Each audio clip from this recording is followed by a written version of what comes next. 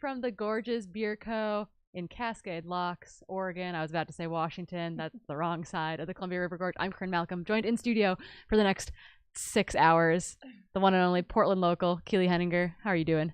I'm doing great. Yeah, I drove here with my dog Jade this morning, and it was a great early morning, and I'm stoked to hang out with you for 6 hours. It's going to be, we're podcasting, folks, for the next 6 hours. We are just a couple minutes away from the start of the Gorge Waterfalls 100K, and it is going to be a fantastic race. The weather is absolutely perfect today to run 100 kilometers through the Columbia River Gorge.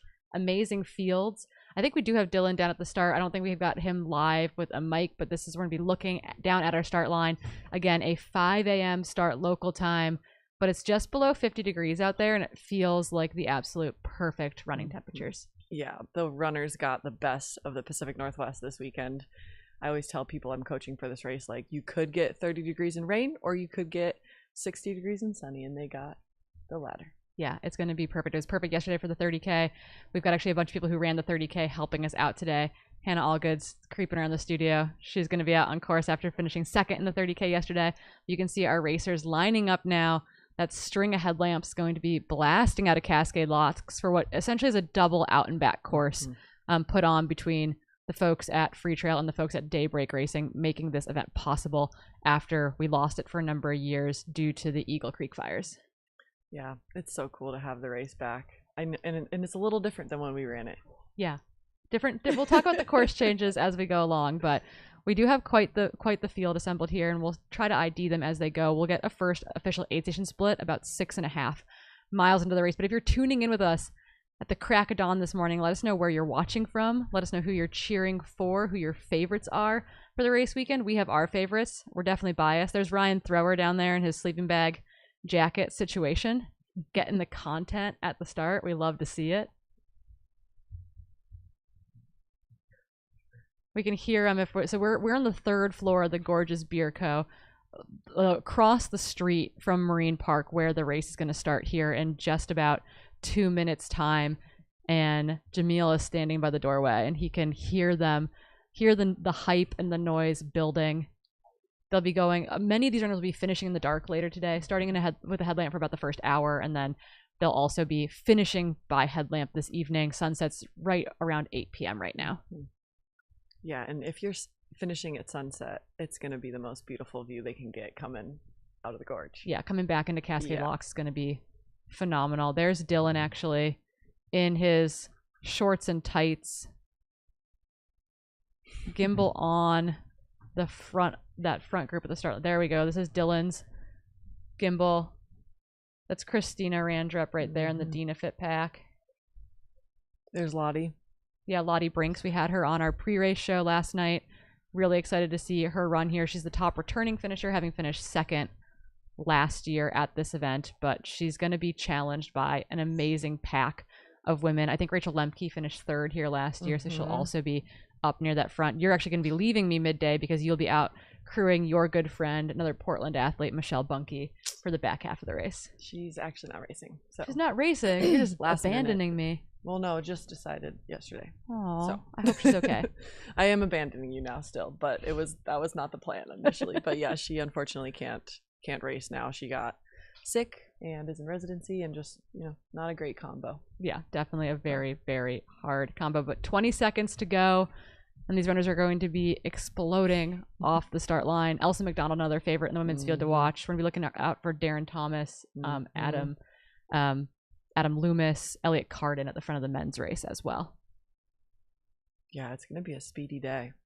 Okay, the trails are in great shape too. 3, 2, 1.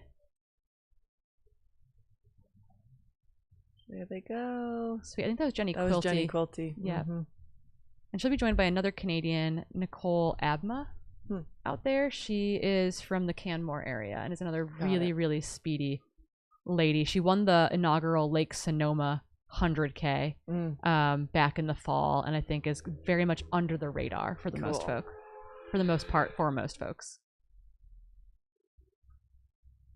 We got people cheering on folks from Indiana this morning. We've got folks watching from Toronto. We got a lot of Canadians, including folks. Normally we cover British Columbia and Alberta a lot, but we've got people from Manitoba, from Ontario, etc. It's really it's a cool spread of athletes. Yeah, I love that they're all coming to the Pacific Northwest for this early season 100K. Yeah, we were talking to Lauren Puretz last night, who's running the 50K tomorrow, and you know, I was like, "You're from Colorado Springs. Like, what did Dylan say to get you out here?" And she's like, "Oh, I just really wanted to come run in the gorge." Yeah, I have a lot of athletes who have this race on their bucket list, which I totally get it.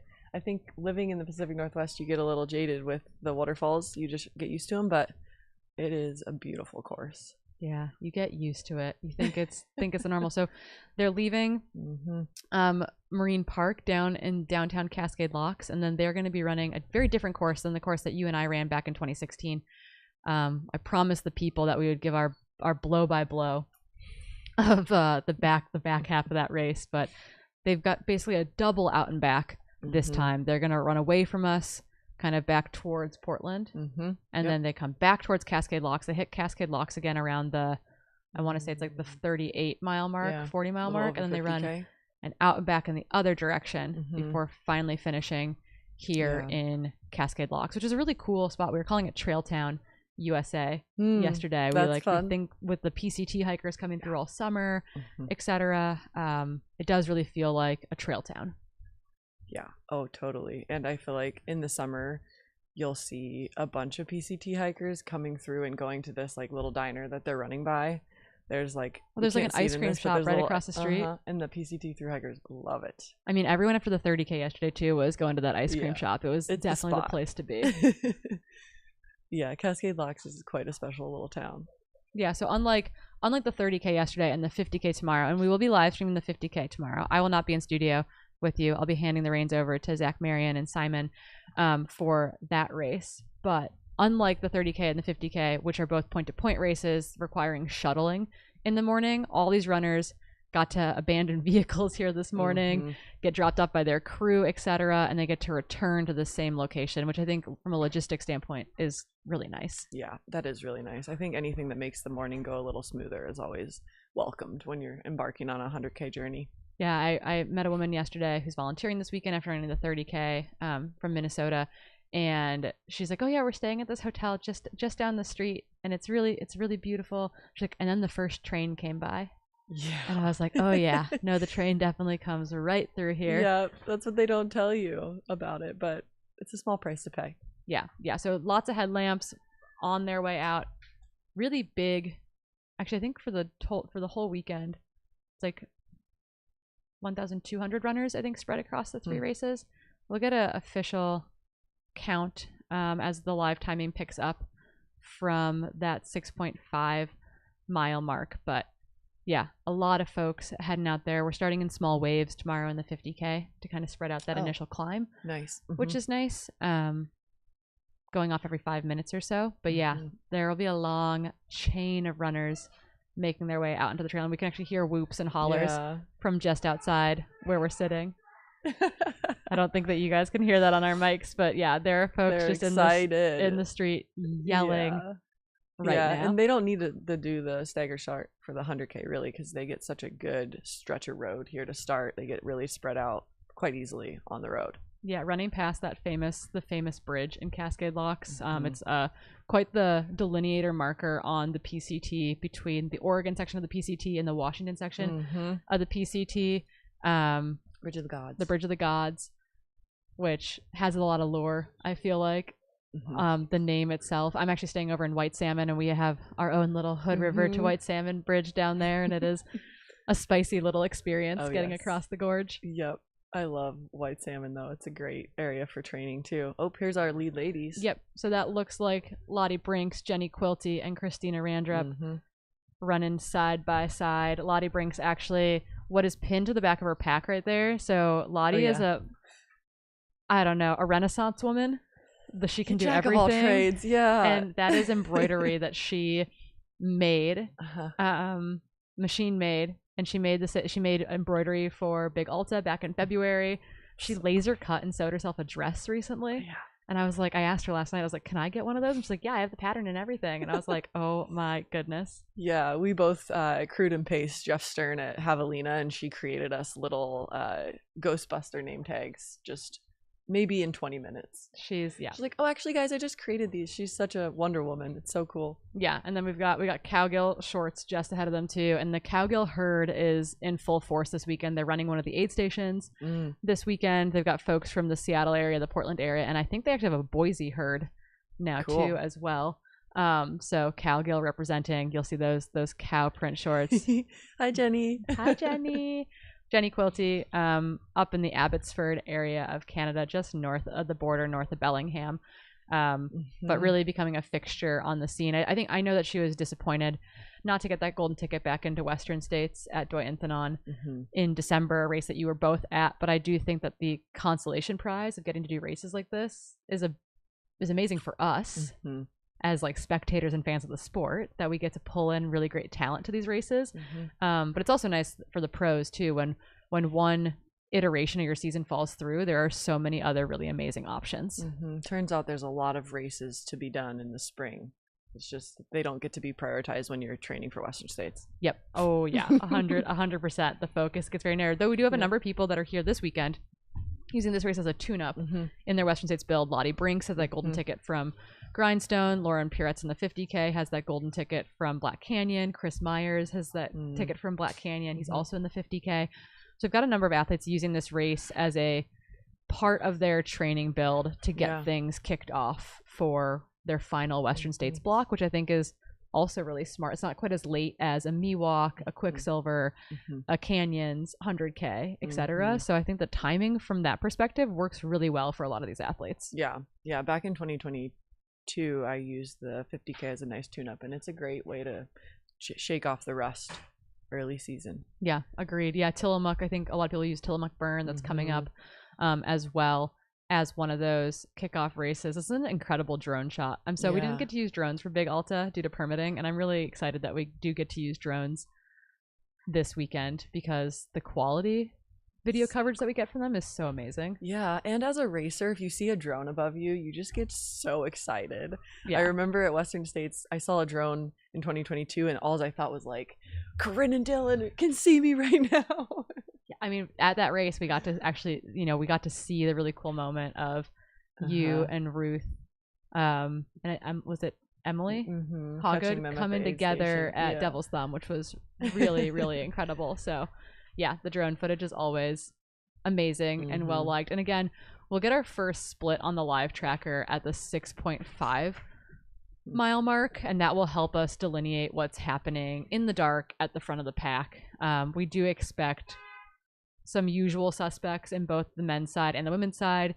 I think Darren Thomas, Elliot Carden, Ryan Sullivan are all, Adam Loomis are all people that we're keeping our eyes on. Adam's coming off skis, so we're kind of curious to see what his fitness looks like. And on the women's side, in our race preview this week on Wednesday, in our race preview last night, the field just kind of keeps on hitting. Elsa McDonald is someone who might not go out that fast in the early miles, but she's someone that I imagine will be contending for the win. Georgia Porter, I believe, made it out here. She is incredibly talented. Lottie Brinks, she's a really smart racer too. I don't think you're going to see Georgia Porter leading from the start, but she's definitely a podium threat. Yep. Lottie Brinks, Rachel Lemke both have experience on this course. Really unfortunate to hear that Michelle could not be out racing. She was kind of one of the people that I was keeping my eyes on. Me too. So that is a bummer for the field, but it's okay. Someone will have more interesting stories that also come up through the field due to that. So keeping our eyes. And then we have Jenny Quilty out there, who we've been seeing on the live tracker, who's been racing a lot this season so far. Like, she got Black Canyons under her belt already, started off super strong there. So I'm interested to see how this goes for her as well. Yeah. I think I think of Jenny Quilty more as like a mountain runner, but she's clearly also very fast. Given that she ran, like, I think what is now, we're considering the 11th fastest finish at Western States last year. Oh wow. Yeah, like the fastest 11th place person ever type of thing, where you're just like, wow, okay, like I'm so sorry that you didn't make top 10, but also like you ran really fast. really fast. Yeah. So it's kind of one of those double-edged swords there. We got a little bit of a shot of our men's front of pack, and it seemed like the usual suspects were in that mix. The guy who is going to be crewing, Elliot Carden, said that he's really fit and looking to have a good day here. I'm actually really curious. He's a super talented runner, really, really fast, fast road runner, and has had like a bunch of near misses where he's had like really good first half of races and things have kind of fallen apart. So I said last night that I think that he's an athlete who, you know, just hasn't, we know the potential is there and we just haven't seen him stick the landing yet. And so having an opportunity to do that at a race like Gorge this weekend would be really cool. Yeah. And I think for those runners who do continue to come back to the ultra distance and are stewards of the sport, it ends up paying off in the long run. Yeah. I mean, we both have a lot of athletes doing early season races. And I think one of the things that I think about a lot when it comes to early season racing is this notion of like, I mean, I hope it goes well, but honestly, the value of these early season races is what we learn from them. Like, what do we need to add to training? Where are we making mistakes? What hiccups do we have that we have time to iron out before our next big race or our goal race that we're building towards? And so these early season races, yes, can be disappointing sometimes, but I think that they're also just such an amazing opportunity to gain clarity of like what's working and what's not working. Yeah, I always tell my athletes to make their first goal to finish feeling good. Like, I don't want you completely spent the first race of the season. Yeah, ideally not having to go to the well. But yeah, and we've got an amazing cast of characters that are going to be joining us from all over the course today and tomorrow. I'm going to try to pull up our little memo so I remember who's out there. We saw Hannah Allgood in studio getting her camera stuff ready. She ran the 30K yesterday, finishing second behind Rachel Drake and just ahead of Claire DeVoe. Really exciting women's race yesterday in that regard. Hannah's going to be out kind of bouncing around the first couple aid stations. Clark Morgan, who is part of the Speedland crew, will also be out there. He'll be at the Ainsworth aid station. Yassine is going to be our aid station correspondent from his own aid station. Cool. At the Wolfpack. Are they doing the fondue Wolfpack again? Oh yeah, the chocolate fondue fountain. I can't wait to see what Yassine is wearing. Yep. Always because a question mark. I imagine it's going to be a tuxedo. Yeah. And then Tara Fraga, who's also crewing Christina Randrup, is going to be our finish line correspondent. So we've got quite the lineup.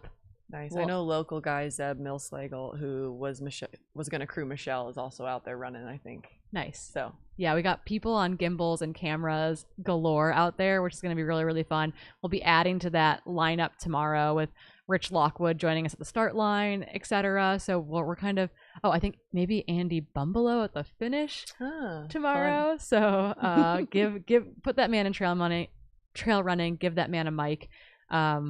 It'll be really fun to watch it all come together. We're gonna be bouncing around from the cameras that we do have back to us in studio. It's a pretty sick studio. Yeah. We got to give a shout out to Speedland, who is making our race coverage this weekend possible, out there volunteering on the trails, helping us with on-course correspondent work, but also making us able to sit in this beautiful studio on the third floor of a brewery. Yeah, the Gorgeous Brew Co. I don't know. If you guys haven't been here and you're from the Portland area, highly recommend. Great aesthetic going on. Great, perfect aesthetic.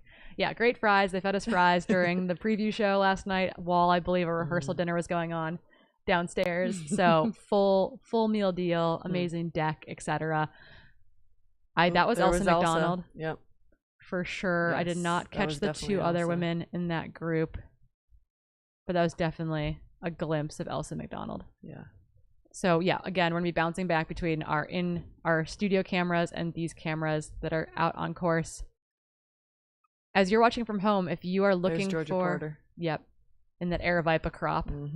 But if you're watching from home and you are working that might have been Nicole Abma right behind her in the white and purple. But if you're watching for someone specifically, help us ID these runners in the dark. It is really hard, and then once they get to that first aid station, our IDing is going to get so much better, but the opening miles are always a bit tricky. Yeah, and they're still on road. There's Dylan Bowman's face briefly. Nice work, Debo. Yeah, still on road. Dylan doing the Lord's work out there, keeping up with a bunch of runners as they head off into the early morning hours. The 3:15 wake up this morning was not pretty. Oh, super brutal. Even my dog looked at me like, what are we doing? Did JD do the squinty eye thing? She does. And the squinty eye thing when a dog does it is just maybe the cutest thing ever. It is. As you can tell, we're dog people. That's where we're sitting. That's where we are. Gorgeous Oh my goodness. Beer. It looks so cool from above. I don't know if I can wave effectively. Zach's Zach's running out wave. onto the thing. There he is. You Yeah. see him. That's where we're located, That just is where inside. we are. For those of you who want to bring us snacks, that's where we are. Yeah, if you feel like we deserve pastries at any point in time, we are accepting pastries right off of this beautiful rooftop deck, because that's how we're going to stay fueled. For at least for me to talk for the next 12 hours, I'm going to need pastries. Yeah, and I'll need them for the next 6. Yeah, amazing. What are you doing now that Michelle's not running? Well, we are moving this weekend, so we've You're had busy. a lot of life circumstantial changes in the last week. So we're now trying to move this weekend instead of next weekend. So Gotcha. yeah, Moving houses in Portland. Yep. No easy task. Nowhere far. But Don't worry, Portland. You're not losing Keeley. No. Don't get scared. just relocating closer to downtown, so it'll be fun. That'll Back to be where I lived the first 7 years I lived here. Yeah, that was a fun house. Yeah, we're about a mile from that house, so Amazing. If you're in the Portland area, you know how wonderful the trail access is. You know how cool it is to be in different aspects of the city. I'm gonna pull up the race course so we can talk a little bit about specifics out there. But I love that people are shouting out their favorites in the chat. We've got some major love from Quebec for Elliot Carden. You better believe it that he is on our radar, our favorites. I don't know how much of this new course is on pavement. Do you know, versus the old course? Oof, it's a good amount. Like they start off with about 2.5 miles right on pavement to start. They have that 2-mile section kind of in the middle of this first half, times 2. So I'm thinking at least 12 miles of pavement. So once again, there's definitely 10 to plenty of 12. climbing out there, and there's definitely some rocky trail, etc. But there's a lot of really fast running as well. There's a lot of really fast running. It's a really cool course because it really requires you to be pretty proficient at all sorts of running. You need to be a really good climber. You need to be really good on technical climbing and technical descending. You need to be fast on road, and then you need to be able to turn it over on buff, flowy single track too, because that final section after you get to that like 38 or 39 mile aid station is all on the PCT, which is just beautiful trail. Yeah, very flowy. A lot more gradual, a lot more flowy, not as technical, so you need to be able to kind of let it rip on that section too. Yeah, so they hit the waterfalls early. It's a bit punchier. There's one Mongo climb around the 15-mile mark that I think you and I both left a part of our soul on. But they do it. I mean, they pack 11,000 feet of climbing into the race as well, which to think, okay, you got 12 miles of road that are pretty flat or very flat, but you're still packing 11,000 feet of climbing into the race. So runnable, but that's not nothing for sure. It's Lake Sonoma-esque, which is also actually happening today as well, south of us in Sonoma County. But there's a lot of death by 1,000 tiny cuts. I think so, yeah. And I'd say like this one has maybe a couple bigger climbs than Sonoma has. Yeah. But yeah, a lot of really punchy stuff, which is really fun, but it will add up if you're not ready for it. It sneaks up on you. And today is going to be one of our first warmer days, I think, of the season. We're looking at upper 60s, maybe even 70 degrees, which is definitely going to be a little bit warm for some of our folks that are coming out of a more wintry environment or a more mild springtime temperature. It's going to be sunny. There's definitely some shade out there, but you know, it's not a completely forgiving course in that regard either. So I'm curious to see how that affects athletes as we get into the heat of the day. I mean, to be completely honest with this 5 a.m. start, we look like it's a 5 a.m. start. We rolled out of bed looking great this morning. But with that being a 5 a.m. start, like say 10 hours, right? Which is probably going to, that should encompass the women's podium for sure. That, for example, is, you know, 3 p.m. Yeah, 3 p.m. So it's like they're running through the heat of the day, but they're not, they're ending before it gets, you know, before the temperature start to like dip back off. Have a great day. Right. Dylan Bowman, Can you hear us? Yo, yo, yo. Can you guys hear me? We can. Good morning. All right. Oh my goodness, best day ever already. All right, so quick update. I didn't see Darren Thomas. I don't know if he snuck past me. He definitely wasn't running with the front group of guys. So we may need to check with Darren to see if he made it to the start. I could be wrong about that. Obviously, it's very dark. And then in the women's race, Andrea, I think her name is Andrea, who won the Fat Dog 120, is actually out front. Nice. Just in front of Jenny Quilty, Lottie Brinks, Christina Randrup. And then I saw Georgia Porter and Ailsa McDonald and the rest of the hitters behind them. But obviously we're very early into today's race. So not much to report other than that, but everybody out here in the back of the pack's pumped up too. So we're excited. How's everything going in studio? I mean, we fixed all of our audio issues. It's amazing. We got a sick drone shot of the deck that we're reporting off of. So it's pretty perfect in here. Yeah, I was watching the drone shot as I was running out with my gimbal, and I was like, wow, this looks really cool. It's going to look even cooler when they're finishing. So to our viewing audience, don't go anywhere. Yes, stay right finish here. Line shot. Yeah. It's a mere 12 hours away. Yeah, thanks guys. Yeah, go. So here we are, Cascade Locks. I'm just standing at an intersection to make sure that nobody goes the wrong way. Oh, the co-race director really taking his job title to heart. Not a single runner will get lost today. I got to tell you, I'm the most paranoid race director in the world. Yeah, well, that all came true last year, so good job, guys. Yes, you get it, buddy. Yes. Hell yeah, buddy. Dylan, how did it feel not having to go remark the course last night? Oh, it was a luxury, an absolute luxury. And I have to say, a big shout out to, we have people that pre-sweep the course, so they start earlier and go just, walk, jog in front of the pack to make sure that everything remained marked overnight. So that's a clutch veteran RD move. Shout out to Jeremy Long, whose idea it was. Hey, go Becca. And actually yesterday, I want to give a big shout out to my friend Mason Boswell, who pre-swept the 30K. All right, I think we're almost to the back of the pack, but he pre-swept the 30K yesterday with another friend named Sean Danaher. And then Mason is running both the 100K and the 50K. So he's effectively doing all three races this week, and he's doing like 120 miles in 3 days. Whoa. Savage. Madman. That is next level. So we're back in the tunnel here. Go. Have fun. So I think I'm going to jog back into town, and then I'm going to hightail it to Waklala. And then I'm going to get out on course. And my hope is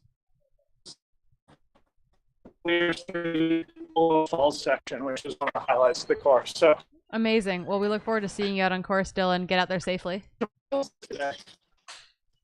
Sweet. And losing Dylan's audio out there a little bit. So interesting. So we're not sure if Darren Thomas is out there, which is good for us to note. We'll see what those early check marks look like. If anyone knows, if you're watching this and you're a pal of Darren's and you're like, oh yeah, no, he's still here in Reno, let us know. That'd be great. We've actually pinned the live tracking in the YouTube chat. So if you are looking for your own runner or just the field in general, you'll be able to follow along there. Someone said no rain or hail this year. That's madness. Yeah, no, the weather is absolutely perfect this year. It was not the case last year. It was a true PNW style day. But interesting note from the women's field, because we saw that footage of Jenny Quilty, Christina, and Lottie all together. So out in front of them, though, is the 40-year-old Andrea Terrace of Chilliwack. So kind of up in that Chilliwack, Abbotsford area, north of the border. But yeah, so she won Fat Dog, the 120 miler last year. She actually won Hurt in January as well. So super, super solid runner. She's run a lot of, mostly her ultra sign up anyways is largely the Canadian races that she's done. So Nimble Bear 50K, Broken Goat 52K are all part, and then Neenacker is another one that gets thrown in there that I'm assuming she's probably run it more than likely. Has run Squamish 50 miler, running really well there. Whistler Alpine Meadow 50K back in 2019, Buck and Hell. So a lot of Gary Robbins races up on the North Shore outside of Vancouver. But yeah, super, super solid and is definitely someone that was not highlighted in our preview. So really excited to see how Jenny Quilty's probably like, duh, guys, you missed her. So Jenny will hold us accountable later. But right now, that is who's leading your women's field. Yeah, and clearly, like, the technical parts of the course will not be an issue for her. Yeah, no, if she thrived at Hurt 100 and She'll Fat be like, Dog this 120, is child's play. This is a very easy race for her, which I think is honestly kind of scary. Lottie Brinks and I were talking about that. Someone did confirm that Darren's not racing. Thank you, Steve, in the chat for letting us know. That is a bummer. I was really looking forward to seeing Darren throw down in a fast 100K.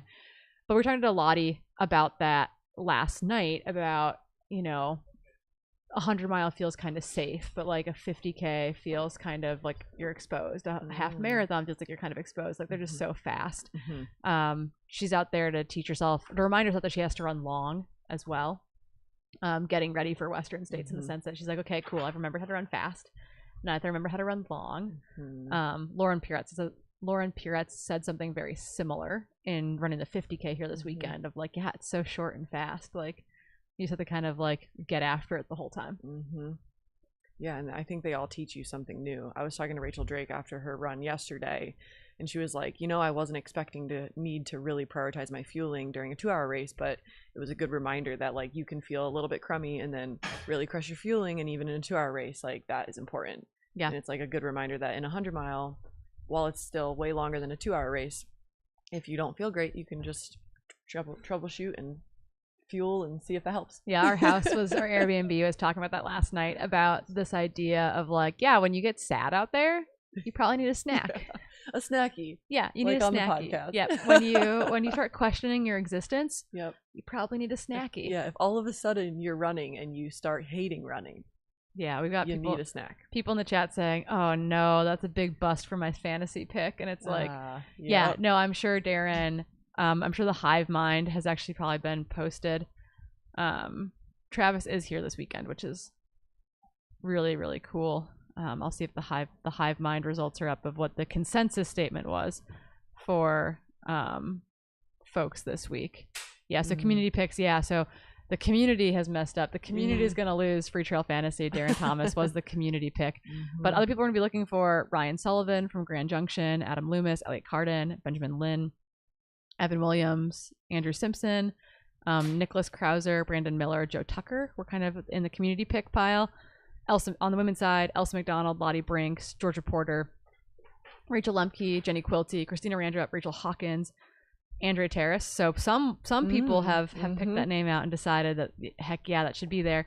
Sarah Clark and Meg Ryan. So those will be a number of the names we'll be keeping our eyes on, but nearly 400 of you submitted ballots for the 100K this weekend, and the Hive Mind has spoken. They have.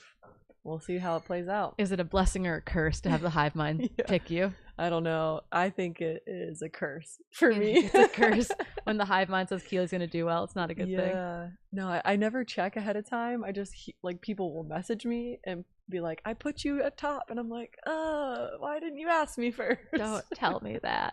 Yeah, no, secrets don't make friends. But at the same time, you know, it's just nice to know that you have support and backing out there. Totally. I had people tell me that I was in their Freetrail Fantasy picks for the 50K, and I was like, oh, that's great. Thanks. You have until tomorrow to change that, actually. The voting for the 50K fantasy ballots close just before the race starts tomorrow. So if you want to remove me, I'm still racing. But this is me saying, I know. Oh, no. I wish someone would ask me before checking it, like, should I put you first? I would have been like, no, not first. Let me maybe pick Claire DeVoe. But that is the fun thing about these races, though, too, is that while we have established names at them, we also have names that are going to be making a big break onto the scene potentially. And we see that often at Gorge Waterfalls. Yep, 100%. Really cool. Like it's regional. It's a local feeling race, but it's got some regional significance. It was a golden ticket race when you and I ran it back in 2016. Yeah. It was a golden ticket race. We had no idea what we were doing. No. I'm pretty sure. No idea at all. I know my only goal for that race was to run with Darcy for the first half because I I knew think we she'd all be smart. we all had that idea. We're like, we're all gonna run with Darcy Piku because we're like, she's the goat. Yeah. We can run with Darcy. Yeah, and that's exactly what I did, and then felt good at halfway. But Yeah. had I gone out with any other intention, I would have combusted, I'm sure. Yeah. Ashley Urbo was in that race. Yep. Some she names dropped out. Names we haven't thought of. Yeah, she wrecked her ankle. Yeah. Um, Which, again, it's technical. yeah, it's and, rocky like, out there. That section coming off Wakina, which will be around mile 15 or so for them, gets really, really technical. Yeah, and I feel like even if it's been dry, and it's been fairly still wet dry, back there. it's like slick. Like the Mhm. rock, if you live in the Pacific Northwest, you know not to trust a rock nor a wooden surface. Mm-mm. But that is a surprise to a lot of folks when you aren't from the area. And it is, those rocks are surprisingly, they're very small patches of it. Ooh, we got Hannah Allgood set up out there. We'll see if we can pipe her here in a couple minutes. But yeah, it's surprisingly slick, and it catches a lot of people off guard. I know, like, I think yesterday actually Liam took a big fall in the 30K as well that I think shook him a little bit. It was his first big trail fall. And Dylan was like, yeah, man, get used to it. maybe insure your wrists. Yeah, And your collarbones and your shoulders if you're Keely. Yeah, But I remember in 2021 when I raced, I fell on that technical section right on camera. solid. And I kind of blamed the camera. I'm like, I was getting distracted by you. And it wasn't their fault. You're like, no, it's my fault. Look, sunrise is slowly over the upon us. gorge. Oh man, nothing better than a sunrise over the gorge. Yeah, we got cars heading up and down the gorge as well. Oh, we're so spoiled having drone images this weekend. Yeah, wow, what a view. Sunset was beautiful here last night. We had a little tiny bit of rain and a rainbow as I was driving out towards Hood River. Oh, cool. And yeah, sunset was all time last night. And I think they're going to be in for a real treat this morning with sunrise. And then I think sunset tonight is also going to be spectacular. Oh, yeah, it's going to be amazing. This Again, is why they lucked out with the weather. This is why you're on 100K, I'm pretty sure, so that you get to So you see both. Yeah. Mm-hmm. You're going to get your money's worth. Yeah, you know, I was talking with an athlete once, and I think a lot of us think of seeing the sunset as like a negative or seeing the next sunrise as a negative, but it's like if you can use those as your goals, like, actually, I just really want to see the sunset, then it feels less daunting. Yeah. And you just know you're going to see it, and it's something to look forward to instead of something to dread. So those of you out there looking at that 12-hour, 14, 16-hour mark, embrace that sunset. Yeah. Yeah, you might be chasing it. But you might be chasing it, but it's okay. Gonna be beautiful. Yeah, it's a-okay to get to experience that. Yes, we had a question about where the timing mats are located out there. I believe our first split is going to be at the 6.5 mile mark at Waclella the first time through Waclella. Should be kind of soon, maybe in the next 10 minutes from then. Yeah, so my guess, our things are at wow, I can't speak, Waclella and then Ainsworth. So we'll have timing mats about 6 miles in, 13 miles in, 25.8 miles in, 33 miles in will be our first half timing mat splits. I don't think we won't get a timing mat split from the turnaround at Wakina. No. But we might get live reports from the field. I don't like we'll get intel from the field there, but we won't have a timing mat there. So Waclella and Ainsworth will be our early splits as they come through both those aid stations twice, and then we get to see them here. Actually, they come through Cascade Locks. Well, I don't physically get to see them. We won't physically see them, but they come close. They come very close to where we are, which is nice. But yeah, so we are at the 34-minute mark or so. Our lead pack will be working their way to the Waclella aid station. They are not quite there yet, but actually Hannah Allgood is on the ground there, and as we get closer to the first men and women making their way through that aid station, we'll be throwing to her in the field as we get her sound and audio up. Yeah, she's all bundled up out there though. It looks, I mean, it's cold in the morning, even though it's almost 50 already, which for the Pacific Northwest is pretty warm. Yeah, if you're running, that's actually pretty ideal, I think, start to the day. If you're standing out there in front of a gimbal, a little chilly. Little chilly. I was a little chill as we packed up the car this morning. But Christina didn't take gloves with her to the start. So I think that that's like kind of the balance, right? Like they're warm enough. They're all in t-shirts and tank tops. Yeah. Whereas last year it was dumping. I had an athlete run this race last year in a rain jacket and rain pants the entire day. It was cold and raining. Yeah, it was brutal conditions last year. And we had athletes that came back who had that experience and still came back despite that. Yeah. I told Lauren last night at our race preview that she brought the sunshine with her from Colorado, which I do feel like is probably an accurate depiction of what happened. But yeah, I mean, even last weekend, I think it was rainy out here on Saturday. So I feel like we did pushing the race back a week into more the middle of April was a really good call for the race. I think so. It also, though, I'd say this spring has been quite nice. So I think in general, it's just way nicer than last year. But yeah, it looks like we're getting some on course footage coming in, and now it's gone. Yeah, so someone in the chat said that Darren's not racing. He is in Oregon. Steve, tell me more. Sorry, I'm like just digging down the Strava rabbit hole at this point.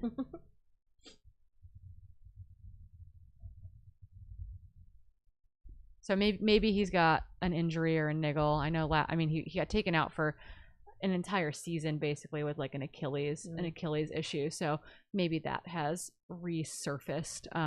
Or as you know, Michelle, the friend that you were supposed to help crew and take care of today, is out due to being under the weather. So maybe he got bit by the bug. But that makes me sad. Yeah. I'm pouting in studio now. I'm just gonna think positive thoughts that he's out there. Yeah, Dylan just missed him. We will see at mile 6. We will know in at probably 5 to 10 minutes. Yeah, so. I would say so. Yeah, probably that 45 to 50 mile mark or so. They do have a good climb kind of before that aid station, so that will slow down the times a little bit. Yeah, I'm just pulling up that course profile again. Yeah, they've got a pretty good climb between like the 3 and 4 mile mark, and then they descend down towards that aid station. Yeah, it's nothing crazy, but it's enough to make the times a little slower than just running bike path the whole way. Yep, and no one like crew can be out there in part because they crew them again at that same aid station 20 some miles later. But most athletes will not be, particularly at the front of the field, will not be stopping for aid. Yeah, they're the women could potentially toss their headlamps maybe to their crew if they feel good running in low light, because otherwise you're not giving away your headlamp for like until noon. Yeah. How many races have you finished with your headlamp on because you never took it off? Oh no, I always tuck you it always away. take it off. Yeah. I've finished a lot with my headlamp on. I think Tara Fraga, who's running the 50K, posted a photo from Gorge from a year or two ago where her headlamp's like on her head and on at like noon. Yeah, been there. Sometimes it just gets in a really good space where it's like holding your hair in a perfect way that you don't want to take it off. Yeah, see, if we had men in studio doing commentary, you wouldn't have advice on headlamp hairdos. Zach Marian's gonna pick a fight with us. We have IG confirmation that Darren Thomas is not in the race despite making it to Oregon. Bummer. Thanks for the intel, Steve. Bummer. Well, the community will be disappointed with their fantasy results. Yeah, no, but that is okay. The fantasy results did not win that. Yeah, so we'll see our lead men come through probably between the next 6 to 10 minutes at most, probably, to get those runners through that first aid station. Oh yeah, no, sorry, I just watched Darren Thomas's story, and yesterday he posted running the 100K tomorrow, follow along, and then his next story from 25 minutes ago is never mind, decided not to start. Oh, about another day. I'm so sorry, Darren. Yeah. So Darren, I think, even made it over here to the start area, and then opted to not give it a go. So hopefully he's okay. Yeah, hopefully, Darren, if you're watching this or listening to this or crewing a friend, come hang out with us in studio. What are you doing, Darren? Bring us some pastries. Darren, this is a call. Come hang out. Yeah, so it's I've been good about taking my headlamps off, and I'm definitely a person who's like, ooh, I can see a little bit. Headlamps going off now. Ooh, I'm too fall prone for that. Yeah, so we'll see that though this first aid station that that runners, particularly I think in the front of the women's race, who will have garnered another couple minutes of daylight, might toss their headlamps to their crew at that point. But most of them are just getting emotional support at that aid station. They're not going to see their crew until the next crewable location, which I think is completely reasonable. Christina Randrup, who I'm staying with this weekend, was like, just tell me to eat. Just yell at me that I need to be eating. And we're like, okay, 6.5 miles in. We'll just yell at you to eating. Yeah. It's important at mile 6 too. Yeah, it is. Truly, get the stomach working. Is. We get very, I would say, just like complacent out there. Yeah. Yeah, but if you start early, then you make sure the stomach doesn't turn off too soon. Yep. Yeah, I think that's a probably a thing that is counterintuitive a little bit, that like your stomach discomfort in ultra running oftentimes isn't just because you've been eating and it's no longer being digested well or absorbed. It's like you haven't been eating, and like not eating or drinking can actually make your nausea, the food be unappealing, way worse. And so you gotta kind of keep making deposits. Yeah, keep the steady stream coming in. Yeah, deposits in the bank. We were talking about that last night. We're like, yeah, you can't. Tara was like, yeah, just keep swiping that card, you know? And I was like, no, you have to keep making deposits, otherwise you'll overdraw your bank account. Yeah. Oh, totally. You don't want to overdraw your bank account at mile 6 of an ultra. That's a recipe for disaster. That is a bad day. We've all made that mistake. We have all made that mistake. But yeah, so sorry to the hive mind of Freetrail Fantasy. Darren Thomas not in the race. We're gonna try to convince him to come hang out with us in the studio. I think we have that kind of sway and pull. Tell me who I should text, internet. We'll make it happen. But yeah, so again, the other big potential miss that someone's gonna walk away with a very good prize, I think, is missing Andrea Terrace as like having, or Andrea Treyas having her higher up in their Freetrail Fantasy. The 40-year-old out of Chilliwack, British Columbia, is currently at the lead of the women's race, and yeah, curious to see what that spread is already at like the 6.5 mile mark. Oh, totally. And I think seeing someone like that in the lead, while her name is unknown to a lot of people, seeing her track record of races where she's clearly comfortable running far. Yeah. Like, I'm not too worried about her being out front, because you're like, okay, she clearly knows it's not what her she's first doing. 100K. Yeah. Yeah. So, yeah. It'll be an interesting But then race. you've got the assassin, Elsa McDonald, back there. there. Oh, you don't want like, Elsa chasing you, especially that last 20 miles. It's biding really fast. her time. Scary. Yeah. It's going to be a fun day. Yeah, the Canadians are here to throw down. Yeah. Another Canadian? Brandon Miller, hot take. Another Canadian in that lead group. Yeah, Zach is both in studio. He's like our backseat driver this morning, which we enjoy immensely. But he's also a pick that was kind of overlooked, I think, a little bit. He ended up 9th in the Hive Mind pick, Calgary, Alberta area guy. But oh yeah, no, I remember looking at this actually. Yeah, has done a ton of strong racing, kind of a ton of like long, intense style stuff. So very curious to see from that men's. Yeah, here it is. Yeah. So Bandera 50K back in January, Squamish 50 miler, Sinister 7 50K. He's got a good spread of like technical racing and also relatively quick racing, which is interesting, because I think that's the only question mark with these Canada-based runners, where they're really good at the technical stuff. It's like, how will they boat on these really fast bike paths and roads, you know? Yep. Yeah, some really fast 50Ks thrown into that mix. So yeah, he's got leg speed, but he's good on rocky stuff. So he is definitely someone. The Canadians are coming for our jobs, folks. They come down, they come across the border. They're coming for our trail running jobs. The Canadians here to throw down this weekend. But yeah, an amazing field of athletes on both sides. And again, we are creeping up towards our first runners coming through that early aid station. Sweet. And I think we actually have Hannah ready to go at that first aid station. Hannah, can you hear us? Oh, we don't have Hannah's audio. Nope, but we see some runners coming through. It's okay, Hannah. You'll give us the breakdown after this happens, once your audio comes back up. Take notes, Hannah. There she is. There we go. We got your audio. Space with those headlamps, it's kind of hard to see what we've got, but that first lead pack out there coming in really fast and smooth. A couple of women in there, but yeah, everybody's hyped, looking like they're running super fast. I think the only thing I saw was Adam Loomis because he's dean for the athletes. So saw him quick. Elliot came on through quick. We got Ryan Sullivan in that group.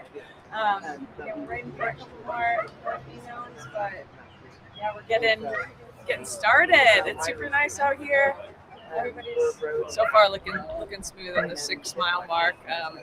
So yeah, probably about, I would say, from 1st to 10th, maybe 5 seconds, as you guys saw them. Kind of slinging down this nice cruisy section, some section on the road, getting through this really easy, and then a couple punchy climbs before we head into Multnomah.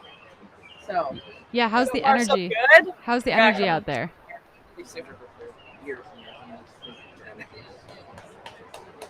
We're not sure we have a connection. Again, it's starting to get a little bit brighter too, so we're gonna thankfully be able to take those headlamps off.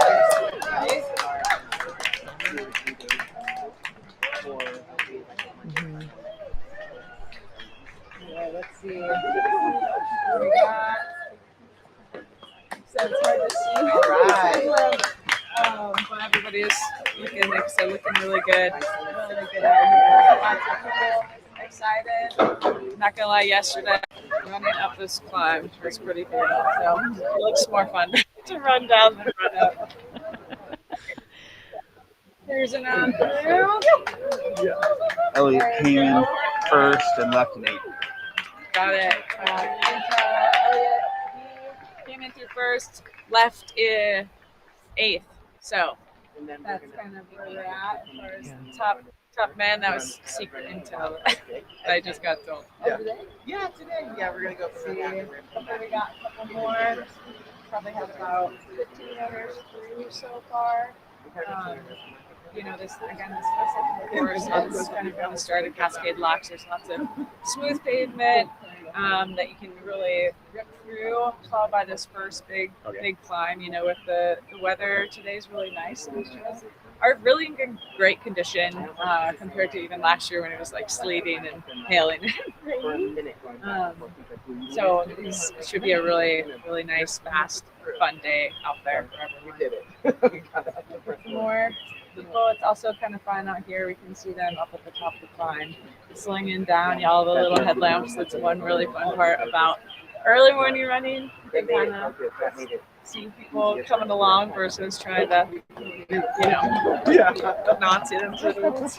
I guess that's the fun of it. Hot take, guys. Hot take. Oh, good. So you're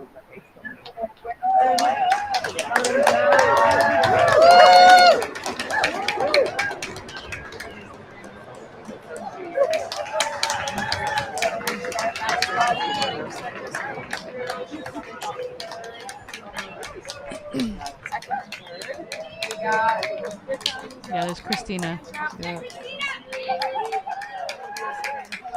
Going through this aid station really quick. Just trying to grab again. It's the first 6 miles. Maybe they're switching packs since now we've got a really long wait between the next group of aids. So probably getting some quick bottles, moving smooth, trying to stay under control.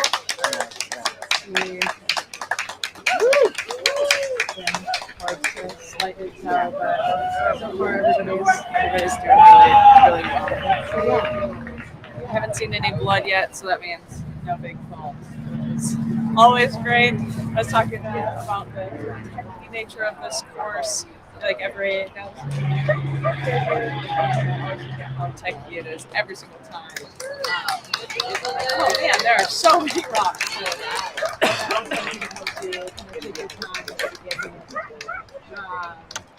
And then here we have Rachel.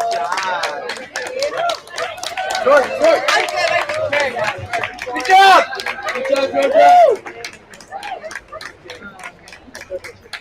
We've got some tight women, maybe about that kind of second through about 5th, probably all in about 2 minutes maybe max.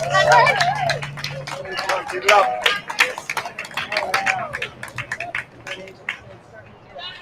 probably need their headlamp a little bit longer, and hopefully maybe they have a drop bag that they can kind of drop it off before something. But it's starting to get light. Following this aid station, they have another nice road section where they should have a couple. It's a slightly uphill, so likely they could potentially drop their headlamp at this aid station as well. Yeah, I would say it's kind of up to the runner's preference. They may hit some more trail and be a little bit dark, so little header on the bags. Another Canadian. We got lots of Canadians on here today, which is so fun. Yeah, everybody's wider down. Really quick first group of men, probably 10 of them right together. Women are a little bit more spread out for that top 10, maybe about I would say 3 to 5 minutes from start to the top 10. So pretty close. Usually we're only 6 miles in, so we got a long race, long race ahead of us. Everybody's looking crazy. I would say again, this section of the course is really quick. So following this aid station, we're going to be heading over to Multnomah Falls. So we have about that 2 mile road section, followed by kind of 4 miles of some more like technical rocky stuff, just that terrain of up and down, followed by that iconic big climb up Multnomah, which is so fun. It's a really nice section that you can, power hike, run, a little bit of both. Up that climb, that's the biggest climb of the day, and so we're going to be headed over there after this to catch everybody to see how they're doing at the start of that climb. Following that, you'll see us again across the board in studio. But everybody's cruising along. We've got again continued nice stream of runners. It's still nice and cool this morning. I look like I'm ready for winter just because I'm standing here, but you'll probably see me in like 4 different outfits today. I'll see you at the next one. Yeah, it's a nice day out here. Everybody's getting ready to rumble. Way different than last year with the sleet and the hail and the rain. And so that moving it back 2 weeks was super helpful for the runners. Again, I know it's always dependent in the gorge, but we will take it. We'll take the beautiful weather. The energy looks perfect out there this morning. Mm-hmm. And it's slowly getting a little bit lighter. But nicer dog. No, hanging out. I always feel like even though I raced yesterday, I feel like I always have FOMO on any race day that I'm not. It's always looks so fun. We're excited for that. So we got one more down stretch, a couple more up top. We're getting there. Really help us to see where everybody's at. And again, hard to decipher. Everybody's still in that smooth, single track, moving along. Sad to hear about Darren Thomas, but hopefully he comes out and hangs out with us all. Always a stud runner. Also, really good painter. He painted me a picture of my dog, and so we have made a good portrait. Dog paint is something like that. All right, It's getting lighter though out there. A lot of these runners are going to start to ditch their headlamps here just a little bit.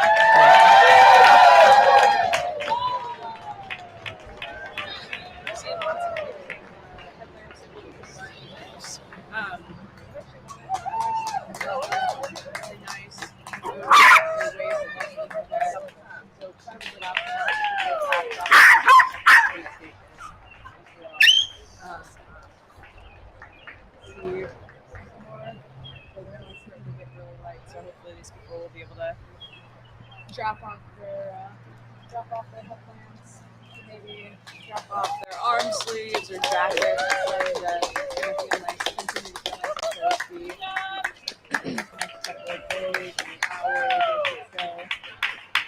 Hot days. They're only out here max 18 hours. Alrighty. We're all looking quizzically at our computers.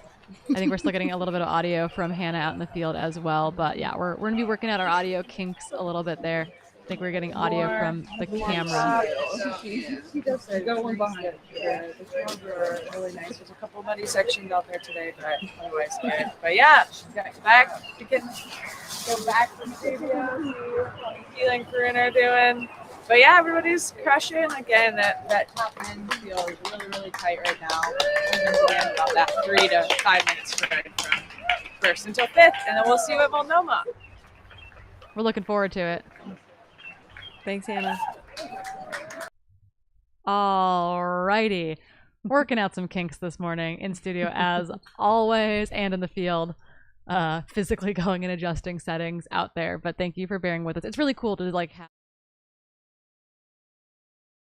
from the runners. That live timing link is pinned at the top of the chat if you guys are interested in following along there as well. It's a little bit delayed, but we do know who has started to come through in those lead packs.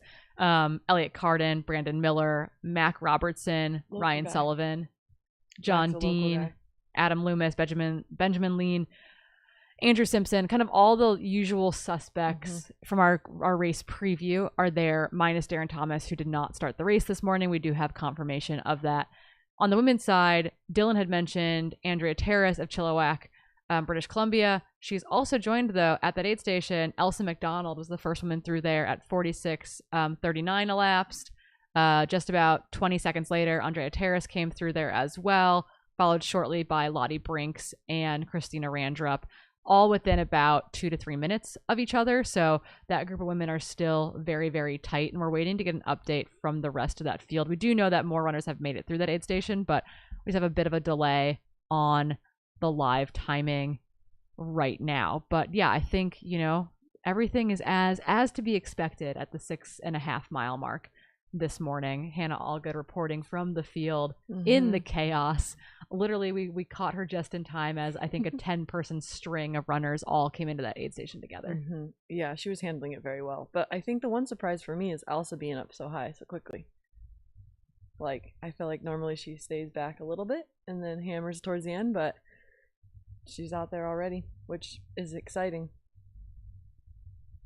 Yeah, and just so everyone knows too, we're working with different levels of bandwidth as far as like getting images from different parts of the course. So when we come back to studio to see our lovely faces, it's not generally because we want to show up, because we might have lost our feed out in the field, etc. We don't have a drone up, or our camera is physically moving to the next location where they can catch those runners. As it gets light out, we'll also have camera runners in the field, so out with gimbals, out with phones, etc., running with folks. So we'll be getting those images for you as well. So don't go anywhere. You're gonna catch your friends.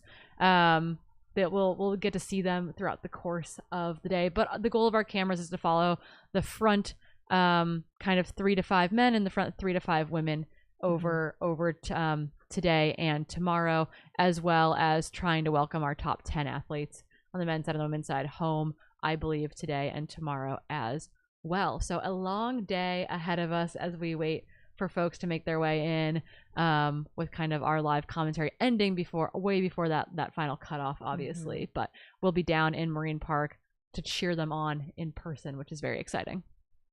Yeah, and then people will actually get to hang out at Marine Park afterwards. Yeah, because it's not nice. absolutely disgusting outside. It's not nuking rain and 35 degrees. So yeah, the hangout yesterday after the 30K, even it was a little bit like slightly weathery, I want to say. Like it was a little bit overcast, but it was really awesome that people were hanging out there. We got to see the final 2 finishers come in the 30K right under the cutoff. And I think there were 2 more finishers that made it about 5 minutes later. And their families were there to celebrate with them. Aaron and Jeremy Long were there to celebrate with them. So it was really kind of cool that it was made it across the 30K, and they were excited to make it back to Marine Park to see their friends and family. But yeah, so Hannah in the field was second yesterday in the 30K, playing double duty this weekend. Rachel Drake took the win on the women's side, followed by Hannah Allgood and Claire DeVoe. On the men's side, we had Matt Daniels take the win, followed by Liam Miro and Andrew. Also yeah, another Bowerman Nike guy. Mm-hmm. More images from that aid station.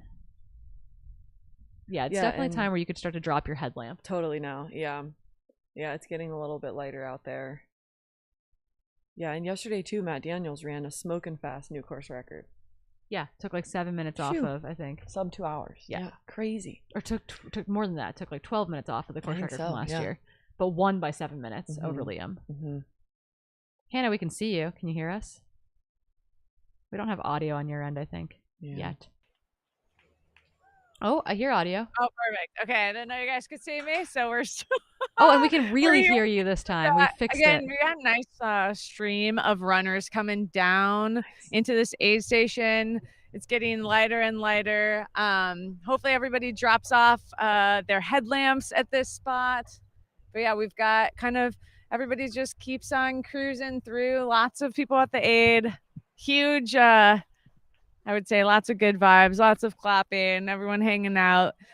We've got, let's see, continued again, everybody kind of taking off their headlamps, getting rid of any of their extra gear, gloves, arm sleeves, anything like that. So everybody having a good time. Haven't seen any tears yet. Maybe I'm the only one that cries sometimes during races. Hopefully not, but everybody's looking happy. I love it.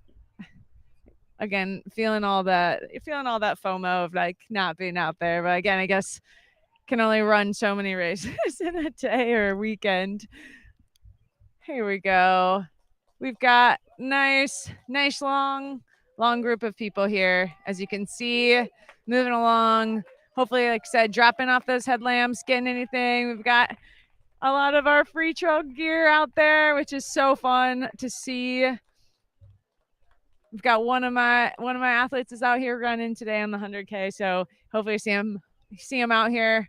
Told him to be smart, so hopefully he's listening to me. It's hard sometimes on race day. I get it. I'm like, the adrenaline is flowing. Everybody's having a good time. So far cruising right along. He said after this aid station, we're going to try and catch all these runners up at Multnomah right before that big climb. The most iconic waterfall, I would say, with a nice, beautiful bridge. Might need another coffee at that point. Probably some water. Trying to hydrate today too. Let's see. Yeah, we've got, here we go, another good group coming through. Everybody's still moving well, keeping their feet moving on that downhill. Sometimes it's hard on that downhill not to just blow up your quads right away, trying to make sure you're not braking too much, but also being smart because it's got, again, like this long day ahead of us. But everybody, good spirits. There we go. Hold on. Let's go, Colby! Woo! Had to give a shout out. Sorry, hopefully that wasn't very loud for y'all, but he's looking smooth and smart. So plan is being followed, which I love. We love to see it. Here we go. The coaching's working. Dylan's been looking good out there too. Not getting just dropped. Taking it nice and smooth, enjoying the beautiful day. It's starting to get really light out here. Be able to take my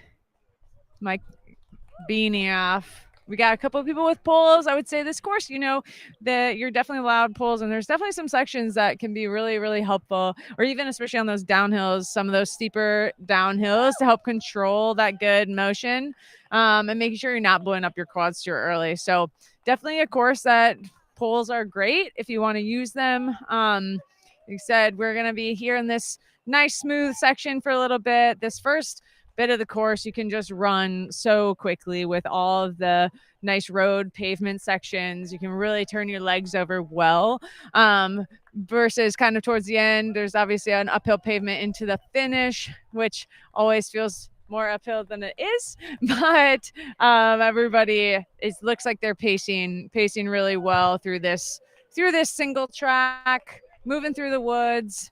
Everybody's got their packs ready to go, lots of arm sleeves. Yeah, it's going to be a nice, beautiful day. It still looks like it's going to be about 70 degrees today, so maybe put some sunscreen on just in case. I didn't get burnt yesterday, but it was a little bit. My sock tan coming in really nicely. Yesterday after I washed the mud off my legs, my friends were like, "Oh, is that still mud on your legs?" I was like, "Nope, just my really cool sock tan." So you might get a sock tan today, early April. But yeah, we're moving. Like I said, we're moving really well. Everybody looks awesome. Just keep on keeping those smiles. One of my friend Rachel, who's running today, she said yesterday to me, smile check. So don't forget to be happy when you're out there. Smile a little bit, at least look like you're having fun. I feel like it helps me a lot.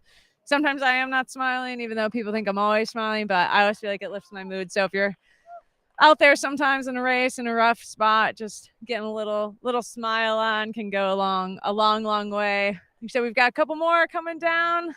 Just cruising, looking smooth and good. When we go, tons of people. Love it. Racing as far as the crew members, it's awesome to see them out. You know, it's a long day for them too, and I love to see it's all the people that just support their friends and family and whoever, and so really cool to have all these people out here in the gorge, and it's fun to be here for the third year. And I always am amazed whenever I get to crew or pace or even do things like this. It's so fun to see the community that we continue to build, and that is a huge in part for just trails in general, but also, you know, the community that Freetrail builds. So yeah, we're gonna send it back to the studio here, and then we're gonna head over to Multnomah Falls. So you'll see you guys ever so soon, see how those front runners are, see if the men split up a little bit more, kind of check the spread of the women. We're gonna head it back to the studio, back to Corinne and Keely, and get you guys rolling. Thanks, Hannah. Alrighty, we can give an update from in studio as we continue to pick up runners along the course, because we will be able to move over to, I think, eventually to some of our camera runners that are out there. But again, if you're just joining us, our lead packs are through that 6.1, 6.5-ish mile aid station where we just saw Hannah Allgood reporting from the field. Elliot Carden is leading a pack of men. They all came in virtually together. Yeah. I would say the top 10 or so men.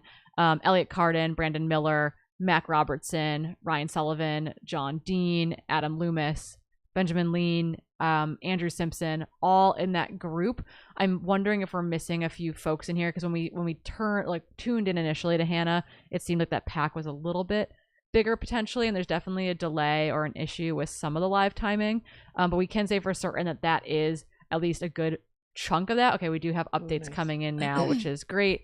So I can do a gendered update here, except that's not reporting it in the right direction. Oh no, I've messed it up. Okay, hold on here. It's not going to report that way. That's fun. Okay, we can do this. I can count. So again, Elliot Carden leading a pack that includes Brandon Miller, Mac Robertson, Ryan Sullivan, John Dean, Adam Loomis, Benjamin Lean, Andrew Simpson. It looks like Christian Canham, Troy Hassler, Greg Engelhart, Jordan Brett, kind of all in that top 10 or so men. And the women's side, Elsa McDonald crept up over those first 10 kilometers because Andrea Terrace, who came in second position about 20 seconds back from Elsa at that first aid station. So that dynamic shifted a little bit maybe on that climb and descent. So Elsa and Andrea, two Canadians leading the women's race. Curious to see Elsa kind of make that move early. I think we were all expecting her to sit in a little bit longer before moving to the front. They are followed then by Lottie Brinks, about 2 or so minutes back from them. Sitting then in fourth position is Christina Randrup. She's only about 10 minutes back from sorry, 10 minutes, 10 seconds back. Thank you, Keely, keeping me in check before we get coffee in our systems. Jenny Quilty is also part of that mix, about another minute behind them or so. Rachel Lemke, another fan favorite, someone we're keeping our eye on. That puts her into 6th position, just under the 50-minute mark. And it looks like still under the 50-minute mark are 2 more of our women. Georgia Porter and Ella Ratliff are also part of that group. And Ella is actually a name that I think we missed in our preview as well, so we'll do some background digging there. And then Nicole Abma is kind of the next person we were keeping our eyes on as well through there. So we've got that top 10 women group. The total spread on that's about 5 minutes or so between 1st and let's say 11th or so on the women's side. And that men's spread for top 10 is about 3 or so minutes. So fairly tight racing through that 10K mark. And there's plenty of racing yet to be had today. Yeah, I would be more concerned if the spread was very large at this point. Yes. Yeah. If someone is like taking a flyer off the front, you'd be like, oh, okay, interesting, bold move. But no, it's definitely packed up on both the men's side and the women's side. And yeah, as Hannah mentioned, they will catch them a little bit further along the course, and we'll be curious to see how that spread has changed there. If anyone has broken the elastic, if anyone's taking a hard pull at the front to try to establish a bit of a gap, we will have to wait and see. Yeah, and I think even if you do have a gap coming off of Wakena Multnomah Falls climb, it's still like you still should tread pretty cautiously, just given the nature of the course and how it gets pretty much a lot quicker as the day goes on. So if you have legs towards the end, you can eat up a lead pretty quickly. Yeah, and then Ella Ratliff, who we mentioned, they're kind of sitting in part of our women's top 10 group, but in really good company. 28 years old, out of Boulder, Colorado. But yeah, not a deep running resume. And honestly, I think a Coyote Wall 55K last year, just down the road from where we're sitting here in White Salmon, Washington, won that race. But I guess earlier last summer was 11th at the Never Summer 60 or the Never Summer 60K race weekend. So yeah, it's kind of an interesting character, potentially making big moves today. Yeah, could be their breakout race. I love this shot right now where you can see like the old growth and the new growth in the forest, through the burn. Enough spaces between all the trees you can see the runners just popping right through.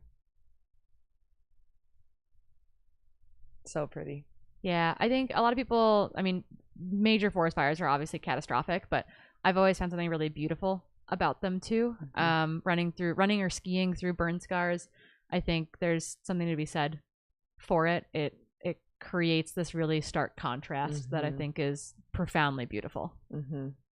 Yeah, and it's always a good reminder when you're in it a couple years after the fire where there's all these new growth and new flowers. It reminds you that there can be life and death as well. Getting profound here at 6 a.m. Yeah, getting really profound here. It's the coffee hasn't kicked in yet because there hasn't been any coffee yet, but we're I don't think if you drink coffee before 4 a.m. it counts as coffee. It doesn't count as today coffee. I think Correct. It counts as yesterday coffee. Yeah, that's where I'm sitting. I believe that. I do think we've got some folks that are gonna bring us some stuff in studio. I've got text messages going out to folks. We're staying out in White Salmon. This is a tangent, but it's important. There's a bakery out there, White Salmon Bakery. It's really good.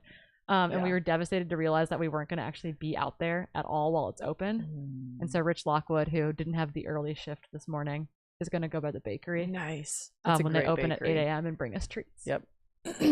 Thank you, Rich. Yeah, that's the one thing you got to do when you go to White Salmon. You go to the runway, Coyote Wall, then you go to the bakery, then you go to the society and you take a hot bath / sauna session. That's the trifecta of White Salmon. That is the White Salmon trifecta. But yeah, really excited that we have drone footage this weekend. It definitely brings a really unique flavor to covering a bunch of these races. And as Hannah mentioned, as we're excited to see, we're going to get footage by some of these waterfalls that are just like some of the most stellar images. Like Summer's pictures that came out from the 30K yesterday from out there were absolutely beautiful. That looks like our lead pack of men. Yeah, They're on the road section now, and this road section will last for what, 2.5 miles or so. Yeah, It's a pretty long road section. A little bike out there, a little e-bike out there. So cool. With a follow cam. But yeah, that looks like a group of 4. Yeah. To me. 4 or 5. And if that is the case, we'd be looking probably at, part of that group again: Elliot Carden, Brandon Miller, Mac Robertson, Ryan Sullivan, John Dean, Adam Loomis. I'm just gonna keep saying names as we try to accurately count how many humans that is. I want to say it's 4 or 5. So they've definitely broken up this pack a little bit, because there were 8 of them for sure together. Yep. That's 4. Okay, someone can count in the studio. Nice. Yeah, we're staring at a screen that's like 10 feet away from us. So group of 4 men just hammering down that road. Yeah. So do you know Mac Robertson? I do. Yeah, he's a local Portland guy. I've actually ran like 10 to 15 miles of Western States with him. Amazing. Yeah, he's really nice. He comes to some local group runs. He was part of a group we got together last year to clean up Forest Park, because there was a huge storm and a lot of the trails were closed. So we did a big run and cut down a bunch of trees that were in the way. Oh, we got confirmation that it's actually 5. One of them is very road colored. Oh, thank you, drone pilot. There we go. There we got 5 guys. That is, 5. That's our moving. lead pack of 5 men, and they are running really fast. And if you are watching at home and one of these guys is your guy, let us know, because I can't identify the black shirt from the other black shirt. Me neither.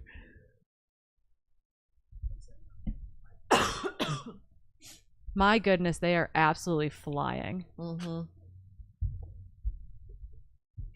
Yeah, you get a really good perception of speed with the drone. It's sick. Wow. Wonder better if I than look Boston, that fast baby. when I'm running. Better than Boston. It's better than Boston for sure. I think trail running is going to be the next big thing come a couple Olympic cycles away. It's just so entertaining to watch. Maybe I'm biased. Yeah, I mean, but you don't get as many falls in road running. You don't get the epic falls. This is for sure. Yeah, so we're talking about kind of like expected times for this event. You have to remember that last year was horrendously wet and rainy, and the times were a little bit slower. So last year, for example, for the 100K, my computer's totally freaking out. I think it was like 8:28:57 was Vincent's time, which is very fast. It's kind of the fastest time on this iteration of the course. Jim Walmsley's 2017 time is a different iteration of that course, and that was an 8:20. On the women's side, I want to say there's a difference of about like 25 minutes or so between the 2022 times and the 2023 times from the podium perspective, maybe in part due to some of that weather. Yeah. Last year it was very wet, very sloppy, very hard conditions for this race, and so I have no doubt that was definitely a factor. Yeah, no doubt. Especially like those trails get sloppy really fast. They do get sloppy really fast, and they're slick. As we said, even when it's dry, it's slick out there in some of those sections, and that was especially highlighted last year. Yeah, look at this this visual right now. I thought it was a still for a Wow. second. Like I didn't think it was a moving shot. I thought it was just like a photo of the sunrise. But no, that is actively what's happening outside right now, and it is completely beautiful. It's so amazing.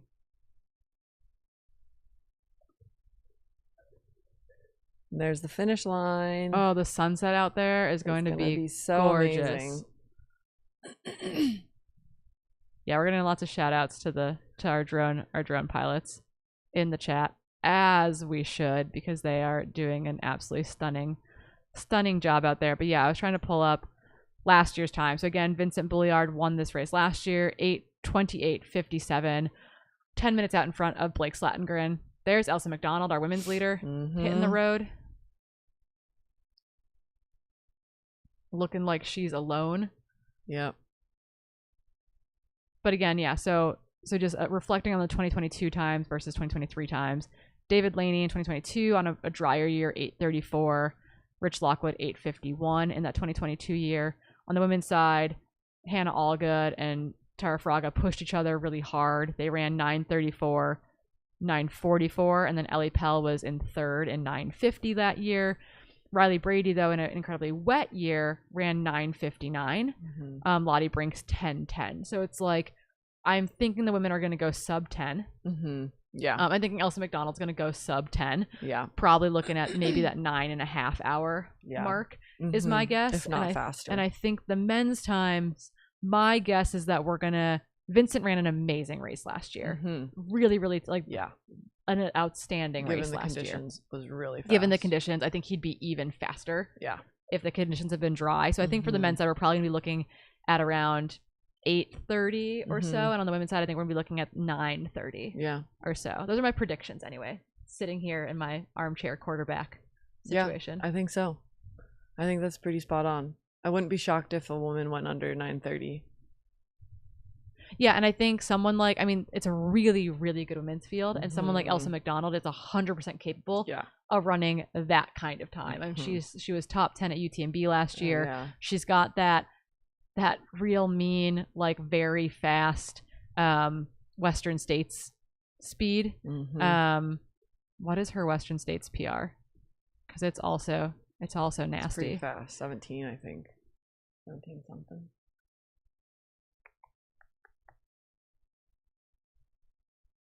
I think it was 2021.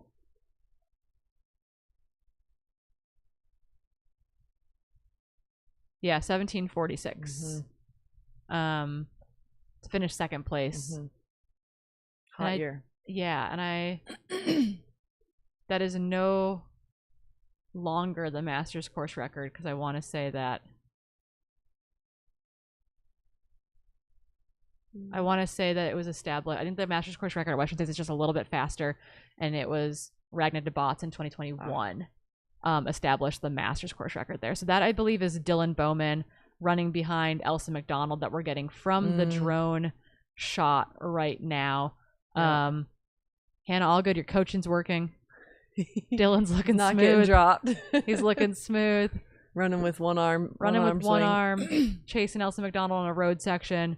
I mean, she's got good road times too. Yeah. Like, she is incredibly. I mean, her Black Canyon time was one of the fastest. Yeah. Like, she has speed. Yeah, I mean, already this year she's won the 2 races that she's raced: the Elephant Mountain 35K over in Cave Creek, Arizona, and the Mesquite Canyon 50K over in Waddell, Arizona. Yeah, where she finished first and second overall in those races respectively. So just like hammering, and it's like the heat today is not going to be a factor for her if she's used to racing in Arizona. Yeah, no, Canadian, but spends a large chunk of her year in Arizona, runs a lot of the Air Viper races down there. I mean, she's one of the only people that I think to this day has beat Courtney DeWalter. Yeah, in recent history. I think so. In Bandera, or sorry, at Black Canyon, right? Yes, because it was post Courtney already getting in. Yeah, it was like her second ticket race to yeah, I think it was the 2018 Black Canyon 100K. I think so. Where she finished second overall that year. Crazy. No big deal. Yeah, so the woman on your screen right now really needs no introduction. No. Is just a complete dominating force. Yeah. But also the nicest person you'll ever meet. Yeah. I mean, our sport is filled with that, though. Yeah, totally. A little bit, you know? So, and then again, when we were reflecting on where we're going to have splits from the course, just so you guys know where we're going to have accurate splits from the course, the next place is going to be that Ainsworth aid station, which again, we will not get that split until about mile 13.3. And then we're going to be kind of in a ghost town for like 12 miles where we're not going to get another split until they come back to Ainsworth from the turnaround at mile 25.8. Turnaround is really interesting. Having run some out and back races, what is the difference between a point-to-point race or a looped race where you're not coming out and back against your competition versus a race like this where, like, when when the lead men's pack hits that turnaround at the Joaquina Deus area, everyone knows where they are as they come back towards them. Like, do you think that's an advantage, a disadvantage? Like, that is a really special part of a race like Black Canyon, or not Black Canyon, like Gorge 100K? Yeah, I think it's going to depend on how the lead runner or the chase pack responds, right? Because I think, you know, seeing someone after they climb Wakina might make someone charge really hard to try to catch them, but it's still so early in the race that if you run too hard because you're like, oh, I'm only 4 minutes back off first, you could blow yourself up. And same for the first place person. They could see like, oh, I'm only X minutes from the chase pack, so I should pick up the pace. But we all know at like mile 13, that shouldn't be your main intention, you know? So I think it could be advantageous, but it also could be something that is detrimental to either party. Yeah, it's a curious component of racing where you're like, I can see everyone. They know exactly where I am, or I know exactly where they are. I love out and back, so I just get to cheer for people. I love them too. I think it's really like I've run this race, which was a complete out and back at that point in time. Leadville 100, another out and back race course, has out and back sections. Yeah, and it's just like in my mind too. It's not even just seeing where your competition is, but it's getting to cheer on everyone else. Like I actually get sad because you probably have like, depending on the race, maybe let's say 20 to 60 minutes where you're seeing two-way traffic on even on a long out and back. Totally. And it's like you're so hyped from getting to cheer on really everyone, fun. and then you lose that, and it's like it's kind of depressing. Yeah, it's definitely my favorite thing is to cheer people on. I also think that I'm very bad at asking people at aid stations how far back I am or where the other people in the field are. So if they're not willingly telling me that, I have no clue where I am. And so I like the out and back because then you get to actually see where you are. And you're like, oh, I'm only a couple minutes back. Like I remember at Black Canyon 60K, my goal was to run the second half faster. And there was a tiny little out and back section, 3 miles maybe, and a mile and a half out, mile and a half back. It was right before the finish. And that lights a fire under your butt because you're like, okay, I have to catch some of these people. I'm only a couple minutes back. And it like, it's a good way to get you going a little faster. It definitely reminds you like, okay, I've got to stay on the gas. People will ask runners, you know, what do you want to hear out there from your crew, for example? Do you want to hear it's close? Do you want to hear accurate splits? Like, what do you actually need from us? And I've always been in the mindset that I want to hear that like, I have to keep fighting. So whatever that is, like, oh, someone like, a group of women just left here, or the next 2 women just left, or they're, you know, it's basically anything that makes a runner feel like, okay, I just have to stay on it. And if I stay on it, we're going to be okay, versus like getting complacent, easing off the gas, having a melty for a moment of time, versus like having to stay in it, which I think played out for the two of us in 2016 when we had a massive, nasty climb and descent to finish the race, and we could see each other the entire time.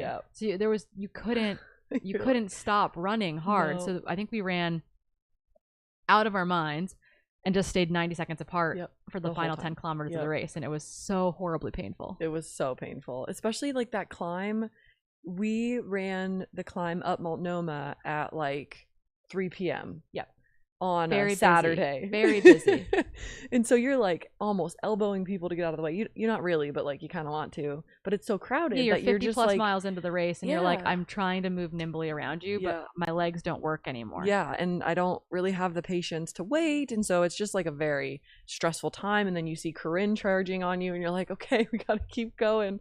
I just remember running down the final descent, which is down the front of Wakina. It's very steep. It's also kind of pavement-y. My toenails, I was just like, they are just all cracking right now, but I cannot slow down or she's going to catch me. Yeah, it was absolutely horrifically a painful way to finish, but also like a very satisfying experience. It really was. For everyone involved. I think for our first 100K, that was really fun because like we were able to race at the end. Which was pretty cool. And we had nothing on the line. It was a golden ticket race that year, and you finished third and I was fourth. And Jody Adams-Moore took the win. Amanda Basham was second, and they ran outstanding races. And I think they both wanted golden tickets, and you and I wouldn't have known what to do with them. No, I didn't even know it was a golden ticket race. And so I think that for us, there was no pressure on it too, which was absolutely a phenomenal way to get to experience it. I hope someday Gorge Waterfalls gets a golden ticket back again. I think it would be. I will put that thought into the universe. We're trying. We'll just keep willing it into existence. It's called manifesting. Yeah. But again, the Debo camera is currently what we're seeing on Elsa McDonald as she makes her way down this paved section again. Someone said, what did I wake up for? A road race? No, Boston's on Monday. This is not Boston. It's better than Boston.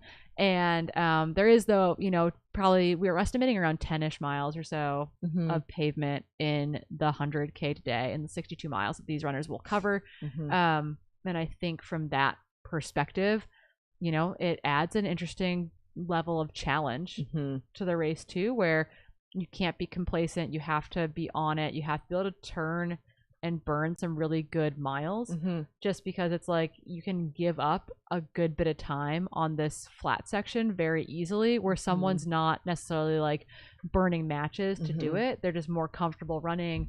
If Elsa can run a 6:15 minute mile or a 6:30 mile really comfortably at this stage of a 100K race, and someone else says, you know what, I can't really run faster than 7:30 without a risk of blowing up, just from like a comfort standpoint. That's, she's going to gain 3 minutes on this road section right now. And on the way back, so on the way out, it's a little bit of a rolly downhill road, but on the way back, it's actually punchy. And so like you get out of that aid station, you're still on the road for a bit, and it starts being pretty rolly. So you can actually gain a lot of time there too, because if you can keep running those hills on the road very hard, you're going to gap your competitors a lot. I remember when I did the 50K in 2021, that's where I got my lead, because I was with Taylor and other people notes all the way to that aid station, but then it gets a little hilly, and if you can keep the jets on, you can get some good gap going, which is nice. And so kind of we've had our camera on Elsa intermittently here, reflecting, if you're just joining, what's been going on. We had a huge pack of men come through the first aid station at mile 6.1 or so. We will get our next split at around the 13.3 mile mark. At the Ainsworth aid station, we'll have intermittent camera coverage kind of through that section. And then we'll have a kind of a lag in live timing. We won't see them again from a live timing perspective until about mile 25 or so. So in that group, though, we know that there are 5 men together on this road section. We do not know who made it into that group of 5 men, but it is likely Elliot Carden, Brandon Miller, Mac Robertson, Ryan Sullivan, John Dean, Adam Loomis. Those are our most likely suspects in there, but there were 8 men who came through that mile 6.1 aid station, all within like 5 seconds of each other. So it's kind of anyone's guess and anyone's gamble, but we will have clarity when they hit that 13.3 mile mark. And again, this camera right now is Dylan Bowman running behind the women's race leader, Elsa McDonald, who we thought we expected to be, in contention for the win today. We kind of expected her to sit and kick a little bit, and she's running really, really strongly in the lead right now, ahead of, I think, a newer name to many of us, but a very talented runner out of Chilliwack, British Columbia, Andrea Terrace is, we believe, sitting in second, Lottie Brinks in third, Christina Randrup in fourth, Jenny Quilty in fifth, Rachel Lemke, Georgia Porter in sixth and seventh, Ella Ratliff, who's a newer name to us, in eighth, Nicole Abma in ninth, and Rachel Hawkins, I believe, in 10th. So again, we know that Elsa's out by herself in front. Not sure what that gap is back to second and third position. And then a group of 5 men we did see in our drone footage were together on this road section.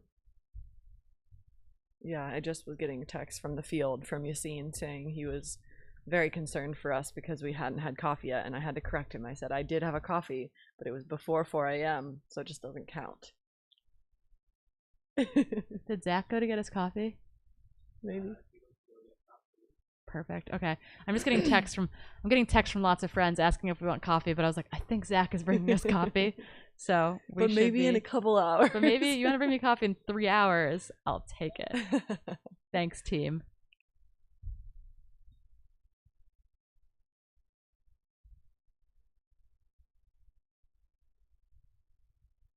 Nice. We're getting some really good footage of the whole road section now.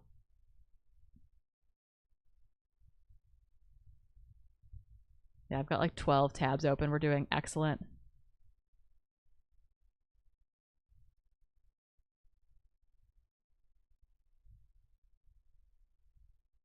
Yeah, I'm really interested to see how this women's race shapes up with the gaps being a lot bigger than the men's race already. Yeah, I mean, I think someone like Elsa could take a flyer off the front and stick it all day. She's a person Mhm. that could Yep. win a race at this wire to wire. She is in this. I mean, there are a number of very talented women in this race. I would say that Elsa probably, you know, if we were giving anyone a, you know, a lift in her shoes, Mhm. let's say. You know, I don't want to say she's head and shoulders above the field because Mm. there are a number of very Yes. talented Yes, women in yes, this yes. 100K. But I will say, from a track record Yeah. standpoint, from being in the most competitive races, Mhm.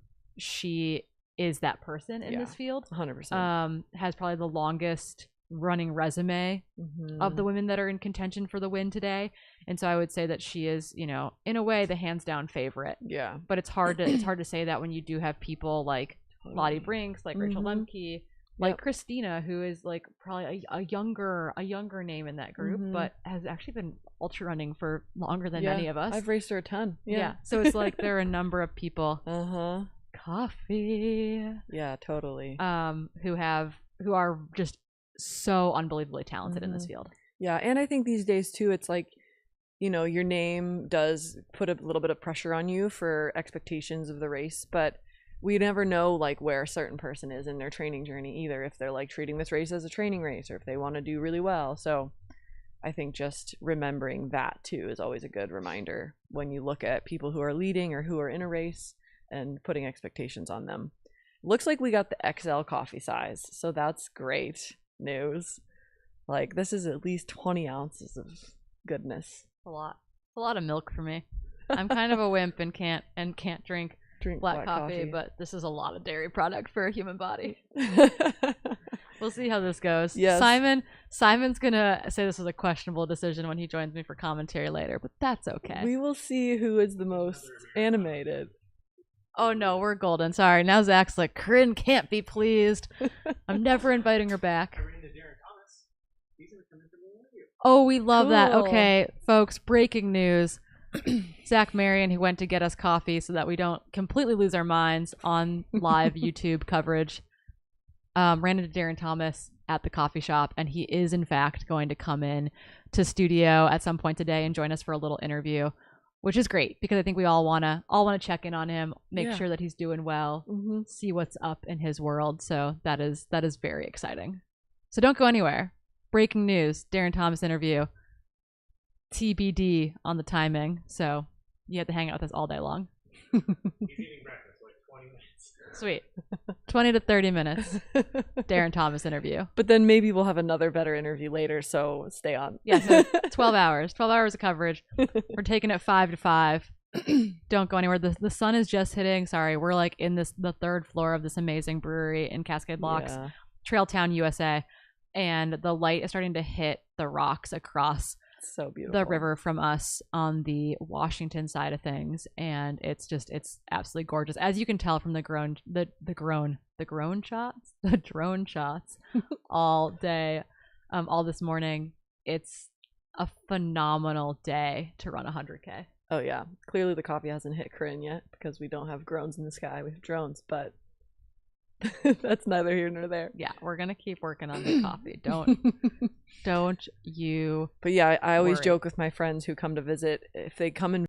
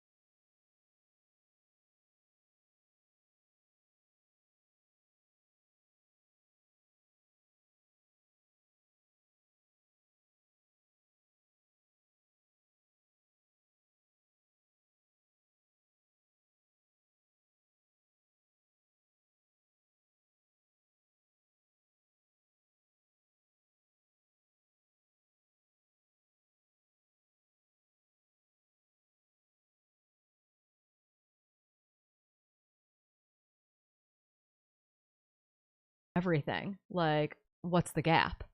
And he ended up winning by 7 minutes. Like, Yeah. a gap was created. The Yeah. elastic did break eventually. But he's like, yeah, I was putting in digs everywhere, every downhill, every tiny technical section, every switchback where I thought I could get out of his line of sight.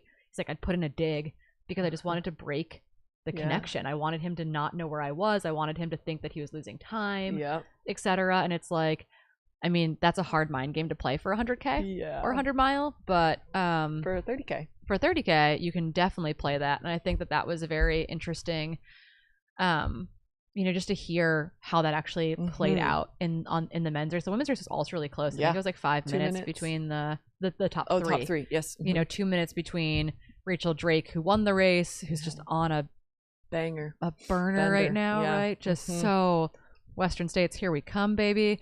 And Hannah Allgood, who's out in the field with us today, amazingly talented runner, finishing second, 2 minutes back. Claire DeVoe, who won Chuckanut about a month ago, less than a month ago, finished third, another couple minutes back. Just like a really stunning group. She's out crewing Christina Randrup today, so it's just like really all hands on deck. Yeah, shout out to Rachel too. We've been doing all our long runs together and fueling a ton, and she ate almost 100 grams of carbs an hour yesterday during her 30K, and attributes that to running so speedy. So impressive. So for all you people who are skeptical of fueling out there, we have good evidence that it works. We should be coming in to seeing them come through that 13-mile mark here soon. About an hour 42 in. I would suspect the men should be coming through soon. If they haven't gotten there yet, they're probably there soon. Yeah, we're seeing if we're having any small audio issue. It looked like in the chat that maybe we were. It's back up. Okay, perfect. We weren't having a moment of silence. We were just enjoying our coffees. I don't know how long we were silent for, but trust me, Keely and I can talk for hours, so definitely not a breath to spare in studio. But yeah, just like we're excited to see our lead pack make their way into the Ainsworth aid station. We've got people walking on the road there. It looks like someone biking on the road. Yeah. They do come off the trail into this aid station. Okay, cool.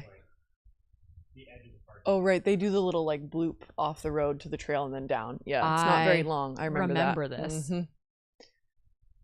So yeah, they should be coming here soon, though. No. We've got Zach Marion in studio, our director for the weekend.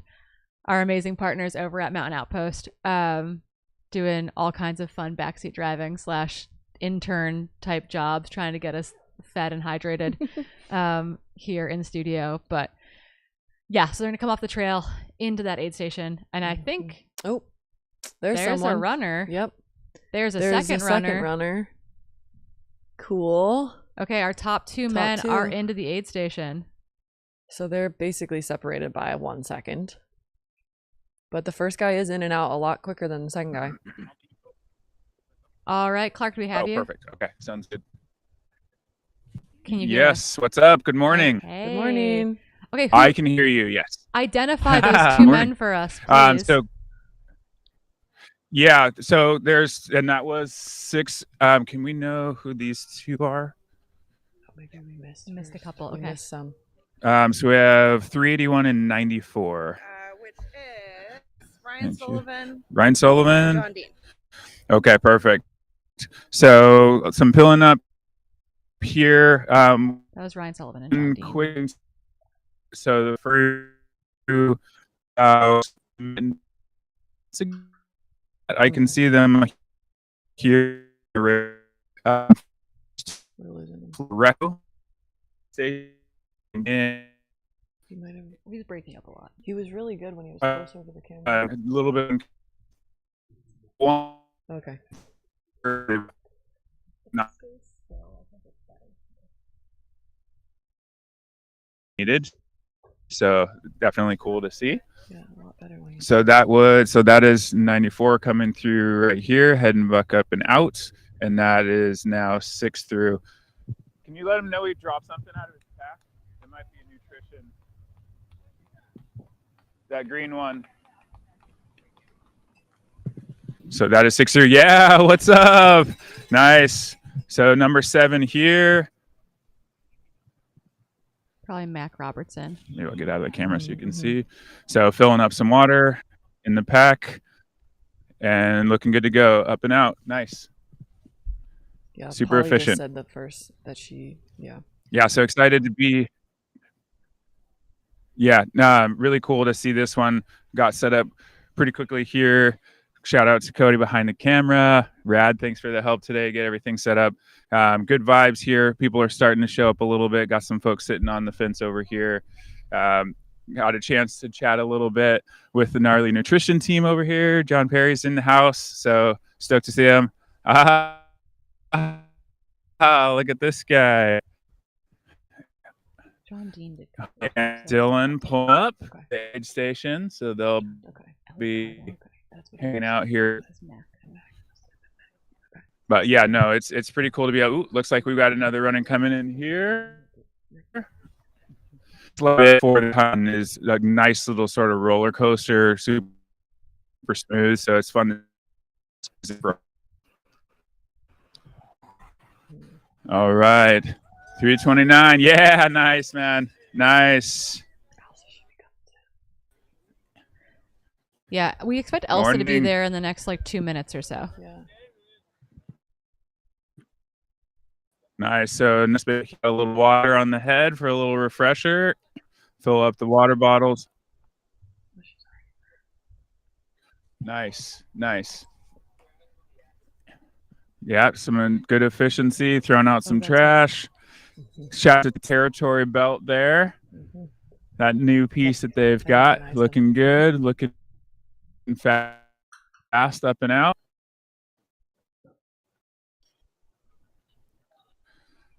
Another Starlink over here. Shout out. Nice. Yeah, so vibes are cool. Nice to be able to have those drop bags here. That was certainly nice to run if they needed. Not a crew accessible one here. So, nice to be able to have a little bit of something waiting for them. Can you see the shot up above over there? Like, can you see them run? Okay. So you see what's behind me here is as soon as they leave through the back of the aid station, they go through a little bit of switch really straight up through this forest here behind us. So we can see them for a while. There you can see his white shirt if that's up there. Yeah. Oh, nice. Very nice. So kind of cool to be able to see their pace. Obviously, they're coming off something pretty quick down here, a little bit flatter, a little faster. So that's going to be a little bit of a burner up and out. Can definitely resonate with that from yesterday. But you can actually, so he just took a switch back. So you can see that they're clear up.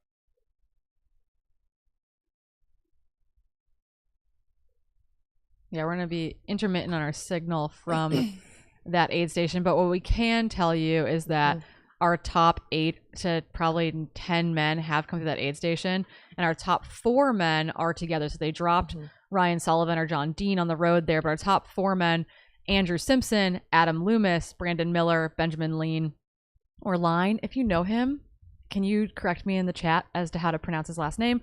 And then there's a little bit of a gap with Ryan Sullivan and John Dean. Those are the first 2 runners that we caught on the live stream into that aid station. We have since seen Elliot Carden and Mac Robertson come through that aid station. We expect Elsa McDonald should be to that aid station momentarily. I'm not sure if we'll have camera footage of her coming through there, but we will get splits as they make their way into that aid station. Back to one of our camera runners. I think this is the top men on Looks the course. Like they just went by Fairy Tale. Oh, that's super clear right now. But we can't hear. There's Dylan. So Elsa must have come through there. Hey, Clark, can you hear us? Oh, sweet. Yeah. Can you hear us? Yes. So Elsa just came through about 30 seconds ago. Nice.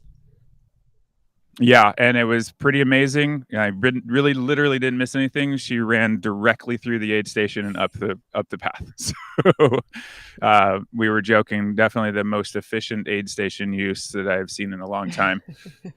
Yeah, just literally ran straight through and up the other side. So this aid station's great for nutrition, for hydration, and for emotional support if you don't need any of those other things. Look at that falls. This is the place to be.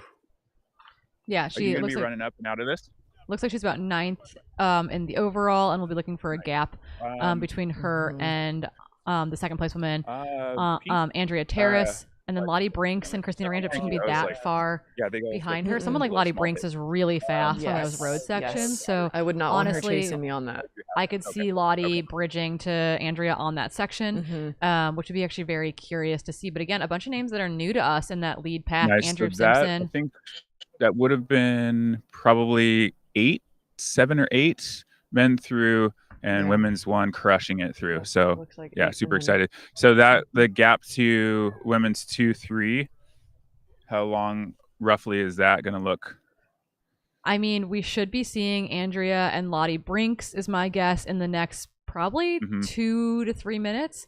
The question is, has Lottie bridged up to Andrea? And then Christina Randrup should be back in that 4th position. Jenny Quilty probably in 4th or 5th. So honestly, 2 and 3 could be together, and I'm curious to see what that gap is between Elsa and that chase pack, because they're not slow runners by any means. Andrea, if you don't know, Clark, won Hurt 100 earlier this year, won Fat Dog 120 last year, has a super solid kind of, BC specific race roster for the most part, but clearly has legs and can go the distance. So curious to see what that looks like as she makes her way into the aid station, likely with Lottie Brinks. Very cool. Yeah, I was listening to your live stream as I was driving in from Portland this morning, and that was a very cool part of it. Looks like we have one coming in, and I think that is her. Yep. That's Andrea, yeah, coming in. And I'm not seeing Lottie yet, so she has separated there. Okay. So she's capturing. Nice. Yeah, and then on our other screen in studio, we've got a split screen going on, and you can tell how complicated it is to run through the hikers that are out there. Yes, when it's this time of the year in Portland and the forecast says 70, the trails in the gorge are absolutely packed. And you can tell that it's not even 7 a.m. yet, and they're already packed. Yeah, so again, this is good reminders for me for 12 hours, or 6 hours from now. Phillips. That Andrea's in a purple we got singlet. one flask full water. Looks like she is working on a little bit of nutrition replacement too. Filling up the other one with water as well. Yeah, nice, man. Looks like she was about 3.5 to 4 minutes from Elsa coming into that aid. So Elsa did gap a little bit there. Maybe 5 minutes. Yeah. Which, 4.5. Elsa looked like she was cruising. We know she has legs on that road section, so it wouldn't have shocked me if she was just throwing down. She didn't stop in the aid. That saves another minute or so. I mean, more. Andrea's still in that aid station right now. Yeah. Although we do know that so sometimes doesn't matter if that's helping her, It's like we might have Lottie back here. So she did a really good job, was super patient, filled her flasks up. Both flasks looked like at least one was completely empty, one was about half, so she's full of hydration. Got a cowgirl running coming in hot here. Cowgirl. All the hikers nice. Out this well morning. Played, well played. Yeah, honestly, one of the easiest ways to get lost on this course is to just have hikers accidentally standing in front of a course turn. Or like follow hikers or follow like hobby joggers out there. Lottie's coming in hot. Okay. Yeah, Lottie. Yep. She closed that gap by quite a bit. Well done. And she's going Killing straight it, through. everybody. Yeah. And Christina So Randrup you're right seeing with her two go straight through. Yep, they're close, and they're going straight through the aid. Nice. So there is going to be a nice chase pack. Work together. That's what one of my best friends in biking and running is this guy Damo, and that's his favorite thing to cheer. Work together. But truly, it's helpful in this long of a race. Work together. Yeah. And I think for someone like Lottie, who is gearing up for Western States, having a race like this where it is competitive, they are together, they can see where other people are, is going to be really good mentally for Western States, where you're going to be surrounded by runners the whole time. Yeah, and I think this is fair to say. So Christina had a hard chuckanut. It was hour 0 of her period, and just felt horrible. So that's really Lottie. For those who are watching, nice. If you look up on the switchbacks up behind us here, that's Lottie up there. Lottie so and both Christina. of them, like you said, working together. Yep, both Christina and Lottie, they're linking, and you'll be able to see them probably take another at least one, if not 2 switches too. So yeah, it looks like they're having a good day. Like I said, going straight through aid. So Obviously, Elsa going directly straight through. Didn't look like much of pack at all. So, I mean, she was going so fast, you couldn't even really see. And then a little bit of filling up on 2, and then both of them ran straight through. So, Interesting. yeah. So, I mean, everybody has their different perspectives on that. So always interesting to see how people treat the when they fill up and when they just run straight through for speed. So cool to see. Yeah, so a note I was making about Christina is that she had a hard chuckanut in part. She was she called it hour 1 of her period, really horrible cramps. I think she wrote about it in her Instagram post afterwards. Texted me yesterday, got her period yesterday, and she's like, well, at least it's not hour 0. Like, hopefully it feels better today, and it looks like at least mile 13 in or so, not dealing with the cramping and stuff that she was dealing with at chuckanut. So that's like, I mean, this is the reality of racing as a female athlete, and it's just like, when it works, and some days it doesn't, and it's just like, I'm really excited to see her just rolling with Lottie right now. Yeah. Oh, totally. It's also crazy too that like some people feel great on day 1 of their cycle and some people feel horrible. Yeah, I'm 5 days out. I feel again, like I'm trash. just harnessing the Debo. Very cool. No, absolutely epic. Yeah, that's awesome. Nice. So got several coming in hot now. Nice, man. Got a rabbit athlete. Very cool. 43. Nice. Well done. Looking good. So you're going to see a lot. Yeah, there he is. What's up, Ryan? Cheers. Local legend coming through. Nice. Ryan getting a little water top off from the old Portland water. Women's 4-5 coming through right now. So that's 4. That's Georgia. Nice. Well done. And 5. So 4 straight through and sweet. 5 straight through. Just a little trash dump. Yeah. So keep it in the trash can, not in the forest. To rehash our women's field, Elsa McDonald 1, Andrea 2, Lottie and Christina 3 and 4, Georgia Porter 5, Jenny Quilty 6. So we've had 6 women through the aid station that you're at right now, which is amazing. And we've got actually on our screen, we can see Elsa just flying up the switchbacks towards the waterfall, and she is just motoring up this climb. It is so cool to see. Is that on the drone shot? We have a camera runner out there headed towards the drone shot over by the waterfall, and it's nice. Amazing. Yeah, and you could see there though that the technicality of that trail, it's not a joke. Like that section's pretty rocky, and so like, you know, coming back down that, you're gonna want to be a little cautious, especially if you're feeling like you're being chased. Or you could just have a nice digger. Yeah, that was cool to listen to the way that you were analyzing that this morning as well. I'm a little bit newer to the Portland area. I've only run in the gorge 4 or 5 times. So yesterday, there's definitely technicality involved in these trails. You know, Forest Park, nice, man. Well done. Good to see you. Crushing it. Got a couple more. Nice pack here. Yeah! Women's 7 coming in. Nice. Well done. Well done. Purple Nathan Pat. Yeah. North Face athlete.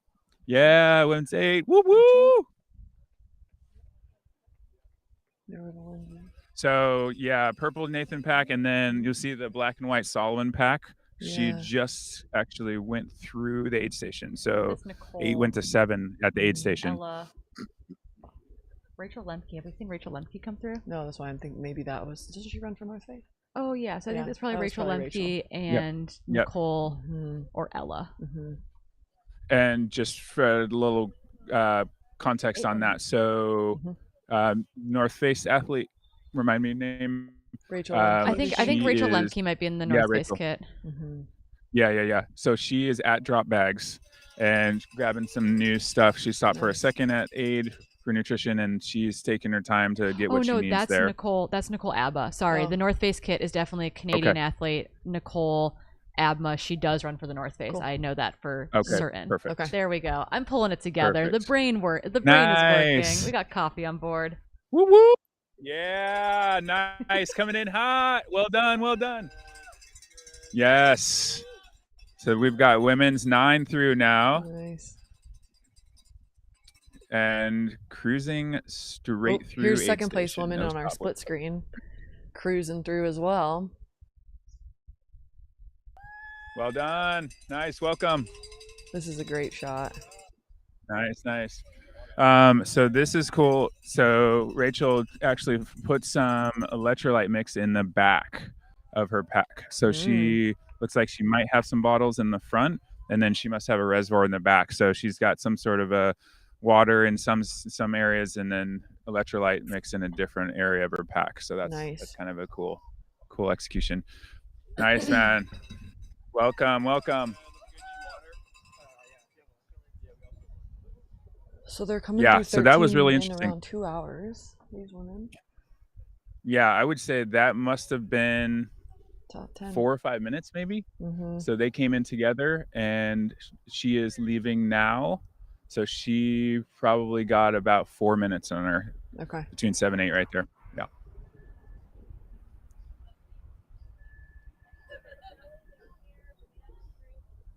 Yeah, nice. Okay, cool. So we've got some more coming in now.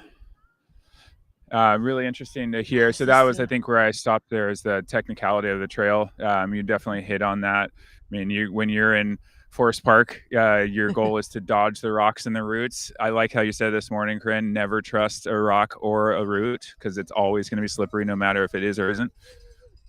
Nice. Always. Well done. So we were chatting about that. I think these are the women. I think this is Lottie coming. I think this through. is Lottie. They're not far back from. No, second. this is just close. gained a lot. We're getting footage on our split screen, Park in Studio from the women coming to the waterfalls, and they are just absolutely charging. Yeah, it's. Nice. They might be 30 seconds back of second right now. Yeah, and Lottie is rolling with Christina right on her shoulder. The two of them are just ripping together. Yeah. Heck yeah. Yeah, that's definitely not a surprise on Lottie's front for sure. That was cool to see how Big Alta just absolutely crushing climbs like that. So nice, man. Welcome. Nicely done. Mm-hmm. Yeah. Yeah. So when you sort of get used to dodging rocks and roots, but out here it's like in many sections it's all rocks. So you sort of tap into choose your line, go with the flow, don't overthink it. Like you mentioned this morning, don't overly brake. And just try to choose your steps as best you can.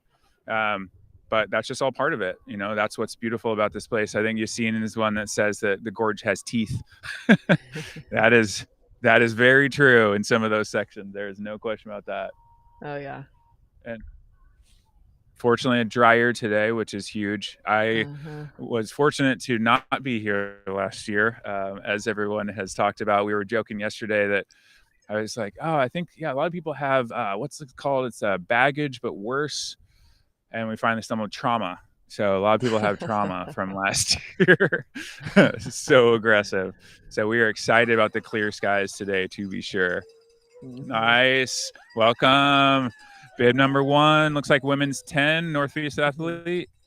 Okay. And straight through aid. Straight up the other side. Yeah, our splits in studio on the live tracking is pretty delayed, but we do know that Rachel Lemke has come through the aid station. Her split had her through at about 1:58:43. Okay. Rachel Lemke, 1:58:43 ahead of her. Ella Ratliff is a newer name to many of us. 1:58:27 came through that aid station. She would have been the woman behind Jenny Quilty. Younger, bolder gal, really short ultra sign up history, but some kind of like mixed results there, and just it seems like she's really having at least a good half marathon this morning, and I'm really excited to see her continue to progress in the field. Mm-hmm.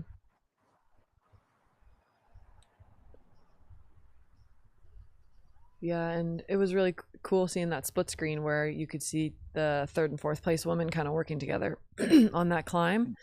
They definitely were staying pretty steady on those climbs, but taking some of those steeper switchbacks as a hike instead of a run, kind of what Elsa was doing. So interesting to see just the different tactics. You can sometimes hike just as fast as you can run.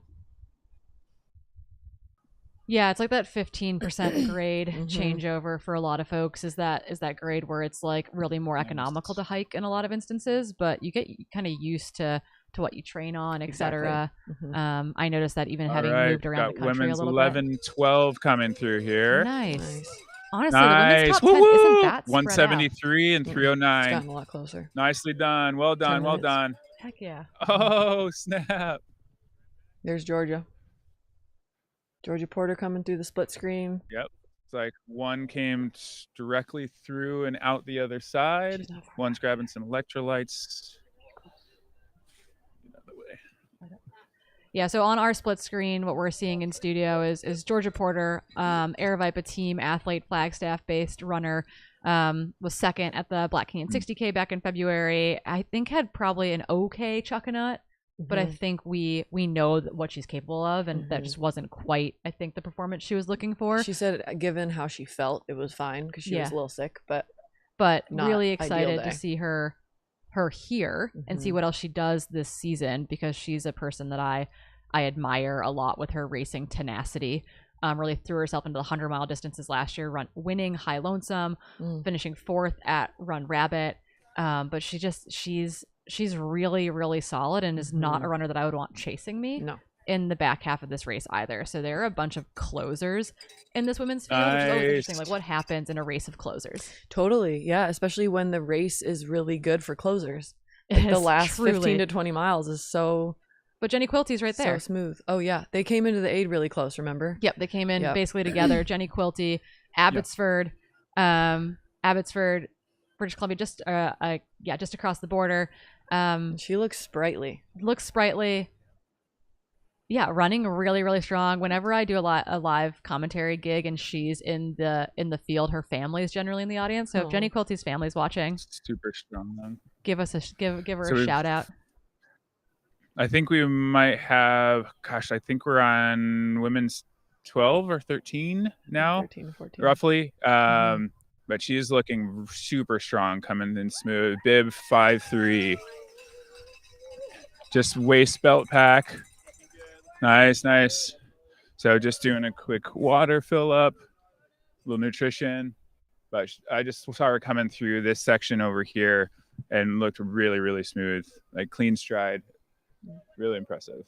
Nice. And you can see in the background, that's women's 12, just about headed up. So she did a good amount of kind of filling up pack. She was over at the drop bags for a little while. So got kind of her personalized nutrition, whatever that might be, and back up and out. Yeah, so bib number 53 is Kate Butcher, North Vancouver. So again, the Canadians, they're coming for our jobs. Canadians. Team. They're in the house this weekend. Yeah. And honestly, like, I know a lot of women ran right through this aid station, but it's still only mile 13. If you take the time now to fill up on your water and hydration, get some more nutrition in, it's not going to hurt you later. It's nice. It's a little ways Go to that Canada! next aid. It is. That's why I was kind of shocked that a couple people just ran right through, especially given they probably didn't stop at mile 6. No, I mean, So no one in this that front means field. they're going, 19 miles. Yeah, it's Sans aid. 5 more miles out to the Wakena Day-Use area, and then then they've got a 7 reverse course again. back out to Ainsworth, where we're watching right now in that lower split screen. So just it's a long way to run. Yeah. No matter how you slice and dice it, and it's like there are little mistakes that you can make early that don't seem like a big deal until you come through mile 48.7 later at the next turnaround, and you realize you've made a big mistake. Big deal. So hopefully everyone's doing what they need out there. It's obviously pretty ideal temperatures right now, just about 50 degrees. The sun is up. It is going to get warm today by springtime Pacific Northwest standards. Yeah. So that could be an issue for some of these athletes, but they're doing what they need to right now, and hopefully they've all prepared well for the hotter hours towards the back third of the race for our lead pack. Yeah. Nice. Yeah, it was interesting watching them coming up the back out here. Couple were going into a slow hike for a second. Looks like some people were pulling out of packs, maybe eating, etc. So that is a tough climb out the back of this. For sure, especially coming after the flats. Nice. And at least last Got year, a couple more coming through. the Wakena Days Nice, area man. station was Welcome. water only. Lindsay McDonald's in the chat. Shout out to Lindsay. Like stellar athlete, stellar runner, and she said that got me last year. Like it was water only out there. That definitely got me. And so it's like, if you don't know that, that's a chunk of trail. Yeah. That's 10 or 11 miles where you better have your nutrition on you, because that's and all you got. electrolytes. Yeah. Yep. All right, we've got lots of people coming in now. It's getting really cool now. So this will be a good chunk of folks. I mean, I'm looking for a couple of Portland locals to be coming through now-ish. Oh, snap. Oh, Cindy Shepard! What's up? Crushing it. Local legend from Portland, Cindy Shepard, crushing right now. That is so sick. So she's coming off of a second place at, it was the Air Viper race, Desert Canyon, maybe? Just combine all the names. Welcome. Yeah, exactly. I think it's a pine and some cactus running. So Whiskey hot Pine tip, Basin. Whiskey Pine, yeah. Whiskey Pine so Cindy Basin is Canyon. coached by Yassine. Oh, is coaching amazing. Cindy. The Wolfpack. Yeah. Weiss Wolfpack, shout out. So, snap. Gee, what's up? Yeah, man. We are rolling on vibes. Speedlander, 13.3 mile athlete for Speedland right here. D, what's up there? Crupper. Got the full kit. Look at this. So for anyone who doesn't know, he is a Manitou Springs, Colorado Springs athlete. He's on the Speedlander ambassador team. Super fresh into trail running. He started really beginning of last summer, did a lot of his like early distances, and has already gone up to, he went for an effort at Javelina, didn't go his way, learned a lot of lessons, coming for a really, really strong year this year. This is one of his high races as well. I think he's got another 100 go later this year. He will be going for the 125 Sedona. Nice. Well done. Out at Cocodona. So we'll be supporting him for the 125. But yeah, super cool to be seeing him in good spirits. We've got lots of folks coming in. Nice. Good to see you. Yeah, this is amazing. So we've got, there must have been 15 people that just came through right there. So you can kind of see everybody kind of doing what they need to do, losing some layers and some. Dude, go crush it, man. Love to see this. Yeah, nice. Yeah, we're waiting for our lead pack to come through the other shot on our screen because they are rolling hot and fast. Be looking for bib number 361, Andrew Simpson, bib 240, Adam Loomis, bib 266, Brandon Miller, bib 234, representing the East Coast, Benjamin. East Coast.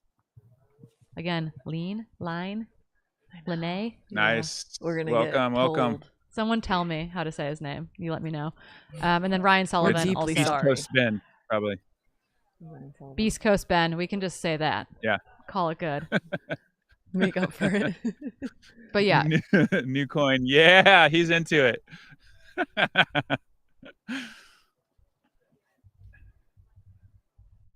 Nice. Got a couple through. So this is when it's really fun to be able to see aid station hard at work here. We've got multiple different people filling up bottles. This one's cool. Holding the bottle for him so he can put the nutrition pack in the bottle. Awesome help for everybody. Nice, man. Well done. Well done.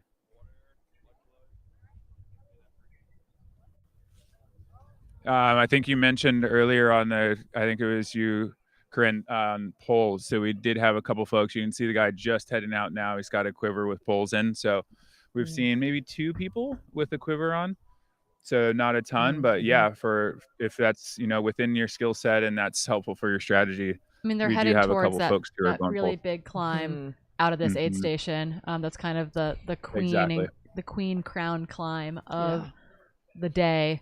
It's about 1,500 feet in less than just under 2 miles. Nice, man. Close to 2,000 feet. Yeah. Which is got it. Mm-hmm. And it's technical. So it's like welcome. Looking great. Good job. I get to run that in the first 6 miles Good to of see the you. race tomorrow. Yeah. So I think it's fun to start with it.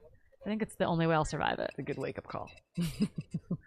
I'll get the poop kicked out of me, and then I'll have to refocus, rezen. We have the pronunciation of Ben's last name. We're going with Linney. Yeah. Ben Linney. Cool. Beast Coast Ben Linney. There we go. Beast Coast Ben Linney. Nice. That's got a ring to it, I will say. It does. So, Corinne, silly question. Is this the start for the 50K tomorrow? We start at the Joaquina de Use area and run back. Basically, we run the back part of this. Yeah. So up Joaquina, down Multnomah, and then out. Yep, exactly. And then we do that out and back on the PCT as well. We have a special guest in studio. We're gonna make sure that we don't lose our feed from the race course though, because we want to keep an eye looking for that lead group. Actually, yeah, we can. We're gonna bop Keely out, and we're gonna sit Darren down with me. So give us just a second to get that set up. We got the man, the myth, the legend himself. Everyone was really concerned about Mr. Darren Thomas this morning, because all of a sudden we didn't find him, couldn't see him on the race course, and it's because he did not start the race this morning, and we have him in studio to make sure that he is in fact okay. Nice, well done, good job. It's a proof of life, actually, is what we're doing. Yeah, get real close to that microphone. Okay. Cool group here, all running together, supporting each other. Nicely done, everyone. Looking great. 13.3-mile mark. That looks beautiful. Nice, I'm a little bummed I'm not out there right now. Yeah, so in studio, we've got Darren Thomas. Darren, we saw on your Instagram yesterday, you're like, running the 100K tomorrow, follow along here. And then Dylan couldn't find you this morning. And then your Instagram was like, JK, not running. Can you tell us what happened? Kind of randomly this week, like a week ago, my Achilles just started hurting. I think it's because I tapered, so never taper. No doubt. My lesson. For you. And then I ran in Forest Park yesterday with some friends, and it was all right. And then we camped out right at the start this morning, and I did a shakeout run. I got my bib, and my Achilles was just hurting, and it's like, this is obvious, pretty easy call to not start. Live to fight another day. Yeah, last minute, but.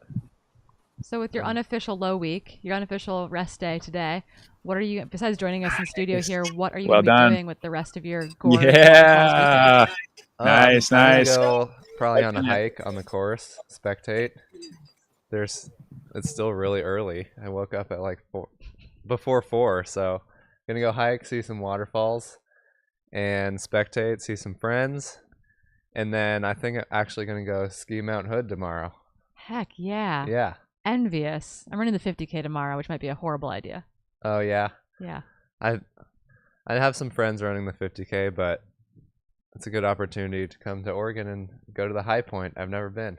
Oh, congratulations. Yeah. That should be really fun tomorrow. The conditions are going to be perfect.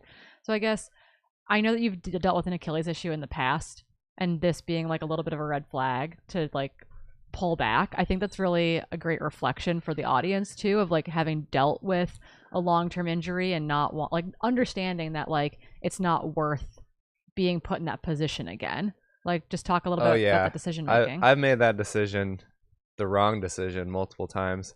I remember I flew to Zagama a few years ago, flew all the way to Spain, and 2 days before the race, my Achilles was hurting and my foot was hurting.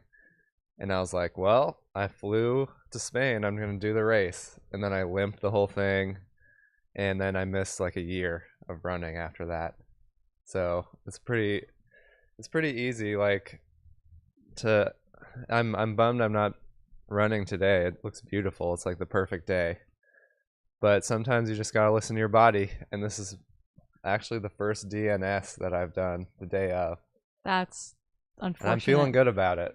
Yeah. Yeah. Yeah, it's honestly, I'm not to say I'm a fan of DNSing, but I think it's really important. I've definitely done races where it's like I knew I shouldn't do it, but I was encouraged by my friends, by my significant other, by my coach, by my support team, etc., to do it. Just like, why not? Just do it, type of thing. And it's like I knew better, and it was really hard. That's actually, speaking of, I think these are some of our front men coming through there. Our camera's kind of been bouncing around a little bit, but at the front right now of the men's field, I can fill you in on what's actually happening out there. We believe so. Off on the front of the race, we do believe that it's there were 5, and then there were 4 that got broken down.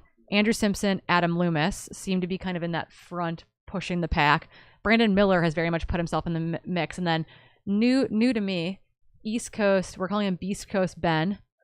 Ben Linney I don't know him. is running super, super solid in that lead pack as well. A little bit of a gap back to Ryan Sullivan and John Dean, Elliot Carden putting Got a himself in that mix. Bunch of Canadians in a there. ton of Canadians. They're coming for Yeah. our jobs, man. Yeah, I know. And then Elsa McDonald is currently just like running her She's way Canadian up too, to the right? field. Yep, leading another Canadian actually in the women's 9th field, overall. Andrea Terrace. So the Canadians are out in force. Out in force. That's Yeah. good to see. So you can just go sing the Canadian anthem Yeah. out there. Maybe they'll find you. I don't know it, but that's what Google's for. Yeah, Google's gonna help you out there. Well, Yeah. we're bummed that we didn't get to see you race the 100K, but happy that you made a smart decision. Yeah, I think if I went for it, you wouldn't see me the rest of the year. So Yeah.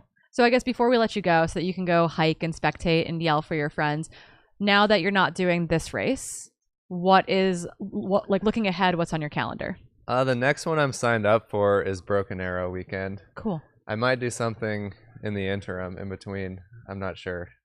Now that I'm more flexible now because 100K requires a lot of Rest, recovery, yeah. even if you're not injured. So I don't know. It's open, and that's Yeah. kind of exciting. That is very exciting. Well, spring Yeah. is upon us. Spring Spring's has coming. sprung. You got some spring skiing, I'm sure, to be had too before Broken Arrow kicks off as well. Yep. Yeah. Starting with Mount Hood tomorrow. Heck I'm yeah. psyched.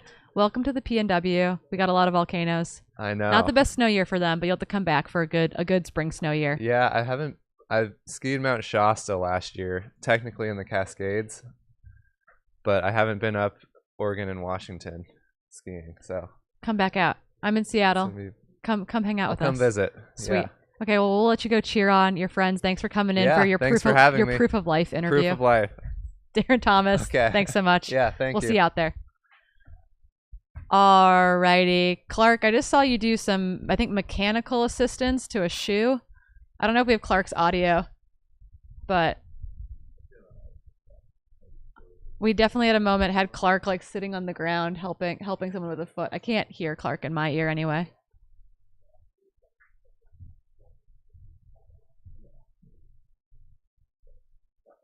Well done. Yeah, I Nice. gotcha, Well Clark. done. Well done. What were you doing Okay, out there? you can hear me now? Fixing a shoe? Yeah. Oh, we lost him. This is like having a phone call with my dad where I'm like, can you hear me? Is it me? Is it you? Yeah. Doing a Zoom call with family. We're losing everything. We've lost satellite communication. Give us a moment On the while we athlete. get So that. basically, if you go through a river crossing or whatever, you have a drainage port down to the base. So he had a new repair and he meant to do it last night and he forgot. And so I helped him cut the drainage port so the water will drain out of his shoe. Nice. Just doing shoe mechanics out there. So yeah, so Yeah. for those of you who we caught the tail end of that, Yeah, but yeah, so you had to help Woo-hoo! cut out the drainage port in the shoe so that it would drain out all that water. Nice. Yeah, no, that was cool. And then in the interim, in fact, yeah, so you can see behind us, maybe the two that are heading out with Speedlands, those are two Speedland athletes, two ambassadors. Yeah.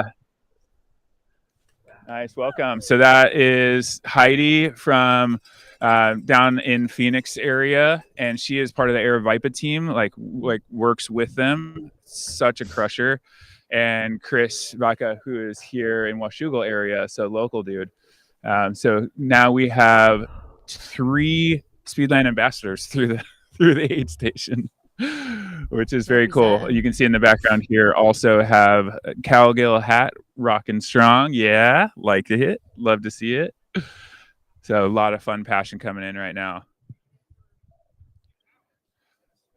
Nice, guys.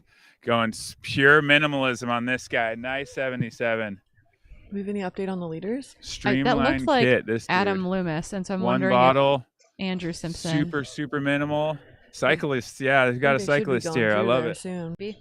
We're not sure. We had a momentary camera shot that we're not sure if that was our lead men coming through. It was a Dynafit kit, so that very well could be Adam Loomis, who should be in a Dynafit kit. We know that Hannah Allgood is out in that area, and we're going to be looking for our lead men to come through.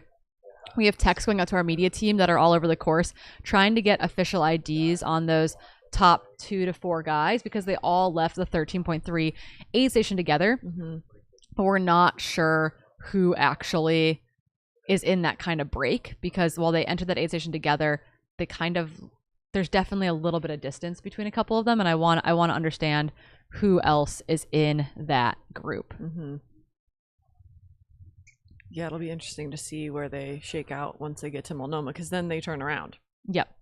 And then they have to go right back up that climb.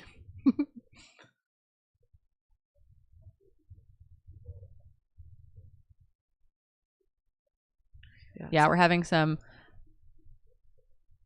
drops, and by drops I mean like media, like tech. We're having some technology issues in the field, but we also have these amazing drone shots of the waterfall. So, you know, you win some, you lose some, folks. We're trying to get some back end intel on the lead men's group, because again, coming out of that aid station, we did have Andrew Simpson, Adam Loomis, Brandon Miller, Benjamin Linney, those, and then a little bit of a gap to Ryan Sullivan and John Dean.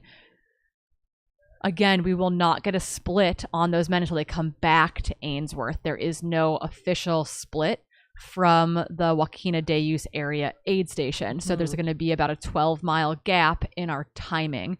So we have put our feelers back out to the team running cameras to see if they can officially ID what has happened at the that's what we're combining it to be, where the intel we have from the field is that we have a group of 4, but there is a guy in a white shirt and a white cap in the lead, followed by a pack of 4. But I think So Hannah we don't Allgood's about to really come know. through clutch. So Hannah, please tell me that you've got bib numbers for me.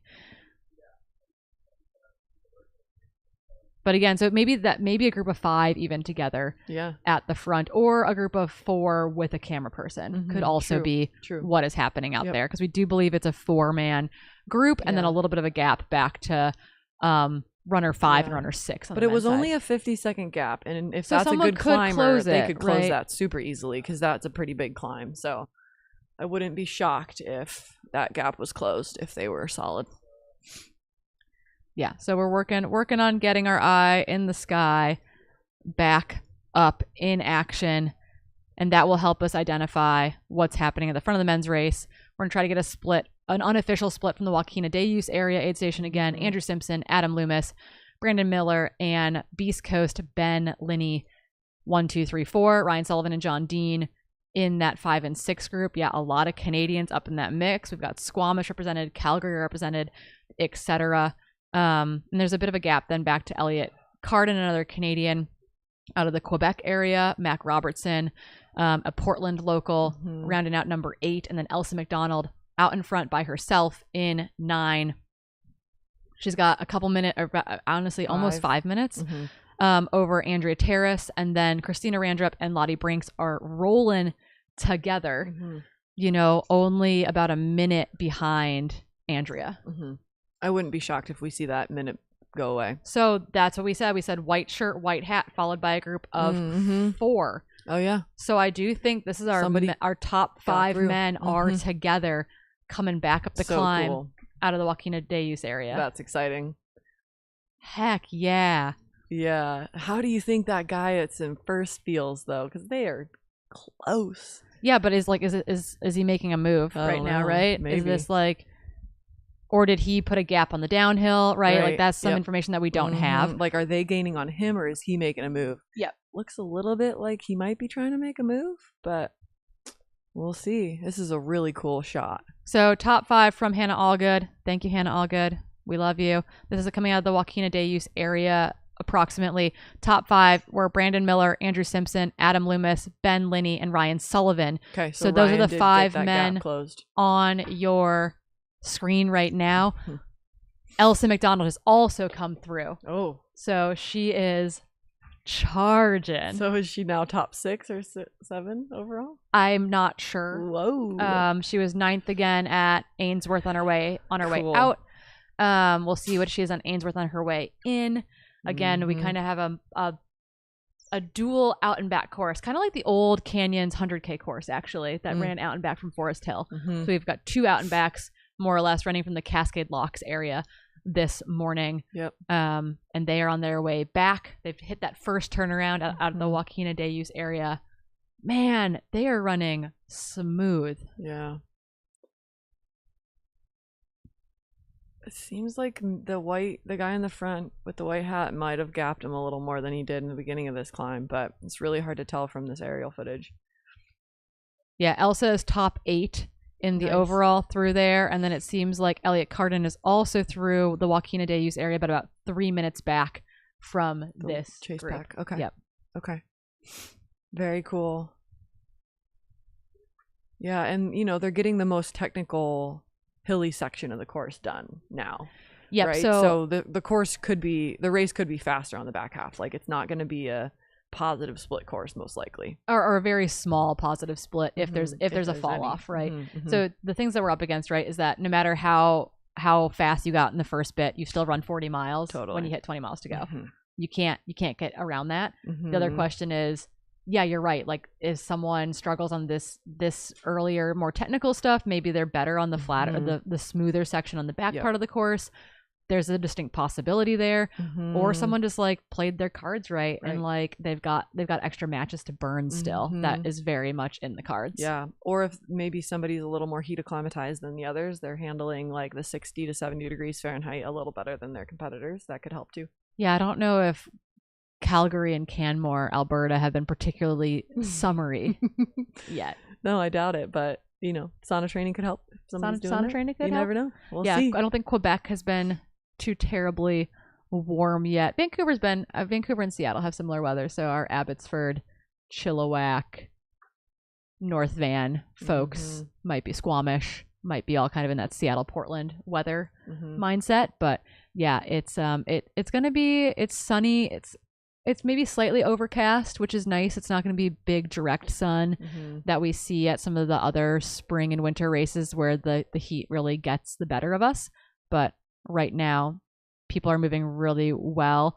Jordan Fox is wondering, could the white shirt hat be the white Merrill kit on Brandon Miller? And that is distinctly possible. He seems to have been running really strong from the gun. He's someone that our background intel folks tell us was looking to have a really strong day here, was kind of was under the radar, but looking to make an impact. And so you might be exactly right. That Merrill kit is kind of that white tan color. And so that could be the kit on Brandon Miller versus the darker kits that we're going to see. There's definitely two guys that are in all black in that group as well, which is like more the Dina Fit kit style. So that one of those is probably Adam Loomis. So that is what we're trying to keep our eyes on right now.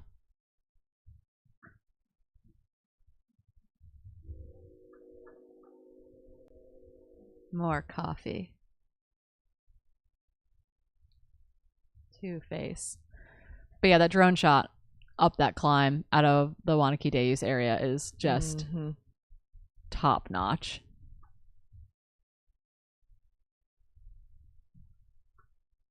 Someone recognizes Brandon's gait. If you recognize Brandon Gate, you know Brandon well, which we appreciate. Yeah, it's just such a stunner of a day. Holy cow. Yeah, we're kind of flipping through all of our cameras as they come up and go down. Yeah, and I think this is the section to get to the day use area. There's girl number 2. Yep, that again is Andrea Terrace. Again, a name that many of us don't know, but won the Hurt 100 mile, a notoriously rooty hard course back in January in Hawaii, and also won Fat Dog 120 last year. So she is currently rolling in second position. Yeah. But the gap, my question is, what's the gap What is here the gap? between her and Lottie and Christina? So 2, 3, 4. What does that gap look like here? It looked like they were charging hard out of the last aid, but we still haven't seen them, so they weren't charging quite as hard as I thought they were. Or maybe she started picking up the pace. Who knows?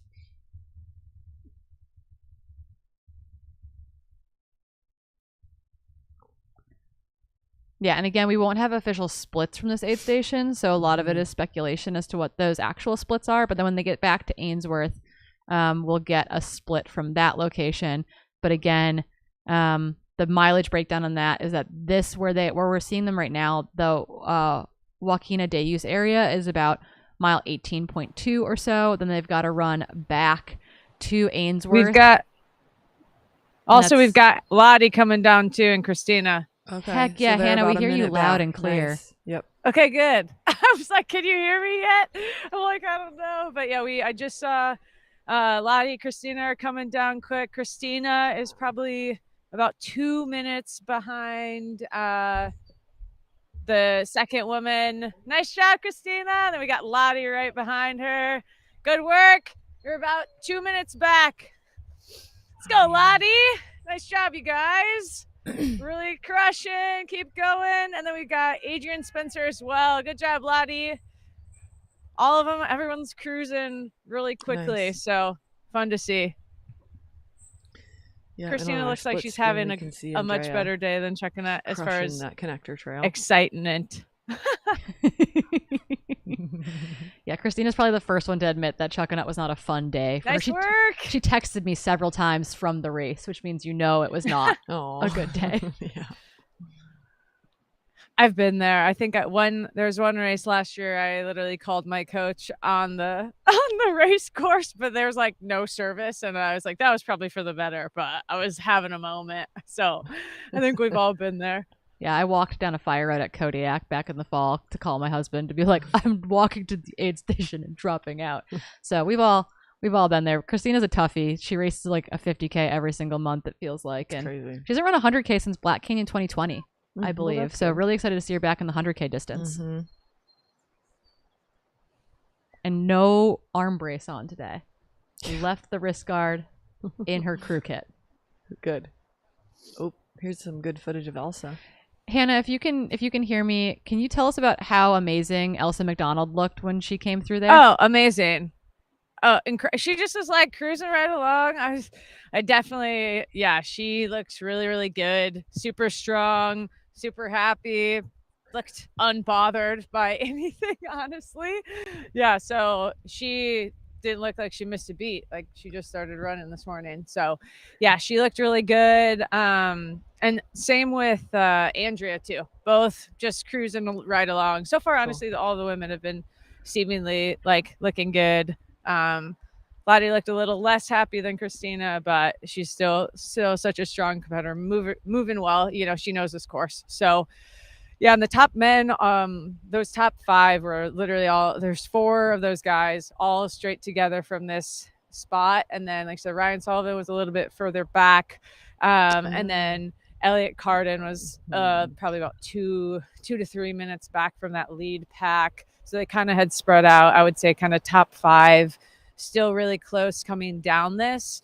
But yeah, I mean, Elsa is she was probably max 9 minutes off the lead men. So yeah. So, and we can tell you climbing back out of that aid station, we believe that Brandon Miller has taken a push off the front and Ryan Sullivan has closed to that group. So we believe it's Brandon Miller off the front by, we're talking seconds, but trying to make a move.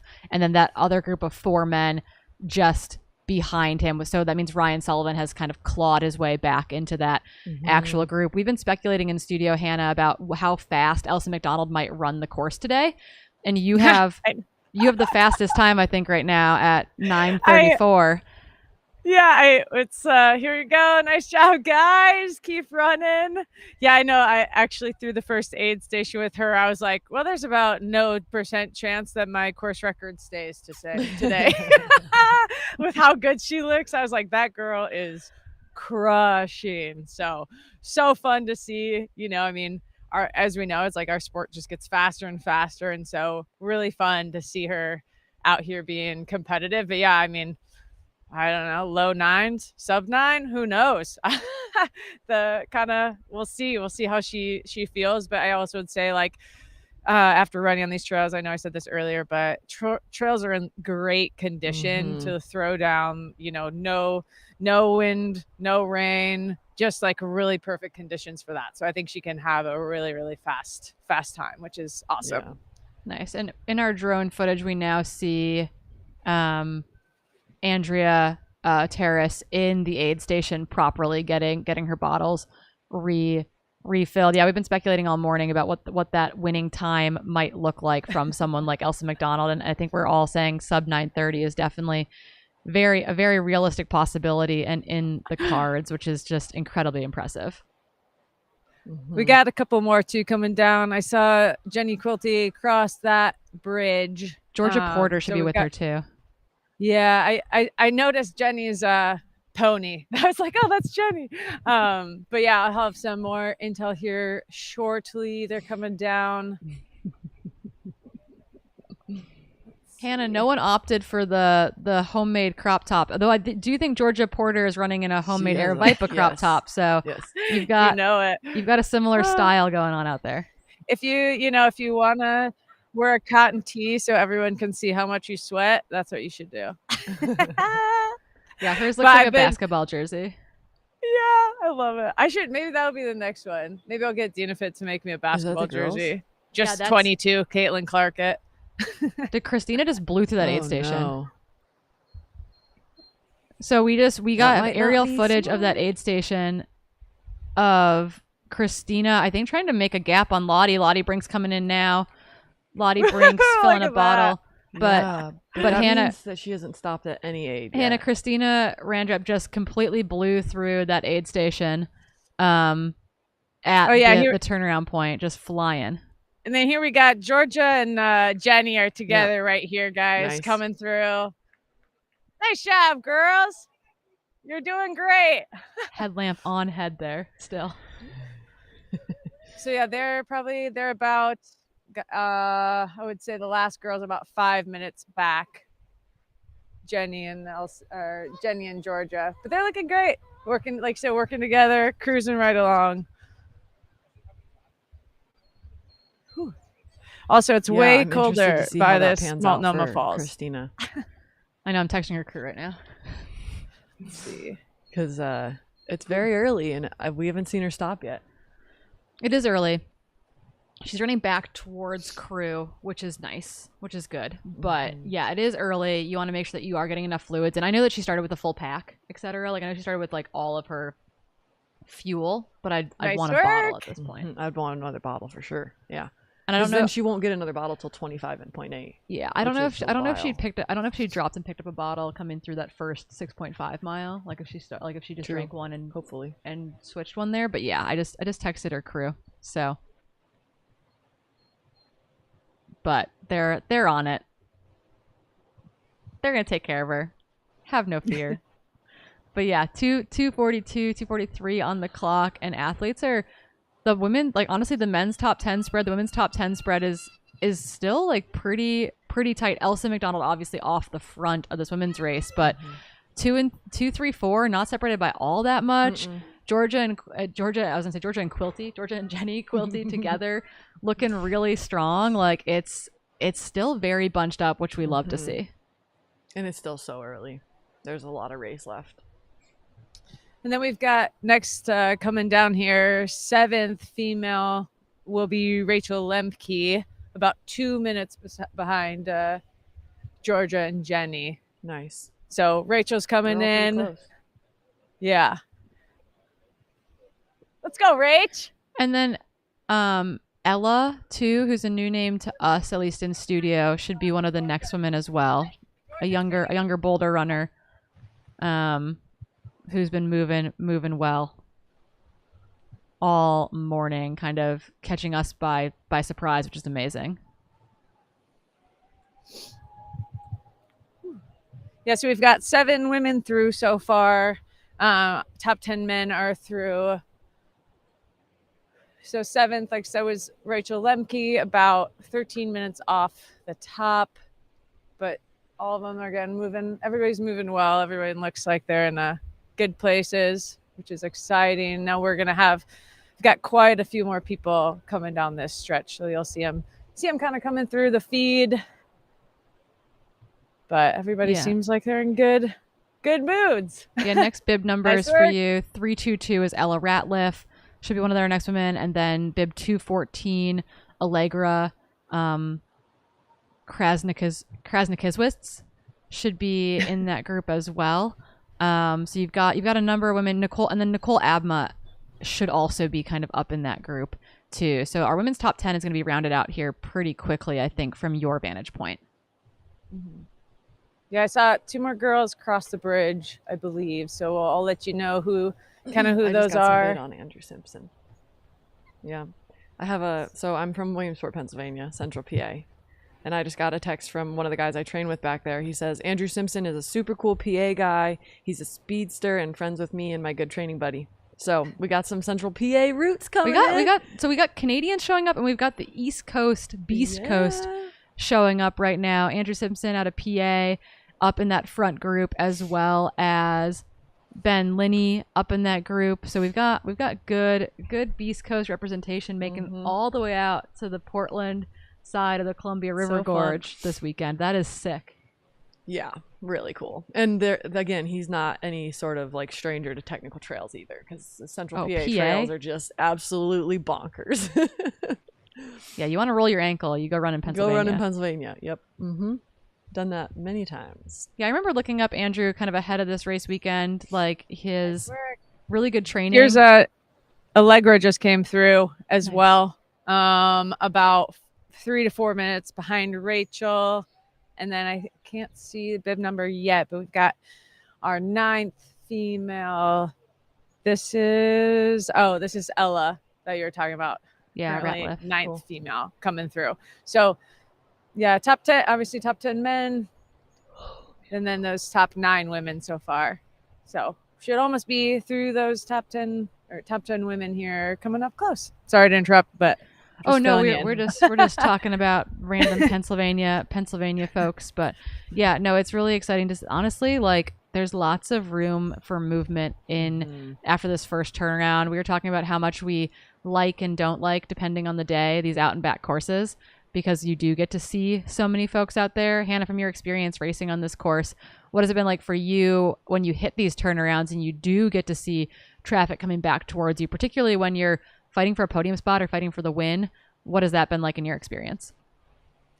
Yeah, I think it kind of changes. I remember specifically for this race, kind of that last aid station out and back where I was like, oh man, pretty nervous. But then I was like, okay, was that 2 minutes? Was that 4 minutes? And so I think, at least for me in that back half of this course, it was nice because I kind of knew, you have to push a certain amount, or like, can I push more? And so personally, I like it just to see where people are. I think it's so easy to like be out here and you just don't see anyone for so long. So you just think everybody's either so far ahead of you or so far behind you.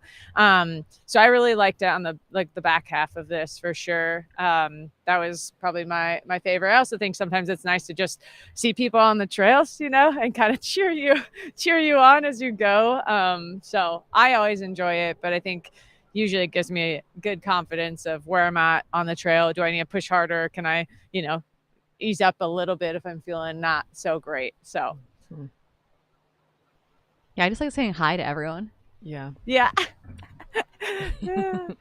That's the other thing too. I'm always like, hi, thanks, good morning. And then I do remember when I did Gorge 100K, after the fact, my coach was like, you need to stop talking so much when you're running. I was like, because I was just like waving so much and like you're wasting so much energy. I was like, oh, sorry, I can't. But not much has changed. So pretty much do the same thing now. I think it's an energy builder though. I find that when I'm running an out and back race, when I get through all the people that are coming back at me, I get kind of sad because I get lonely. I'm like, well, all my friends are gone now. Now I've got to run the rest of it by myself. Like, this sucks. So a double out and back is like twice the party. Yeah. Yeah, and I know you said, Hannah, that Elsa looked great where you saw her. I just got some beta from someone who's running on the Wakena Trail, and she said that Elsa on the Wakena climb looks so fresh and is speaking full sentences and is with Mac Robertson now. So, just crushing. Low key day for her. She's such a beast. Yeah, Hive Mind chose her for the win. Let's just put it that way. Andrea under the radar. Elsa McDonald, not so much.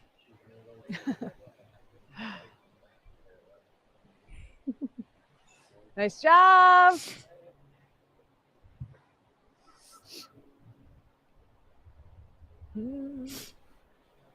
Yeah, it's the same little break in the action here too. Kind of a little bit just hanging out. I can't complain. Just get to look at this beautiful waterfall. So we don't have as much greenery or water in Colorado, so gotta soak it in one day. Yeah, it does look like the aid station at Wakena Day Use is more staffed than last year. So more than just water this year. Yeah, Lindsay McDonald was saying that last year she got out here and it was a water-only aid station, and that was a horrible mistake and a price that she had to pay. So it seems like that is not quite the case this year.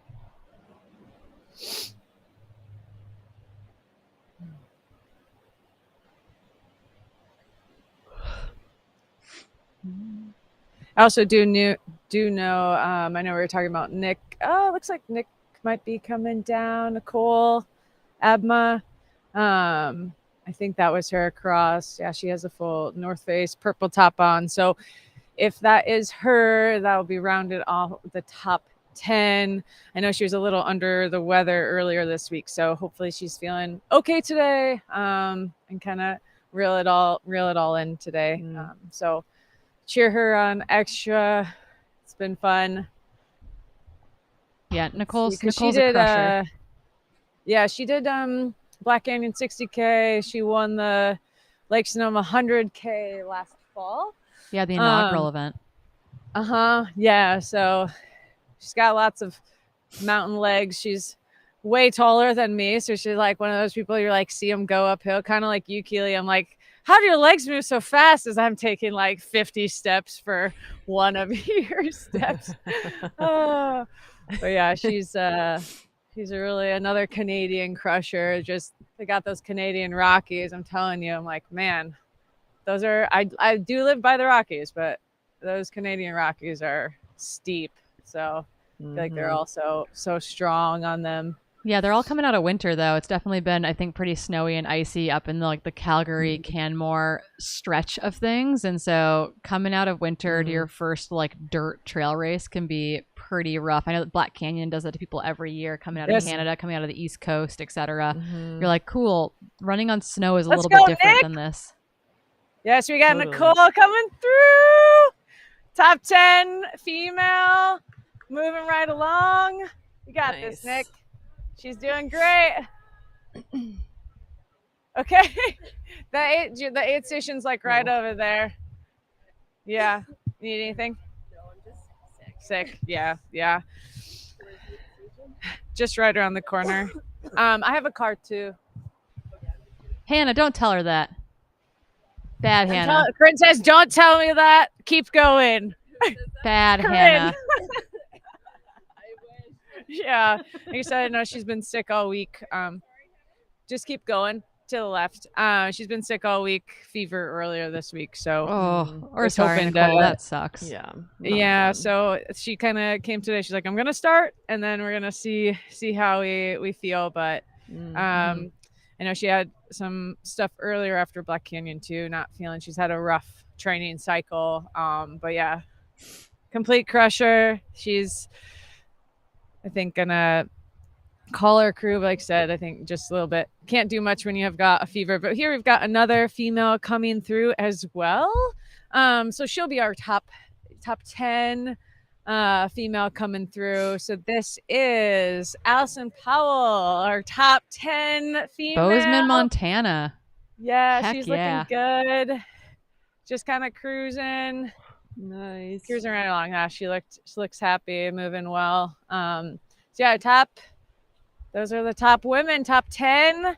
Moving, like I said, moving well. We're gonna be back after this. We got a couple more females coming through.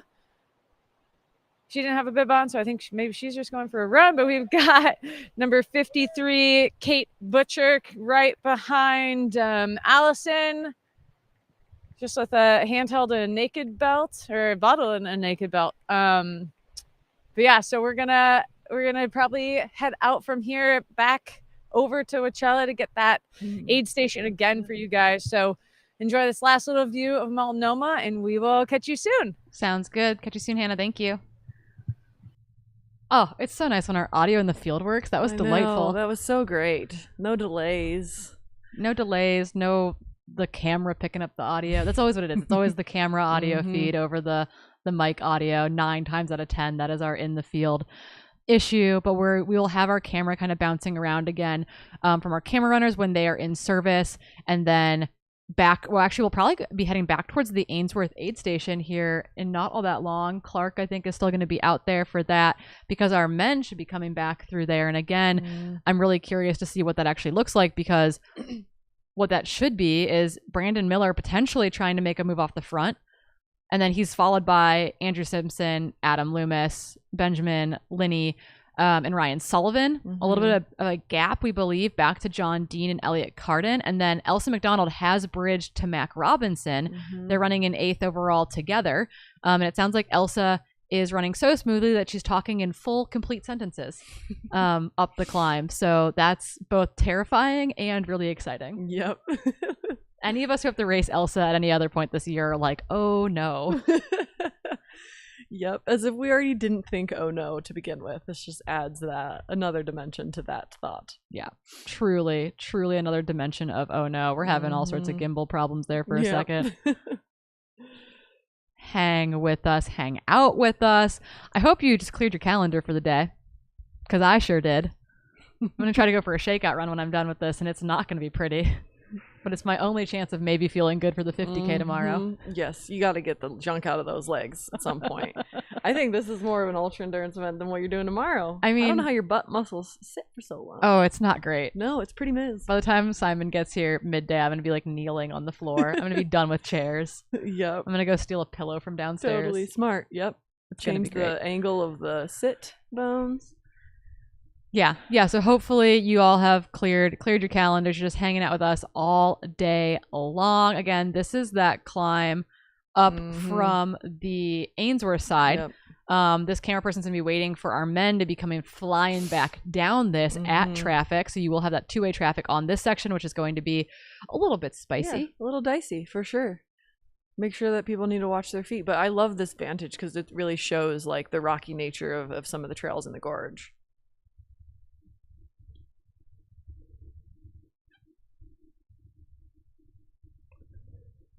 Yeah, that is not just like, we're not buff California single track out here. Not at all. But yeah, so our men should be coming back towards that aid station. We did catch most of our women in and around where Hannah Allgood was on course. Again, Hannah Allgood is currently the course record holder of the Gorge 100K with a time from the 2022 year, running a 9:34 on that day. And she's pretty sure that that course record is going to get smashed today by Elsa. Yeah, and again, like, Elsa is a solid runner, and the conditions today are just kind of perfect. So two of those things combined could lead to a really fast finishing time for the first woman. Yeah, it's gonna be a time that might be hard to beat Elsa when she's on. Oh yeah. And she's mostly on. Yes. She's very rarely off. And her off is still pretty good. Her off is still better than most of us on a given day. So getting to watch her do her thing is pretty darn special, and it's a darn near perfect day for running. She's been spending her winters down in Arizona, so it being close to 70 midday today is not going to be a problem for her at all. And so, yeah, we're looking for a pretty spectacular performance from her. But again, our camera right now is waiting for our lead men to come barreling back down the trail at them as they make their way from the Wakina Day Use side up and over back down towards Ainsworth. So again, we don't have any official splits from out in that Wakina end.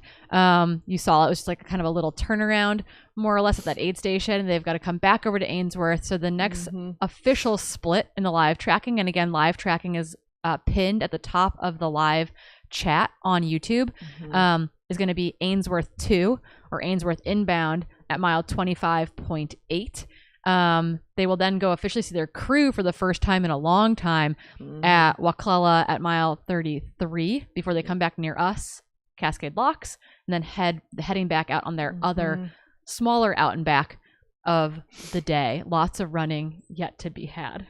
Yeah, still a lot of course left. And I think we'll start to see maybe some ugliness start showing its head once we get to the Cascade Locks to Wyeth section, just because that is going to be the heat of the day. It is a very runnable section, and there's a 10-mile gap each way between aid. So like if you've played your cards poorly, once you get there, it could be a change up in who's leading the race at that point. It'll be very interesting.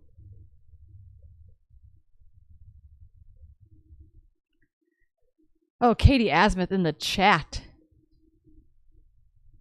Nice.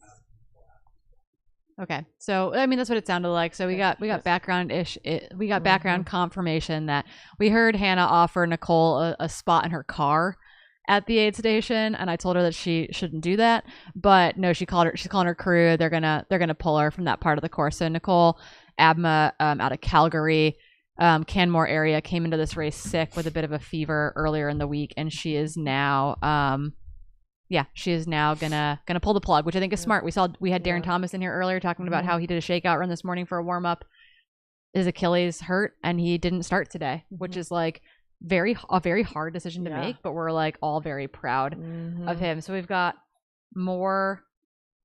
some beta from the field from one of my correspondents, local gal Polly Brooking. Shout out, local correspondent. But she's like, everyone looks pretty hot already, like sweaty, drenched, and a little bit worked. So it's gonna get hot out there. So we need to really take care of ourselves in this first half. And so I think it's gonna shake out to be a very interesting race, especially knowing that it's gonna get into those 70 degrees, which is just hot for people living in the Pacific Northwest. We're not used to that yet.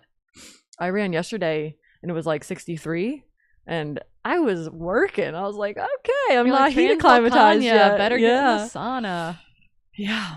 And I mean, I love the heat and I was even working. So dude, everyone's going to Transvolcania. If you're listening to this, are you going to Transvolcania? Because we sure are. Yeah. Hannah Allgood's going to Transvolcania. We might be doing a pod there. Maybe we'll do a live pod. With Hannah. We could, yeah. Oh, heck yeah. Mm-hmm. She can be our third that day. Hell yeah. Hannah Allgood. I think Hillary's going too, right? Yeah. Oh, I thought I saw someone and it made me freak out. Nope, we're just still working our way backwards. Yeah. On the course. But yeah, we're gonna be all sweating to death at Transvolcania in May. Gotta get in a sauna between now and then, otherwise we might just die. But yeah, again, so our camera runner right now is between the Ainsworth aid station and the Joaquina de Use area turnaround point where we saw Hannah Allgood. So our runners are making their way out towards that turnaround point. This camera runner is kind of putting themselves in the perfect position to see the runners coming back towards them. Again, when they get back down to Ainsworth for the way in, that'll be mile 25.8. Basically the marathon mark or so. And it'll be very curious to see what those splits look like at that point. Yeah, I'm very intrigued. I think they should be getting there in the next, like, what I would guess 30 minutes. 30 to 35 minutes, so should be coming up soon.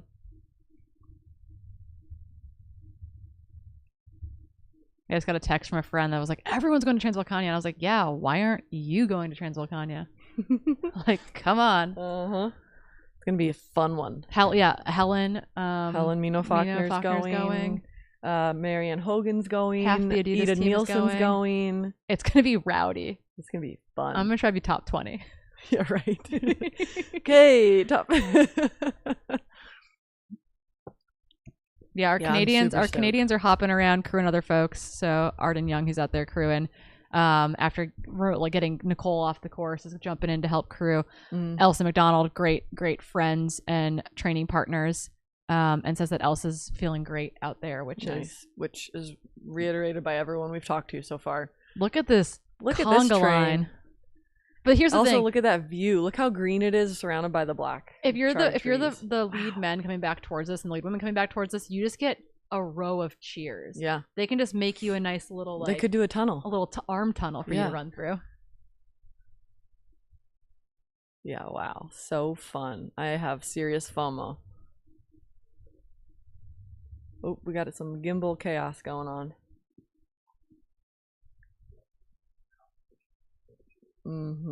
Oh, that's true. Yeah. Oh, totally. Start your watch timer when you go by and make sure that nobody's that close. They get cheers too. Although I've seen people run up and do a little like shh, finger to the mouth thing so they don't get cheers, and then you don't know. And then I yell extra loud for that person. So you're that kind of person. That's fair. Yeah, it's going to be really cool to see the runners coming back towards this conga line. Everyone's having hopefully a good time out there. It's still early enough. You can have a trail melty, but I advise having a trail melty in the back half of the race as opposed to the front half, if possible. Mm-hmm.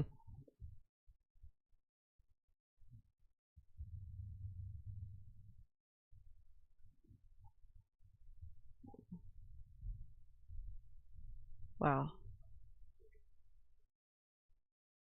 Right now I'm fine. We got to see our lead people. Mm-hmm. We're just too amped right now. You can't claw this microphone out of my hand. After we see those lead men come through, I might go relieve my pup. Oh yeah, JD's in the car. You think so? Oh, well, I asked Harmony. She never told me.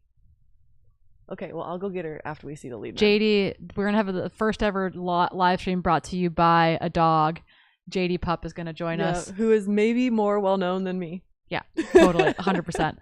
Okay, so again, camera is between the Joaquina Day Use area and the Ainsworth Aid Station, and we are gonna be waiting for our lead men to make their way back towards this camera.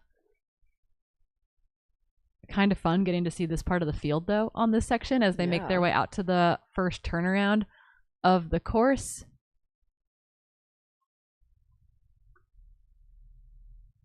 There's someone with poles. Nice. This if you're gonna use poles, this is a good climb. A place for them for sure. This climb and the next climb, great for poles.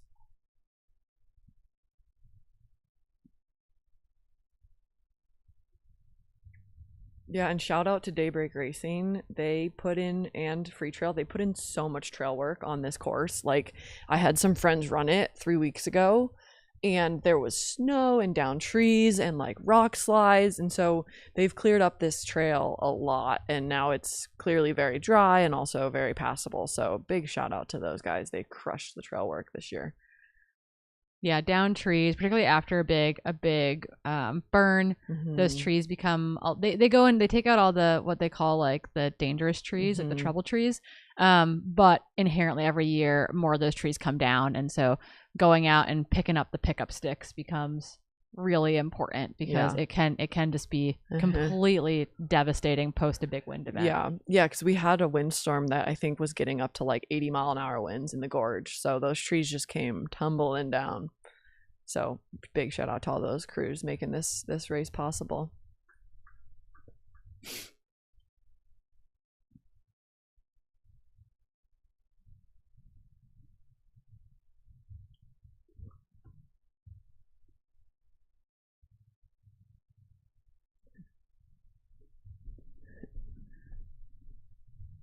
Wow, look at that sun. It is just a beautiful day in the gorge. It is absolutely perfect out there. It's gorgeous.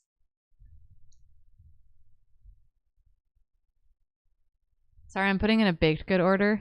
Don't mind me. No, Rich Lockwood is doing it. I've got people all over the place.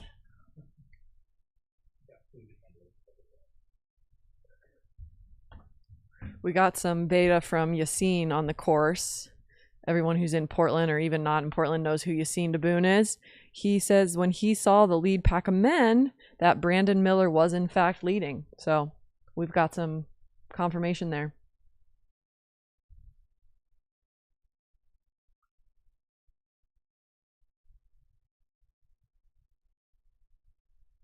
Oh God, the texts just keep coming. Rich Lockwood, your photos. I need one of everything, please. This is how one orders, I'm pretty sure, via live broadcast. This is great. White Salmon Bakery, one of everything, please. You wouldn't be upset. It's a very good bakery.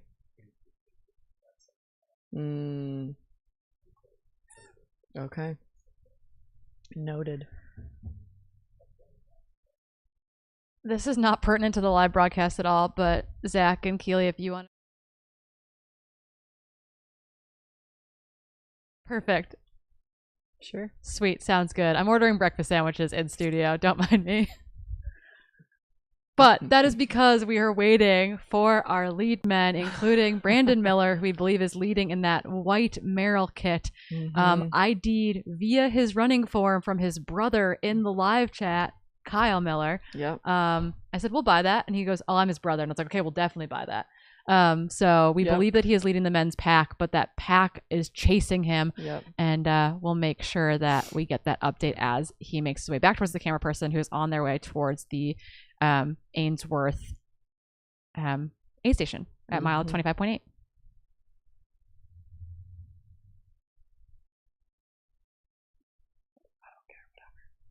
They all look great. Just doing the important things this morning.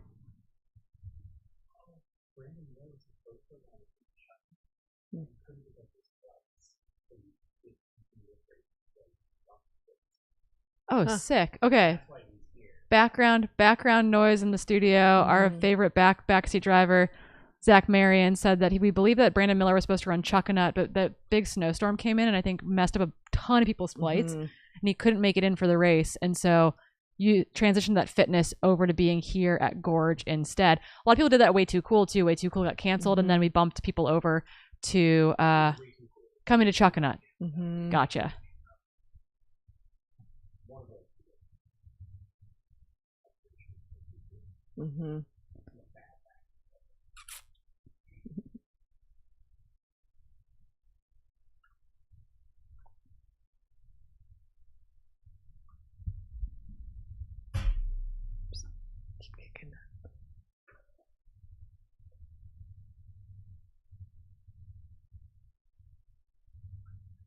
Oh, that's a cool vantage. Whoa.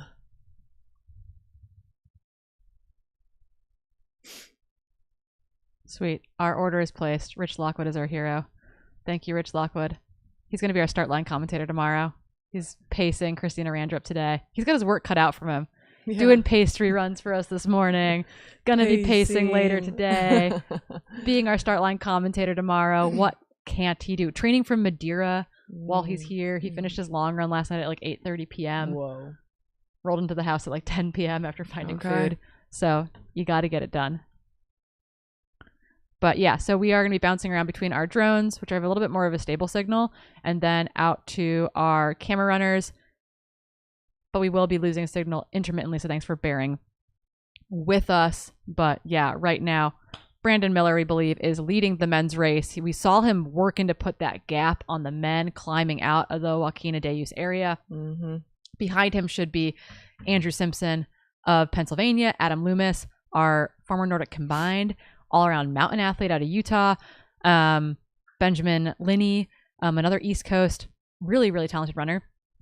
We're calling him Beast Coast Ben, and Ryan Sullivan should be in that chase pack. And then behind them should be John Dean and Elliot Carden, so two Canadians, hopefully working together. And we do know that Elsa McDonald has bridged up to Mac Robertson, both running in 8th overall. Would not be surprised to see Elsa continue to move her way up in the overall field. Me neither. Over the back half Maybe of like today. third or Yeah, fourth. people are saying like maybe top 5. Yeah. That'd be pretty sick. It wouldn't be shocking to me. She's done it before. Yep. She can do it again. Yep. Yeah, I mean, if we get as crazy as a low 9 to sub 9 performance, that would definitely be on the podium. Totally. But I think we're having, at least on our end, I have no visual. Okay. Cool. Gotcha. You guys are getting drone preview footage while we wait for our stuff to happen inside. And again, we should make note that this race is a really cool collaboration between Freetrail, which you and I have our hands in all sorts of weird Freetrail business as the Trail Society podcast co-host, a collaboration between Freetrail and the amazing folks at Daybreak Racing, and then all this coverage and a lot of the race week shenanigans is brought to you by the amazing folks over at Speedland as well. Clark, our on-course correspondent at the Ainsworth aid station, has been the personal Speedland hype man. Yeah, he has. I think he knows everyone that's out there. Yeah, and they have a lot of ambassadors out there too that are just crushing the race. So really cool to see them come here in full force and support the race and also show up and do the race too. Really fun.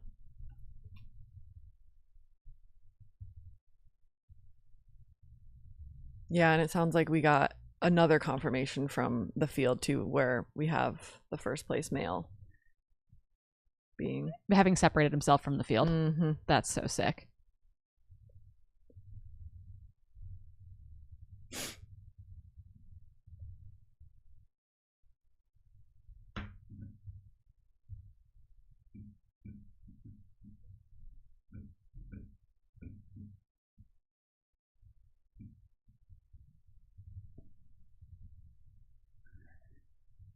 Yeah, and I think while Rachel Drake won the 30K yesterday, are her and Tyler already on their way to Madeira?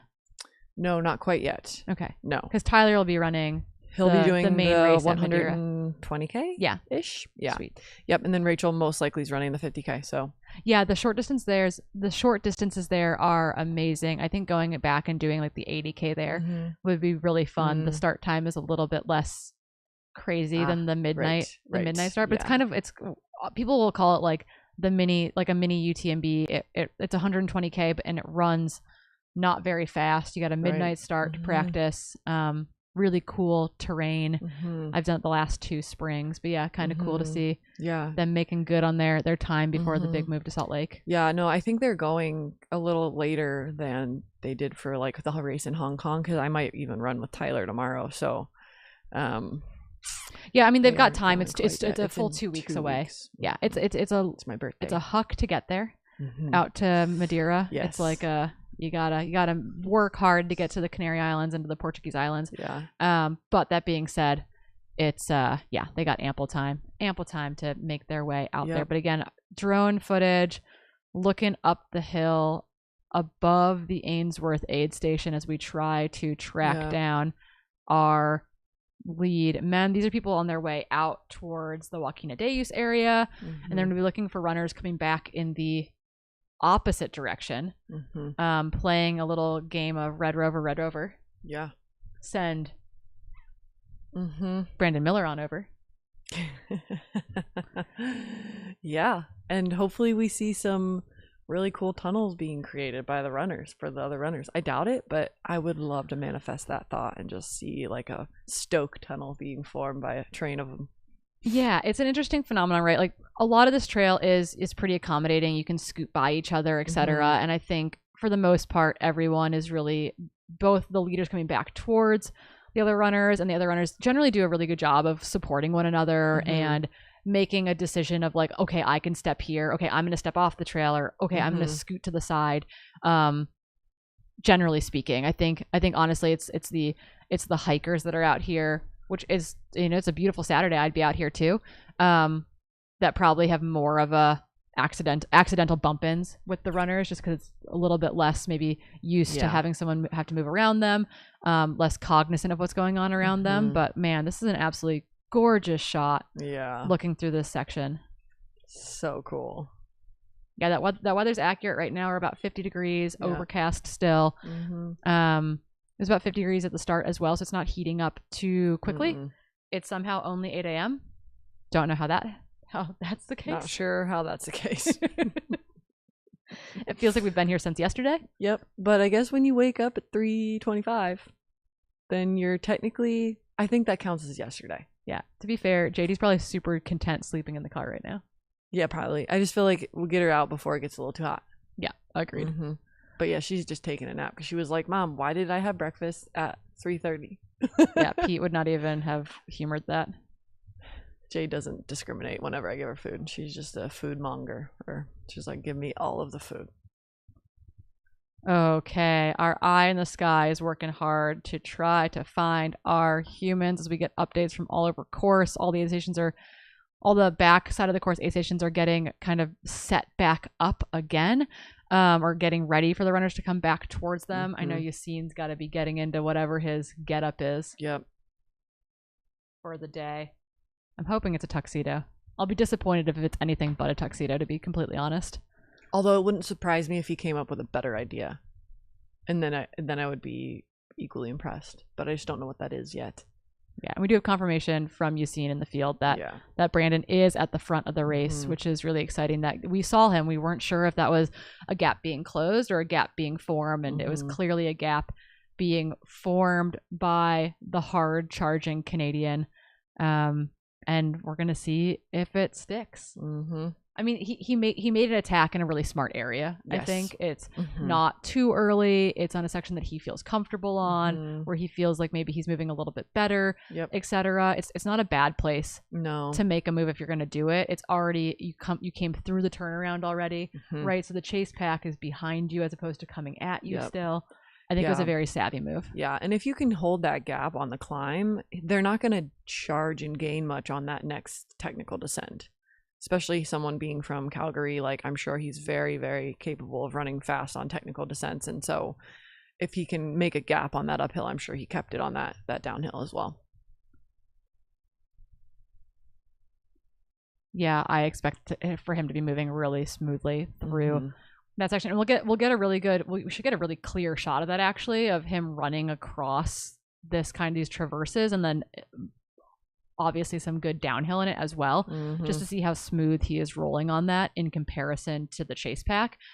Being in a chase pack's not a bad place to be though too, because you're kind of conserving energy. Yeah, you've got some people to work with. It's not quite the same as drafting on a bike by any means, but drafting in the sport of running is more about kind of lowering that rate of perceived exertion, lowering that RPE. It doesn't feel quite as hard when you're working with a pack like that. And so depending on what type of and what style of runner you are, i.e. do you like being chased? Do you like to be the person doing the chasing? How does it make you feel to be running in a pack versus running your own pace, etc.? There's definitely advantages and disadvantages to both, but I'll be really curious to see how those two different distinct groups, or Brandon versus the chase pack, look coming through this section. Yeah, absolutely. And I think too, a chase pack can also keep your energy lower in the sense that it might just be the impetus you need to slow down a little bit so that you stay with a group, and then that could conserve your energy for later.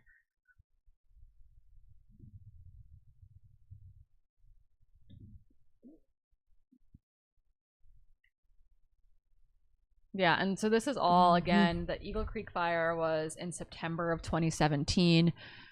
We talked about it a little bit last night on the preview show, but essentially a group of, I think, high school aged boys lit fireworks off, and it had been a really dry summer after not a great winter.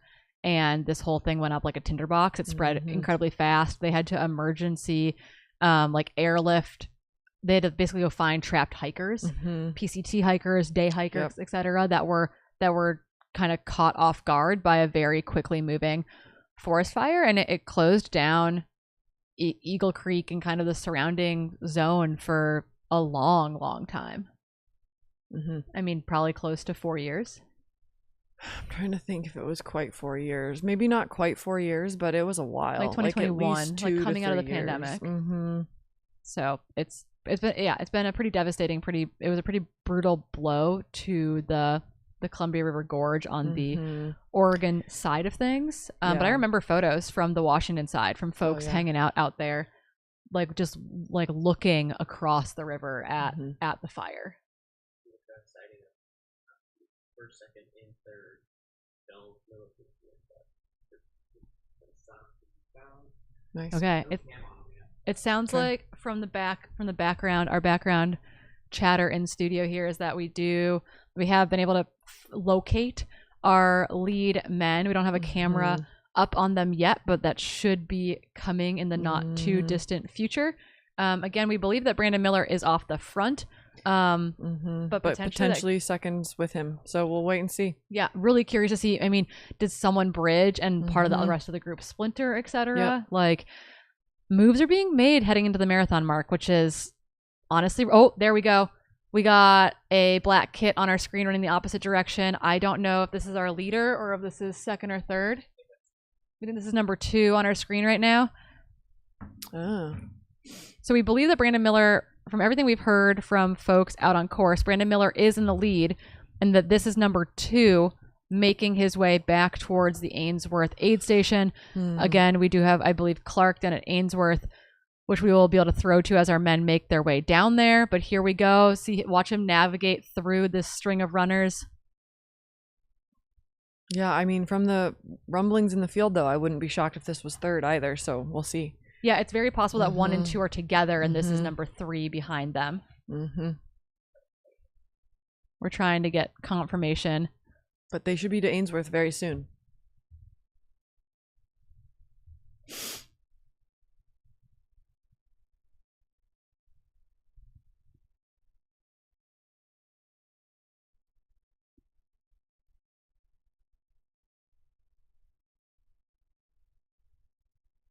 Yeah, so it does seem like 1 and 2 are together, with third about 10 seconds back. So it's very possible that this is third on our screen. It looks like Brandon Miller, white kit, white tank, is still in the lead, but we do believe that he has been that there is another runner with him. The question is that Andrew Simpson? Is that Adam Loomis? Is that Beast Coast Ben Linney? Yeah, we don't know. We're not sure. But we will know soon, because Ainsworth will give us an official split as they make their way into that almost 26-mile mark. Yep. They should be there in the next 5 to 10 minutes, I would think.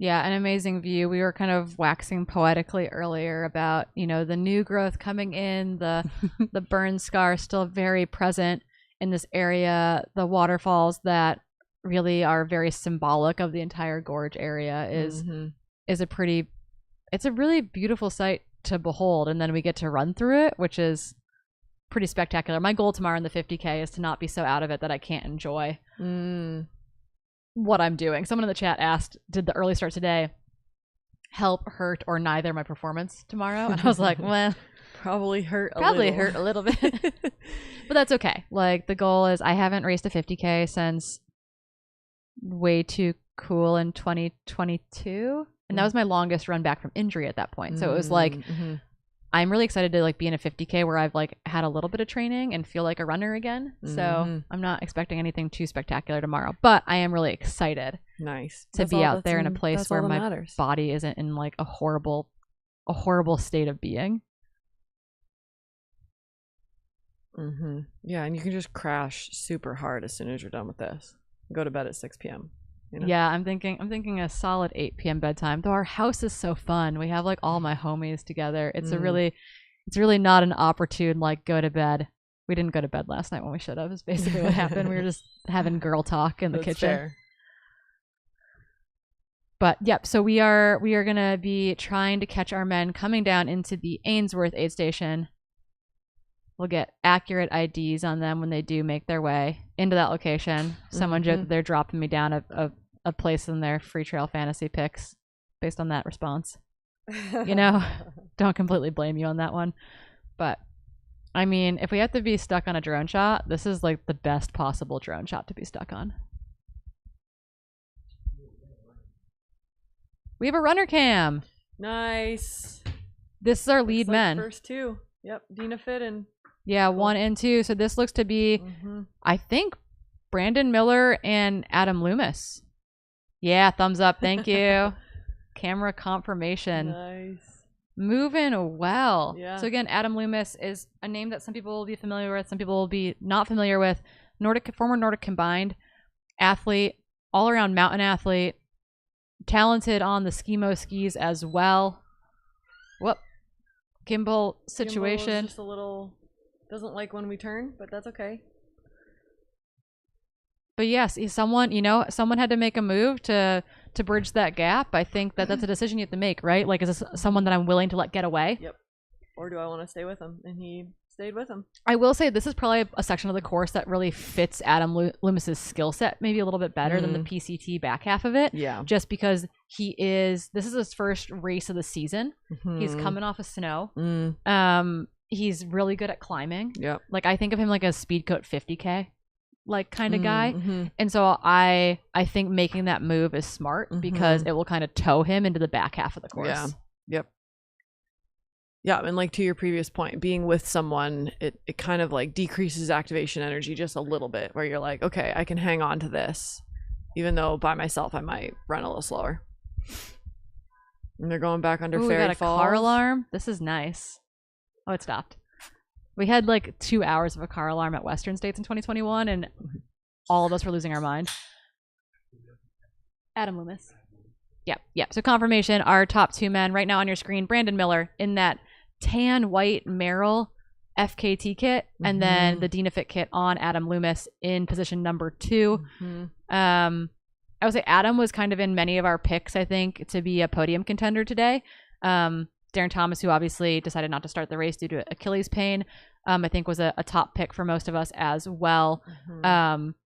Obviously not in the race. Brandon Miller coming through in a big way, making good on the first half of this race course, looking to make a big splash coming out of Calgary winter, and then really curious to see what the gap then becomes back to Andrew Simpson, Benjamin Linney, Ryan Sullivan, etc. Kind of that chase pack. Elliot Carden, who is a really solid athlete in general. Once again, I think has not raced to his potential. Like the potential I see in him, I don't think he has achieved that yet. So we got some hitters back there who could be making, good on a really strong back half of this race course as well. And from the words on the field, it seems like third is only like 30 seconds back or something, right? Yep. 10 to 30 seconds back, which is not that much either.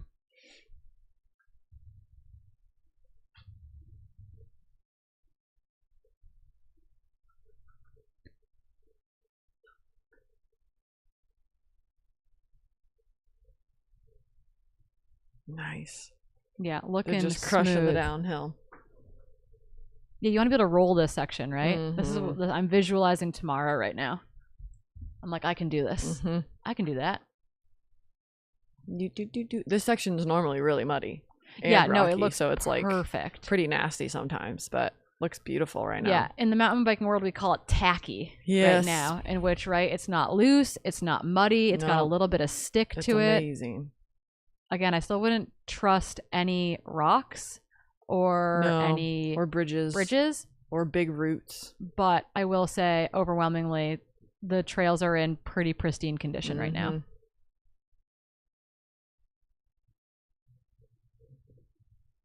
Yeah, and you can tell like how technical it is with just how like their footing is. It's definitely not smooth sailing. Yeah, they don't have like a clear good rhythm on it, right? Like they definitely are having to bob and weave a little bit as far as like getting their foot placement in, which is different than when they come down to Ainsworth. They're gonna hit the road section again. Yeah, and they're gonna have to it's gonna go be from a stark transition, a big climb, big descent to a really cruisy section. And again, I think like if someone is feeling better after that 2 mile mark on the road, you have another 3/4 a mile on bike path that is rolling uphill that like then turns onto a steep climb on trail that could break you. Oh goodness. Like definitely could increase the gap if someone was feeling really good. I'm having pre-trauma about the race tomorrow. just pre-trauma. Oh no. No, it's gonna, I mean, there's a lot of interesting terrain ahead of them. They've made it through we're on commercial. Are our mics hot? Or are we going to commercial? We had a Speedland commercial pop up for a second. They're not saying that. They're saying stuff. I'm trying to get. Oh, cool. No worries. We're just talking. Okay. Okay. And are they hearing us? Yep. So we're all figuring it out. We're doing great. But yeah, they've been through the crown climb of the course, right? And now they've got a bit of a road section, some more punchy climbing, and then they've got, really kind of smooth, wiggly terrain. So it's who knows? Who knows exactly what is going to play out in the back part of the course? You've got guys with very differing skill sets, I believe. I feel like we've got a better sense of the known quantities and qualities of the runners in the women's field a little bit, like kind of what terrain they thrive in. I think we're a little bit more unknown on some of these men. Yeah. So really curious to see what is Brandon Miller going to do in the back half of this course. Yep. Yeah, it'll be really interesting.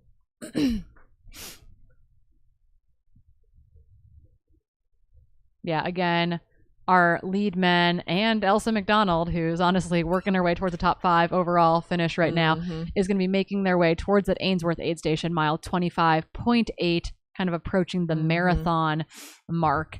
What they do from that position is they've got about like 7 miles before they see crew finally. Yep.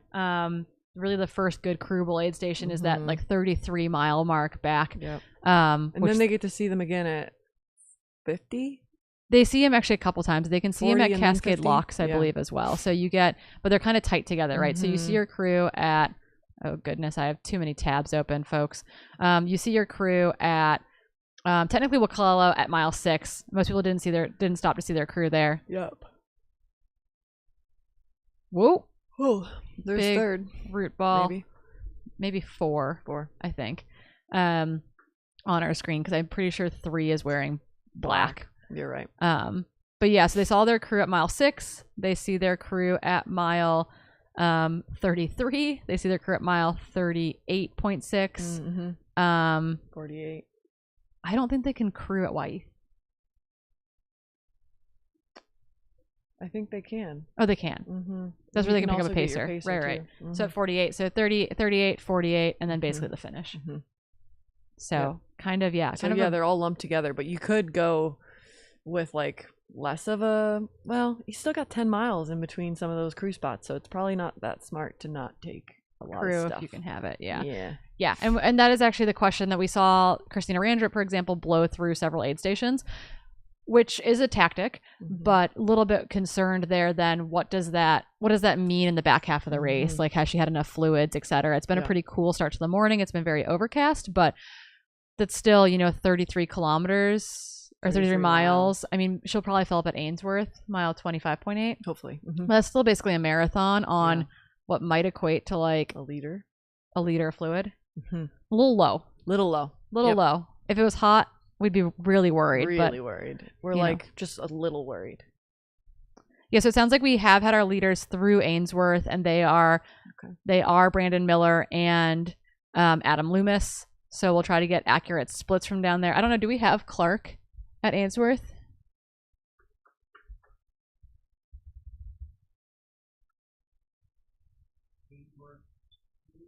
Yeah. Okay.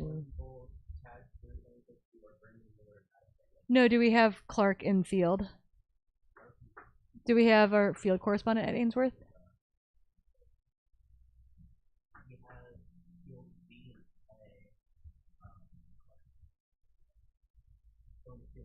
Sweet. Yes, Clark. We'll see if he can hear us. We'll see if we can hear him.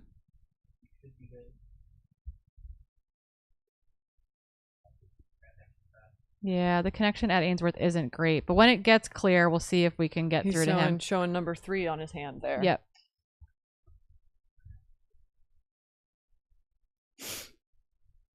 So Brandon Miller put a dig into Adam Loomis coming in through there. He just flew through. 15 seconds. Is flying through. Not flying through. Who's this? Third. Yeah, we'll get a split here in a second. We can't hear Clark.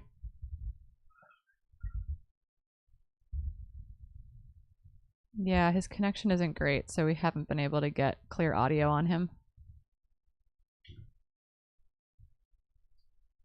But when it comes through, because it has shining moments, and when it comes through, we'll get to him. But yeah, so it does look like Brandon Miller put a little dig onto Adam Loomis coming into that aid station. About 15 seconds or so separated them there. We're seeing if we can get through to clear audio from Clark. But in the meantime, we've got clear audio to wherever that is. So Andrew Simpson is going to be representing PA into third, about 2.5 minutes back from Brandon Miller and Adam Loomis. So Brandon Miller, Adam Loomis, Andrew Simpson are your 1, 2, 3. I do believe 4 came through there as well. And so I want to get confirmation if that was in fact Benjamin Linney over Ryan Sullivan. Those are the 2 men that were waiting to come through that aid station, probably in pretty quick order.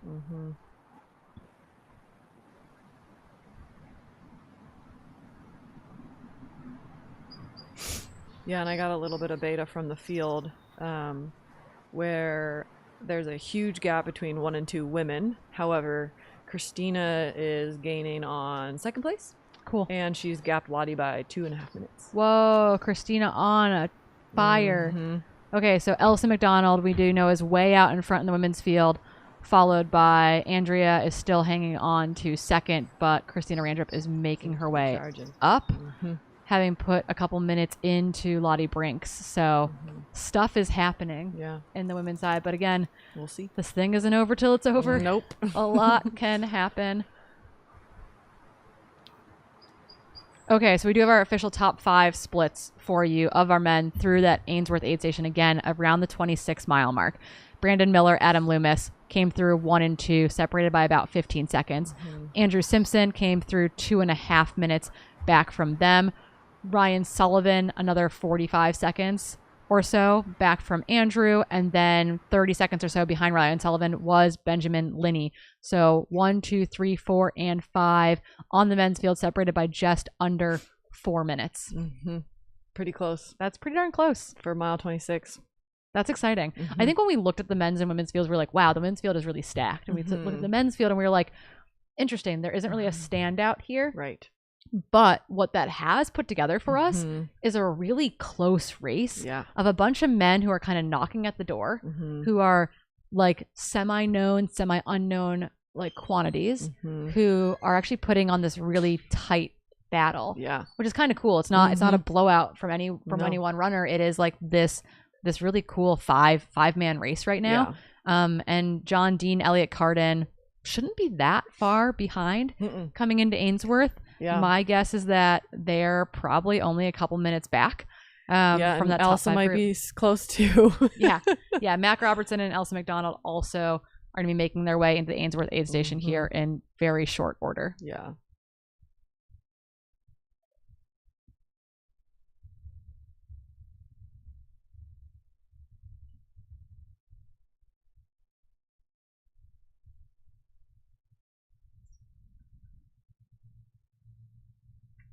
Yeah, working to get our Ainsworth field correspondent up in action, but the service from that location is pretty darn spotty, independent of technology usage in that area. So I'm pretty sure we came through an aid station like that during Gorge 100K in 2016, and it was my birthday, and I think I rolled in and I was like, it's my birthday, I've never run this far before. And they were like, okay, keep going. There's there was Clark, Elsa. you look clear. Are you muted? Can't hear you though. Clark, you're muted on your end. I don't know how to fix that. Okay. Wait for it. There you go. Wait for it. We got you. Wait. Oh, nice. Perfect. Okay, nice. So yeah, you were absolutely right. All 5 are through right when you were going through that. Oh, nice. Right when you're going through that, Ben had just left like 30 seconds before that. So that was pretty cool. You can see, sounds like you can see a camera. Why don't you check and see if this is even visible? We got a little B-reel. Can you see that? Oh, so this is men's 1-2 coming through. This is so meta. yeah, exactly. The camera of the camera on the camera. But we were just getting set up and they just flew through and took us by surprise. So we figured we'd give you a little cool. B-reel action. Yeah, super fun to see them. Good spirits, really fast, really efficient. So yeah, cool. Good stuff. Better than Nice. Boston. Better than Boston. No one gets better replays than we do. Yeah. Nice. Yeah. And I think Elsa's going to be coming through your in aid the stations field replays. Absolutely. No, this is cool. And we've had a lot of amazing athletes come through here the opposite direction. You have obviously, it looks like we've got 6 coming in right now, or coming down the switchback right now. So we should see him about 20 seconds. You probably saw on the screen, obviously, as the elites are coming back through, they're sharing the same path, right? Going back through the rest of the racers. So really cool to be able to see a lot of people stepping off trail, let them come through. And here's men's 6 coming in, looking super strong, really smooth. Got his bottles ready to rock. Looks like they're both completely sucked dry, which is great. He's got some powder in his one bottle, so fully prepared.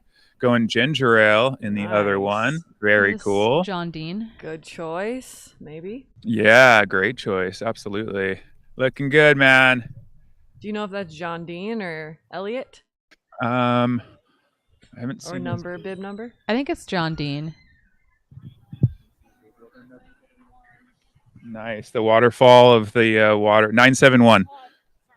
Oh, JK 56. Woo! Yeah, man. Get Elliot it. Carden. Woo! Nice. Elliot Carden. Good job. Yeah, dude, he's looking super strong.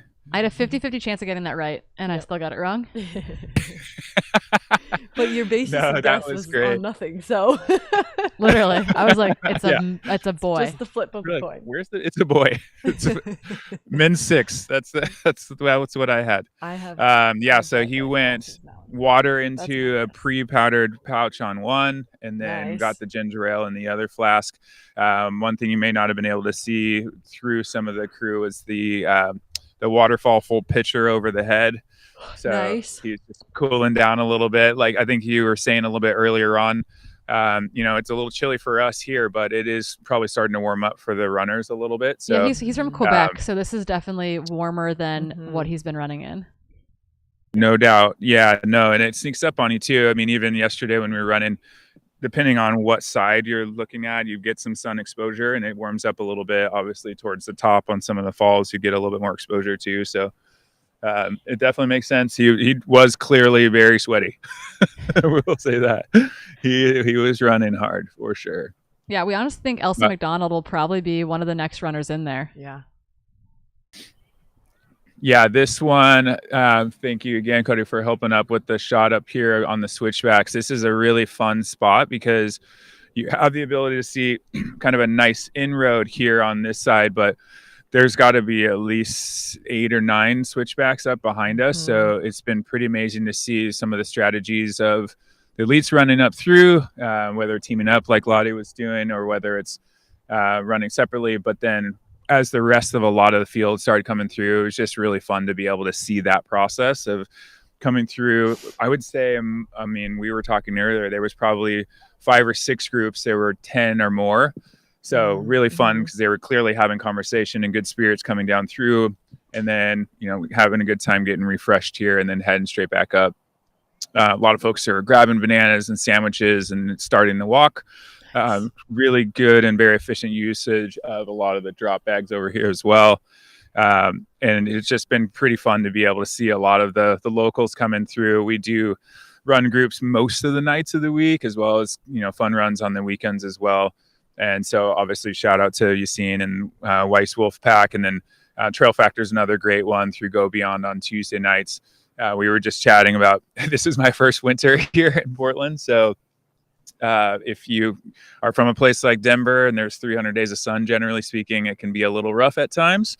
But if you know that you're going to go out on that Tuesday or Thursday night and everyone else is going to be there with headlamp, it doesn't matter if it's raining, cold, or whatever. It's good to get out. It's good positive peer pressure. So it's paying off now. You see a lot of the locals who are out here crushing. We must have seen, I don't know, probably 20 or so, maybe 20 or 30 folks that we run with on a regular basis cruising through this aid station. So really, really fun to see, in addition to all the Canadians, obviously. Yeah, we won't hold it against the Canadians for having a good day today. Saw some cowgill as well. Elsa?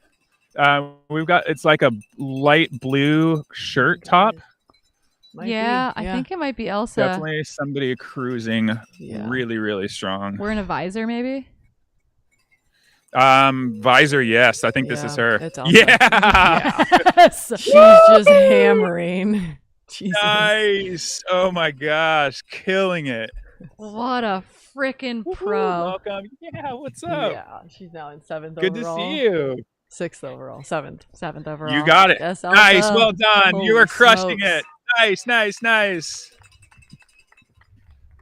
That was epic. Oh, snap. Nick Benzer in the house. What's up, dude? Do we have your... Okay, let's get this on camera here. Look at this guy. Made his own quiver. That thing is sick, too. Tell Nick that Corinne's in studio and she loves her quiver. Hey, Nick, Corinne is in the studio and wants your quiver. No, I have one. Oh, sorry. She loves the quiver. Sorry, apologize. I got that wrong. Yes. Nice. Tell us how the race is going so far, Nick. Yeah, so with a cool group sweeping the course, beautiful day. Nice. Yeah, saw the first guys coming up. They look super strong. Super strong. First woman as well. I think she's crushing. Beautiful day. Yeah. Unbelievable day. This is what it's all about. You as well yesterday, Clark. Thank you, man. Thank you. Impressive. Yeah, we were just talking about all the local crews and local groups and stuff, and this is the passion, right? Yeah. Like, this is what it's all about. Yeah, me coming from Europe, it's so cool to see this like big events, but still like so core grassroots. Very intimate. Really nice, yeah, agreed. Yeah. No doubt, man. Yeah. Well, you're crushing it, man. We will see you later on in the race, and come and hang out in the Speedland VIP booth when you're done. All right. Nick Benzer, everybody. That Phenomenal. is sweet. He's so Dude, savvy. So yeah, rad. He's made a bunch of us quivers. They're so light and they're really sick. But yeah, so I know him because he used to actually work for Adidas Terex on our design team and is really savvy. But his girlfriend works for Nike and she had to come work in Portland. And so he like left his job so that he could come live here while she was working for Nike. And so he's just like, he's so talented as a designer. But yeah, he started to make quivers recently and they are super sick. Yes. No, it was really fun. We were actually chatting on one of those group runs, and he was saying, yeah, I got a sewing machine out, just working on some patterning. I've done some stuff like that in my past, long story. And so we were just chatting through seam lines and how do you hide this hem and make it the best, most efficient version. So yeah, no, dude's super dope. Big fan. He's also one of the ones that he's going to start taking me on some adventures. He was saying we could probably do a timberline. And I said, I don't know if I have the skill set to get to the top of timberline right now. Maybe let's wait a season. I can get my mountaineering skills on. I don't know if I have he'll get you up hood. Yeah. We're not worried about you. He'll get you up there. Actually, Darren Thomas was in studio earlier telling us how he decided not to race because of his Achilles that was flaring up a bit on him, and he's gonna maybe go ski hood tomorrow. And I was like, heck yeah, man. Like he might go like ski and summit Mount Hood. And I was like, that's a good use of your weekend. Nick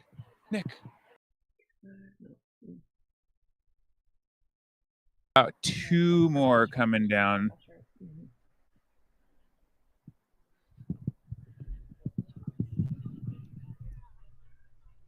Oh, we'll get it as soon as we'll get these leads come through first. Yeah, spring. So we do have at least 2 more coming down. I saw a white shirt cruising pretty quick. So we'll see. Yep, here we go. So we've got another coming in. Nice, 329. Looking good. Yeah, Mac Robertson. Got territory belt rocking. Super efficient, looking really good.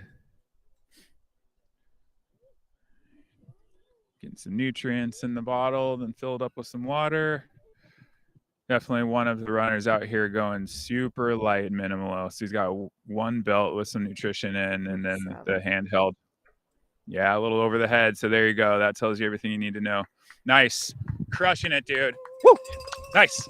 They are hotter than I would expect. Like we're kind of cold here in studio. It's cold in here. Ambient air temp isn't crazy. It's fine. Like I haven't had to like wrap myself in a down jacket or anything, but it's definitely a little bit chilly. And like I'm really actually very impressed that they are warm enough to put water on them out there. Yeah.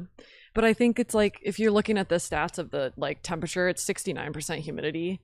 as well as like 53 degrees, and so I feel like that feels warm, especially when you're running. Yeah, Especially you're not. those of us who You're not aren't using in warm evaporative temps. cooling or Yeah. anything. Maybe Looks that's like how we've Christina's got, getting water. like a highlight Osmosis. orange shirt coming down now.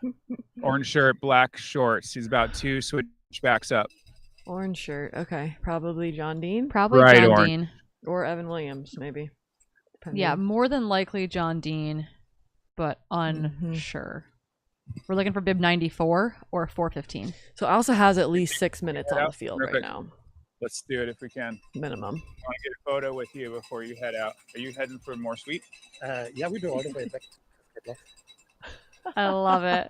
It's so perfect. It is so perfect. Portland crew. Cheers, homie. So good to see you, man. Let's catch up. Absolutely. I don't know what's Oh, happening no. now. Crin, hey, Nick. Crin told me that I should feel confident that you can get me to the top of Hood with my fledgling mountaineering skills. Yeah. So Yeah. we'll see. Yeah, we have to do this, like once I have to see you suffering one time. Fair enough. Fair enough. Yeah, That's Nick's a deal. A solid mountain human. Here we go. Coming in hot. There's a lot of some ski mountaineering, some other Nice. climbing. Ooh. Ooh. Taking a little breather. So it looks like he's going for drop bags here. Oh, cool. Nice. Mm-hmm. Yep. There he Smart. is. What's that bib 415. number? 415. Evan Williams. Yeah. So John Dean is Okay. MIA right now, which is not a great sign. We've got another guy coming down right now, black kit. Okay. I think that might be That him. might be Looks John like Dean, black Squamish. shirt. Some sort Yeah. of dark He was in black. hat. Yeah, I think I he was in remember. black as well. So that's probably He's bib number another 94, John 4 Dean. switchbacks up. So he's probably another minute or two up. Yeah, because honestly, the next person to come in should be after John Dean Should be a should woman. be Andrea Mm-hmm. Andrea or or Christina. Christina, depending how that battle is going. I'm really excited about this battle. Yeah, it's fun. It's good. True story. Coming in hot. That's Andrea. There she is. Right. There's yeah. Andrea. So our runner cam up the hill is following Andrea on her way down through some of those rocky Did you switchbacks. come from that way or from this way? From this way. Okay. Yeah. Yeah. Nice. she looks Very pretty cool. good on so those. we Very nimble. have no more She's moving behind really us. well. Mm-hmm. Okay. Gotcha. How many are through at this point? How many athletes? Andrea's Okay. looking really, really smooth. Yeah. Awesome. Running Here through we the go. rocks nicely. Got another addition to the aid station. That is 94. John Dean Least is the into the aid downhill for station. Sure. Yeah, John. She looks very smooth on the down. Yeah, so Evan Williams is into the aid station. John Dean is into the aid station. Mhm. So the Andrea. question is anyone in front of Andrea? Because like Thomas Sturek could be in front of her as well as maybe Christian Canham. Yep. But really, those two men, Andrea and Christina Randrup, should be the next couple of runners Yeah. into that aid station. Andrea is crushing the downhill. She's moving so well on the down. Looks like she slows down a little bit on the Nice. ups, but like look Well at her just done, flying man. that Well downhill. done. You're crushing it, Arms dude. up, airplane arms. You got this. Yeah, really, really floating through that Nice. section. Mm-hmm.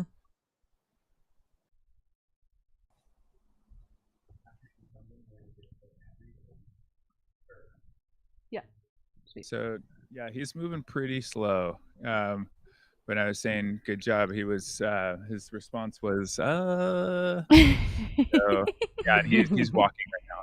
So he's back Okay. on trail, but he's currently walking. So Little Okay. struggle bus. keep an eye Okay. on that. So John Dean's having a little bit of a moment out there. We'll see. It's See okay. what that He's looks still like. under halfway. They can Yep. turn it around. Totally, 100%. Tell him to keep Back eating. running again. That's a good sign. Nice. Yeah. So he had his Andrea, bottle in his crushing. hand, so he might have just wanted to take his time and get it right in his pack, etc. But it looks like he's running again. So Oh no, that wasn't. that's That good. was Evan Williams who was walking. That John was Dean's Evan. still. Yep, Yeah, that John was Dean's Evan. still in the Here's aid John station. right here. Yeah. Got it. Yep. Nice. Andrea just cruising. Yeah, looking really smooth. Super solid Here on he this technical comes. There he's descent. gone. Nice. Nice, man. Which we expected Crushing from it. her. Well done. Yeah, we did. Cheers, We're like, man. you won hurt. Looking good. You won She Squamish. should feel 120, or Fat really Dog comfy. 120. Yeah, This should feel one pretty fat dog. easy. She should Yeah. feel really comfortable on rocks, roots, and everything in Mhm. between.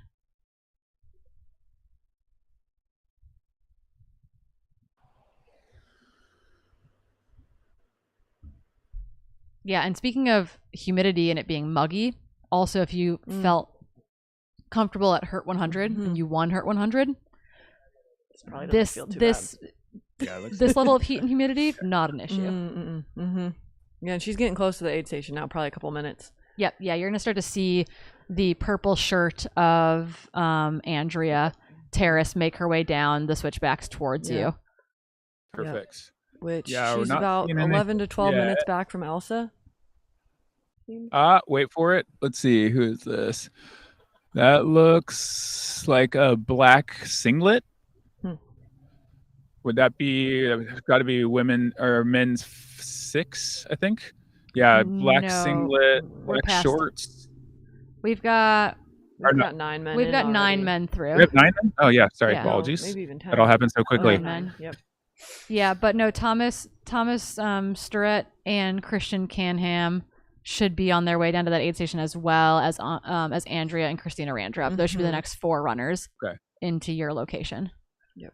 So this is a single runner, not seeing anyone else behind, but moving super quickly. Christina Randrup is also on that section. We now have a camera runner behind her. She is not that far behind. Oh no, she's not. She's behind Probably about a Andrea. So minute. we'll have both F2 and F3 coming down into Ainsworth. Nice. Thank you, Looks team, like for the Sando drop off. And look at her running that though. She's running hard. Nice, coming in hot. Sorry, Christina's crew just came to drop us 369. off sandwiches. Yeah, so we've got There they are.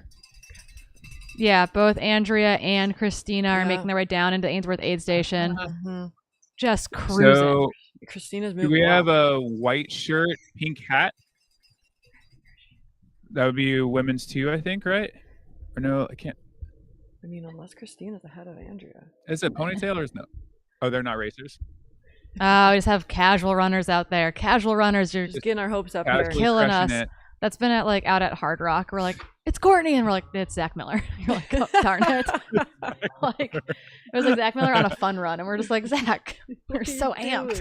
You're not Courtney. But yeah, no. Andrea should be on her way down towards you, and then really not far behind Maybe her a should minute be back is Christina Randrup. So 2 This and is 3. 369 about headed out. Nice. Well done. Come on through. Yeah, you got it. Looking great. Looking great. Shorts are amazing, by the way. Adrian Spencer. Oh wow, he's doing a lot. I think he's got jaws on his Okay. shorts. That's amazing. Yeah, he crushed Adrian too. He's Spencer he's just moved up gapped a lot. Yeah. He nice. came through Ainsworth 1 and 17th, and he's now moved himself up to 11th or so in the field. So he just Solid. did solid work on that last 7-mile section. It looks like he's moving solid on that climb. All right. Still can't tell if these are casually crushing it runners, and they are. Just kidding. No, they're not. Are they? They are casual runners. Yes. It's so hard to say. Yes, we got cameras kind of Still hard to say. splitting they're everywhere. definitely pitted out, which I am very impressed by. If it is a casual run. Yeah, Yeah, we've got- runners. Woo We've got cameras kind of going everywhere. We've got audio coming in from studio, audio coming in from the Ainsworth aid station, cameras looking for our men coming back up the road. We've Not got seeing any bibs, but I we're think looking for. Are you in the race? Just so we can confirm. Sweepers, yeah. No worries, you're good. We were not sure. We just wanted to confirm. We got sweepers everywhere. Yeah. To be fair, we need sweepers everywhere because last That's year, what we Friday talked of about, race too. It's weekend, like, we had major This course must feel there was sabotage. some hikers that came down this. That They're we like, actually did cancel the elite panel that evening. I had a something like runner, there's I had something an athlete of a mine little and a friend different out than your running, and they sent experience me out here. video, and they're like, "Hey, can you get us in touch with Dylan?" And I had to, Okay, like, so break it down. now we have the purple. That is that is definitely Andrea. her. Andrea Yep, Terrace. that is Andrea coming in hot. Yeah, so she's Ainsworth got aid a station. Track and a half left. She'll be here in 20 seconds. Drone. So we want the split. Two. So Yep. huge gap. lead. First one, Elsa McDonald, 15 minutes. 15 It's plus minutes. Elise? This is Andrea. Yeah, This is yeah. She's Andrea. crushing it. Yeah. She's been gone for 20 minutes. Yeah, here Yeah. she is. Woo woo! Up, Andrea. Nice. Looking amazing. I want to So say we've super got. casual. She has both bottles ready for them. Pass 1 to 1 volunteer. Pre-nutrients, so just throwing water in there. getting some gnarly nutrition in the other one. But What yeah, is just looks really super cool relaxed. about our top 2 women right now, really our top 3 women, is that our top 2 women are both in their 40s. Which is so 40s. freaking sick. Yeah. So Andrea is 40, Elsa is in her 40s, and then you've got like the young gun Christina, who's been in the sport for longer than any of us somehow at the ripe age of 25. Sheesh. So that is pretty wild that we've got. And we have White Singlet coming in, switch back up. So she'll be here in 20 seconds. She is so close. She's about a minute So back. she's been in for about 30 or so. Okay, so she was she's probably now about a 30 minute seconds. up Yeah. coming in. So that's been staying But pretty yeah, consistent. taking her time, since the doing it last really data we well, got. selecting her nutrition now very carefully. Just looks super calm. Okay. Yeah, nice. Woo woo. Well done. You're crushing it. Nice. So this nice is Christina. done. Christina, Nice. you need to get a bottle filled up. If you don't fill a bottle, Well, your yeah, crew is she gonna. for sure just squeeze through. No. She just has to have a little water on her hands. Just rinse her hands off, and she is latched back on. She Oh, is 6 no. feet behind. Nope. That is not smart. Christina. Yep, she is back on her. I mean, she's risking it. She's putting it all really out there risking right it. now. Yeah, but like, stopping for 10 seconds there was not going to change anything. She in took this her. dimension. She overpassed her just now. She's Yeah. in head. Yep, she Okay. just took the lead out Christina there. just took on that over fallen piece. Andrea. Yep. But also passed through this aid station and has also passed through every other aid station up to this point. So we'll see what that looks like. We're a little bit worried that Christina needs liquids. Yep. And like everyone's different. You But never also know. not. But also but also science would encourage you to drink some fluid. Yeah. So okay. As your attorney, I would advise you to drink some liquids. M1 and M2 coming off the road. Ooh, and Adam Loomis is now a little bit ahead. Leading Brandon Miller. Okay, they're switching on and off. That's Heck wild. yeah. Yep. And then Brandon Miller. Mm-hmm. Adam Loomis taking over the lead, stuck on that road section, the which road is saying section, something. 'Cause we were a yeah. little bit worried. Not Mhm. worried. We're just like speculating. Like, Yeah. would he be able to stick on the road section? Just given that he is definitely more of a mountain goat human being. Yeah. But he's stuck, and he's currently leading Brandon Miller through this next section. Mm-hmm. And this next section, like I told you And before, it is looks like uphill. we've got a couple runners coming down. We got a group of. Are they going up or down? They're going down. Yeah, I guess was Lottie like, Brinks. What's the gap? Back Lottie to should Lottie. be coming. Mhm. Seriously? Lottie, They said 2 Georgia, minutes, so and she should Jenny. be soon. Mhm. So we have 4 more runners coming in here. And our next 3 women shouldn't be that far behind. I think the three of the 4 are women. These are all women. Nice. So Lottie and all of them are together. So this is 4, Lottie 5, Brinks. 6. That's And- Lottie Brinks on your Yep. screen. We're gonna have Georgia Yep. Porter and Jenny Quilty. Yep. Nice. But that blue, the Oh, woman in I the think blue that's shorts. That was runner came in front of them. That's Okay, why. the woman in the blue shorts is Lottie Brinks. Yep. So she is going to be coming in 4th position. Behind her should be Georgia Porter and Jenny Quilty. Mm-hmm.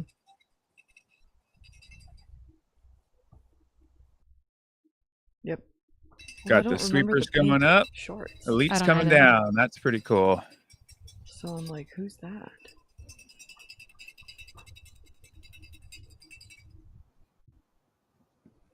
So they are all on the last switchback. They will be coming in very shortly. Yep, here we go. Male runner coming in. There's Lottie. There's Nice. Ryan, local shredder.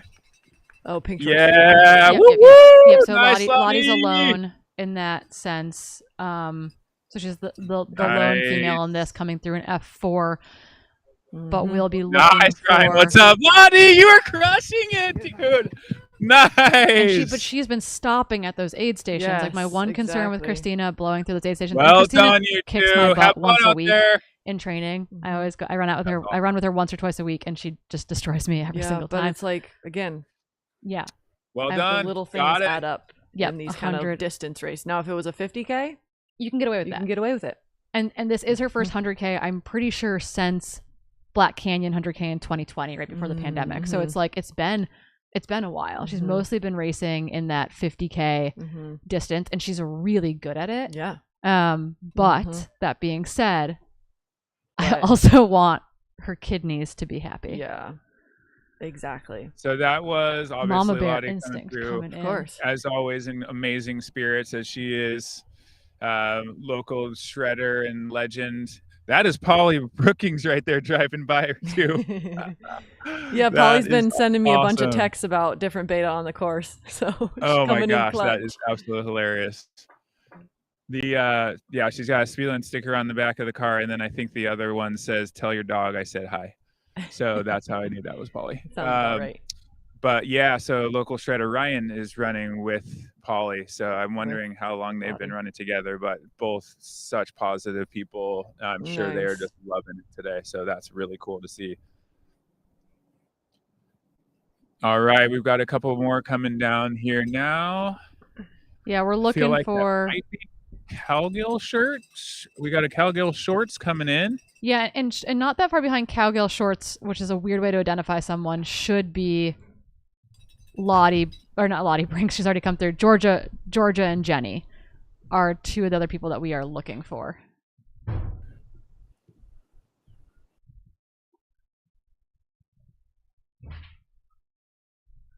Doing a dog rescue in studio. We're excited. We need to just bring, does she have a dog bed? I feel like that might be a follow cam. He's got a lot of stuff in his hands. All right, so we got coming in. Yeah, so there's been a bit of a gap has opened up. Not that, like, there was a gap between Lottie and Jenny and Georgia. Jenny and Georgia were together at the Joaquina de Use area. So my question is, where is looking good? Yeah. Where are they, and are they together still at this point? Nicely done, man. And also the cameraman. Quite okay, we've got right video there. confirmation of Right Georgia nice. and Jenny. I'm not seeing and I anyone couldn't on identify this that third runner in the line. But so, Clark, we've got Georgia and Jenny are on kind of the traverse before they start descending the switchbacks towards you. Okay, yeah, I am just seeing someone on those. So, and they're together. This is a single runner. So if they're together, they're not quite here yet. Yeah, no, they're not. They're not quite to you yet. They're still kind of on that traverse. They're going slightly uphill before they hit those downhill switchbacks. But yeah, they are. Okay. But they are together. Nice, they're actually in a string of 4 well runners. done. You are looking super strong, man. Get it. Nice. Well played. Get it. But just reflecting on the fact that Elsa McDonald has a 15-minute lead over Andrea and Christina. Christina has moved herself into second place, overtaking Andrea right outside of the Ainsworth aid station, which is next level running. But Elsa is next level, 15 minutes up on the rest of the women's field at the 26-mile mark. Save the cameras. Were you going one in each hand as you're coming down? That's legit, man. Old school. I like it. We gotta be ready. We just want to show you this amazing camera person here. Look at this. This is the old school right here. He's bombing down the hill, one camera in each hand. This is the legit. That's amazing. So how do you decide which camera to use in a situation? Well, one's wide angle, one's telephoto. Okay. So it just depends on what the scene provides. Heard. There you go. And this scene provides next runner coming in, looking good. Got empty bottles. That's always a good sign. Fill up some here. Looks like double water.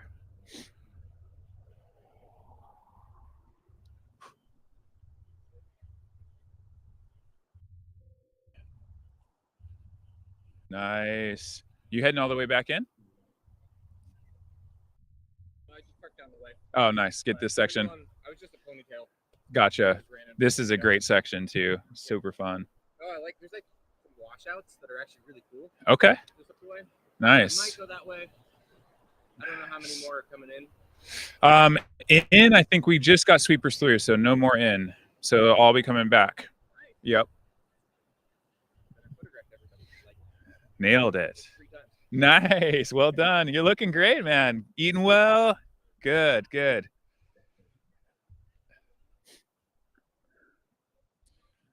Yeah, he's crushing it. Getting good food down. Got the bottles all filled up. Yeah, man. Go get it. You got this. Yeah, just to kind of reflect on what's going on at the very, very top end, the very pointy end of the race today. You've got Adam Loomis currently leading Brandon Miller ever so slightly coming off the road section. They're being chased, though, by Andrew Simpson, Ryan Sullivan, and Benjamin Linney. There's quite a gap back to Elliot Carden. And then in 7th overall, Elsa McDonald has a 15-minute lead over the rest of the women's field. And we actually saw a big move be made at that Ainsworth 2 aid station, in which we saw Christina Ranger blow through the aid station, more or less, and overtook Andrea Terrace on that road leaving the aid station. So we'll see how that shakes out at the next aid station. But then they've got a little bit of a gap over Lottie Brinks. And now we are waiting for Georgia Porter and Jenny Quilty to come into this aid station as our 5th and 6th female runners.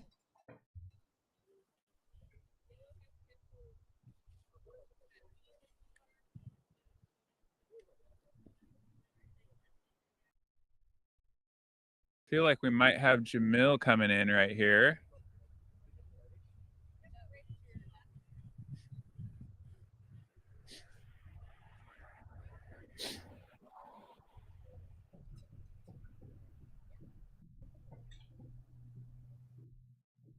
Nice. We just had a couple coming through. Another dude about to head out. 119. Nice, man. Looking good. Got the pickles.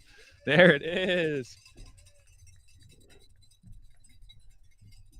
Got all follow cam action coming in here.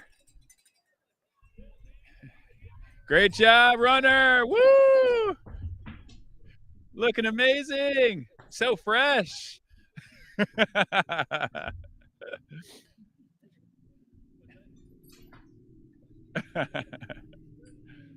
He faked me out. From this couple switchbacks up, I for sure thought that was Jamil. Got the fake out. Keely just walked back into studio, accompanied by my second favorite dog in the whole world, Miss JD. That's one thing we need out here at this aid station. We don't have any dogs out here. Oh, more dogs. Everyone needs more dogs. Yeah, more dogs. More dogs. Hashtag more dogs. It's a good day when you just get to leash your dog to your ankle and continue to live stream in a studio. Hashtag trail running. Hashtag trail running. Nice. No, this is looking really nice. It is definitely starting to get a little bit more sun over the trees down here. Take your daughter to work today. It's really warming up does down a here, lot but around their life just to make their dog's life easier. I really appreciate it. It's my goal of my day. How do I make sure my dog's okay? We're millennials here in studio, if you haven't gathered that yet. Nice.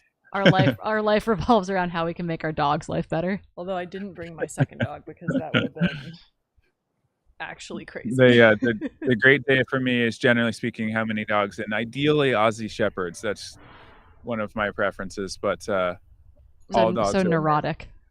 JD's quite Aussie, definitely. There was actually one yesterday was amazing. Which is great. Saw her owner coming into the chute and was freaking out, and it was like literally cheering for her as she was going through the chute. That was amazing. No. All right, we've got a runner coming down. Looks like a Rabbit Elite shirt, white shirt, single runner, black shorts, dude. Looks like another blue shirt.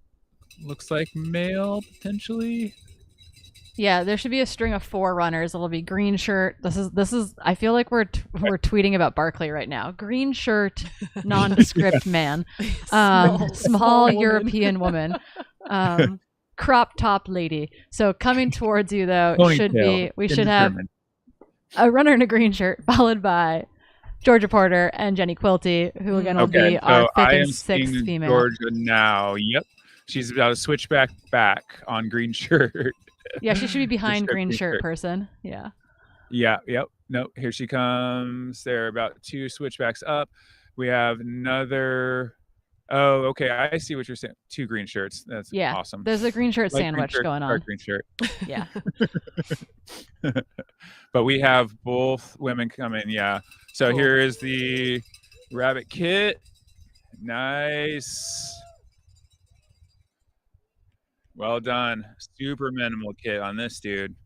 Got a bottle, handheld, and looks like maybe a belt on the back with a little bit of nutrition bottle at best. This was green shirt part 1. Yep. Here, 114. Nice. Well done, man. Well done. Looking great. Yeah, 114 is Garrett English in the green shirt. Nice, Garrett. Well done. Looking good. Which Yeah, so means he's we moved should up as well. have them coming in shortly. Mhm. Here we go. So is this Here's Georgia Jenny. 313? This is Jenny Quilty. Jenny Quilty. Oh, Jenny. Yeah. Nice. Well done. Looking amazing. And there's Georgia. There's Georgia. Woo-woo! Yeah. Woo-woo! It's getting hot. Yeah, getting hot. She wants water on her head. Nice. And this is Smart. water being dumped on the head, if you didn't see that. And she's Not out. stopping, No, she's gone. Here. Nice. Well done. You're Okay. crushing it. That was literally water on head and out of aid station. You didn't check that. It's cold. in Warm up here. there. Yeah. Speaking of dogs, we have 2 dogs on the calves here, just so it we're full circle. Love the puppies. Love the Amazing. claws. Woo! The calves. That's about right. Nice. Well done, you two. Crushing it. Green shirts out of aid. Women Green 5 and shirts out of 6 aid. out of aid. The Green women shirts have out of overtaken aid. the green shirts. Yes. Yep.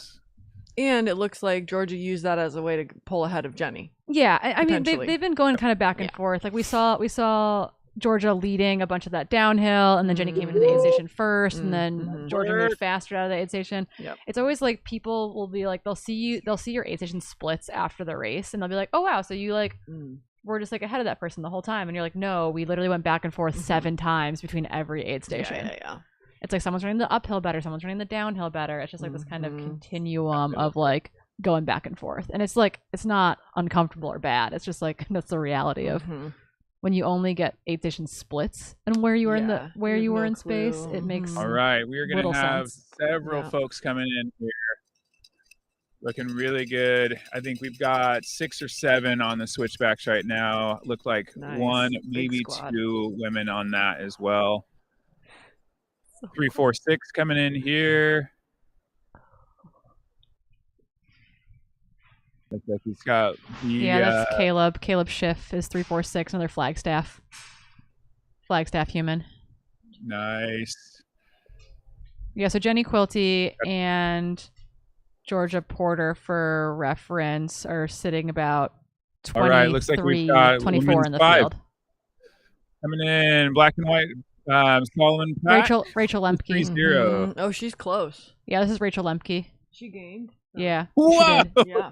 Dude, look at this guy coming in hot. Nice, man. You are crushing it. Well done. Yeah, Rachel Lemke's bridged back up to that Georgia Porter, Jenny Quilty duo. Yeah. Ella Ratliff on. should be coming in here too as well.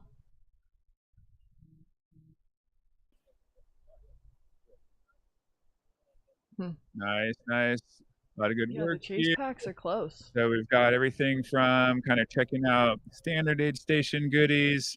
Looks like we're filling up some water bottles here. Got some Yeah, this is F7. in her phone. Looking really efficient there. We also have a couple kind of getting into their own drop bags. Yeah, you're doing awesome. Got a pickle for the road. Woo woo! Nice. Well done. All the snacks. Well done. Yeah, she was looking in very good spirit. 11, 12 minutes. Got some snacks for the road. Got a pickle. Heading out.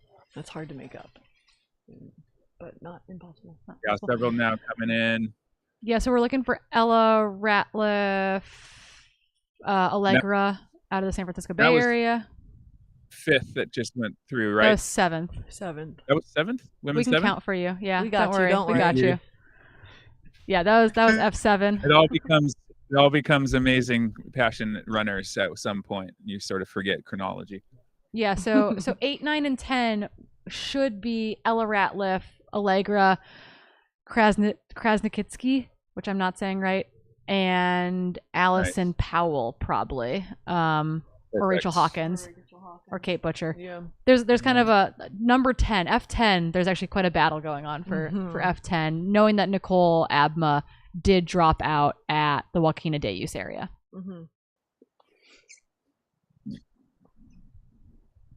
Yeah, and look at this view here is like looking at a spot of the gorge that wasn't really touched Nice, by the fires. well It's just done. so dense right now. Going It's well, so good to see beautiful. you. Looking good, got some grapes for the road. Feeling good, looking good.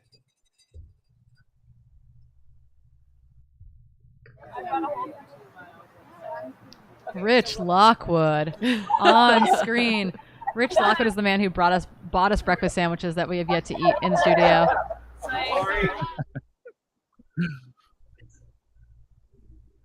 We love to see it.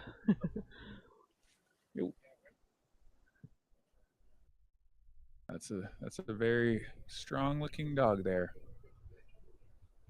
What's up, man? Why are you taking so much time at the aid station? You should be out on course right now. What's happening? Oh, well, emotionally. Yeah. Nice. Woo woo. Get it. Loving it. Yeah. Hey, check this out. Yeah, honestly, I wonder your opinion, Corinne, but I think right now I would be cooling down without a doubt, just to be like preemptive to it. I think so. I mean, it's cold where we're sitting, but it is definitely warm outside in the sun. As my old roommate Olivia would say, the sun is warm. Yeah. And they are definitely experiencing that on parts of this course. While there is tree coverage and a lot of it, there's also burn areas or the road section where you are exposed in the sun, and that is the real deal. Yeah. No. It's like this is such an yeah. early season race that not many people are heat acclimatized right now. So like 60 or 70 degrees Fahrenheit feels pretty warm. Yeah, again, we've got people coming out of Calgary, Canmore, Quebec. Boise, Idaho hasn't exactly been hot yet this year. Yeah, like that. Nice. Looking good. Yeah, so have fun. I'm just like, I'm putting a lot of weight in those people. Ooh, look at all those delicious snacks. Cooling off and actually cooling off. Yeah. Yeah, it was good to see that from the likes of snacking right there. Georgia Porter. Yeah. That was impressive. He just had a bag and, of several snacks, candy, looks and like she's chips, running with some sort of neck all in the gaiter. same bag. Which is smart.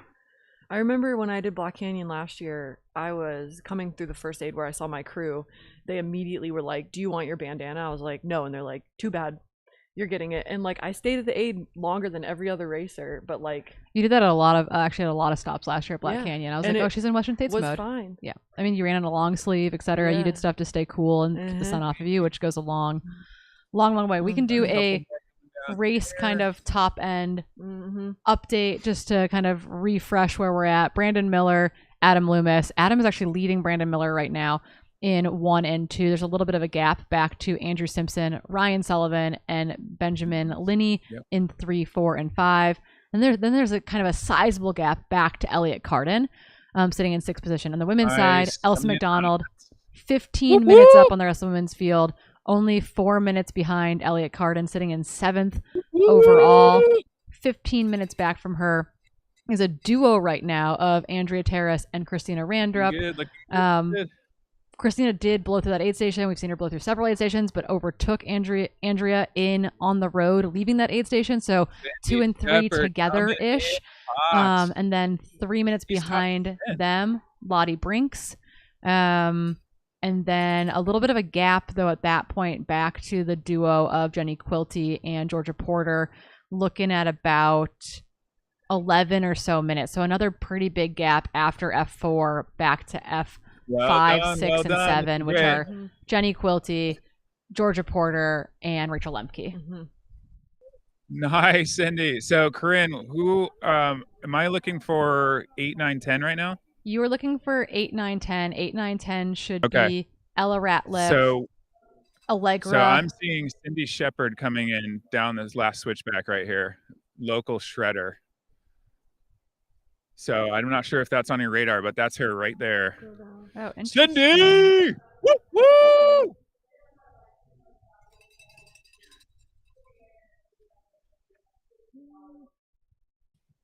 There's no way.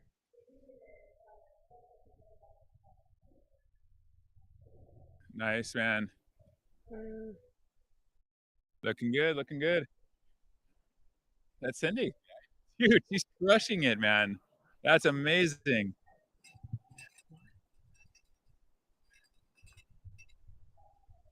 I have to get this on photo. Nice, nice. So she's in 8th then, Corinne? What's her bib number? I haven't been able to see yet. Okay. Did you see her bib yet? Okay. Oh, okay, this makes sense.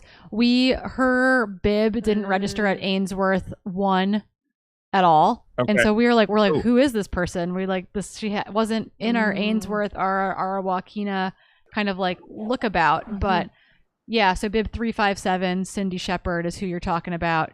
She came And we have looks Waklela. like 9 and 10, 9 behind her right now. Okay. So 214. I think that's who you were assuming was going to be 8. She must be 9. Nice. Whoop whoop. Looking super strong too. A little water in the bottle.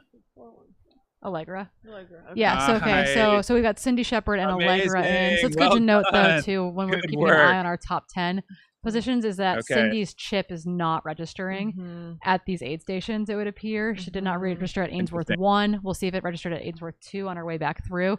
So that is 8 and 9. So looking then, Ella Ratliff, Allison Powell, Rachel Hawkins, Kate Butcher, one of those women will probably be our 10th place female coming through there. But on our screen right now in the studio, Adam Loomis is hauling. Yeah. He is running fast. Couple dudes coming through here. This is M1. Adam Loomis. Presumably he's M1. Flying. Nice guys, nice guys. So yeah, seeing a lot of filling up here. Haven't seen as much of the full dousing on the most recent folks, but good diligent work filling up bottles. Got some salt tabs, all the fun stuff. Now we've got several coming down, switchbacks. It looks like Ponytail coming down. Not yet. So that might be women's 10. Nice. And we'll try to see, make sure that Cindy has her bib with her. So you're saying I'm sure she has her bib, but it just it did not register when she came through Ainsworth 1. Cindy. Whoop, whoop. Yeah, you are crushing it. So stoked for you. Woo. Get it. Oh, but I think nice. this was a girl well that played. before someone said they didn't have their bib on. Because remember when Hannah was at Multnomah, she was like, "Oh, and here's someone." It was that girl, but she doesn't look like she has a bib on. Oh, weird. But she clearly did because it got registered at the first one. So maybe it fell off, or maybe is it on her back? It's on her let back. us know if it's just and we've got women's 10, 5-3. Did you notice if number 8 had a bib? Number 9. She did, and I think maybe what's going on is her bib is on her back. Okay. But Yeah. I think it's under her back. Yeah, so that's not I great. saw it there. Cindy. But then I saw her. Cindy. Yeah, yeah. Cindy, you Yeah, can't yeah. do that to us. Cindy, that bib needs to be on the front of your body, or at least on the front of your leg. You gotta no back bibs allowed. We can't identify you properly. No back bibs. Or if you do wear a back bib, shout out your name. Well done, well or done. put it on the You're top of your crushing pad. it. That's just kind of weird. Well done. Yeah. So women's Cindy. 10 is up and out. Don't do that to us. Looking strong. Cindy, you dog. Cindy. You doing us dirty, Cindy. We want to be able to shout you out. Yeah. Okay, but Cindy's number 9. Nice. Cool. Sweet. So we'll Local keep boy, an eye yeah, on San Cindy Francisco Shepard. Running Company. Whoop, whoop, whoop. And number 1, Dude had an Adam SFR Loomis just t-shirt on. crushing it. Yeah, Adam Loomis is just absolutely hauling Well butt done. right now. And he's Nicely done, man. He's getting Cheers. close to the less technical section too. Nice. All right. That is your top 10 women and men through Ainsworth. Super excited. A lot of good folks coming through. Vibe coming through is absolutely amazing. Been really fun to be able to be here. Yeah, getting your laps on. Nice. How was that run down? Yeah, that looks fun. That's what we saw her come through. Oh my gosh, unreal, man.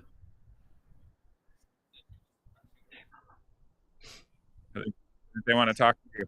Oh, do you have I like that he's just taking the mic. Just give him the mic. Hey, there's Zeb. Hello. Hi, Zeb. Hey, how's it going? What you been up to? I'm just running around, you know. Exactly. But yeah, I caught all the men and then women through 10, and then it's pretty good. Amazing. Sorry, there's like a bunch of dishes crashing around downstairs in the brewery. It's a little bit distracting in studio, but How did they look while you were running with them? What kind of inside intel do you have for us? Women's one was just crushing. Who Yeah. was that? The Elsa McDonald. She was pushing the downhill so hard, and then same with 2. Mm-hmm. It sounds like Christina was chatting on the downhill, and she was like, "Yeah, she's just taking away from me on all the downhills." But she said she was catching her on the uphills. Mm-hmm. That her legs were destroyed, and then men's. Whose legs they were just destroyed? floating together, although I think Christina's quads are bothering her. that's Maybe because she's Christina. not drinking anything. Maybe because she has no hydration on board. Quads are starting to go. Yeah, so she. Oh man, come on. Hopefully they just get her. And then it looked like Adam. Our first runner back through Coachella, we got Adam Loomis coming through. Adam Loomis. Yeah, so he just dropped off a pack, grabbing looks like some chips or something. Getting some water Smart. on as well. Orange peel. Little orange. orange. Orange. Yeah. Where you're headed Let's now. go, Adam! Good boy. He's got our Selfie real quick. dropped your gel, picking it up.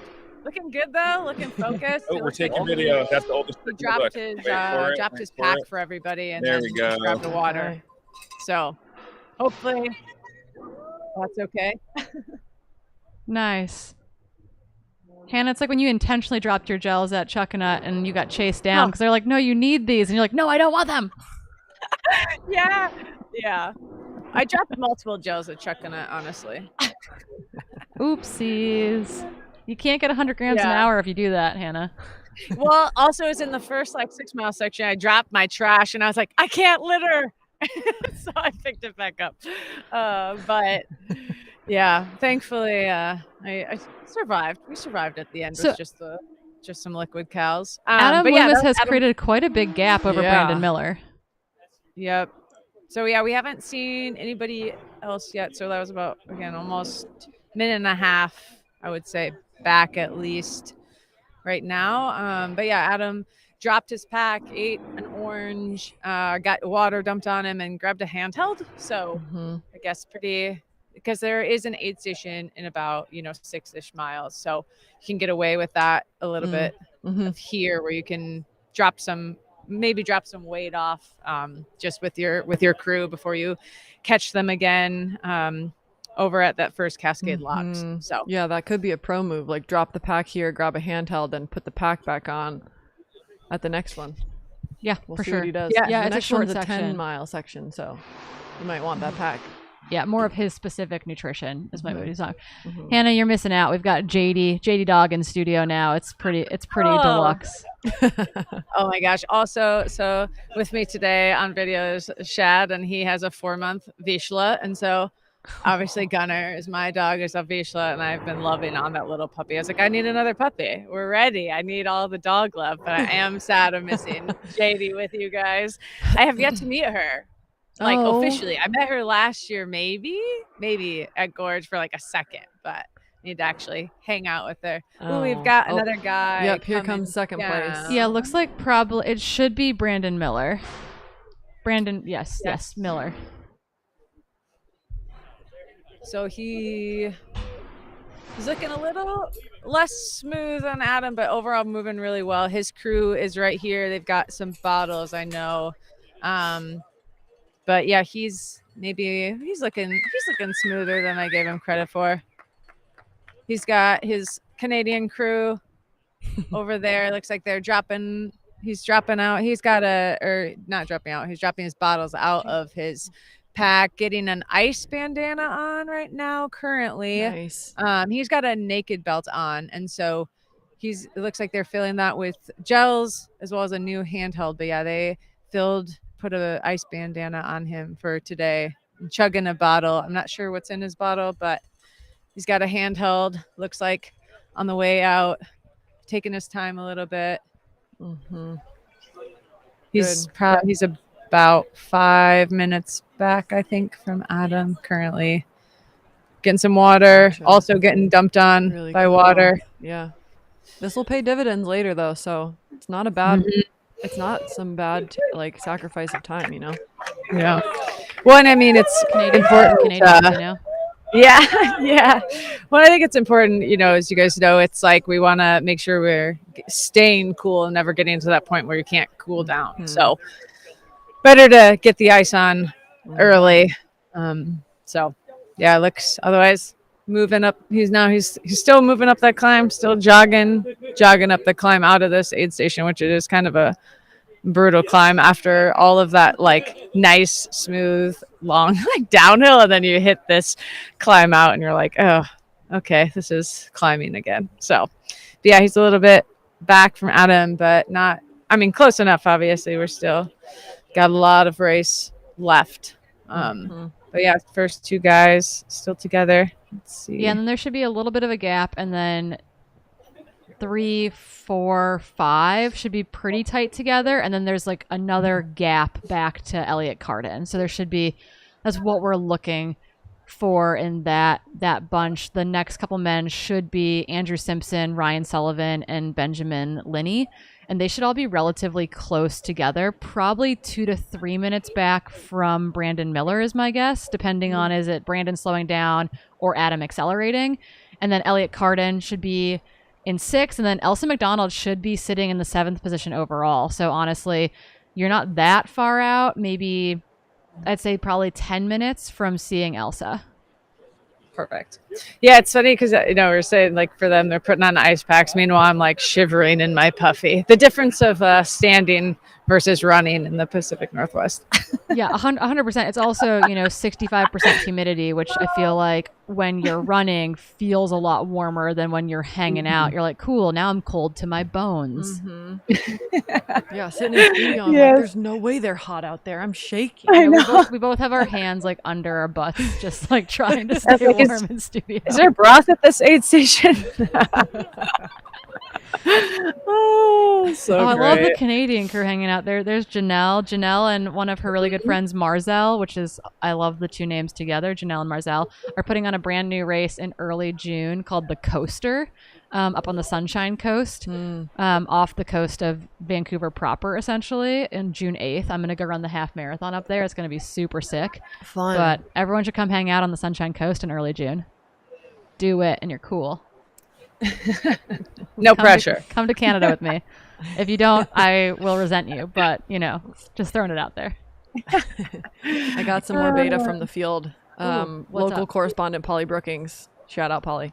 We have beta that Andrea has now passed KR back on the road and has now dropped her by quite a bit. Okay, so which There's duking it out. Which they're duking it out. Yeah. Honestly, it sounds like Christina was moving well on the climbing, but wasn't feeling great on the descending.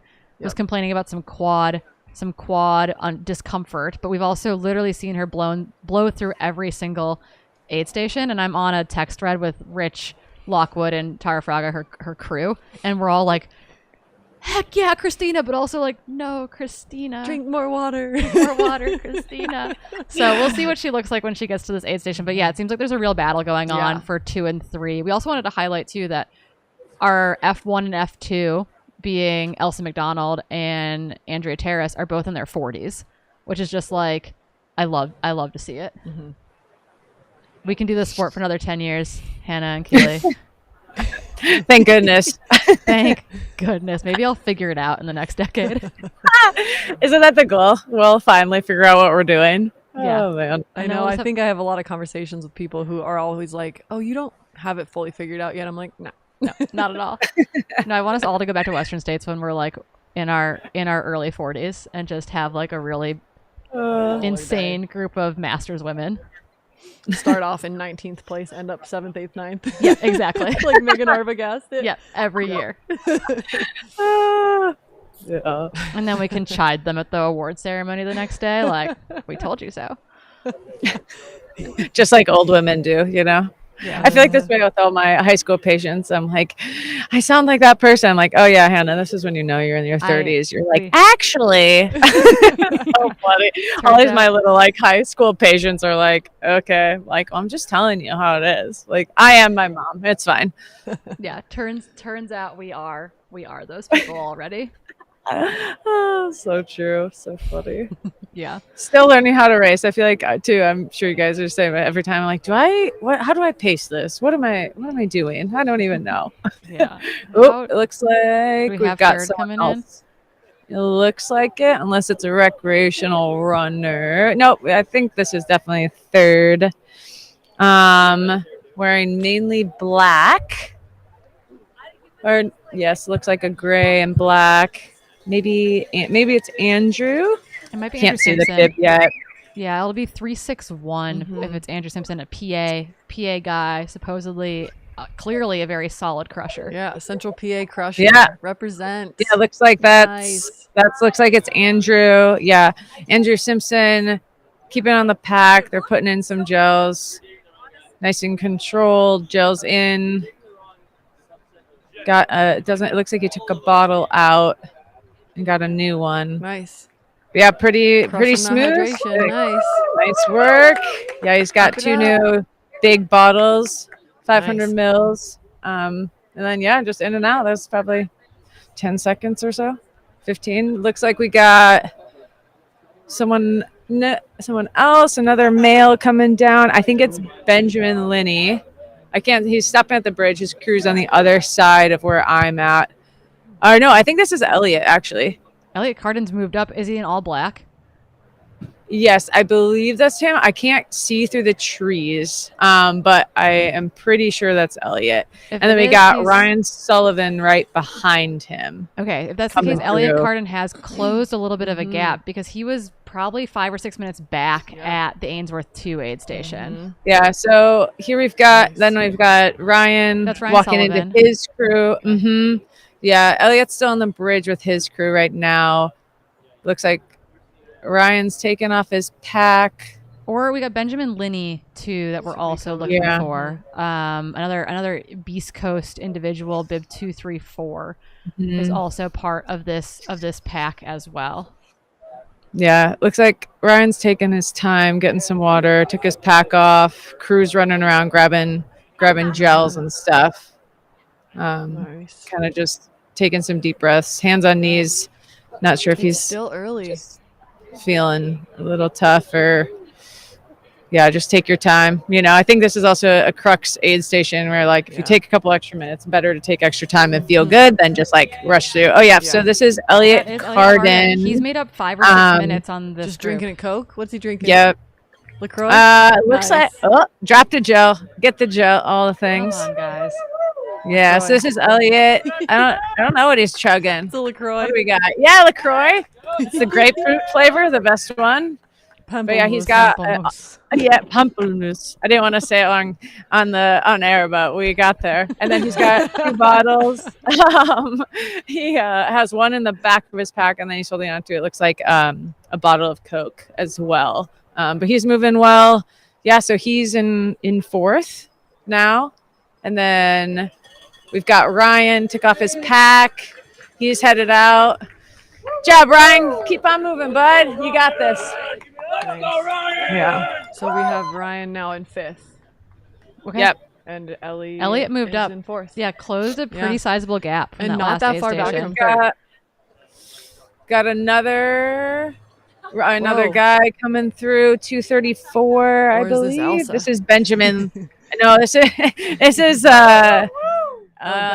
Benjamin Linney. Benjamin Linney. Yep. Okay. Yep. Yeah. Maryland All right. East Coast guy. Benjamin Linney now from Maryland in 6th. Yep. Elliot Cardin had switched to 4th. Yep. And Ryan Elsa Sullivan McDonald in 5th. should And be Elsa next. might be next. And it sounds like from Dylan out on the course, it sounds like Andrea, Christina, and Lottie are are all virtually together. So it sounds like maybe Lottie has gained back some time. Christina had kind of overtaken Andrea, but now has kind of settled back into third position, it sounds like. So it sounds like 2, 3, 4 on the women's side is really close together. Cool. But Elsa McDonald had a 15-minute lead at Ainsworth 2, which is just absolutely out of this world. Yeah, that's a gap. Yeah, and I'm excited to see when she comes in here if she's gained any more time on those lead men too, because she was like 4 minutes back. She was 4 minutes back of Elliot, but she was like 10 minutes back of the pack in front of Elliot. So Elliot's moving really, really well. And I'm kind of curious to see, like, her and Ryan Sullivan were 10 minutes apart exactly at the last aid station. Elliot was kind of in between, in the middle, the two of them, about 4 minutes off of Ryan, 4 minutes ahead of Elsa, kind of in that ballpark. So curious to see how she's moving, what that looks like. But Elliot Cardin's known for kind of being a closer, for like really starting to pick things up in the middle of the race. So that is what we are seeing from him. Excited to see if there's some podium moves there. That'd be really, really cool. He wasn't far off third. Elsa McDonald, come on, baby. Yeah. Man, also still has her headlamp on her visor, by the way. Which is like, she can't be bothered. Again, it's a look. May as well keep it on. You never know. I've had so many races where I've just finished with it on, and it's like, you know what? That's okay. I think sometimes after a while you kind of just forget it's there, you know? You like do. how you forget you have socks I was on telling your feet. Corinne, It's sometimes like, I wear it as a headband, and then it's like I can't take it off or my hair will look horrible. Now that's a look. I would test that out. I'll test it out tomorrow morning. Perfect. Oh, there we go. Wait, Hannah, are you racing tomorrow? No. Oh. No. Oh, Yeah, I was can you gonna say, imagine? you Oh my doing a God. double trouble? Do it. Yeah, do it. That would be huge trouble for me. I'd be like, I'd be at 5 miles and I'd be like, what am I doing? No, I just have a long run tomorrow. So that's what I'll be doing. Yep. Nice. I'm seeing the Canadians getting ready to crew Elsa. By Canadians, I mean both Arden Young and Tara Fraga there are reassembling some things, which means Elsa must be close. Because they're going to be helping to take care of her as well. Yeah, which means she's closed. I think they're actually moving to the other side of the bridge to crew her from there, is what it looks like. Yep. Yeah, I think they're just moving closer to that side. So if she needs anything through the aid, so they can see her, you know, instead of up on this uphill, just see her on the downhill portion. Yep. Yeah, they can kind of move with her through the aid then too, which is nice, as opposed to just kind of pushing her out the other side of it. Yeah. Yep. Keep thinking that one photographer is Mike McGonigal, but it's not. I know. I think he's doing photos for Sonoma this weekend. Oh, cool. Yeah, speaking of, they must be getting underway. We won't know what happens until it's over. But waiting to see Francesco like absolutely destroy it. Yeah. Oh my gosh, that guy. Come to So the U.S., fast. take all of our crowns. We'll give them to you. Yeah, we'll just lay down for you. You got it. It's fun to have him over here, though. Oh, it's been awesome. So Really great. cool. It was really phenomenal having him at Chuckanut. We were all at Chuckanut. That was a good time. Yeah, we're just trying to meet up every couple of weekends. I'm here for it. Yeah, Transvolcania, here we come. I'm so glad. Looks like we're back out to a drone shot. I feel like we're watching like the Nature Channel, and we're like searching for like some sort of wild creature in the woods. Like spot the antelope. Yeah, folks are definitely obsessed with the Norda prototypes that Elliot is in. They want images of them. Oh. And I said, you know what? I don't know if we have the technology to do that for you, but I'm sure one of those Ryan Thrower race day photogs might be able to have one snag after the fact. a cool shot for you. So Totally. yeah. But Elsa McDonald, where are you? This might be Jameel Curry on the drone up in the air. It's not. Okay, well, we'll take it. Ah. There's the Wyuse Wolfpack setting up their aid station. Jam camp coming online. Look at the tuxedos. Oh, they got their flutes of fancy fuzzy water. Oh, there's Yassine. Oh my gosh. Chocolate fondue. This is the best aid station, I think, in the Portland area. Yeah, they got their fondue fountain ready. It's so fun. He looks like a Secret Service agent.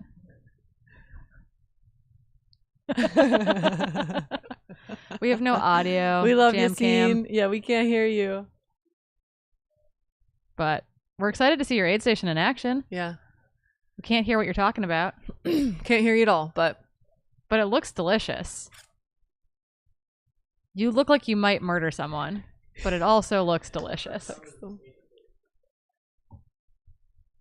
I just want to make sure that we don't lose Elsa at that last aid station. Yeah. F1 should be in there soon. Our cameras are bouncing around everywhere. Yeah, we have no follow cams there, but no. Gotcha.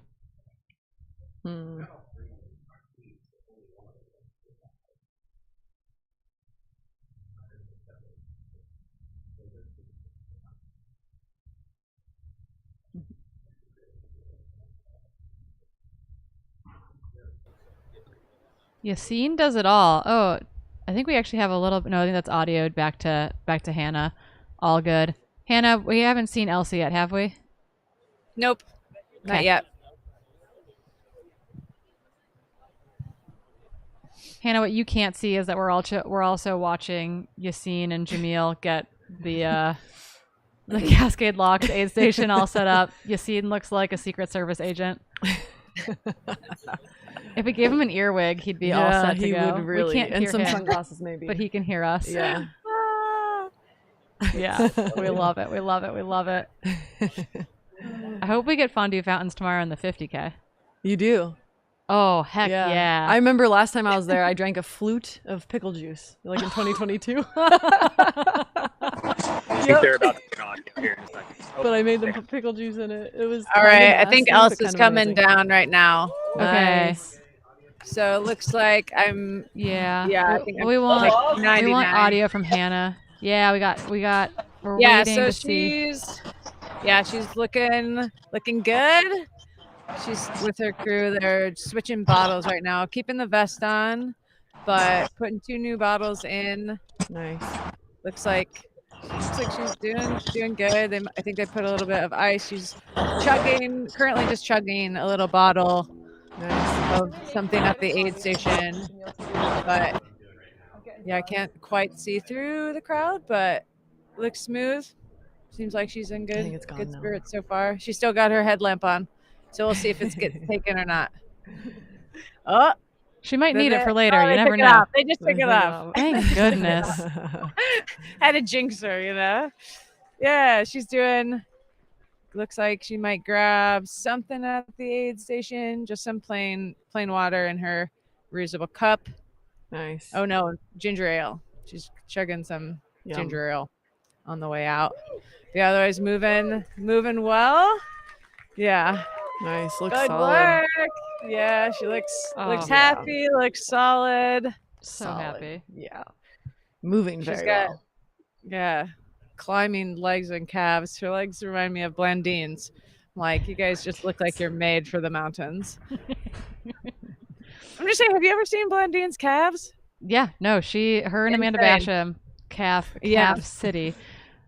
I Hannah, just do remember you- seeing her legs one time, and I was like, wow. Anyway, sorry, yes? Oh no, you're totally fine. We can talk about Blondine's legs all day. That's totally fine by us in studio.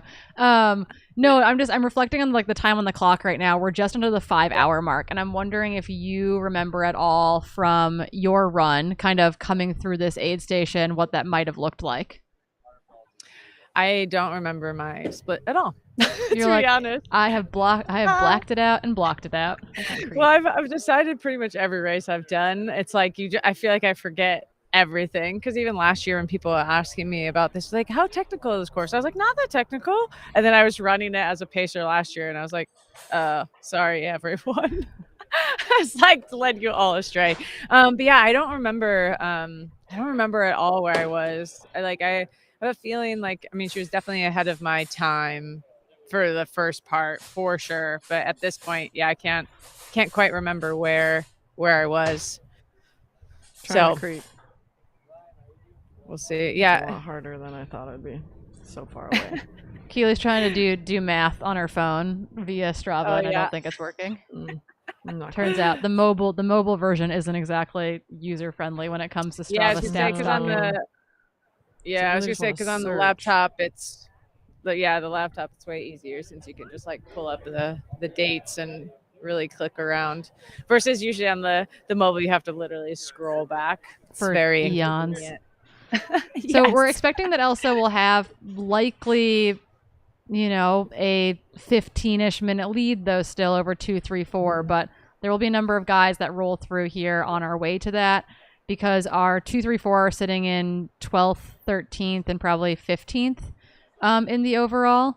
And then behind Elsa should be Mac Robertson of the Portland, Oregon area, Evan Williams, John Dean, Adrian Spencer. Should be our next couple of guys into this aid station, although I think it was Evan Williams maybe who was really riding the struggle bus leaving Ainsworth, so there could be a bit of a shakeup in kind of that part of the men's top 10 as well.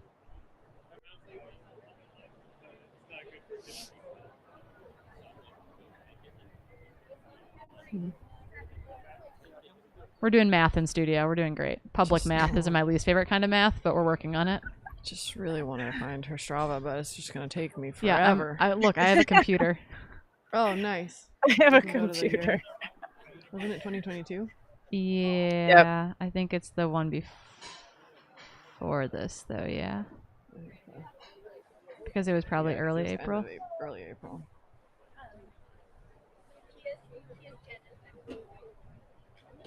We're doing math. Bear with us. Yep.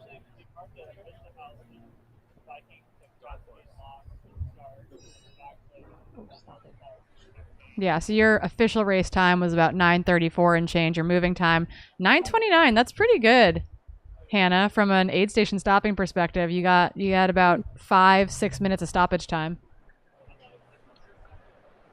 Thanks, Gren. So yeah, I'm here to compliment you. Don't worry about it. Yeah. Boost me up. Okay. We're saying 33 and change, 33-ish. So you came through the 33-mile mark at 5:08 on the clock. So Yeah. she's So- about what, probably 10 minutes under up. that. Mm-hmm. That's pretty baller. Moving fast. It's awesome. Yeah. I just mouthed things to cowgirl humans, and I don't think any of it made sense or was interpreted.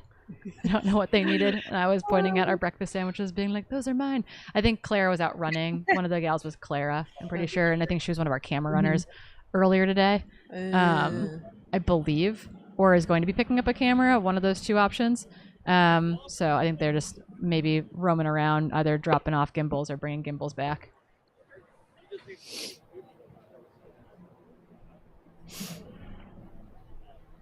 We got cameras running backwards on course.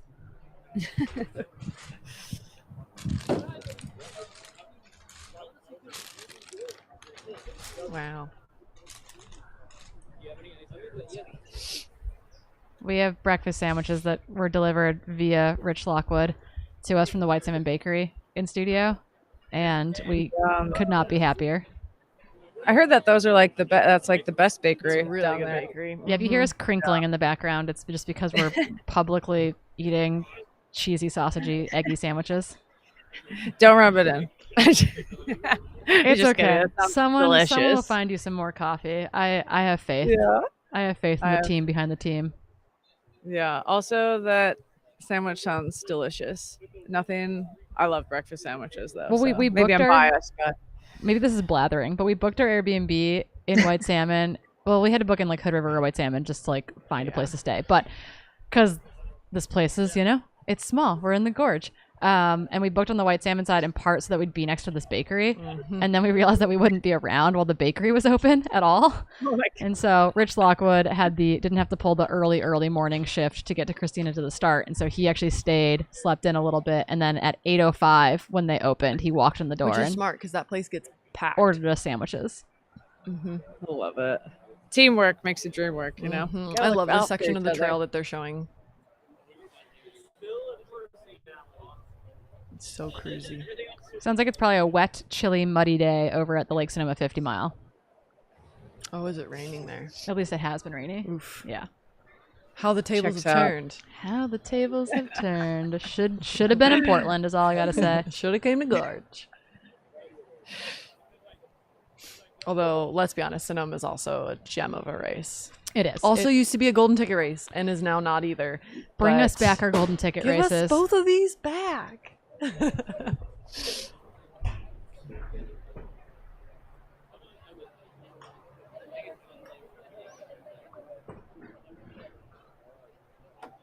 Okay, we got cameras wiggling all over the place. Uh-huh.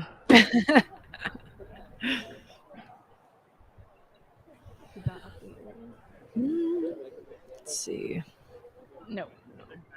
Oh yeah, it did. Okay, so She was 10 4:58. minutes up on- Yeah, perfect. Okay, so our split finally updated for Elsa. Everything is tracking along now. Nice.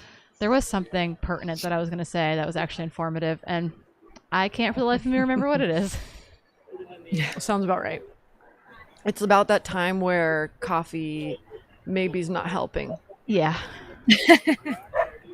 That turn in events where you're like, ooh, maybe I like, should just go water. It's okay. We're only 5 hours into this. It's fine. It's just like We're all fine. casual. Man, I hope that I'm done running a 50K in this time tomorrow. I better be done.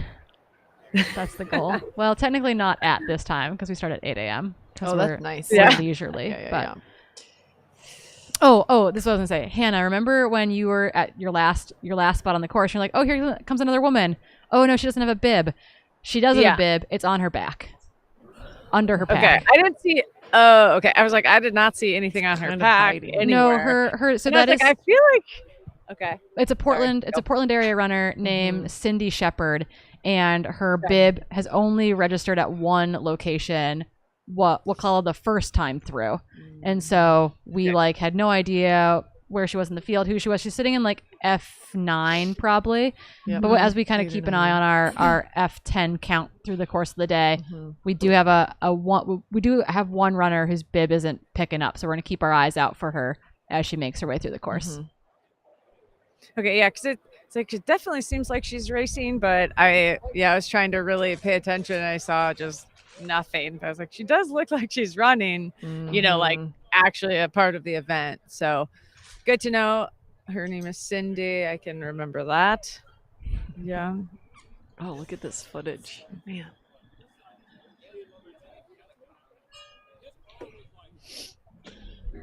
Do you want me to take over for a little? You can go take a break. You good? Okay. We're just munching on sandwiches in studio. It's pretty great. We had French fries during the little preview show last night. Oh, nice. From here, their food is good. The French fries are extra tasty. Sorry, I Hannah. could go I could also go for some French fries. I love French fries. Yeah, me too. Okay. Also, though, last night we are staying in Stevenson, Washington, and I can't remember what grill. There's like this bar and grill we ate at. Okay, so they have this Alfredo like smoked salmon. Whoa, so good. It honestly, one of our friends was like really building it up, and I was like, I don't know, like I don't know if I can do that combo. I got it. I was like, I might have to go here tonight again. So good. The night before I had French fries and I had Chick-fil-A, so my diet clearly only vegetables. On our end, we have a cool drone shot, and I don't know who it is. Yeah, yellow shirt. It looks like. Yeah, I'm not sure. I don't think it's. Unless the lighting's weird and it's the white shirt, white hat. It might be. I don't know where. I actually don't even know where this drone is on course. I think it's that middle section before Cascade Locks is what it looks like to me. he's like crossing over, and he'll cross I mean, if cross that's into the case, Cascade then Locks it one could soon. be first. it could be Brandon, potentially. I'm got pretty sure that's what that another section guy running down into this aid station. He has a white top and black shorts. Mac Robertson, Portland guy. Mhm. Should Yeah, I be can't bib see the 329. Yeah. He's like just using like a waist belt band. Territory run Yeah. coat. Yeah. Yeah, Looks like he's Portland. stopping at his aid is like right by that bridge. So Mm. can't quite see him yet. So probably changing there. Looks like he's moving. He wasn't crushing that downhill, but moving smooth, but not hammering, I would say, which is also smart again after going out of this aid station up that next 600-foot climb. It's always again a bit brutal. So in studio, we're gonna take a quick commercial break, and then we'll be back with Hannah in about a minute. Don't go anywhere.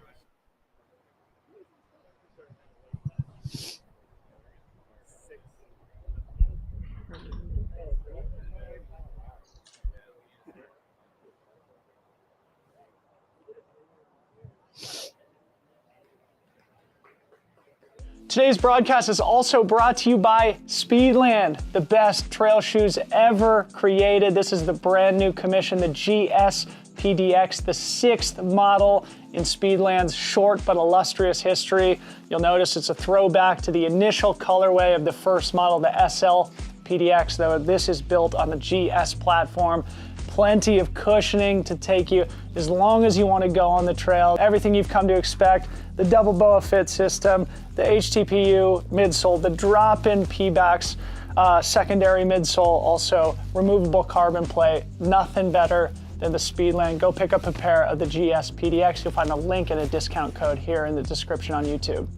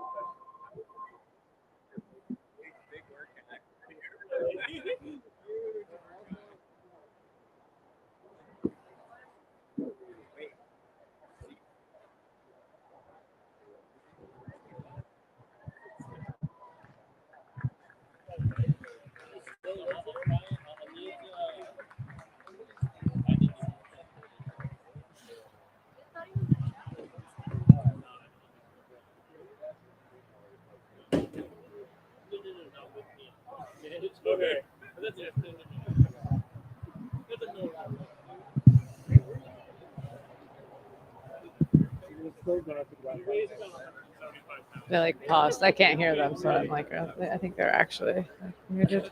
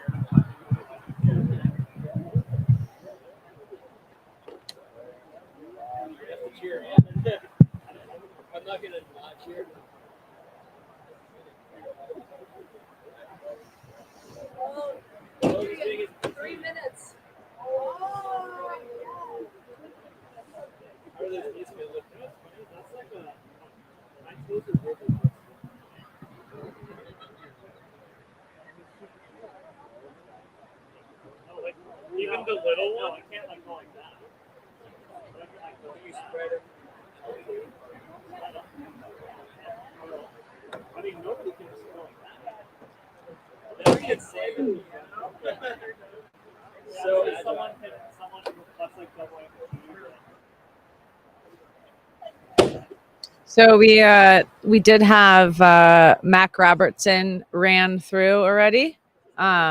He had a entire basically pitcher of water dumped on him. So he looks like but he kept the white top on, which is smart. Looks like we've got two other male runners coming in. Both in more like black outfits. So if it stayed the same, it would be Evan Williams and John Dean. Yep, that should be right. See, Evan is in red and John's in all black. So this guy that is at the aid station currently is Adrian Spencer. Okay, nice. Another Maryland runner. He's filling up some bottles. He's moving up. And then the other individual that is leaving now he's standing out there is John Dean. Okay. So we haven't seen Evan Williams yet. Okay. He was struggling mightily at Ainsworth. He'll be in a red top when he comes in, and he had to take a moment before he got out of the Ainsworth aid station. I don't know if he's cramping or what, but it seemed like he was going through a bit of a rough patch. Yeah, whereas Adrian had moved up already. He'd already moved up like 6 or 7 spots from the last time he was in it. So Adrian is steadily trending. moving up. Yep. So this is Adrian just passing me right now. Nice. Yeah, he's moving up steadily. Filled up bottles, and then kind of slowly walking out. We've got John Dean coming through. Okay, so Adrian left that aid station in 10th. Nice. Cool. Yep. Adrian So I mean, 10th overall, or 10th overall, 9th in the men's race. Yeah. So the next couple people, though, should be Evan Williams. And if it's not Evan Williams, it should be Andrea, Christina, or Lottie. And Lottie. Mm-hmm. Well, we'll see how that's played out because it's been a little bit. I'm really curious. Yeah, me too. I have no clue which way I think it's going. I don't know. I wouldn't be shocked if it's Lottie, but I also wouldn't be shocked if it's Andrea or Christina. Oh, with the earpiece in, Yassine looks real murdery. I love that he can hear us, but we can't hear him. It's great. I also see Harmony and Dylan in the background at Cascade Locks. So they get set up there too. But they're getting ready for the first man to come through. Yeah, I so think. the first men coming, he should be coming through soon. Cascade Locks here shortly, and then 2, 3, and 4 hopefully coming through with Hannah as well. So at this point, Elsa has created even more of a lead than she had at the last aid. Yeah, she's now about 18 or 19 minutes. Wow. Above them. We can't hear Yassine. Yeah, they're working on audio on the back end. So it looks like Lottie's coming down right now. Lottie brings blue shorts. Blue shorts. Yes. Light blue shorts. Yeah, that's Lottie brings. Yeah, that's Lottie. Oh, how fun. So Lottie is that doesn't probably, shock me. I mean, yeah, so she take off her entire pack right now. It looks like she's just doing a straight pack switch. Nice. Yep, just drop a pack, put a pack That's a good move. Swap pack for pack. Grab the Get in and out, sunglasses baby girl. and- Wow. Yeah. Yeah, she's been good. taking time She too. has. Christina's been blowing through aid stations, and Lottie Brinks took time at each of those locations to fill bottles, etc. She's in that 100-mile mindset. Yeah. She's getting ready for Western She's getting States. ready for Western States. And I think regardless of the distance, when it's 100K or 100 miles, you still need to have that mindset. Yeah. Because otherwise you just don't set yourself up to feel good at those last miles, you know?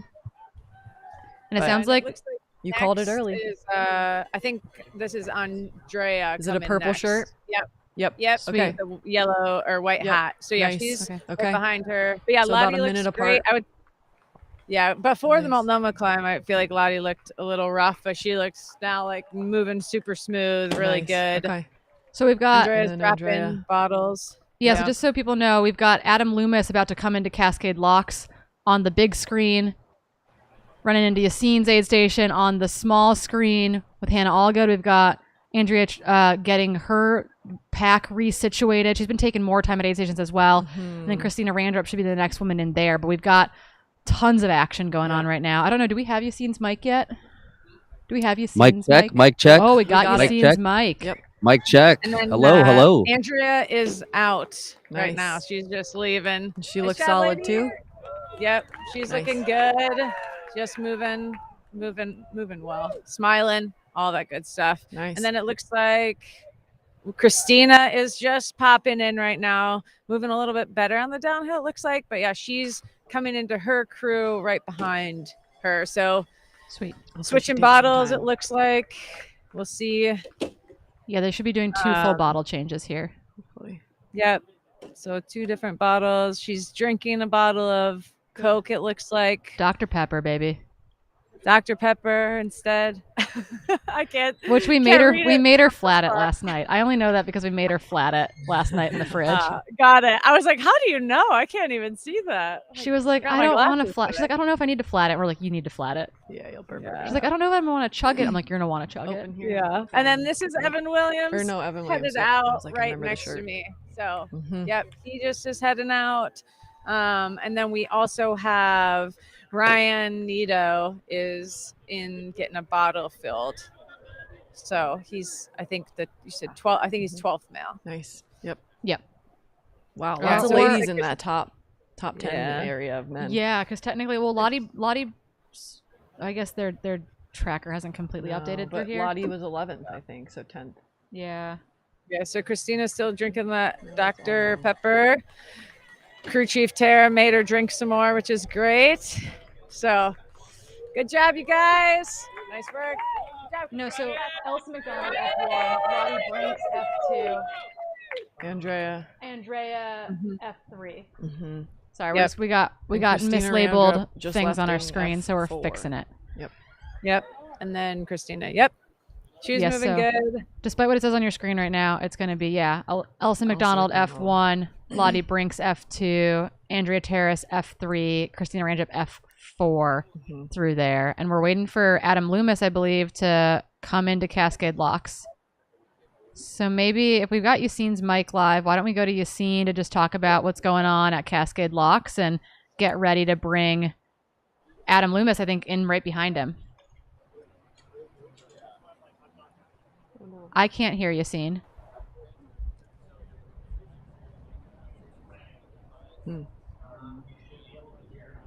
Nope. Nope. Yeah, no, I still can't. Yassine, can you talk to us a little bit? No, I don't have Yassine's audio. It could be coming into YouTube, but not into us. That happens sometimes.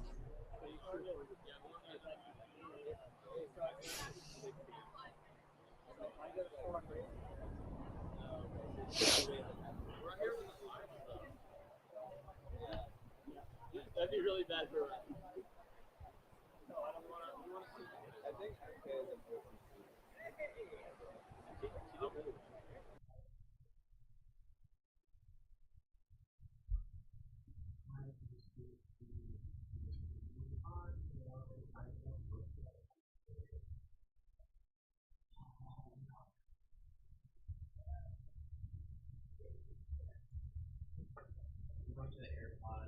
Okay.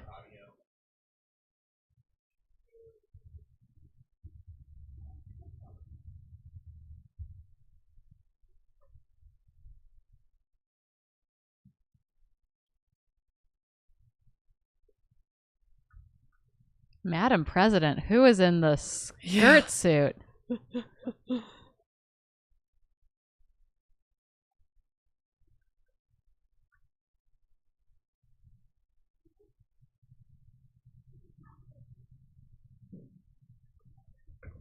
Yeah, we're trying to get our audio up back live at Cascade Locks.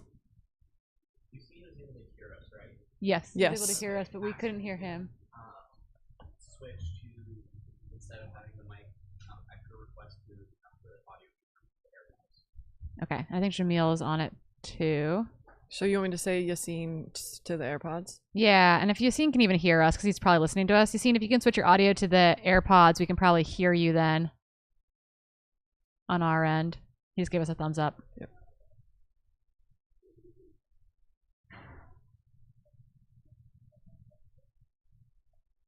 Yeah, lead man should be coming in any second. Just got word of that. which is sweet. They're cooking.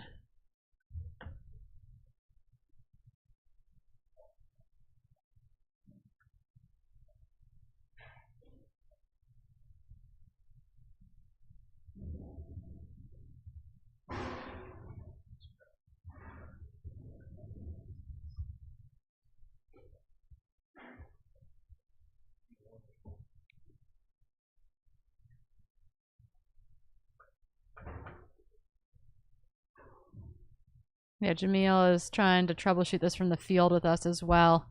But we got a great camera set up in Cascade Locks at a minimum. Mm-hmm. We'll definitely be able to hear from Yassine at some point here, and it looks like the quality is really, really good coming into this aid station. So when we do get audio from him, it should hold fast, which is great. But right now, Adam Loomis, your Gorge Waterfalls 100K men's race leader right now. Mm-hmm. First race on the dirt for the season, just as you said, dropped his pack at the last aid station, picked up a new pack here. Nice. That's a pro move. Super pro. Yeah. From Very Nordic cool. combined to Yeah. 100K trail running. Probably felt really fun to run without the pack for a little bit too. Yeah, Nice like little like change. 6-ish miles Mhm. without the pack. Yeah, and then he'll have the pack for this 10-mile section, probably refill the pack for the next 10-mile section, and then the final 3, he'll probably drop it again. Yeah, which will feel Which really will nice. feel really nice, especially because that final 2 or 3 is not that fun. Yep. It's like run a little technical trail and then run on the bike path again. Hype me up for tomorrow, man. It is really fun.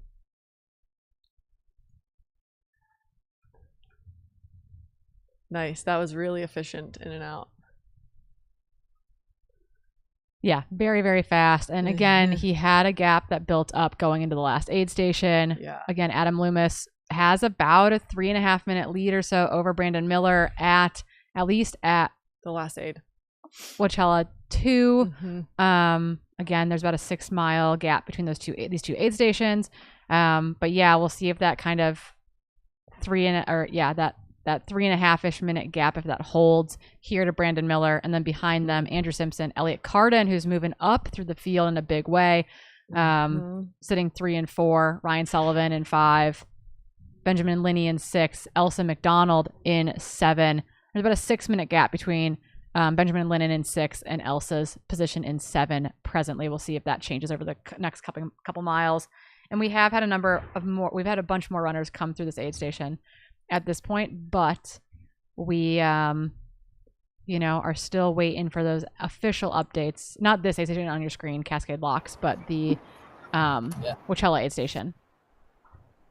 I feel like I hear Yassine, or at least from the camera over there. I did briefly. Yassine, I can hear you. Spraying it again? Oh no. I'm sorry. Yassine, you're coming to us live. Oh man, it's like once those things get stretched out, man. People are apparently rolling ankles. Hello. Hi, Yassine. Hello. We can hear you now. Sorry about that. I was talking to my good friend Jordan Carey here. Oh, no. Jordan. Hi, Jordan Jordan. twisted ankle. No. I can't hear you, but apparently you can hear me. Oh, weird. Okay. Yep. Okay, we'll roll with it.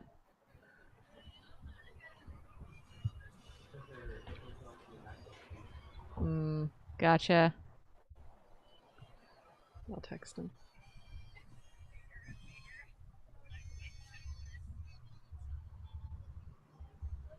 I guess I can just WhatsApp questions to him, though. We can WhatsApp questions. We can text questions to Jordan, and Jordan can relay them to Yassine, and this will be a seamless process. It says it's not recognizing AirPods, so they can't hear our questions, but Yassine can just, Hey, everybody. Welcome to the Cascade Locks aid station. The vibe here is fine dining. So this is one of my favorite weekends of the year. We got the chocolate fondue fountain. We got the Y East Wolfpack serving up some 7-Up, Coke, ginger ale, and champagne flutes. We just had our leader come through, Adam Loomis from Utah. He apparently took a slight wrong turn just recently. He went under the tunnel underneath Highway 84 back towards the finish, but I guess made a quick correction. Came in, grabbed a pack. He's looking pretty good. A little flustered by the wrong turn, as expected, but had some water dumped on him, and he's now off for a 10-mile stretch out to Wyeth at the turnaround. Nice. But yeah, we're stoked to be here. I actually went running out on the course earlier today and saw a bunch of the leaders come through, men and women, and was giving them some encouragement about, it's a long day out there. So be patient, be one with the rocks and roots. Loomis, for example, had run second at the Quad Dipsy, which is also an out and back course where you can size up your competition on these out and backs, which I know was talked about earlier in the show.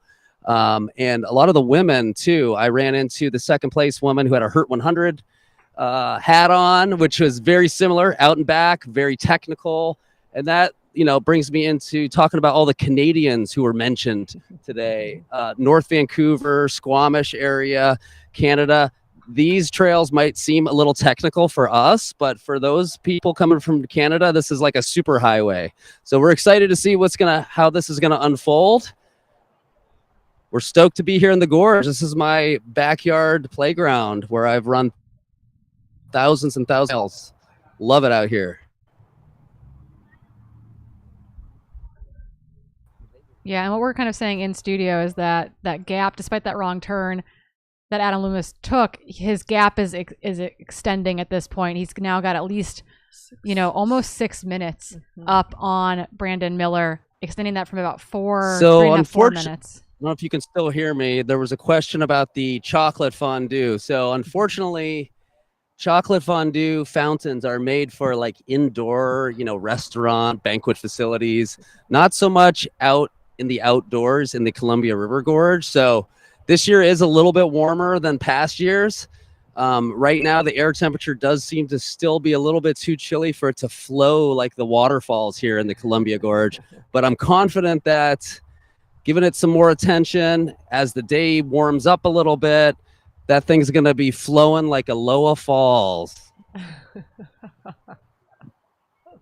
Only Yassine can talk about chocolate fondue and that eloquently. Yeah, don't worry. I keep softballing just heinous questions into our WhatsApp chat. We'll see if he continues to answer them for me.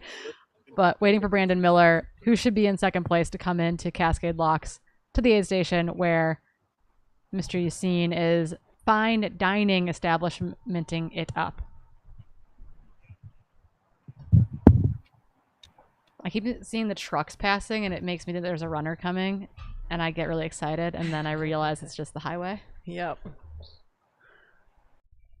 Though we could say Adam Loomis is trucking right along. Is trucking. We've been at this for 5.5 hours. We're allowed to use puns, I think, at this point. Puns are always allowed in my life, but I think the general population might not agree with how frequent I would like to use them, so we can use them now. Yeah, we're in a safe space. We've been up since 3. It sounds like they're going to try to reset the audio situation that's coming out of Cascade Locks, so we might drop them for a second, but we'll get them back in it'll take just a minute. So yeah, and we're still looking at closer to 7.5 minutes now of a lead. Yeah, that gap has really opened up in a pretty profound way. We're intentional. We're trying to get the sound back. Yeah, and we've intentionally lost Yassine, and we're going to try to get the sound back there as we continue to refresh all sorts of live timing, live tracking, fun things. It looks like we do officially have some of those updates. That's Elliot Carden there on your screen, making his way towards Cascade Locks. So the question is, has he overtaken Andrew Simpson, for example? Right. Is he all of a sudden is he all of a sudden moving up into third position? Yeah.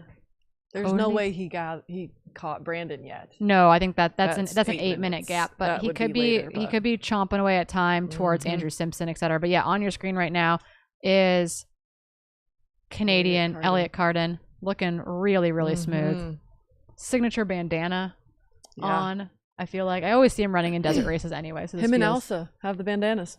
Maybe it's a Canadian thing. It's smart. That's for sure. But yeah, he's just cruising. I love this single track. It's so fun.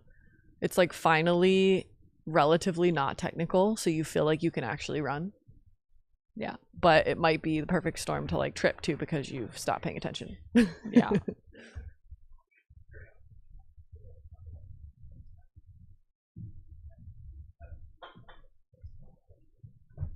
Yeah, so we're working on getting our audio back up at Cascade Locks. We got sick runner cam as Elliot Carden makes his way towards that fine dining establishment aid station in just a little bit.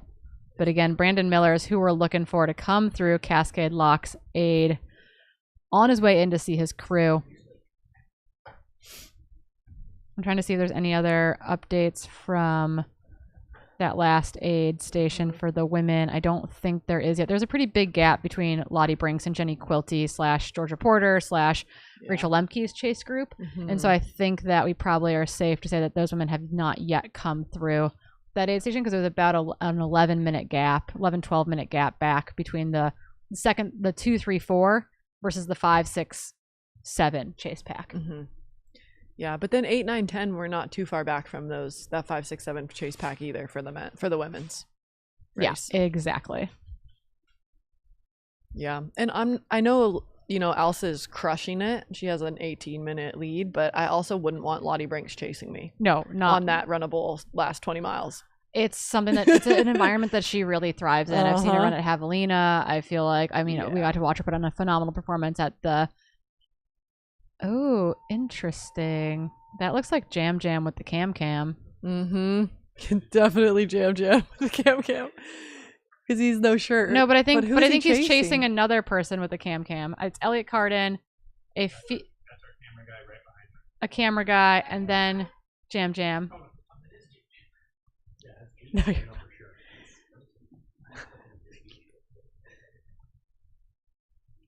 yeah, but that's what you've seen right now. We've got a drone following Elliot Carden, who's being pursued by not one but 2 camera people. We've got new Mike. It's a lady camera person. Yeah, it is. They got that ponytail bounce.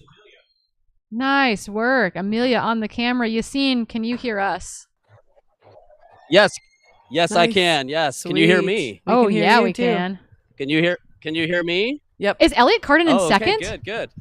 This is Elliot Carden is in second. He is Holy about cow. Let's see, about 9 or 10 minutes now behind the leader. Where's Brandon Miller? He just gained so much time.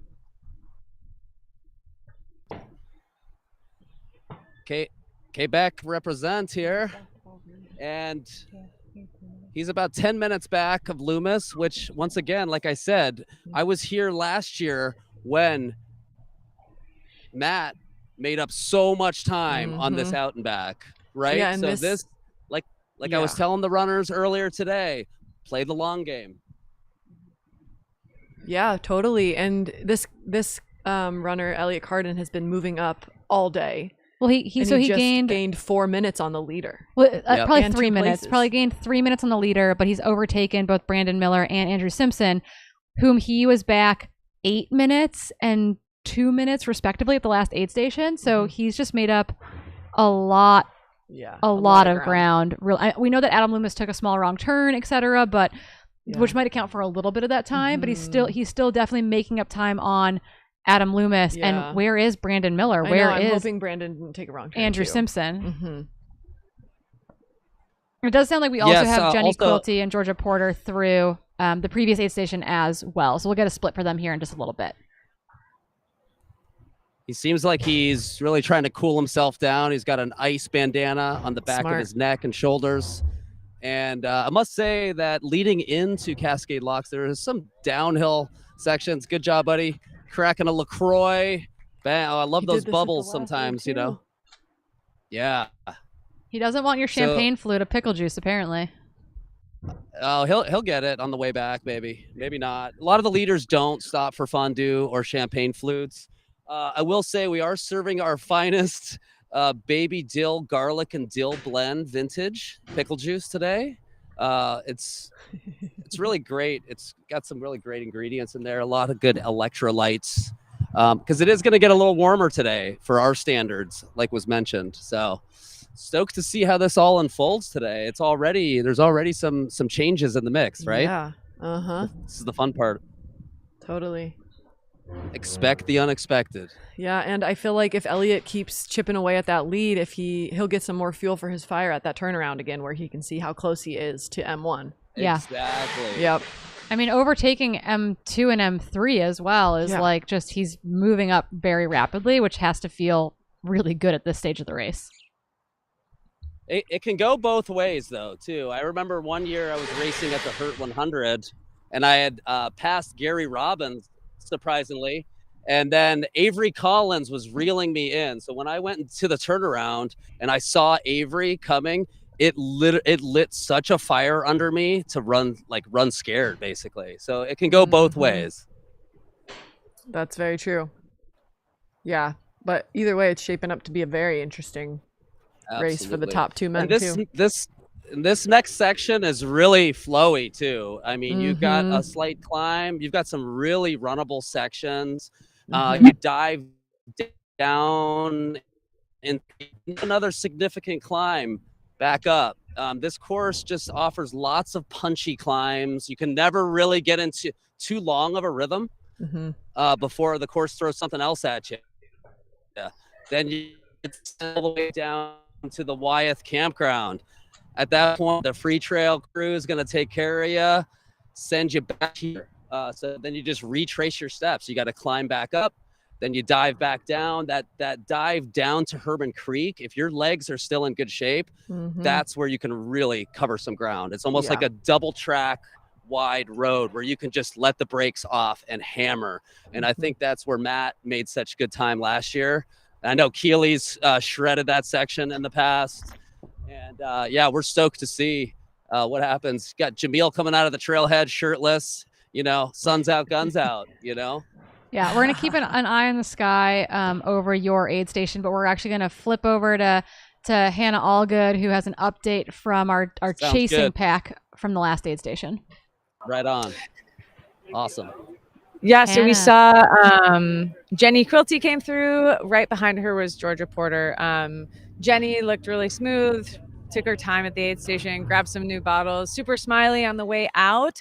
Georgia was there a little bit longer. She looked like she's having a lot of stomach stuff. So they got her some ginger ale. She looked a little bit more rough coming out. And then here we've got Rachel Lemke coming in after them. So we're going to grab her. So she should be F7, I believe.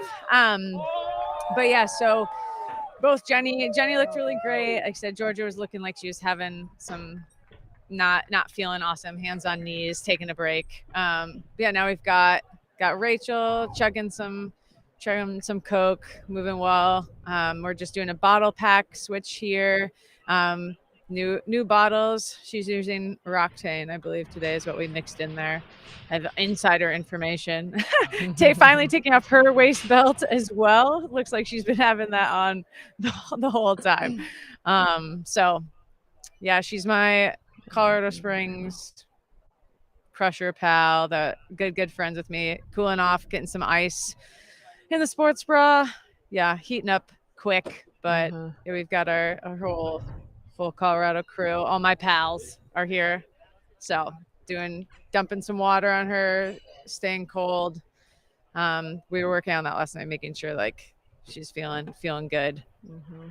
But it looks like just taking her time. She usually takes her time at aid station, and she does really well with that. I would say, like, doing the things you need to do and then keep moving. So we'll see what I think she's going to take her pack off potentially for this section too, kind of like Adam Loomis. But now she's got a wet buff.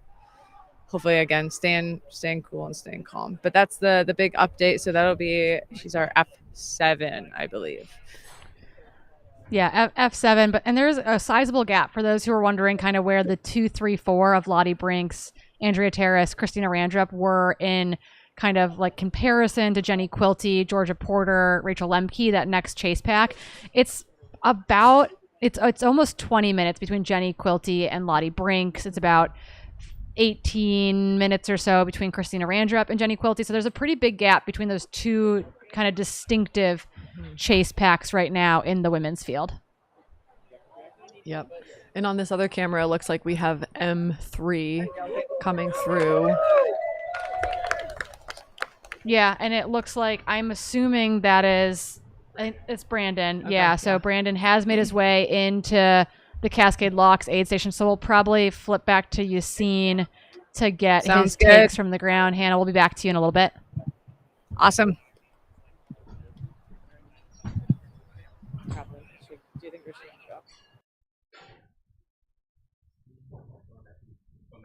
Earlier race, back a bit, but still in the podium.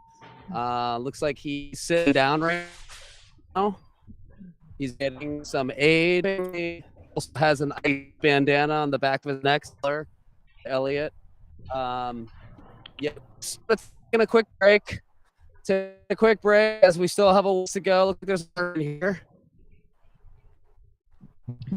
Yeah, sitting down, that's kind of a full reset. Sitting down on the sidewalk, too, is kind of a low reset position. A little bit. Yeah, hard getting up there. And another runner's come in, actually, while he's sitting there. Yeah, we got, looks like Brandon Miller. 361. Or Andrew. Andrew Simpson. Andrew Simpson. Pennsylvania. We got Andrew Simpson through. from Pennsylvania. Nice. And Andrew, I don't know if you knew this. I'm a PA boy too. Yeah, I grew up in Pennsylvania, and I believe Keeley in the studio is from Pennsylvania as well. Central PA represent. So a little PA represent, Rocksylvania, as they call it. Right on. Totally. Yeah. Nice.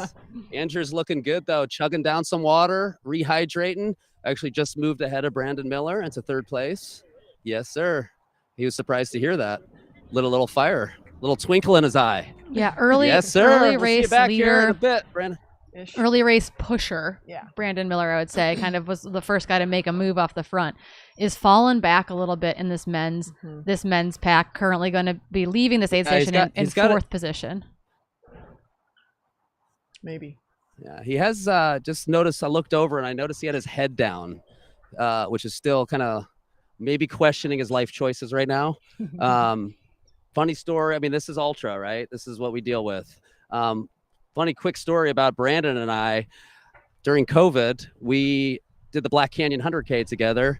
I rolled into an aid station. He was sitting there with his head in his hands. He had also been one of the top runners that day. And I was also having some GI distress. And he said he was dropping. I felt like dropping, but I was like, come on, man, we're so far ahead. Like, let's just finish this thing together. And he peeled himself out of the chair, and he and I shuffled the last 20 miles together. It was painful. It was slow. We almost didn't beat, the sun setting because we didn't have headlamps. We saw some wild burros out there. We had a lot of good laughs together. We just changed our frame of mind. And that's what you got to do sometimes in ultras. We were just turning around and cheering on the other runners and cracking jokes and just laughing at our failed races, really, and just tried to make the best of it, though. So he knows how to grind. He knows how to dig deep, pull himself out of the hole to get to that finish line. Yeah, no, it seems like he's a tough cookie, as one might say. And it does look like they're going to eventually get him out of this. Oh, getting off the sidewalk is not a good place to be, but taking a moment, pulling it together. He's definitely taking some good time. We've got another runner coming in here. Oh, yep. 81, which is Ryan Sullivan from Colorado. Nice. They're all still He won the close. San Juan Solstice 50 miler. He's probably wondering this course is so flat, but he's got a lot of red blood cells. But he could potentially also be moving up here in front of Brandon. Yeah. Yeah. In front of Brandon. Yes. Brandon looks like he's feeling a little bit better now. Dad Dylan mode is just over here making sure everyone looks okay. Checking in with Ryan Sullivan. Probably going to go check in here with Brandon's crew as well. Yeah. But again, if he takes Ryan's the time now, he got can claw himself back. He can finish Ryan's this for one of sure. our And he can fine finish it well within the top quesadillas. 10. Shout out to Ken, who's making up some nice quesadillas over here on the grill. Looks like Ryan just took one of them. I know Harmony's had a couple, as well as Dylan. Got to make sure they stay fueled as well. All right, here we go. Getting closer. Yes, it is. 234, I believe. From Maryland. Benjamin, wow. Beast Coast Ben Linney. There we go. Yeah, another. I really hope he listens to this after. Maryland in the house. Yeah. So again, once again, shout out to Twisted Ranch, a couple races that my brother gotten really into ultras has done last year, and that he tells me how tough. I believe Keeley has done the Heiner as well.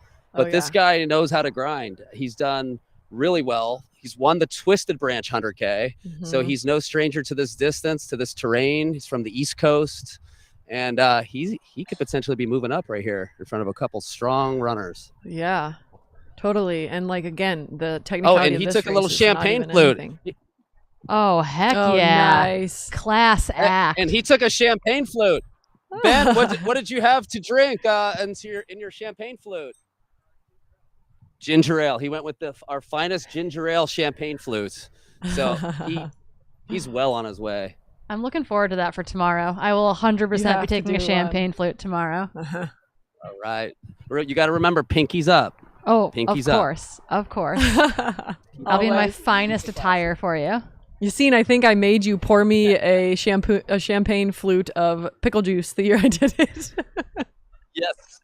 That was a great strategy. And I think that has caught on too, because we saw people do that. And then we offered it and people were like, yes. We also at one point had Red Bulls here from Debo sponsorship. And we unfortunately don't have the Red Bull cases like we usually do. So I'm going to try to see if I can put in a request for that for the way back. Oh, very or, cool. Or for tomorrow, maybe. Mm-hmm. Yeah, so just this aerial shot's actually really kind of cool because we can kind Yeah. of just witness the carnage that is going on in your aid station. We still have Brandon Miller there on the ground, on the sidewalk, really he's putting a still bunch of there. fluids in. Yeah, which is smart. And I Yeah, think Ryan he's got his- Sullivan's he still has there his too. head- Sullivan's still here too. He has his head in his hands right now. He doesn't look like he's feeling too well. He's drinking a lot. I just saw him he's kind of putting his head down, like he's not having too much fun out here right now. We've seen people bounce back from this. He's grimacing a bit. It looks like he's rotating his ankle a bit. I mean, those so I don't rocks know, are maybe mean if- out there. Yeah. Yeah, they take a toll on you, especially when you're running as quick as these guys were early in the race. Like I said, I went out for my little sunrise 6-miler out there by Multnomah Falls out to Oneonta and back. And I ran into the guys a lot quicker than I expected, and they were moving. And Brandon was out front with a bunch of guys hot on his Pushing. heels. He was pushing. Yeah, he was the only guy until Adam made his move. He was the only guy from that initial group of like 5 to 8 men who decided to make a move, kind of climbing back out of the Wakena Deus area. And right Benjamin- now, it's just kind of Benjamin Lynn moved back a little bit. leaving. Benjamin so Lynn leaving right now, heading out to the out and back to Wyeth. Yeah, which is crazy. He came in Correct. 6th, is leaving in 4th. Yep. Nice. Correct. Big Yes. shakeups. Yeah. And here we go. Here goes Sullivan. Sullivan's heading out right now Okay. too. Good job, Ryan. Nice work, Nice. Ryan. He's And that heading out, taking the right. Aravaipa team shirt. Oh, Got a I nice, think he's this got a guy- I nice. think he's So getting ready. Benjamin left walking. Ryan has got a nice little bounce in his step. Benjamin left walking. So I would not be surprised if Sullivan passed Benjamin very shortly here. Benjamin, like I said, is walking. There's a bit of a climb. Looked like Benjamin was eating while he was leaving. Ryan, he's a Colorado guy, man. He's just like bouncing up those hills. He's just like, what hills?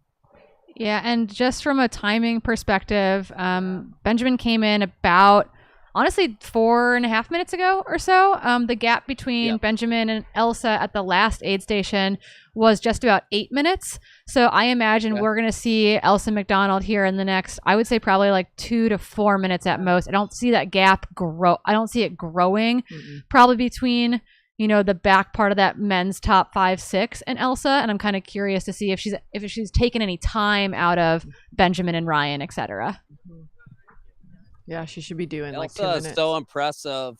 When I saw her earlier today, she was There on she a is. downhill, but she was flowing. She looked so strong, confident, happy, and I was like, uh-oh, okay. The She's chase is cruising. on, ladies. Yes.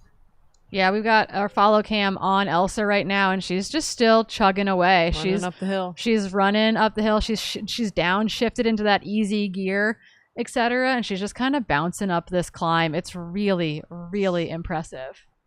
Yeah, finally transitioning into a little bit of a hike right now, but she is hands on knees, just pushing through it, looking really, really strong. What a boss! Yeah. Yeah, like a minute. Probably. And just want to say too, just to reiterate, Yeah. just wanted to reiterate Okay. what great weather we were having out here today. Last year at this time, I was literally holding down the tents from hail and wind, trying to put up walls on the tent. Runners were coming in with blue lips, cold, asking for broth. They pushed it back a couple weeks this year, and we have great weather today.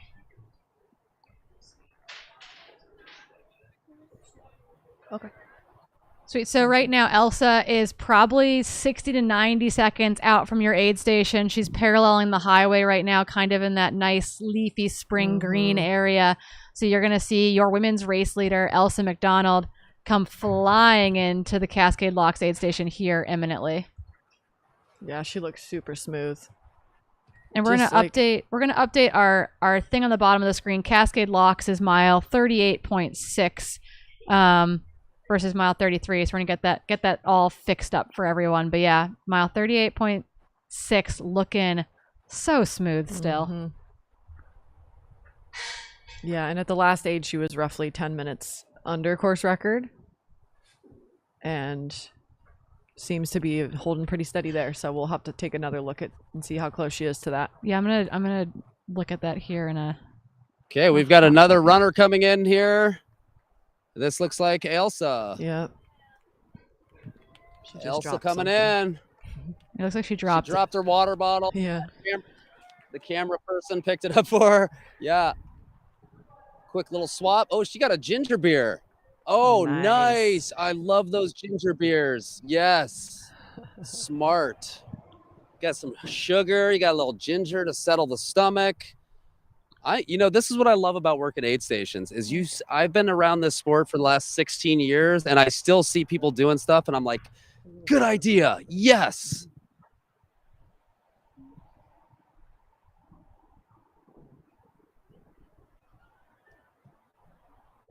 All right. In and out. Bang, bang. Here we go, Elsa. Yeah. You're doing great. High five. And she's out of there pretty darn quickly. That's Very amazing. quick. Nice. Very quick. Wow. Yassine, give us Amazing. a Looking little. super strong. Yassine, give us a little recap of kind of what that experience was like to see Elsa move through there, and then we'll take a quick break after that just to swap some commentators. Absolutely. Very efficient, very dialed. She got handed a ginger beer bottle. She took a few good pulls off of that, which I think is brilliant. Settle the stomach a little bit, but also get some light carbonation and sugar in you. She got handed another bottle, a silicone bottle, to stuff in her vest, and off she goes. Maybe you saw it on camera. Gave me a high five. She's in great spirits and just chugging along. I would not be surprised if she caught at least one of the guys ahead of her on this 10-mile out and back.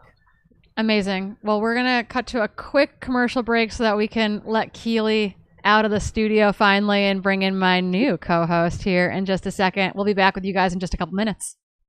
Back to the studio. Today's broadcast is also brought to you by Speedland, the best trail shoes ever created. This is the brand new commission, the GS PDX, the 6th model in Speedland's short but illustrious history. You'll notice it's a throwback to the initial colorway of the first model, the SL PDX, though this is built on the GS platform.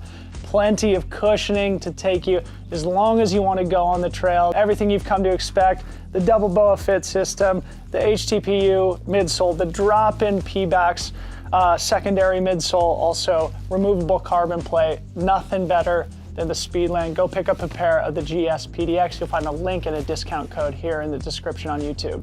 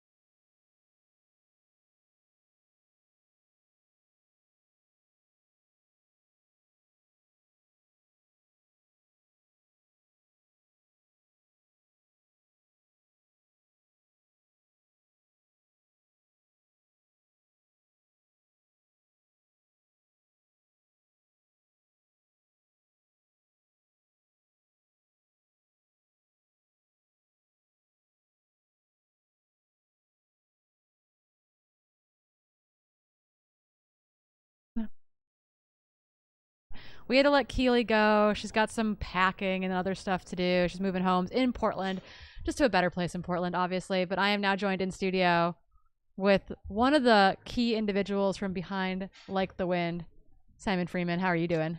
I'm very well, thank you for that introduction. I'm the weakest half of Like the Wind. We're elevating our because we're bringing accents into the picture. Yeah. Do I have an accent? Just a small one. I guess so. It's an honor to be here. People will eat it up in the YouTube chat, so we are. The accent is my secret weapon for covering up the fact that I don't know what I'm talking about. Oh, perfect. Welcome to podcasting. Thank you.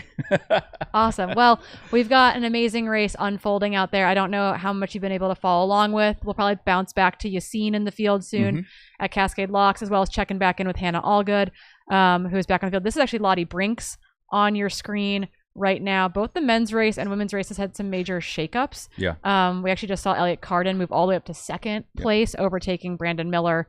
Big shakeups coming out of the Cascade Lock aid station. Brandon was sitting on the ground for a very long time. People sitting on the sidewalk.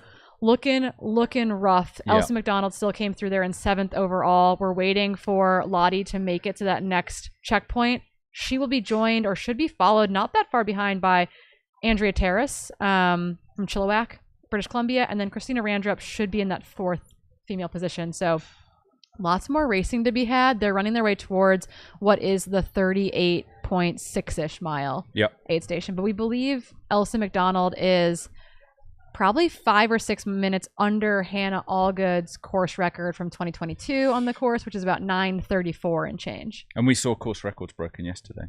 I mean, it's conditions a course record weekend. Are perfect. No pressure to the runners out there. Yeah, but no pressure. If you can't break the course record this weekend, when are you going to break it? When are you going to break it? Yeah. I don't know. We got ideal weather for it, ideal trail conditions for it. I've been kind of cold all day sitting inside, but it sounds like it's actually kind of warm out there. I went for a run where we're staying up in, where are we staying? You're staying in Hood River? In Hood River, yeah, thank you. Go. I went for a run this morning and it was beautiful, just right. Perfect.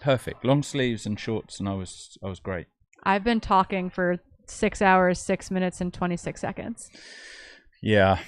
Where we're staying in our motel, there was some, I think it was a group of young ladies who were in Hood River, I would imagine for a bachelorette party or something. They were bachelorette partying like hard through the cardboard walls.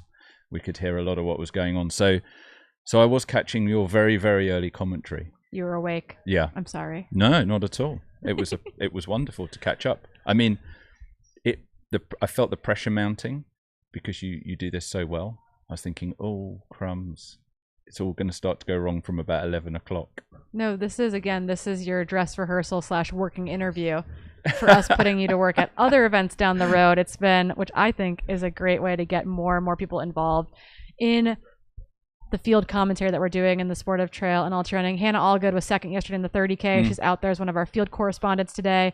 Tara Fraga, who's running the 50K tomorrow, is going to be one of our finish line correspondents today. She's currently crewing Christina Randrup.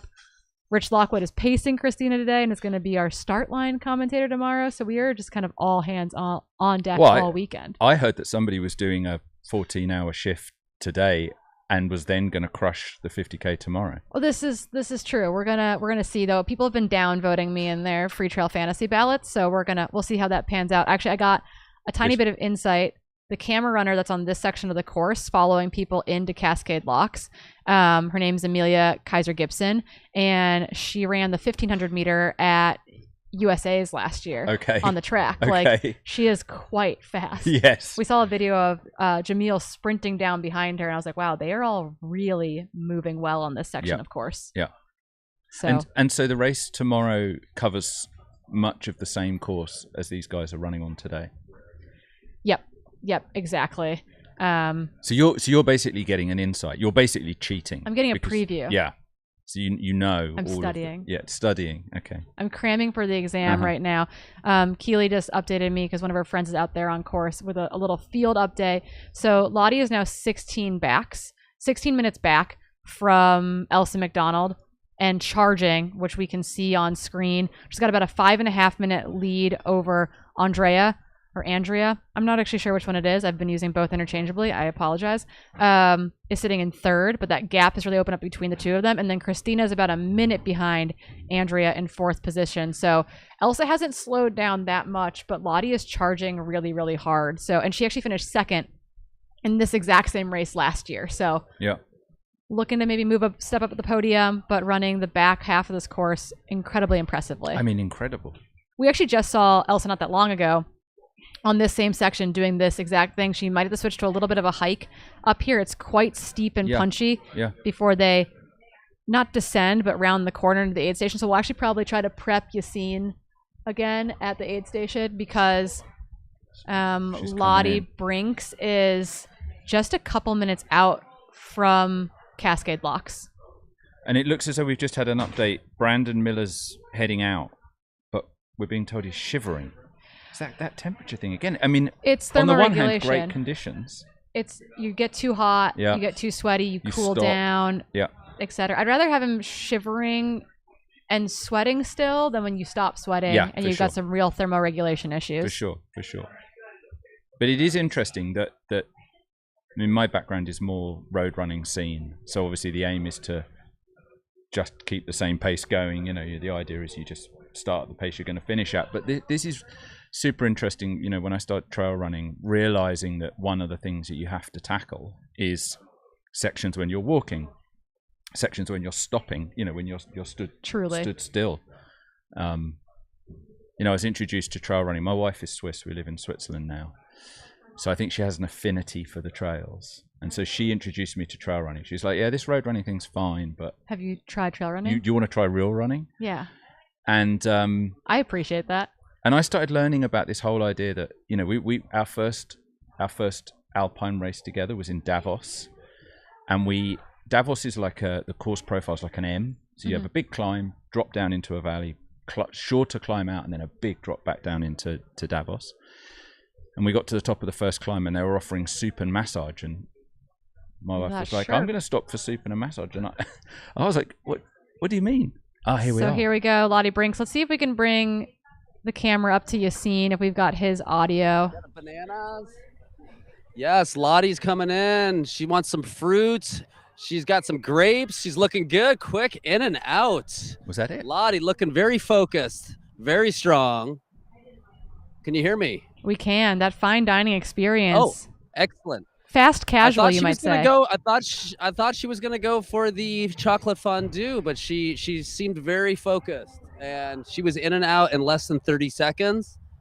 Polly came over, helped her out a little bit, and she just wanted some fruit, and she's on her way. Just before she took off, Brandon Miller did get out of here very slowly. I encouraged him to remind him of that Black Canyon experience that we shared together, and also just reminded him that he is going to warm up and loosen up as he climbs up out of the aid station here. And then Mac Robertson was in and out and took off, and I guarantee he already passed Brandon. Mac is a local. He knows this area very well, and he's a closer as well, and he looked very strong. So the gap has actually come down a little bit between Elsa McDonald and the Chase pack. It was up as far as about 20 minutes. It's back down to about 16 minutes now between Elsa and Lottie. And it sounds like Lottie's opened up about a 5.5 minute gap over Andrea, who should be sitting in third position. Christina Randrup just behind her. So we've got probably 5 or 6 minutes before we welcome our F3 into your aid station, but they are chugging right along. Great. I think, yeah, this is awesome to see this women's race unfold too. And Lottie, like I said, I think it's going to be tough for her to close the gap if Elsa continues the way she's going. But, you know, Lottie wants to put as much space as she can in between the people behind her too. And that's what that turnaround is going to offer shed some more light on that. Yeah, we've got our camera back on M1 here in the studio as well. And we can see well, technically, it's basically like a slideshow because it's not coming through as a video. It's coming through one frame at a time, and it's Adam Loomis absolutely hammering right now, heading out to the aid station. Yassine, I've got a question for you about last year. The turnaround at Wyeth was kind of like the cruxy aid station. The Broth boys really brought it together. They got a lot of people out of that aid station and onto the final section. Of course, I'm kind of getting the sense that your aid station might be the crux aid station this year. How do you feel shouldering that responsibility? Oh, we have a great crew. I think you're right. Last year at Wyeth, based on the weather and stuff like that, at the turnaround at the campground, they were trying to put people back together and get them some hot broth and some salt. But yeah, we are ready. We've got a fine dining crew serving up champagne flutes. We've got chocolate fondue. We've got, the finest vintage pickle juice on the market. So we can shoulder this. We've been doing these aid stations for a long time. We have a well-oiled machine, and we live for this stuff. So as long as I'm not on the mic too much, I'm just kidding. He's like, I have an actual job to do. Team. That looked like that was just maybe Adrian Spencer who just came in to the aid station there. 369. Yeah. Stay to the right there, bud. Yep. Maryland. Bib 369. Looking real good. Took a champagne flute of Coke, quesadilla, and he's on his way to Wyeth. This is a fun section too. There's a few talus fields they got to cross, which will slow you down a bit, but there are some really runnable sections where you can stretch out the legs. This is also, I just wanted to mention, the Pacific Crest Trail, and I run this section a lot in my training, and I often think about people that are traveling, Mexico to Canada, right? Coming through here. All right, we've got another woman coming in here. Looking strong. Okay, so the gaps come down actually a little bit. It's probably 4.5 minutes or so. This is Andrea, 40-year-old out of Chilliwack. One Hurt 100 back in January. Yep. One Fat Dog last October. Talk about a talent that was somehow under and off all of our radars coming into this. Mm-hmm. Absolutely. I wrote down a bunch of notes about some women and men, and I actually forgot to write her name down. So to your point, but she was one of the women I saw in second place earlier this morning when I went out for the run. And I saw her Hurt 100 hat, and I gave her a shout out, and I was like, yeah, just think of all those roots and rocks on the Hurt 100 course. And she was like, yeah, woohoo. So, she's well suited for this, and she's still holding strong podium position. Looks like right behind her, we've got our friend Ryan Nieto coming in, who moved up quite a bit. Well, it's nice that that's how you say his name. I've been calling him Ryan Nieto all day. Like, Nieto, Ryan, Nieto. Awesome. Well done. Yeah, good stuff. Look, stay to the right, hon. Stay to the right. There you go. Ryan is a great friend of mine. We do this run every year called Move Through Darkness, where we run from sunset to sunrise. Ryan has gone with me every year. Ryan, my cord won't go that far, but I wanted to give you some love. Yeah.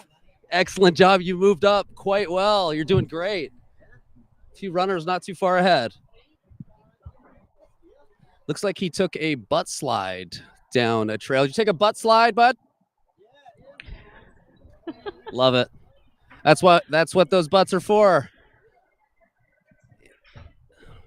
Great spirits. God wouldn't have given you cushion if it wasn't for butt sliding. He has a quesadilla on a silver platter. He's serving a quesadilla on a silver platter. Boom. He's got his crew stuffing water in his pouch. Look at this. Bang. Wiping the food out of the beard. Hugs. Let's go. That's how you do it. Awesome job, buddy.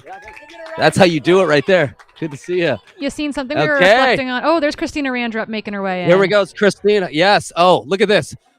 Coke chug. Look. And Christina Randrup. Amazing race at the Big Alta. I was down there to witness. And she is going through the pit crew right now. She's got Rich Lockwood and Tara helping. Claire DeVoe there as well. Chucking out 50K. Claire DeVoe. Chucking out 50K champion from just about a month ago. Making sure she gets some fluid. All right. She's great. All right, Christina. Yeah. Awesome. Yes. High five. You're doing so great. Boom. Looking good. I love it. Great energy. You've seen something She's we charging. were reflecting on earlier is that in the women's field in particular, anyway, something I noticed, you've got Elsa McDonald, who's 43, You've got Andrea, who's 40, and then you've got Awesome. paired up against Christina Randrup, who's 25. 25. And Lottie Briggs That's is amazing. 28. And I just like really love that dynamic of like all crushers, and they've actually all been in the sport for quite a while. Like even Christina at 25, I think has been running ultras longer than I have. Absolutely. You know, so it's just like this really Yeah. impressive group, and we can do this for a long time. That I was just gonna say, that is one of the many things I love about our sport, is when you see people crushing into their 40s and 50s even, and it just gives you that hope that like, you know, I've got so much more time to like reach my potential and do some great things in this sport. Whereas in like other sports, you don't often see 40 and 50-year-olds. They're kind of like hanging it up at that time, right? Or doing it more very recreationally. I just know from my own experience, it is fun when you're running with guys that are young enough to be your sons, and then you drop them. That feels real good. Yeah, I mean, my first ever U.S. mountain running championship at Loon, I was probably 21, maybe 22. You know, that was over a decade ago, and I was like the women that I was running against. Some of the quintessential women on the team at the time were, you know, nearly twice my age. Like it was absolutely incredible, and they still absolutely destroyed me, kicked my butt all the way up Loon Mountain. Like, yeah, it's pretty phenomenal. It's a really good point. I mean, sometimes, you know, if you're 20 years old, you have youth recovery, youthful exuberance on your side, you know, you have more speed potentially. But you've also been living at home with mom and dad. And, you know, when you're a little older in your 30s and 40s, you've kind of been through the ups and downs of life. And you kind of have that grit and mental toughness to really draw on longer races when the going gets tough. Yeah, Yassine's definitely talking my language. I just turned 49, and I've just signed up with a coach for the first time in 7 years. I've got a coach, and right on. So I wonder whether, I mean, I'm loving what you're saying, Yassine. I'm taking notes, but also you're making me feel somewhat less deluded, which I love. Thank you. Absolutely. It's, you know, I've been knowing Jeff Browning as a good friend for many years. And when I got into the sport in 2007, he was a veteran at that time. And here we are in 2024, and he's in his 50s and still just getting after it. It's guys like that and women like that are reversing the biological aging process through this sport is so inspiring. Yeah. So I'm glad you got a coach, and I'm glad you're motivated to keep just getting after it. Keep oiling that machine. It'll keep going. Well, the coach, the coach has high hopes for me. I think he might be disappointed, but we'll see. Nah, I'm always like a bit affronted when like I'm reading the actual like research in the literature, and it's always about like the language used around it is always very negative. Like you're fighting the like certain decline, and you're like, okay, we could probably reframe this a little bit. But it's really, I think our sport's amazing in the sense that, you know, it truly seems to be a sport for everyone, and we can perform. You know, we're not in the NFL. Our career isn't over when we're 25. Right. We're not a gymnast. Our career isn't over at 18. It's really cool that you can, I mean, run absolutely exceptional performances at any level in the sport, independent of age. And absolutely, you know, I think most of my athletes are in. My oldest athlete's actually 72. 72, wow. And actually lives not that far from here, and is still, you know, getting it done, still running 50Ks, etc. So we've got all kinds of time. Well, and also one of the great things is age grouping. Yep. So I'm a year away from being able to start being competitive again. And yesterday, and I'm afraid I've forgotten his name. That's very poor of me. But the chap who's here with Speedland was 6th or 7th in the 30K, but he was first in his age group. Clark. Yeah, he's been one of our on-course Morgan. one of our on-course correspondents today. Yeah, getting it done. So he won, essentially, his age group. That's great. Yeah, he was first master, and that's a really good point, Simon, because that's kind of like my life now. As I'm like, I was just running the big Alta, the shorter race, the 28K, I believe it was. And I was pushing hard. I knew I wasn't going to be able to compete at the front, but I was at the end, a couple people passed me, and I was like gassed, and I was like, "How old are you? How old are you?" And you guys like, 38. It's like, and I'm like, "Yes, okay, go. Then you can have pass it. me now." You okay, go. You go. That's okay. Yeah. So I was able to hold on to the first master, and that's exactly right. You can kind of toggle your goals and aspirations. It's at a certain point, you're not going to be able to compete at the front, but you can kind of adjust that as you age and just do your best, maximize your potential wherever you are in this journey. It's athletes like Meb Keflezighi in the marathon. Exactly. Yep. That must be very depressing for other athletes because he's still as good. An ageless wonder. And now he's just breaking world records in his age group. Well, here's another little tidbit of inspiration. Before this young runner came onto the scene by the name of Killian, there was a older gentleman from Italy named Marco Olmo, who won UTMB at age 60, I believe. Yeah. So he's a legend. He's a regular at UTMB. Still turns up and is in the village, and people can just go and meet him and chat to him. And I've witnessed people chatting to him about the race, about the UTMB, not knowing who he is. Oh, that's like my not favorite. quite realizing who he is. That's my absolute favorite. And he's dishing out advice, and they're like, "Okay, cool." Then after you know who that dude is. Yeah, on our screen Legend. again, we've got intermittent follow cam going on. We've got Adam Loomis again, just absolutely charging. I do think one of his back pockets on his pack is unzipped. Hopefully there's nothing important back there. But making quick work of this out and back section of the course as another runner makes it in to the Cascade Locks aid station. Number 14, bib number 14. Christian Anders from Manitoba, I believe. Another Canadian doing a quick pit crew here. Yeah, we're working towards Jenny Quilty being one of the next athletes on the women's side, making her way, another Canadian making her way to you at Cascade Locks. My guess is it's probably 8 minutes or so away, 8 to 10. It's possible. She seems like she was moving really well at the last aid station, so she could be closing down on Christina a little bit. There was a pretty sizable gap at the last aid station, but we could see maybe as close as 6 minutes for Jenny Quilty to be coming in to Cascade Locks to see her crew there. You'll know because the Canadians are starting to get more and more hyped. Go all Canada! around you. Yes, exactly. Yeah, earlier in the day, I saw Christina and Jenny really working together and really just flowing through the course.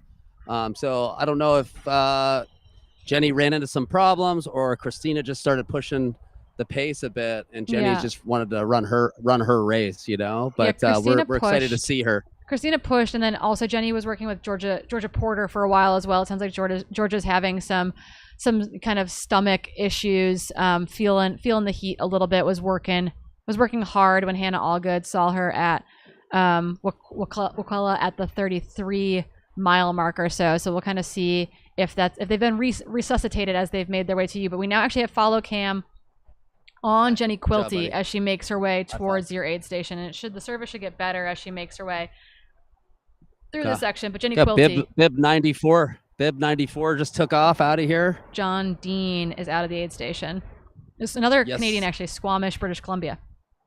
Wow, I told you these Canadians are coming down here. I mean, they're used to all those roots and rocks and crazy terrain up there, and they're just like, man, you call this technical? This is a joke. This is easy.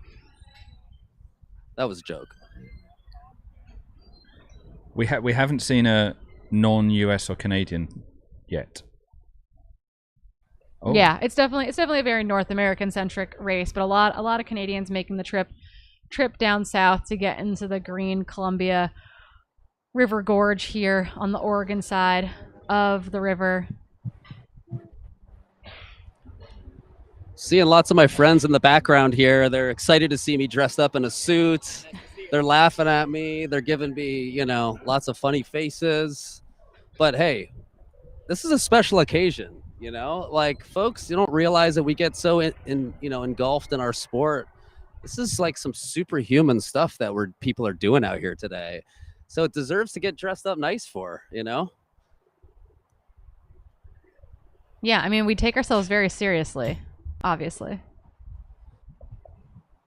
I always try to remind folks, like I said, I do a lot of these aid stations, and at some point, if I see people really getting a little bit too serious, a little too tense, I always try to do like a public service announcement to remind folks that our lives are really good. Our lives are so good that we have to pay money to do this, okay? So, and then we do a lot of themes, and our goal is really to provide some levity.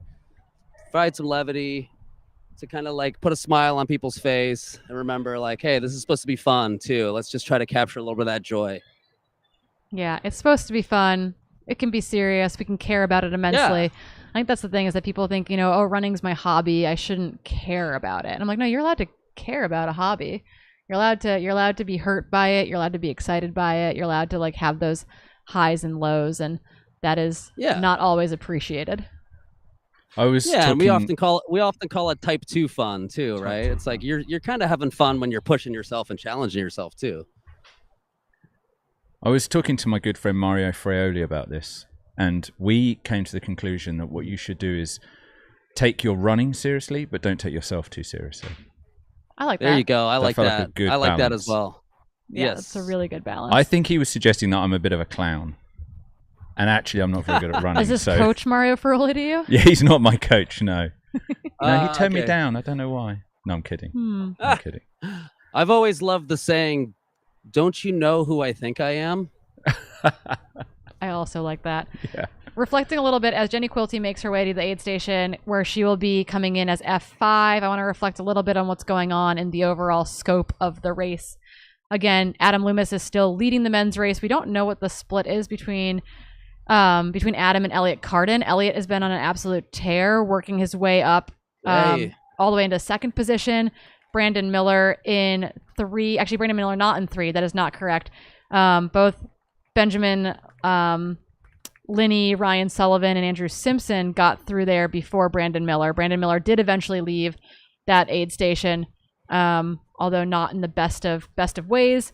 On the women's side, Elsa McDonald has a pretty big lead, about 16 minutes out over Lottie Brinks, but Lottie is on a tear, and that gap has gotten a bit smaller.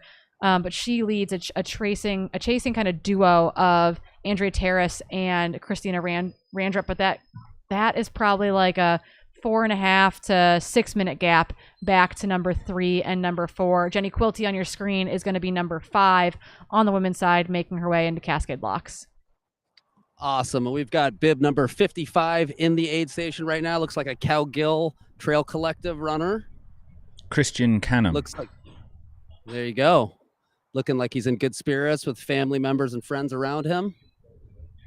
He's come from Bellevue. That's not too far away, I guess. It's not. No, it's Nope. up in the Seattle area. You can get your mum, your dad, your sister to come down from that far. Oh, yeah, for sure. Yeah.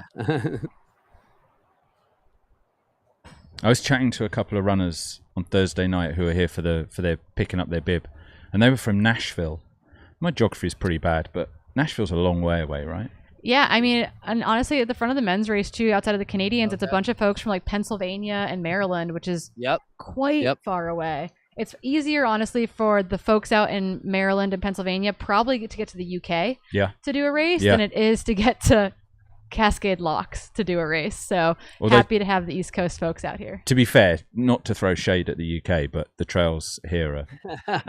Pinkies up. Pinkies up. There you go. Pinkies up. Yep, there you go.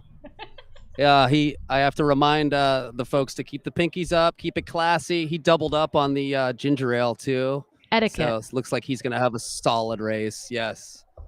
It's all about etiquette. Jenny's probably lots of laughs being had here. So 90 seconds or so out from you. She's paralleling the highway there through that kind of green part of the forest. So she should be there in less than 2 minutes, is my guess. Here she comes, just relaxed. On your right.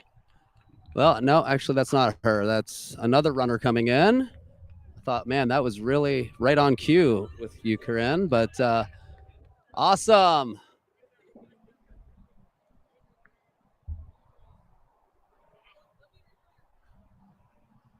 Here comes Jenny.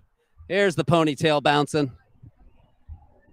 And probably just happy as all get out. I rarely see Jenny Quilty without a smile on her face.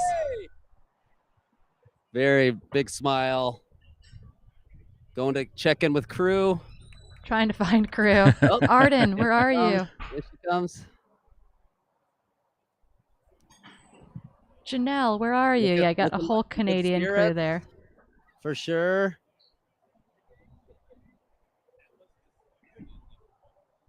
Oh, she's getting a champagne flute. Looks like they went with our finest ginger ale.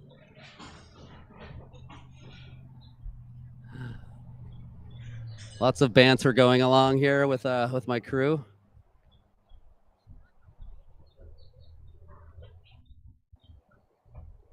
One year we had like red vines, and people were drinking the Red Bull out of the champagne flute with a red vine. All right, Jenny, let's go. Awesome job. Doing great. Super great spirits. Oh, we have another woman right on her tail. Here Georgia Porter. Heck yeah, Georgia. So she's going to get some water Yes. poured on her. She spent a lot more time in the last aid station than Jenny did. It seems like she had to take some time there to really reset. She was feeling hot. Her stomach was a bit upset. So taking a little less time here, it looks like. Seeming in really good spirits. Good job, Georgia. Yeah, Georgia. Yes. Nice smile on her face when I gave her the high five. She's looking strong. She is not, I would say, like less than a minute behind Jenny Quilty. Yeah, she had to get some of that time back because she definitely left several minutes down from Jenny Quilty at the last aid station, and so she must have been rolling Good job, that buddy. section pretty Good smoothly. to see you, man. You take care. Have a good one. We'll see you back here. Okay, so our runner cam is now we've got a runner cam kind of in slideshow mode as well. Welcome to trail running of Elliot Carden though, and I can tell you that because he's got a bandana on. Yeah. That is different than the all black getup of Mr. Adam Loomis, who's in the Adinafit kit That up front. That's helpful. The bandana's helpful. He Yeah. should keep that on the whole race. Yes. Yeah, he's had iterations of bandanas on this race, but that is Elliot Carden. Really, he's moved up through the men's top 10 all race long, taking serious time out of people. He gained a couple minutes back on Adam Loomis as well. Adam made a little oopsie coming into the Cascade Locks aid station, ended up kind of going back towards the start-finish line for a second. Oh, wow. Had to flip around. We don't know how much time he lost there, but the split between Adam Loomis and Elliot Carden went down from about 12 minutes to about 9 minutes or so. So he definitely lost a little bit of time, plus Elliot is running really, really fast. So we're curious to know what it looks like when they get back to Cascade Locks, because I don't know that we're going to get an official split from the turnaround on the far end of the course. Yep. We might get an unofficial split from our fine friends and folks out Yep. there Yep. that are working the aid station, but we might not. We All won't right. have an official split. Good job. We got bib 119. Awesome job, buddy. Yeah, But take it right. Yep. That is interesting in itself, isn't it? I mean, Georgia, you said that she took a bit of time in the aid station. This aid station that we've just seen her come through, she was there for seconds. Yeah. Like she grabbed a Thank you. bottle. And so that obviously says something to the fact that whatever she did while she took a little bit of time is paying dividends, right? I mean, it's not necessarily an issue if you need to take the time. You can then make up the time and possibly beyond. A couple minutes spent in one location can make up massive amounts of time later in the race, and that's Yeah. important to remember. So 119 who just left that aid station was Neil Faranowski of Trail, British Columbia. Trail's like a very tiny little town up there. So once again, another Canadian in the mix. And actually Jordan Yes. Brett should be the next person in from, guess where? New Westminster, Canada. British Columbia. So yeah, just keep them coming. Amazing. I just wanted to take a moment too to say, shout out to Mountain Outpost, shout out to Freetrail, Daybreak Racing. The sport has changed so much. Being able to do this live stream tracking like this and commentating. I was actually telling my wife about it, who was with me, from 2007 when I got into the sport. And I was just telling her about everything that's happening and how folks can watch at home or wherever they are on their phones and whatnot. I was driving out this morning in my van, watching it as I'm driving out at a beautiful sunrise. And I felt like I was right there following it. And then next thing you know, I was on the course, witnessing it in real time. But yeah, kudos to everybody. Corinne, amazing. in the studio. Everybody is just making it so entertaining and so informative, engaging. Yeah, if this was a cross country race, I'd say, and it's Canada v North America, Canada might take it today. Yeah, totally. Or Canada v North America, Canada v US. Sorry, I think Canada might take. I know what you meant. I know what you meant. The NACAC championship is going to go to Canada today. Absolutely. I think this runner that just came in might have the best shorts that I've seen yet. I believe pineapple shorts. How's it going, guys?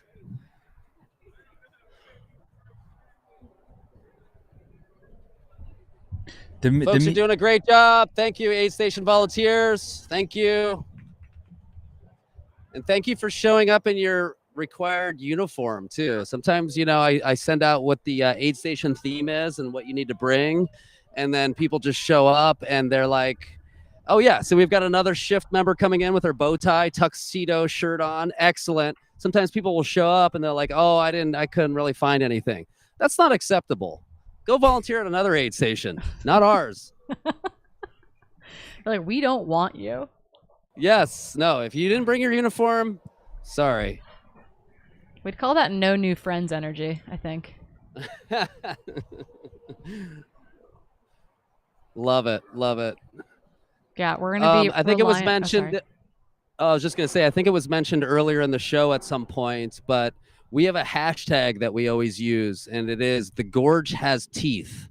And the reason behind that is that there's just been so many times over the last 15 years that even if you're just coming out for like a short run in the Gorge, it will always bite you at some point. Whether it's the roots, rocks, weather, hills, mud, whatever. It's like the Gorge bites you, and it has already bitten some people today. And I'm sure, we'll see some more carnage, but that's why we're here. We're here to put people back together. Here we go. Pineapple shorts. Awesome. Best shorts so far. Yes. And he's got number 410. 410. Yeah. Eric Waslowski from Honolulu, Hawaii. Oh, from Honolulu. Okay. He's asking me if I'm coming back to Hurt. That makes sense. Okay. I'm sure I'll be back there at some point, even though every time I do it, I'll say never again, 3 for 4, 75%. Thank you. Awesome. This is great vibes out here. We got Jamil. First time Jamil's visiting the Columbia River Gorge.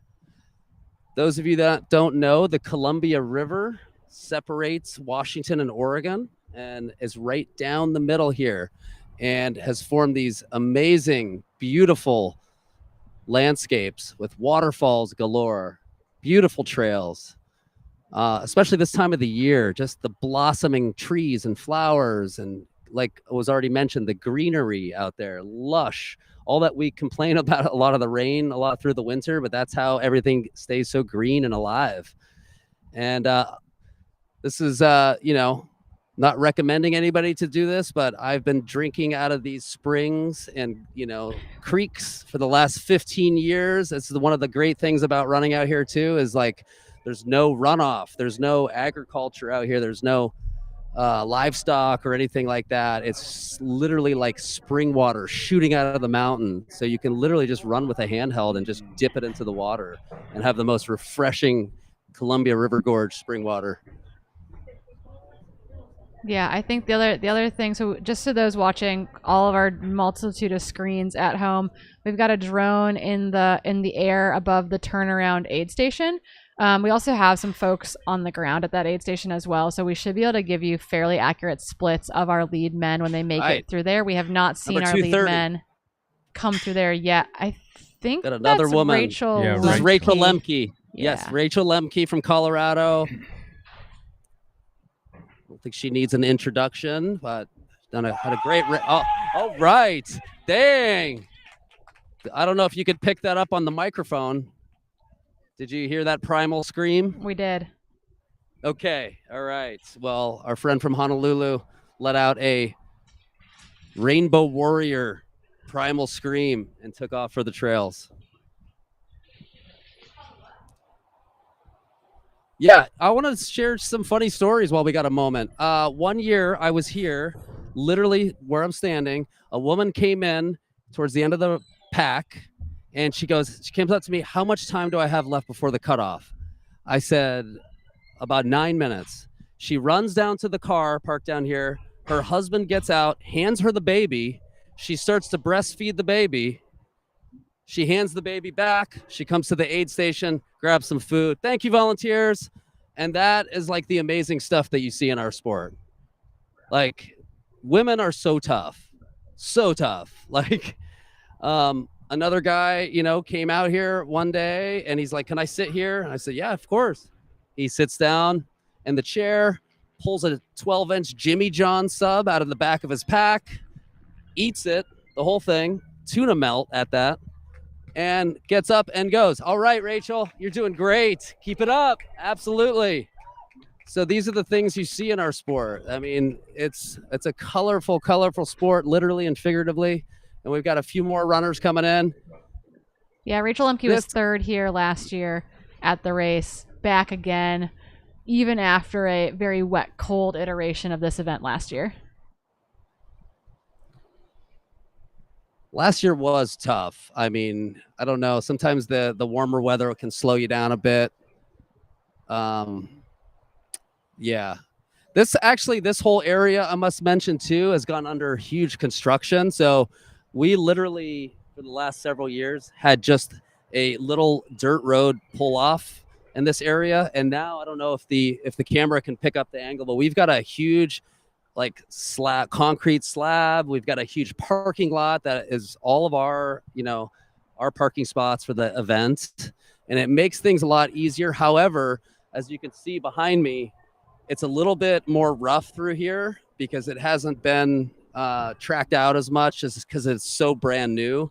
So there is a bit of a step up here onto the concrete slab. There's still a bunch of loose rock down here as they pop out of the single track. And so I just saw one of the runners kind of lose his footing a little bit, roll his ankle a little bit.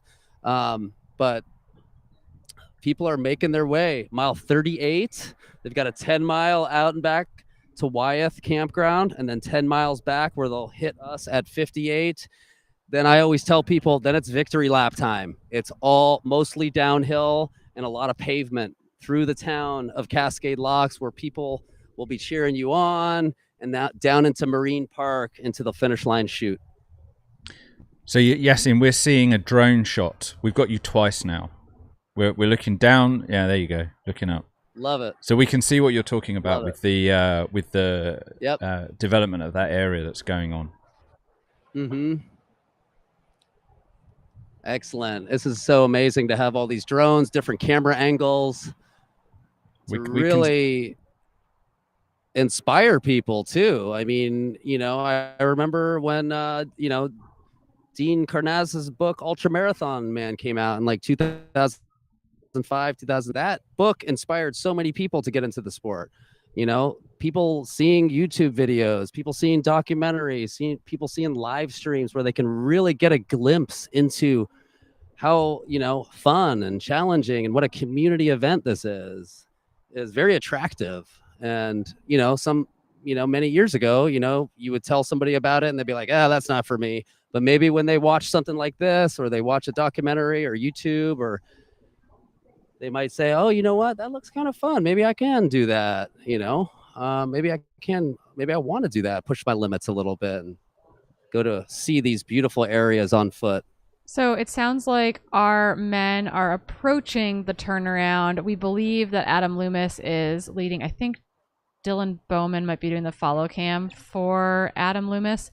If that's the case, they're about 1.5 miles or a little bit less out from that turnaround at Wyeth, and then they'll be heading back towards Cascade Locks. It's quite a long out and back section in that location. It's exposed, it's through that burn, etc. They're feeling it. They are in the back piece of this race, but we believe that, from what I gather, it's Adam Loomis still in front of Elliot Carden, almost to that turnaround. And once they get to that turnaround, then we'll get splits from the folks out there. But we believe that's the most accurate update we have from the front of the men's race. Amazing. We've got another runner coming in here. Get his bib number here. Looks like 113.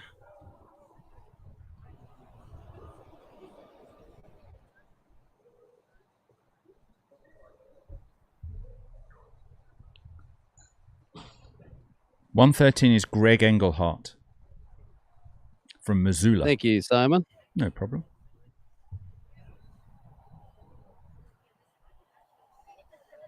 Yeah, looks like he's been moving up steadily. Yeah. Right, we've got a couple runners coming in here in tandem.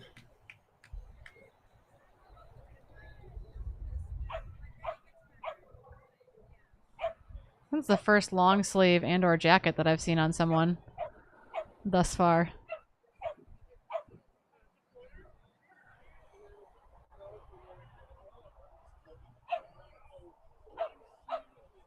But yeah, we're kind of in slideshow mode for those. We joke about it a little bit here on the live stream. It's when our footage isn't quite strong enough for it to be long. Oh, there's Zeb back out in the field as well.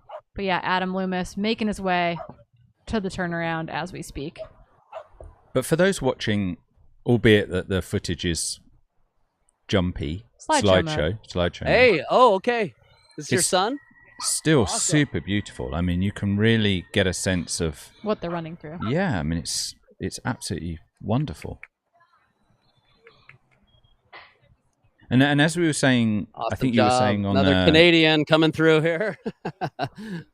as you were saying on trailgating yesterday, I'm losing track of the days. Yeah.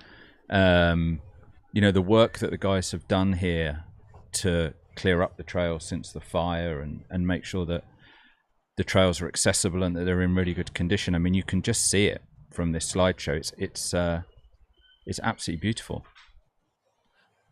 Certainly Awesome makes job, me want to get 24. out, do a bit of running on that. Yeah. Yeah, the Gorge is a very special place to run. Absolutely. It's there's networks. I mean, there's so many networks of trails. If you ever do, Simon, want to come out and run, look me up. I'd be happy to go out there with you. There's a lot of really great trails that are up and away from the Gorge course. The Gorge course has a lot of great sections. Nice job, bud. Good work. Oh, this is Nick. Okay. The waterfalls that we run through on this course are spectacular. I bet you a lot of these runners that are going behind Horsetail Falls and crossing Aloha Falls and Multnomah Falls, they're getting the spray, the mist, the cool down. Excellent job, y'all. Doing great. 1 aid station at a time. But yes, there's just even so many more trails out here that they can't get permits for to have an event on. They're endless. And I've been lucky enough to explore a lot of these in my training for mountain ultras over the years. I've got a bad feeling that I'm going to have come all this way to this beautiful area. And I went for a run this morning, basically through the town of Hood River. And, nice. And then tomorrow I'm commentating from 7:45 in the morning, I think, for most of the morning until sort of after lunchtime. So I've got a feeling I might end up leaving having never really run on the trails out here, which would be a tragedy. I'm doing it vicariously. Maybe you got to come back and race it next year. Exactly. I was gonna say we can fix that. If I don't make a complete mess of this of my job here in the live commentary, maybe Dylan will have me back. I think that's reasonable. Well, maybe Jamil will have me back. Will you have me back, Jamil? If I don't make a mess of this, can I come back? Yeah, he's saying yes. Yeah, I often think about the people. I often think about the people that travel here from, like you mentioned, from the East Coast or different regions, and experience that wherever you live, you get a little desensitized to your area a bit, and don't realize like how special this is. All right, here comes our local young guy favorite, Brock. Excellent work, number 348. Excellent, buddy. You're doing great. Thank you. Good, man. Let's get the.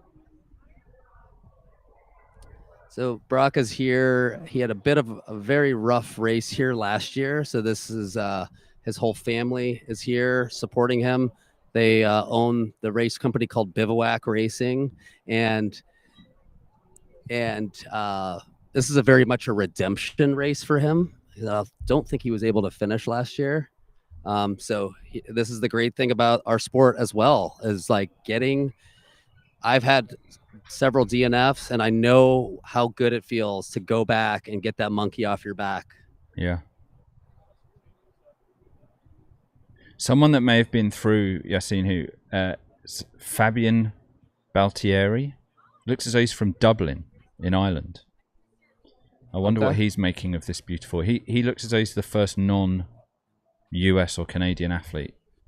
I wonder what he's making, because I've been to Ireland many times and it doesn't look anything like this. Let me tell you. Really? Okay. I mean, it's beautiful. Yeah, he's probably getting blown away by the. Yeah. Mm-hmm.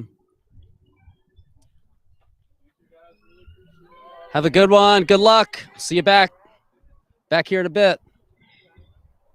Yeah, they're coming into that turnaround. We're going to have our leading athlete in the men's race, M1, Adam Loomis, is approaching the Wyeth aid station. Again, that is that far out point turnaround. He'll have 10 miles to come back to where we are chatting with Yassine at Cascade Locks. And then from there, it's about a 5K sprint into the finish. So he'll be very excited when he makes it back to Cascade Locks for that second pass through. But yeah, he is on his way in right now, followed by Dylan Bowman on the cam.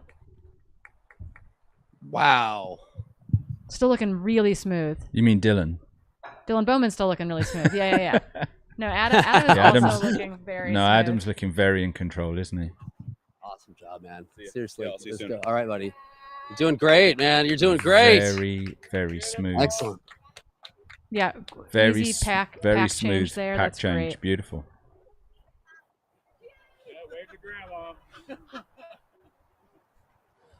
That's awesome.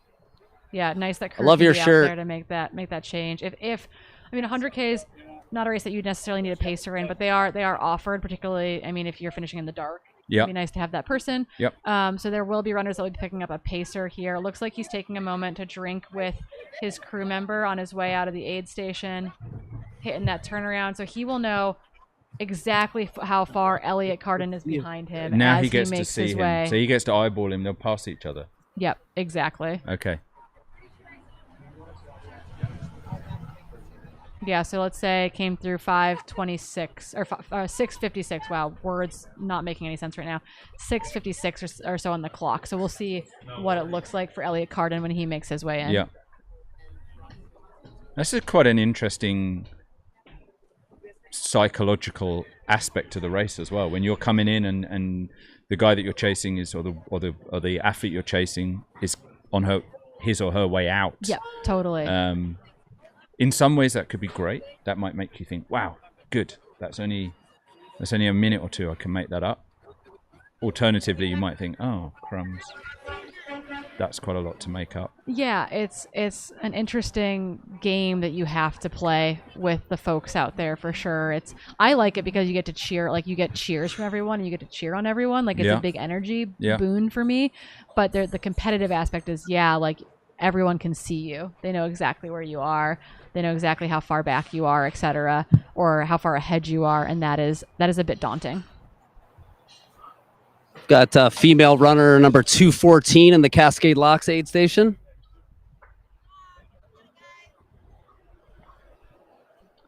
Allegra. Oh yeah, out of the Bay Area. I shouldn't have started that. Allegra. We haven't said her name right once today, but she's out of the San Francisco Bay Area. Yeah. Allegra from San Francisco. She's been moving up too as well. She's been running a really, really solid race, moving her way up through the field. That's why I said her bib number and let you say the name. Of course you did. Butcher the name, you mean?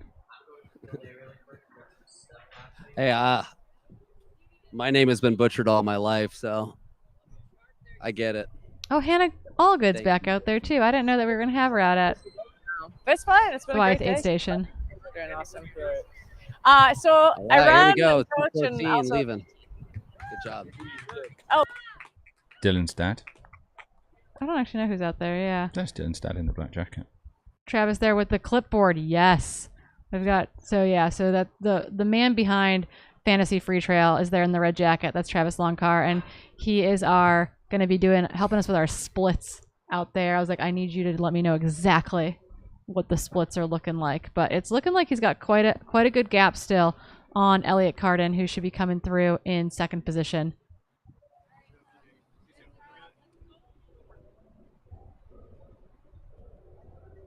We'll be able to get words, I think, from Hannah Allgood here in a second. Check in with what she thinks people have been looking like as they make their way in and out. She's teammates, technically, DNFit teammates with Adam Loomis, so she picked him out really early in the race too. She said, I know that Adam's in the group because I saw the DNFit kit. Okay. And we're like, cool. It was 8 other men. Easy we'll to figure spot. it out as we go. Yeah. As more runners continue to roll in through that Cascade Locks aid station about 10 miles away from where you see Hannah Allgood on the bigger screen. It's a long out and back. It looks relatively rolling, that 10 miles. It's not, there's not All right, here comes PCT. Cindy Shepard. Oh. All right, Nice. Cindy. Local Cindy Shepard running her way in the Yes. top 10 women. Awesome, Cindy. You're doing great. Welcome. Get this woman a champagne flute, put it on my tab. So I'm honored enough to coach Cindy Shepard. She's an up-and-coming ultra runner. We talked about goals for today, and we settled on like going for top 10 based on her ability. And this is her first 100K. So I'm very happy with where she's sitting right now. That's pretty amazing. I'm liking your coaching style, Yassine. Her chip is finally working too. There was basically like I noticed the first 50K, we had no splits from her, and then all of a sudden she came running through an aid station. I was like, well, we're gonna remember that she exists because otherwise we don't know where she is in time and space. And having your coach shout, "Get this woman a champagne flute," is pretty nice. Mid-race. Like, connect with her real quick. Yeah, put the coaching hat on.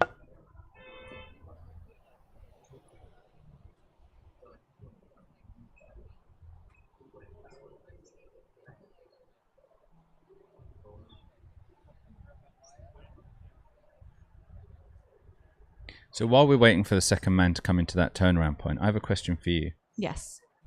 How do you feel about, this is not, I don't want to jinx you or anything, but you got a race tomorrow. Mm-hmm.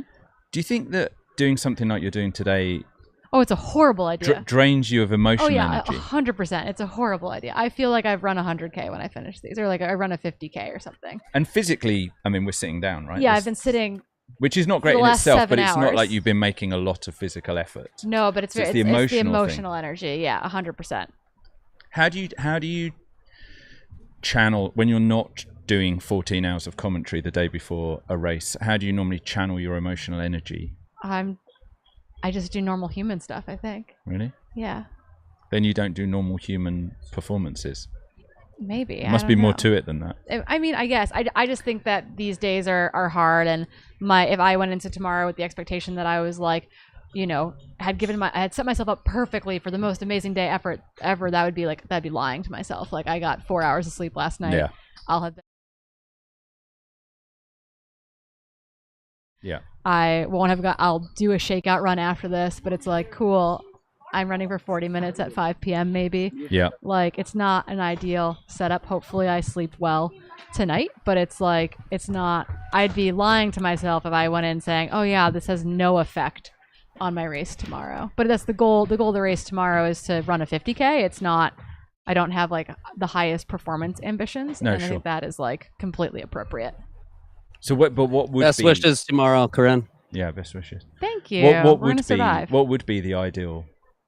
What would you do the day before a race if you weren't doing this? I'd go Read a for book? a 40-minute shakeout run. I mean, normally I'm working. Normally, right, is like I race on a Saturday, so I'm working on a Friday. So it's like I might have a lighter work day. I might limit what kind of calls I take, etc. But I'm like just going. You know, I walk my dog. I go for a shakeout run. I eat a bunch of good food. I go to bed at a reasonable time, etc. Like all those things. Okay. I think You're right. that It's very hard normal. to hydrate throughout the course of the day. It's hard to eat normally throughout the course of today. So it's like I leave these things like a little bit at my wit's end. Yeah.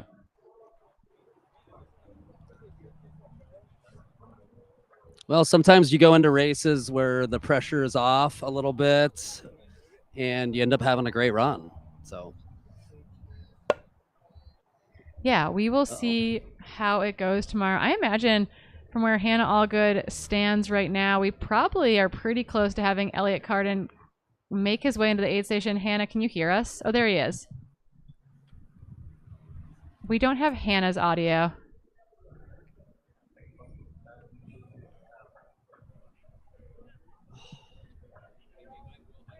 Elliot looks really smooth. That gap's staying about the same, about 9 minutes. Hannah, can you hear us? Yeah, tell Dylan to get out of the way. I can hear you guys. And we can Tell hear Dylan you to now. move. Dylan, you gotta move. Move, Dylan, move. Dylan, move out of the way. I got it. I got you. Thanks, Hannah. Got you. Yeah. We're enjoying Can you the guys Formula hear me 1 now, stuff. Yeah, we can. We've got you in our ears. Yeah. We love it. Yeah, so Elliot's looking good, chugging a Red Bull currently, straight down the hatch, the whole thing, and then and another one. Awesome job. Another, okay, Well done, man. I'm impressed. double hatch. I'm also impressed. I think I've only just a sip of that one. Okay, Nice. I was like, wow. I don't think I've chugged a Red Bull ever in my life. So I like that he's got a third bottle for this section too. I think that's Yeah. really smart. What the one I think he's had the always like the two, I guess the two in the front. He's had one in the back of his pack for most of the race as well. Okay. Putting another, again, you can see this another ice bandana too, which is smart, taking his time. Yeah, that gap stayed about the same, roughly 10 minutes between the two of them. So he's moving really well. It's just he might have given Adam too long of a leash too early type of thing. But he is running.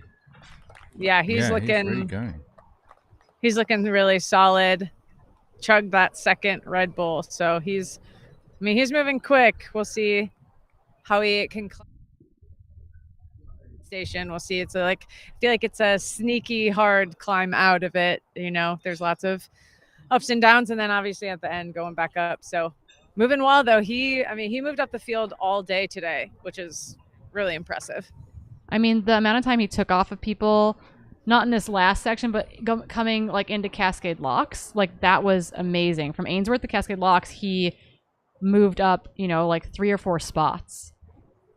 Yeah. Wow.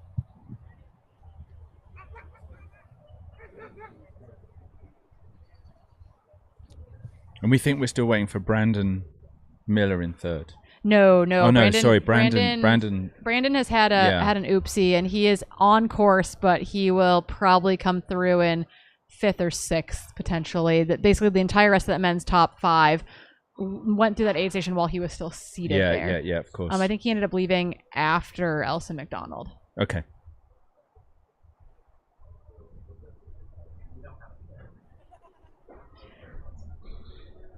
Hannah, were you on the ground there when Adam Loomis came through? Yeah.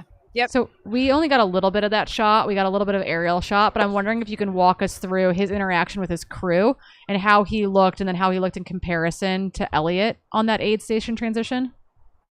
Yeah, so he came in, his partner gave him, they did a full bib or a full pack swap.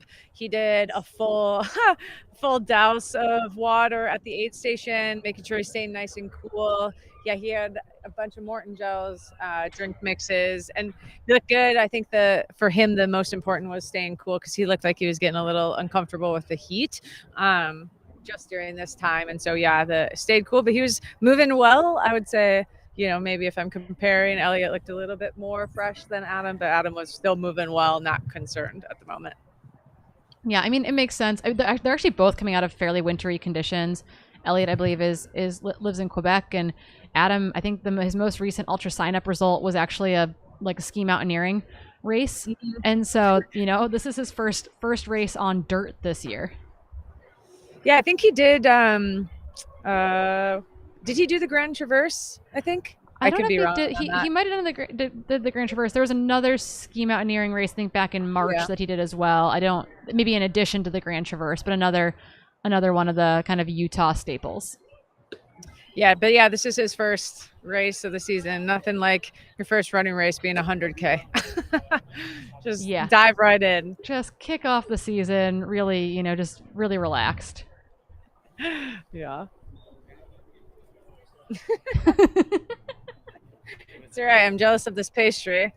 Now Rich, I've heard about the breakfast sandwiches. Now Rich just has this beautiful pastry in front of me. He didn't offer to share at all. Yeah, they didn't bring one out for you? How rude. I thought we were supposed to be friends, and he's just eating the pastry all to himself.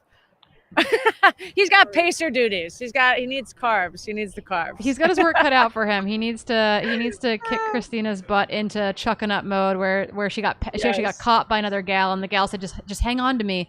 And Christina was like, okay. And she's like, yeah. And all of a sudden we were just like running 7:30 pace on the erg. And I was like, cool. I feel awful, but I can just like latch on and run 7:30s. That's pretty cool. And that's what she needs to do here, I think, too.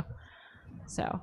Yeah, it's the beauty of having a pacer, right? It's like it can really just. I always tell all my athletes, I'm like, if you can have a pacer, take it. Like take it. It'll probably only be like benefit your race performance. So it's really especially when you're running so long alone, just having someone else to latch onto is so nice. It's just emotionally just takes a huge burden off of you. I think our next expected human beings should be probably Andrew Simpson, Ryan Sullivan, Benjamin Linney.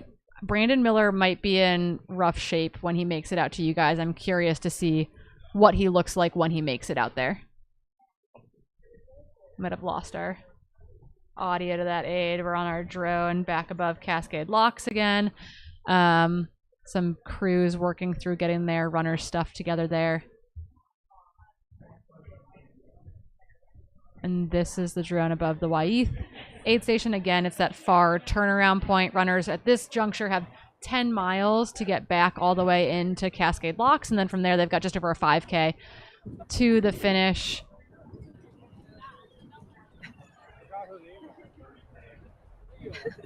But I think it's going to probably be 8 to 10 minutes after Elliot Carden left before we see probably our third and fourth place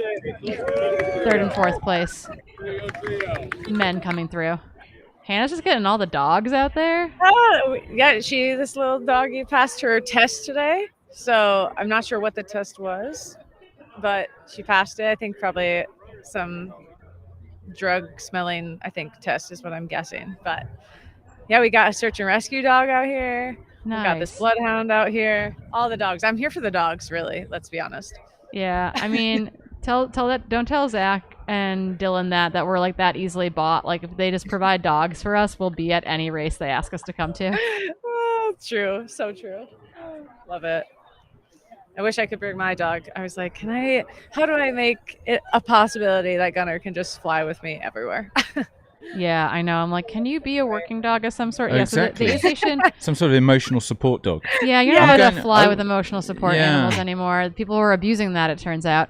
Really? Surprise. Yeah, surprise. Yeah, so the aid station that Hannah is at right now is the Wyeth aid station. It's about 48, almost 49 miles out into the course. But 10 miles, Hannah, that's a really long, we've been talking about out and backs a little bit today. That's a really long out and back emotionally. When you get out to Wyeth, is it like when you finally hit like the backside of an interval set and you feel like you're going back downhill, like the finish line is in sight? Or is that aid station, that split between Wyeth and Cascade Locks, just like emotionally draining? Oh, I would say definitely on the emotional draining standpoint, because I would say when I ran this, you feel like it's going to be downhill most of it, but realizing coming out of this, we have this paved section and then you're pretty much going uphill for quite a few miles of those 5 miles. And then you finally kind of crest the hill and then you have that really almost like fire road type, and it's like a really wide open space. So you can finally let your legs go, but then right out of that, you have to start climbing again. And so I feel like you're just like, where is this downhill? Like, when is the final downhill part? It's just still so punchy, this whole course. But I would say, at least for me, it's like, yeah, coming out of this aid station, you think it's going to be more downhill, but it definitely feels more of a net uphill, just kind of grind out of this aid station. Yeah, as Yassine said, the gorge has teeth. The gorge has teeth. Yeah. Lots of teeth, for sure. Yeah. I feel like it's just all those, again, there's only a couple of those big climbs, but it's just those 200 feet, 300 feet, 400 feet, where you're just continually feeling that on your legs. And I would say even I mean, even in the 30K yesterday, it was like you'd be really cruising on the downhill and then you hit that uphill. And even though maybe it's only 200 feet, it feels way worse than 200 feet. Yeah, I guess, Hannah, give me your best coaching advice for tomorrow going into the 50K. What should I be most afraid of and what should I be most excited about? Make sure you smile, have some fun out there. But I would say, I think with the 50K, I say is like, just take that the first 2 miles are pretty aggressive. And then I always say, like, take those nice and easy, making sure you're not hitting that, lactate threshold. The nice part is you're getting that hard climb out early. But I would say same with that one back in the 50K, taking that first climb easy, kind of cruising through the course, wanting to feel more comfortable, a little bit moderate, but feeling comfortable before you hit that out and back, because that final climb on that out and back feels like it's going to hit you in the face. And so I think really planning that nutrition early, but also just relaxing for those first 12 miles instead of feeling like you're pushing from the get-go, especially again with that huge climb. You can easily spike your heart rate way too much, and so you're already hitting your threshold way early in the race. Perfect. I'm going to take the first 12 miles so easy. And then I'll get to rage for 18 miles. I think that's an honestly, like, that's a great compromise on my end. Yeah. Coach Hannah says so. Yeah, that's it. Just Coach Hannah, that's the hot takes if you're running tomorrow. Hot takes from Coach Hannah. Well, our next couple men will be to you, I think, in just a couple minutes is my guess. Although this 10-mile stretch could be a little bit of a death march. Given how warm a lot of the runners have been looking. We've all been cold all day. You look slightly warmer than you did earlier, but still pretty chilly. But the runners are looking really hot. I took off my puffy and I regretted it because now it's windy. And I'm like, oh man, I need to put my puffy back on. But yeah, I would say so far at all the aid stations, I would say most of the runners all want ice or a bandana or something on them, getting pretty hot with this type of climate right now. So we actually have runner cam working their way towards you. And if I remember correctly, this is Andrew Simpson of PA. I want to say this is our PA boy. Although Ryan Sullivan is also in a gray shirt, so I could be completely wrong on that. But I'm pretty sure they're wearing identical outfits. But we do have a runner cam on, I believe, M3 making his way towards you, and he just had a close pass. Very close. Does Elliot have a pacer with him? Yeah, that must have been. That was Elliot going through. Yeah. So we just saw M3 and now we're M2 chasing Elliot. have a near collision. Yeah. On the corner, but it seems like so interesting. Adam Loomis does not have a pacer, but it looks like Elliot Carden does have a pacer with him. Mm-hmm. That is correct. Yeah, Adam didn't leave with a pacer. So our camera person actually turned around and is now following M2 back out of Wyeth. So our camera person was with M3. I believe our camera person is now flipped around and is with Elliot Carden, M2, on his way back towards Cascade Locks. This pacing strategy is an interesting one. The pacer's kind of got a good 5 or 8 meters ahead of Elliot. Like they're not really running together. No, there's not a lot of chatting going on here, is there? Yeah, it's like what do you need it for? Is it to keep a target up in front of you? Maybe. Is it I use it for distraction. I'm like, just talk to me. Tell me stories. Yeah. That's absolutely. Yeah, I think it's a funny, interesting conversation. I was just having this with one of my athletes of like, what do I tell the pacer? It's like, well, what do you want them to do? Like, do you want to chat? Do you want quiet? I think it's a good conversation to have because maybe it's like I want to catch you. When we first started running, Gil and he would pace me. He'd be so far ahead and I would get so bogged down because I could just never keep up. And I was like, this is, I think, having the opposite effect right now. Yeah, husbands as pacers are always a little bit. Steven did the same thing at Cascade Crest this past year, and I was like, I'm not going to chase you. And he's like, okay, I'll slow down. So sorry. Yeah. Gil's like, you just yell at me the whole time. Like, it's just because I've ran 50 miles and I'm tired. I had one pacer I was dropping, and then I had one pacer who was dropping me, and then my third pacer was just right. It was like the Goldilocks day for my 100-mile. It was awesome. My wife and I have not run many races together, but I cannot keep up with her downhill. Like and We've had this sort of. She said to me, "Oh, you're just making this up," and I truly cannot keep up with her as we're going downhill. So I don't think we'd make great pacing partners, to be honest. Because I've probably got a bit more of an engine going uphill, but as soon as we go downhill, she would drop me like a stone. Yeah, it's all about And I balance. think that's hard too, even with like, you know, crew or something, you know, it's like, doesn't always, maybe your partner isn't always the best person to actually crew you, you know, that conversation of like, you know, finding is it like your spouse that should do it or like a friend or who's the best person on that day. So everybody's a little bit different, I think. Sometimes I think when I see Gil, I get too emotional and like just start crying or something. Yeah.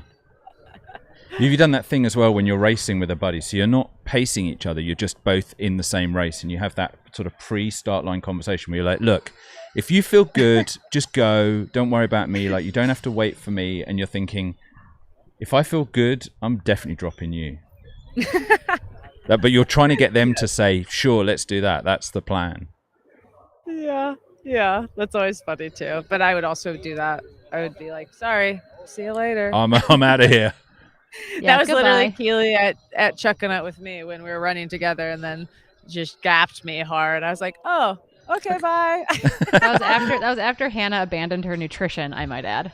Yeah. And Hannah was like, maybe I wanted that gel. Oopsies. I will say I did have liquid nutrition at least in my bottle.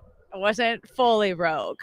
For the final 10K. But in the final 10K, but it was kind of funny. I was like, oh, we were running together, and then left me in the dust. I was like, all right. You're like, thought we were friends. So great. Yeah, I know. It's like, okay, Keely just wound me up with all this nice conversation and then just left me. It was so fun. Oh, what a great race. But anywho. Yeah, Hannah, Keely and I were talking earlier. Oh, we've got a camera on our leading lady briefly. There we go. Elsa McDonald making her way out towards the turnaround as well. That's really exciting. Man, I think she's going to pick off a few more guys between now and the finish. She just still looks so freaking smooth. But Hannah, earlier, Keely and I were reminiscing about the fact that we ran this race in 2016, and we had to end with like the big climb and descent at the finish as well. And it was like a 10K to go from the finish, and we were 90 seconds apart in each other's eyesight for the whole final 10K. And so we both had to keep pushing as hard as we could for it, and we like broke each other for third and fourth place, which was so silly. But it was I think we bonded immensely over our first 100K experience, where we just like completely went to the well on this course, which was really, really fun. Yeah, I wouldn't want to do that that climb at the final 10K. That would be straight brutality. With a lot of like, you know, it's like 3 p.m. with a bunch of hikers on it and their children and their dogs, and you're just like trying to be really nice to everyone while your legs like don't really work anymore. It's an excellent experience. Oh my gosh, so true.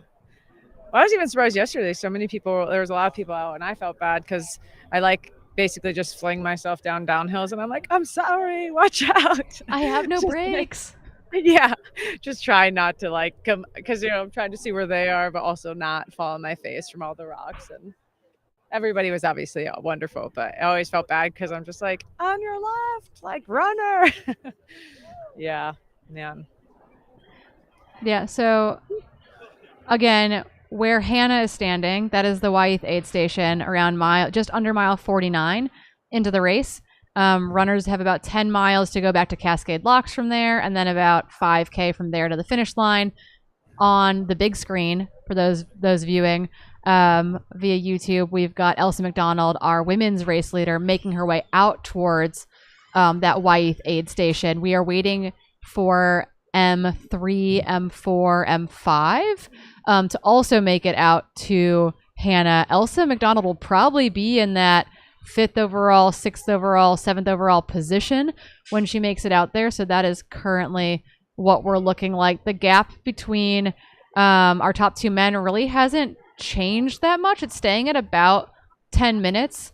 They both look pretty darn good. Yeah. They're working their way towards the finish. Hannah just got handed some sort of donut. I did a pastry. A pastry. Okay. Thank goodness. This is a raspberry chocolate muffin from my best friend Cody. He does a lot of crewing with me, anyways, he saved half, which was very kind. So this will be my first meal of the day. We're doing really good. I'm doing all the things you're not supposed to do. You're learning it from me first. I don't know where it's from though, but it looks delicious. So don't mind me. He didn't find it on the side of the trail or something.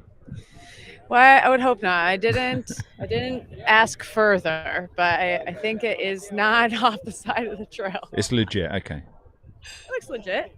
It's very good. As long as it's not like a random scone that he found in the woods, I think you're probably fine. Can you imagine? Yes, yesterday. Never mind. I'm not telling that story. It's okay. We found a pack of gum during my Tahoe Rim Trail FKT, and I 100% ate pieces of gum from that pack of gum we found on the ground. So, desperate times call for desperate measures. Mm-hmm. No, that was great. Just refreshing things on our end. And it really seems like that is the place to be. It seems like that aid station is just like absolutely happening right now. Oh, we lost her audio. Now you're back. Can you hear me now? Yeah. Okay. We have Waddy Brinks' crew set up, Rachel's crew set up. We've got Christina's crew here as far as for all the women, and then obviously top men, Ryan Sullivan, Adam Simpson. So we got everybody waiting. We got a couple people patiently warming up their legs with the pacer bibs. We got all sorts of goodies at the aid station. We got grilled cheese. No, not grilled cheese. I think chili and like broth. And then we've got Sammy's, peanut butter and jellies. Yeah, we got. This is the Freetrail aid station. They're supposed to be on it. It is a Freetrail. We also got another runner coming in. Can't see him yet. But yeah, I think that's Andrew Simpson. Here we go. Yep. Yeah. Yep. And then we've got. Let's go, PA. Andrew. His bib is halfway on. He still has two of his pins on. Hopefully it stays. Looks like he's got lots of different dirt. Kind of muddy out there still. Yeah, Yassine got to tell him that he was moving up into third when he came into the aid station, because he came into the aid station in fifth at Cascade Locks, but then both Ryan Sullivan and Brandon Miller were still in the aid station, and Andrew Simpson came on through and moved up into third as he left. And sometimes you make a fast aid station, and I think he was still there for like 4.5 minutes. It wasn't like he was through there in 30 seconds, and he moved up 2 spots just by not having a melty, taking care of himself, etc. Mm-hmm. Let's go, Simpson! There you go, putting in new bottles. Another gel, and then he's out. Doesn't look like there's a pacer for him, so looks like he's just headed out by himself, unless, let's see. It's good. Another really efficient aid station turnaround. Yep, no pacer for him either. Just back over. The nice thing I would say about this out and back is I was like, oh, okay, I've got one little out and back left. And then I like to always chunk races up for myself, like chunk it into different sections. And so I feel like that was really nice. I was like, okay, I can run 10 more miles, So I think that was always beneficial, even though maybe challenging on the way out. That chunking the race up thing is really interesting. When I did the CCC in France, and again, my wife, who's the trail expert, said to me, just think about it as, and I can't even remember what it is now, but like 5 climbs or whatever it was, 6 climbs. So don't think about the whole thing. You've just got to tick off 6 climbs, and then you're there. Yeah, no, very, very true. Aid station to aid station. Or aid station to aid station, yeah. Yeah, I feel like that's what I actually do a lot. Like I like to think about, I chunk it.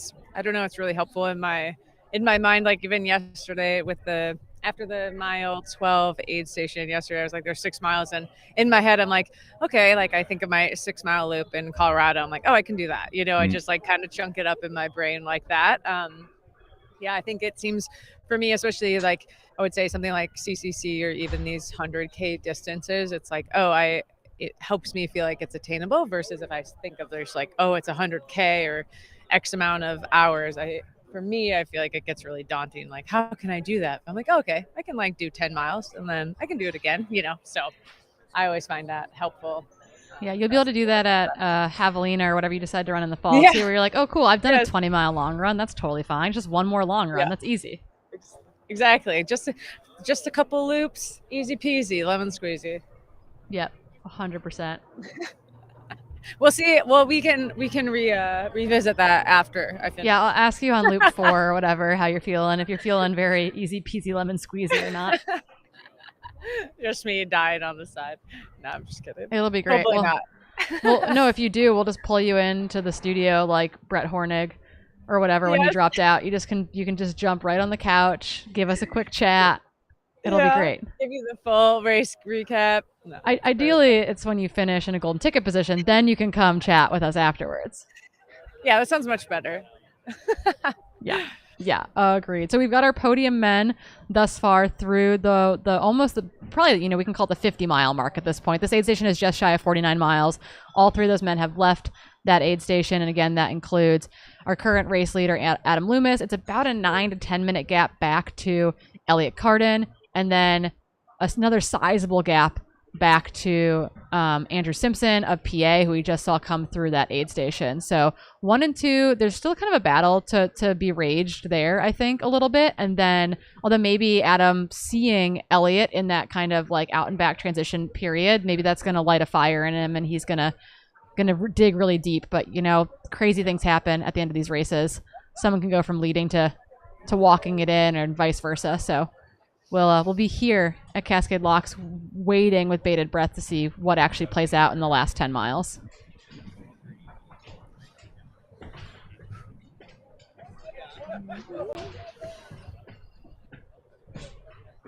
Also, I like at this Freetrail aid station, it's also nice. They've got little Freetrail aid sweatshirts, which is fun. I was like, oh, that's so cute. All of them are in their matching Freetrail garb. It's awesome. Yeah, you're like, where's my sweatshirt? I know. What the heck? What the heck, Dylan? Come on. Get it together. Get it together. We do this for the dogs and the swag. Truth. Oh, truth. That's it. But we do have Elsa McDonald on our screen right now. She has been reading, not quite from the wire, but basically as close as you can get to leading from the wire as one can get. The gal who is currently in 3rd position, Andrea Terrace, did lead the opening miles of the race, but by the time they hit the first aid station at mile 6.1, Elsa was in the lead at that point in time. And so we're slowly kind of working our way towards our first woman being to where Hannah Allgood is at the Wyeth aid station. Okay. Will you let me know when you're ready? Okay. Hannah, I think while we're waiting for our next couple of runners to come through, we're going to cut to a quick commercial break, and then we'll be back with you in just a minute or two. Sounds great. Today's broadcast is also brought to you by Speedland, the best trail shoes ever created. This is the brand new commission, the GS PDX, the 6th model in Speedland's short but illustrious history. You'll notice it's a throwback to the initial colorway of the first model, the SL PDX, though this is built on the GS platform. Plenty of cushioning to take you as long as you want to go on the trail. Everything you've come to expect, the double BOA fit system, the HTPU midsole, the drop-in P-backs, secondary midsole, also removable carbon plate. Nothing better than the Speedland. Go pick up a pair of the GS PDX. You'll find a link and a discount code here in the description on YouTube. How's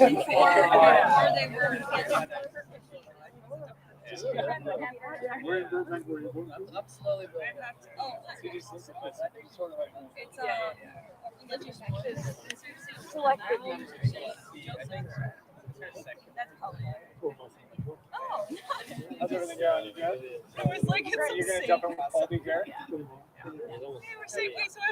About what time do you expect him?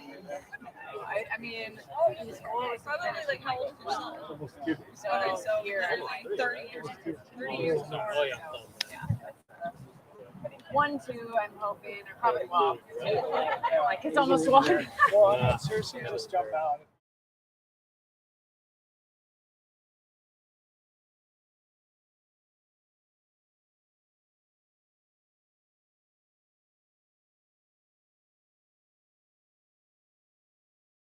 Oh yeah, true. That's right. Yeah, you got it.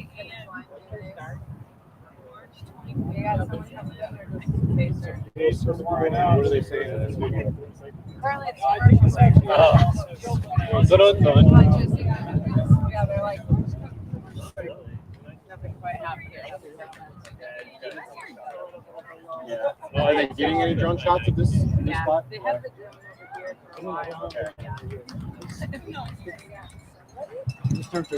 Huh?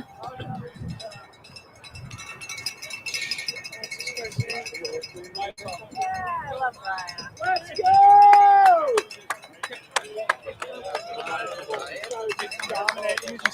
Like smashing tons. Let's go, Ryan! Let's go, Ryan!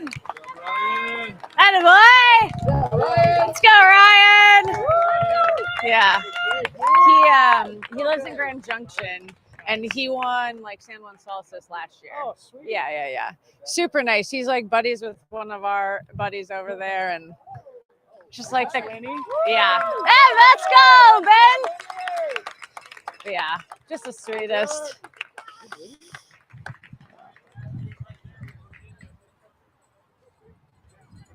Amazing. Hannah, was that 2 runners that Yes. just came in? 3rd and 4th. Yes, we have Ryan No, 4th and Sullivan 5th. just came in, as well as Benjamin Linney. So they're right back to back. Nice. Ryan's drinking some water. I think he's going to just go out with a handheld or a pack or anything, putting a bunch of gels, it looks like, potentially in his belt. And then he's got a pacer. So taking the time, they came in literally back to back, right next to each other. Ryan in maybe 5 to 8 seconds before Benjamin. So It feels like a bold strategy for that 10-mile section to leave with just a handheld, but what do we'll I know? see. I'm curious what he's got. He's got a tortilla in hand, 2 bottles, and he's off. Yes, Nice. that's Looks Ryan like he's- Sullivan. He looks like he's got something with also in the tortilla as well. But then two bottles in hands, not even handhelds, just straight I think up. Elsa's bottles. pretty close to you because Ryan Thrower is with her at this point as well. So Elsa's going to be coming to this aid station momentarily, I believe. Awesome. Yeah, and here we've got Ben. He's drinking some more water out of a reusable cup and looking like he's just taking a minimal break. But yeah, I'm sure Elsa's probably got to be here. I don't know, 5 minutes. Yeah, I mean, Ryan has made it back out to where she is on trail and is running in front of her. So we've got that on camera. So I don't know how long ago Ryan headed out to go find her, but she is well on her way into the aid station. At Cascade Locks, there's about a 7-minute gap between her and Benjamin, I believe, at least on the way into the aid station. So she should be there in a couple minutes, I think. Seeing lots of hikers and stuff on our screen, so you know we're close. Yeah. When it looks, she's almost hit tarmac, so I guess that is literally Oh yeah, she's like into the parking lot basically. Yeah. She's on pavement. Yeah.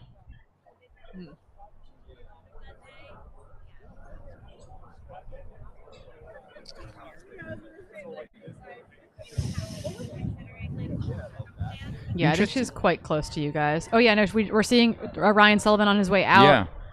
Yep. So she's close. Yeah, she's very close. Very close.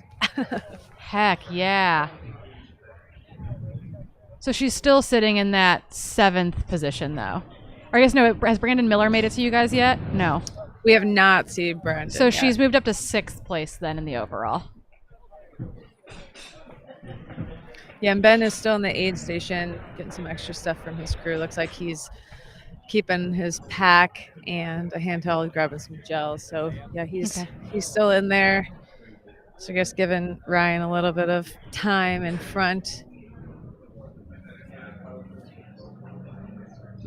Yeah, you're gonna see Elsa momentarily. And here she is. She's coming down the stretch. I can't see her quite yet, but she's trucking away, kind of come around the corner here really, really soon. She's got a whole crew with her. You got 3 pacers at this point. No, I'm just kidding.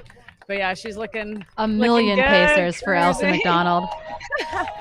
Smiling. Just looking so strong. Give her an entourage.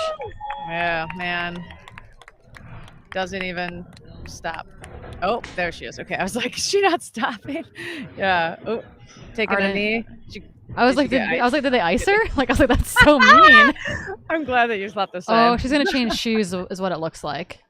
Yeah, putting on. She's got a pair. It looks like, is that Sauconys or?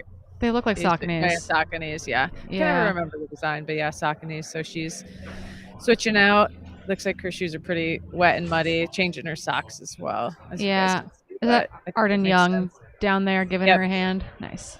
Yep, Arden's helping out. I don't think Elsa has a pacer. No, I don't think so either. Yeah. It's 100K. She's in a great spot. We do know that Lottie is running pretty strongly behind her.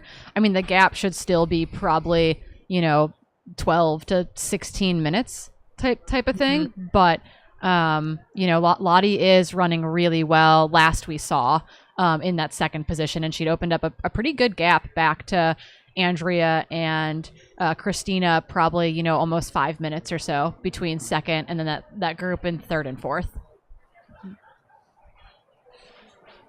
Probably Yeah, 12 she's got or lots of time. probably 12 or 13 minutes allows you to think I can change my shoes. Oh yeah, she's got time. But if Lottie came herring in now, you'd want to get out of there really yeah, quickly. you'd think, oh, I better go. Yeah, Lottie is a little ways out still. She's kind of running through those rocky clearings on her way in. Hannah, if you know what I'm talking about, those kind of big rock slide paths. She's Totally know every she's time in we were one like of walking those. on those. Yeah, exactly.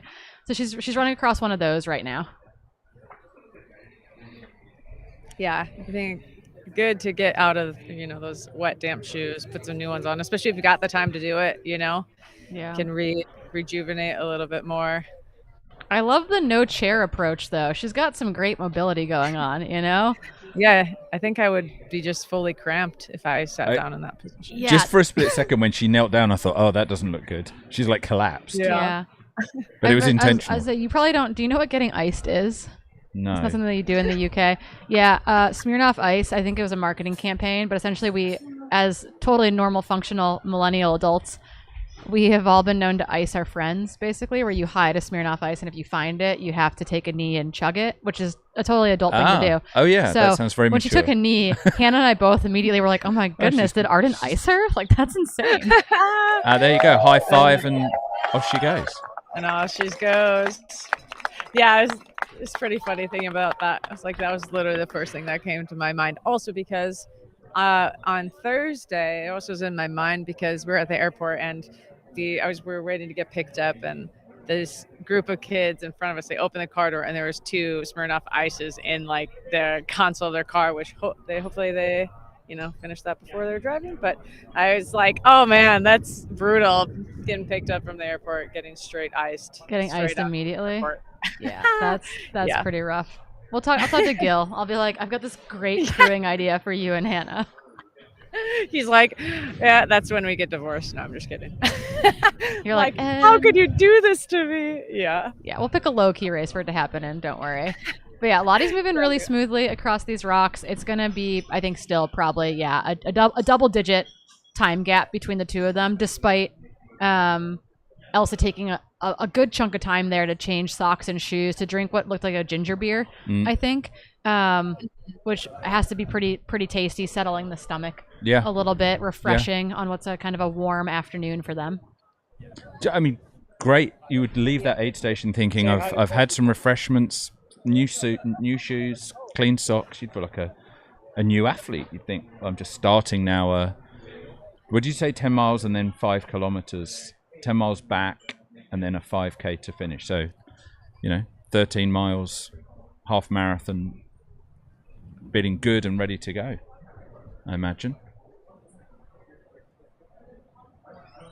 I was going to ask a bit about shoes. Oh, Given shoes is a broad topic. I have no idea what anyone's running in. Well, not so much that, but just how you choose, because there's obviously sections of this that are full. You know, you want full trail shoes, and then other sections where you think, well, I could make up time if I was not in a road shoe, but. Yeah, but I think being in a fast shoe for a lot of this works pretty darn well. It's not so overly technical that you can't get away with being in a faster trail shoe, at least at a minimum.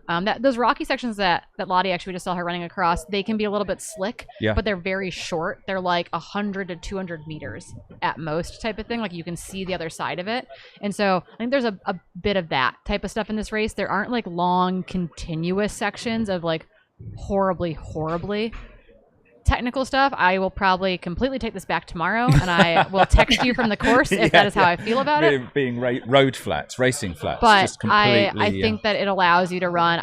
I imagine that Lottie is probably in like the glides or the Pulsar or something, and so more of a faster Solomon trail shoe. So I think that it's probably in the Ultra Glide or the Pulsar is my guess. And it's like, a faster Solomon trail shoe.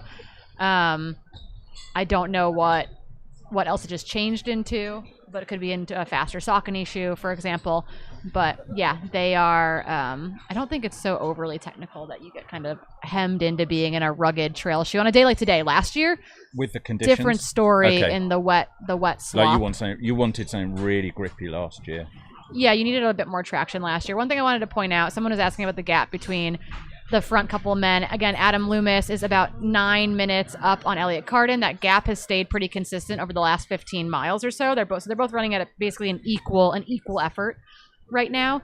At one point it went from 12 minutes to 9 minutes, but you have to remember that Adam Loomis took a wrong turn in that time period, so he actually added on distance to his run. So I'm saying it's staying pretty stable. But then it's actually quite a large gap back to third place Andrew Simpson. It's about, it's 30 minutes between Adam Loomis and third place Andrew, and then it's again about 22 minutes between second and third position on the men's side. So pretty wide open gaps right now in the 1, 2, 3 positions on the men's side of the race.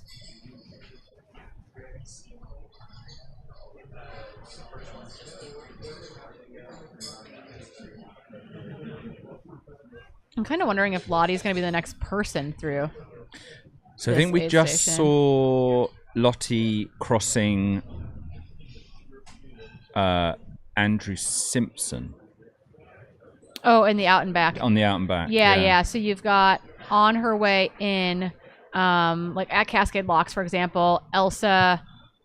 The only person between Elsa and Lottie was Mac Robertson. So. Although Adrian Spencer has been moving really well, so it's possible that he moves up in the field. Those are just camera folks running back and forth. Camera crew.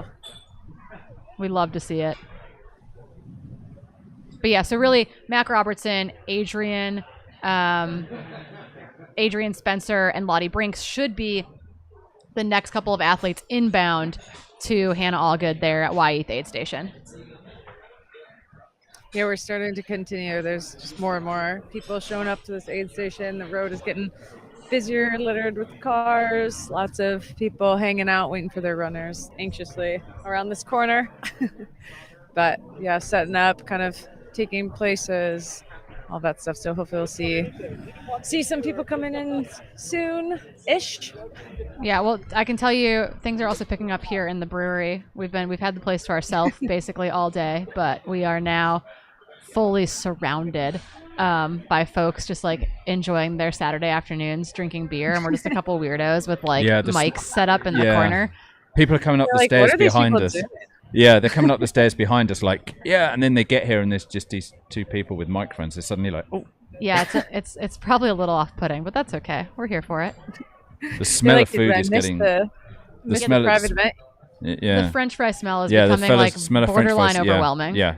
It's getting... I was going to ask you, do you order them yet? We probably should. There's a little QR code next to me. So I think in theory I could order from the stump next to me and have French fries delivered mid live stream. So that would be honestly pretty sick. It's a dream. It'd be a dream come true, if we're being completely honest.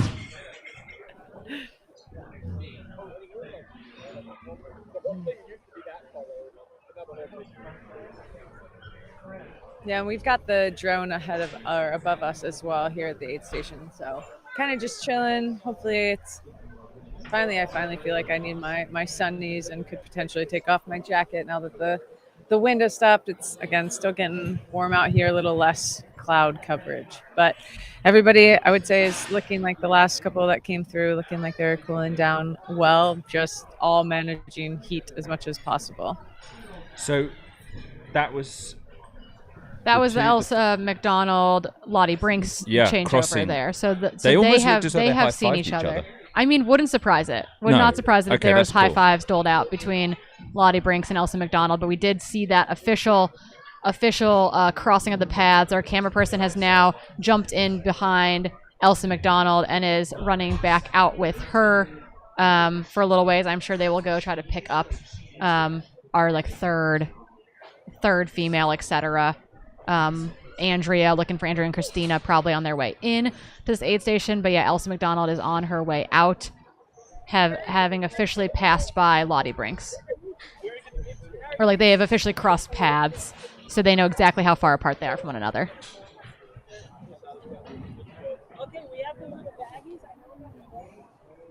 Which is either like invigorating or like demoralizing, and it can really like flip-flop depending on the day. Actually, Hannah, I can tell you this. When I asked you that question about like when your experience running the race and like how it felt to be on that out and back course, Tara Fraga sent me a text and she goes, LOL, Hannah's answer to that was like, quote, I loved the out and back because I knew how far back Tara was and I knew I could chill. She's not lying. Because I was like, okay, I got at least 10 minutes, right? I got time. I can exhale. Yeah. Except if I were you in that scenario, like this happened to me against Sabrina Little at the 50-mile U.S. Championship, and I was like, she's coming for me. She's coming. I think I had like 12 minutes, and I was like, oh my God, she's coming for me. Male runner coming in. I want to say, is this Mac? Yes, white. Yeah, white shirt, black shorts, waistband. Yep. Yeah. Yep. Portland local. In. Yeah, I mean, I think at that point, I felt like I felt good enough that I was like, okay, I can do this. But always in the back of your mind is like, are they? Well, mainly what I thought during that point is I was like, okay, at 10 minutes, I'm like, she can't be running a whole minute faster than me for this whole time, right? And so, but yeah, that's funny. Oh no, mine's completely irrational, and I'm like, I am 100% going to get caught, independent of any of that mental math that I could totally logically do. I'm like, this is how I die. It's going to be in this race when she catches me. Well, subsequently yesterday when I was like 60 to 90 seconds behind Rachel for most of the race, I was like, there's no way I can run 15 seconds faster for the next 2 miles. So yeah, I think it definitely goes both ways depending on the position. But that's so funny. Just absolutely brutal. Being part of this live. Oh, Christina Randrup and Andrea, they're together. They're together. That's great to know. So Hannah, from your perspective, just so you know, we just saw Christina and the pass of Elsa McDonald on her way out with both Christina Randrup and Andrea Tasser coming in, and Christina is just ahead of Andrea. So I imagine those two women will be coming in together to Wyeth when they get there. Yeah. Coming in quick. And then Mac just headed out as well with the pacer. So he was ahead of pretty quick in and out. He got, again, dumped with water over his head. But yeah, pretty quick and in and out there for him. Yeah, he seemed like that he was moving really efficiently through that aid station. He's been really efficient all day. I know that that Keely was saying that she's like run with him a number of times at group runs, etc. That he's a Portland homie. So it was cool to see him running super strong today.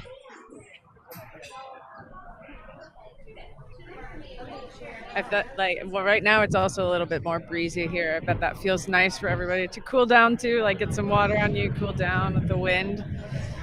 Yeah, I'm just so cold, but with running it would be great. And running perfect. would be nice. Yeah, so just so you know, at the last aid station at Cascade Locks 10 miles ago, the split between Mac Robertson and Lottie Brinks was about 90 seconds. Got it. So, and we don't have a camera on Lottie. Well, we're clapping, so it's either Lottie or Adrian. Lottie. Nice. Lottie's coming in right now. Sweet. Yep. So we'll see Lottie here shortly coming around. Atta girl. She's looking great.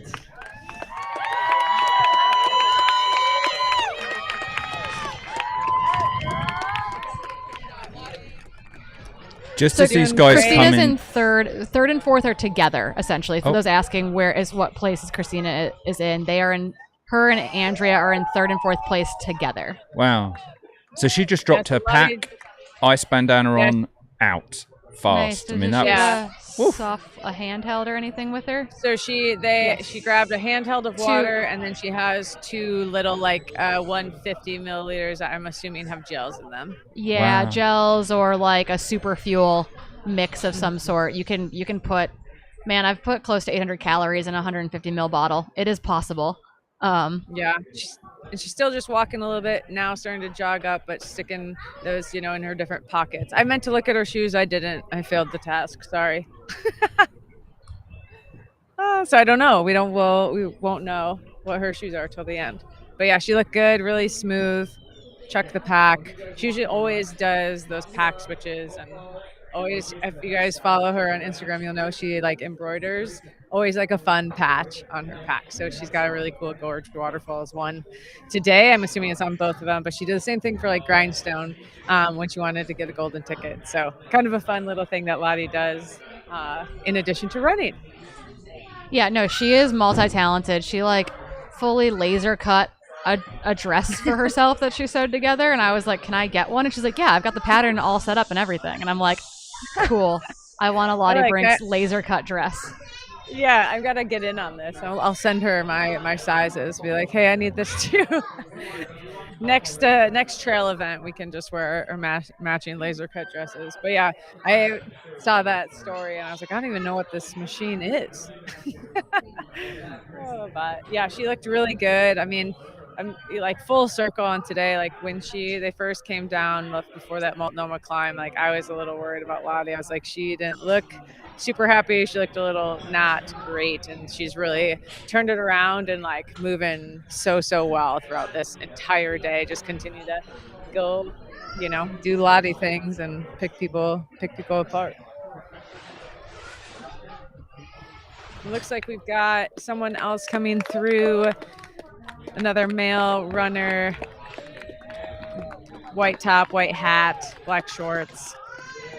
This is 266. Miller, Brandon Miller. Brandon. Yep, he was that early race leader. He was the first guy that made an attack in the kind of that push back from Joaquina. When you saw him out there with that group of 5 men, he attacked on the climb out of Joaquina. Adam Loomis decided to go with him eventually, and those two broke away. Adam Loomis then took a pull, kind of attacking at the front, and it seems like he got a little bit, he fell apart a little bit in the heat. I don't know if his stomach went as well, but he spent a long time at the Cascade Locks aid station, left there shivering, etc., after getting kind of chilled down there, but has made it out to this aid station, which is really impressive. Yeah, it's putting on that nice ice band on it. Yeah, I mean, he's still running and moving, so good day. We just had a bit of Elsa. We just saw a bit of her walking there, just hiking up just before they Elsa? cut back. Yeah. Yeah, Here I mean, she is again. you've got once again of the 10 miles on our way back to Cascade Locks, 5 of them has quite a bit of climbing in it, quite extended climbing in it, as well as some punchy climbing on the PCT through the section. So we are going to see her have to probably go back and forth to a hike on some of this. But I think most of the women behind her will have to do the same thing. It's just the nature of the first 5 miles back out of that aid station do have quite a bit of vertical ascent. Yeah. This is where they are. Yeah, so they've got quite a bit of vertical ascent to get out of that aid station. She's back across those rocky paths that we saw earlier. The next folks we expect probably to come in to Here the we aid go. station. Where they're coming, Christina And Andrea. and then- yep, right next to each other, back to back. Yep. coming all the way through. Christina's got a big old smile on her face. Well, she gets to pick up Rich Lockwood here. It's a pretty good day. Yeah. Yeah. He gets to use all that pastry energy that he just, had prior, maybe an hour ago. We should go eating some good food. She still got that Dr. Pepper that we talked about earlier. Yeah, she's been working on that. She didn't want us to flat it last night. She's like, I'm not going to chug it. And we're like, you might want to chug it. Like, let's flat it just in case you decide that you do, in fact, want to chug this Dr. Pepper at some point tomorrow. You're like, it will be easier if it's flat, I promise. And then Claire, who got third yesterday, just feeding her some scratch chews one by one. Yeah, they dropped Tara Fraga, her other crew member, off here in Cascade Locks because she will be our finish line correspondent.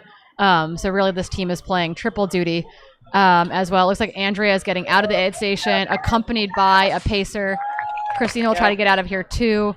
Christina's goal with her crew was to say that I need to be eating coming in and or out of every aid station you see me at. And so she ran over the timing mat. There she goes. Yeah. The rules are going around the little post, so she followed the rules. They look good. I mean, Rich is a great pacer, great guy, great energy, so he can bring her home really strong. Yep. And she is a person that can really just latch on to whatever pace someone sets for her and go. She's quite a talented runner, keeping it together on a day where I think her climbing legs felt good. Some of her flat running legs did not feel as good. So curious to see if the two of them can latch back on to Andrea. I think that could be a really interesting battle for the podium. I think all the way into the finish between the two of those gals. Yeah, there's a lot. I mean, that type of battle, I think, scares me way worse. I'm like, oh no. They're rehashing. They're rehashing Keely's in my 2016 race, just 60 seconds to 90 seconds apart, just absolutely trying to kill each other. Yeah. It's great. It makes her such a fun adventure and sport. So they got this. Yeah, they sure. Those Hollywood remakes are never as good as the original. You know that. Yeah, they don't have the big waterfall climb that Exactly. Keely and I had to suffer through in 2016. Exactly. So they got that out of the way early in their race this year, which is nice with the way the course is set up. But yeah, again, camera is on F1, Elson McDonald. Also on the small screen. Honestly, Brandon looks way better than he did earlier. He's running well out of that aid station. So resetting at Cascade Locks sure seems to have helped. Again, yeah, it seems to have probably he was frustrated at Cascade Locks, but maybe if that's got him back on track, he'd be feeling good. Here we got 369 bib. Hopefully he's feeling fine. Adrian Spencer, Silver Spring, just coming in. Oh, so wow. Elsa McDonald actually just stopped at a little creek crossing to take off her bandana and wet it down, wipe down her face with it, wet it down again, kind of continue. Now she's putting that wet, cold bandana or a buff back over her neck to continue to utilize that kind of cooling sensation. You don't quite get evaporative cooling when it's 65% humidity out, but it definitely feels nice, and that goes a long way. Yeah. I've been there. I've done that in every stream. I feel like any of those really humid climates, at least that I've raced in. I'm like, is there another water? It's you feel like you want to get in the water every chance you can. So. Well, also, these guys have been awake for hours. They've been awake. Some of them didn't feel like they really slept last night either. So they definitely are kind of. Not when you get up at 3 or 2:30 in the morning. So a neck full of cold water probably feels gives you pretty a bit nice. Of a jolt, 100%. Wakes you up. Yeah, and so then we've got another runner in here. I believe his name is Ryan. 283. Ryan Nieto, looking really solid there. We just saw Elsa McDonald high five Georgia Porter, which I do think means that unless we missed Jenny Quilty in there, Georgia Porter has moved back ahead of Jenny Quilty in those 5th and 6th positions. That's a really interesting battle as well. So we just saw the Elsa McDonald, Georgia Porter high five on the trail. Both Georgia lives in Flagstaff, Arizona, and Elsa spends a lot of time down in that zone, so they probably run against each other, if not with each other, quite frequently. So that's pretty cool to see. Just looking at this is the times coming out of that turnaround point that I think we're looking at here.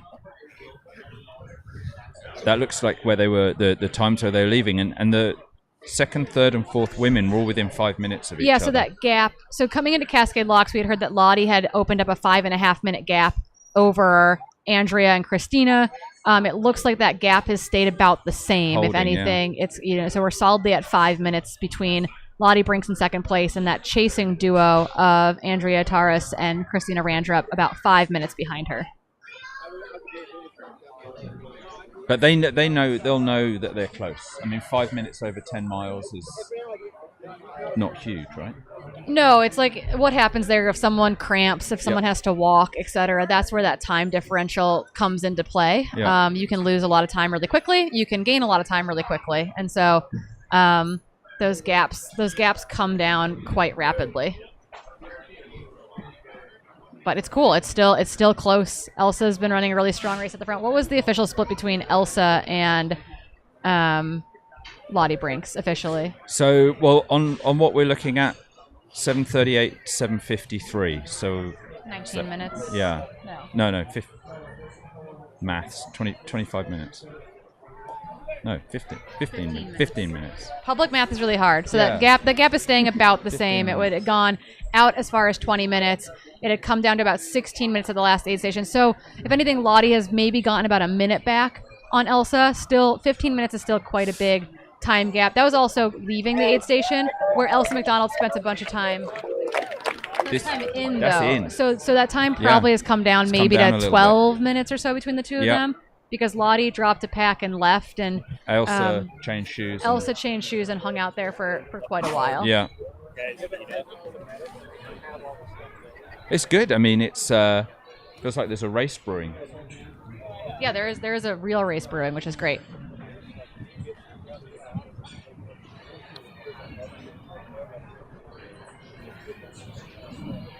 Math is harder than ultra running. Yeah, public math is absolutely the worst issue. So for those wondering, we had a question about Cascade Locks Aid 1. What is the distance at Aid 1 through Cascade Locks? Aid 1 through Cascade Locks is 38.6. Where Hannah Allgood is out at Wyeth Aid Station is 48.7. And then back to Cascade Locks 2 is 58.8. They then have a 5K to run from Cascade Locks Aid Station into Marine Park here in downtown Cascade Locks. So they're on the home stretch. They can smell the barn. There's Jenny Quilty. Canadians showing each other some love. That was a stop for a high five. So that we do know that Georgia Porter probably has, 2 or 3 minutes maybe of a gap on Jenny Quilty right now as well. So a little bit of a shakeup in that F5, F6 position. Yeah. I mean, he's obviously strong. It didn't happen recently.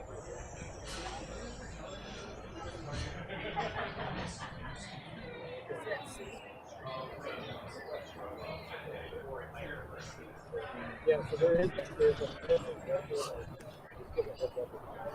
So just while we're watching footage here of Elsa cruising, we talked a bit about shoes earlier. I tried on Speedland shoes for the first time yesterday. Oh yeah, we have to give Speedland a big let's give shout Speedland out. a shout out. Making Unfortunately, this whole thing possible. you can't buy them in Europe yet. Yeah. So hard to get your hands on. I had to come a long way to try them, but gotta say they feel pretty good. Well, lucky for you, you're in the U.S. for a couple months. Exactly. And they have a new shoe that is opening for pre-sale, I think, May 1st.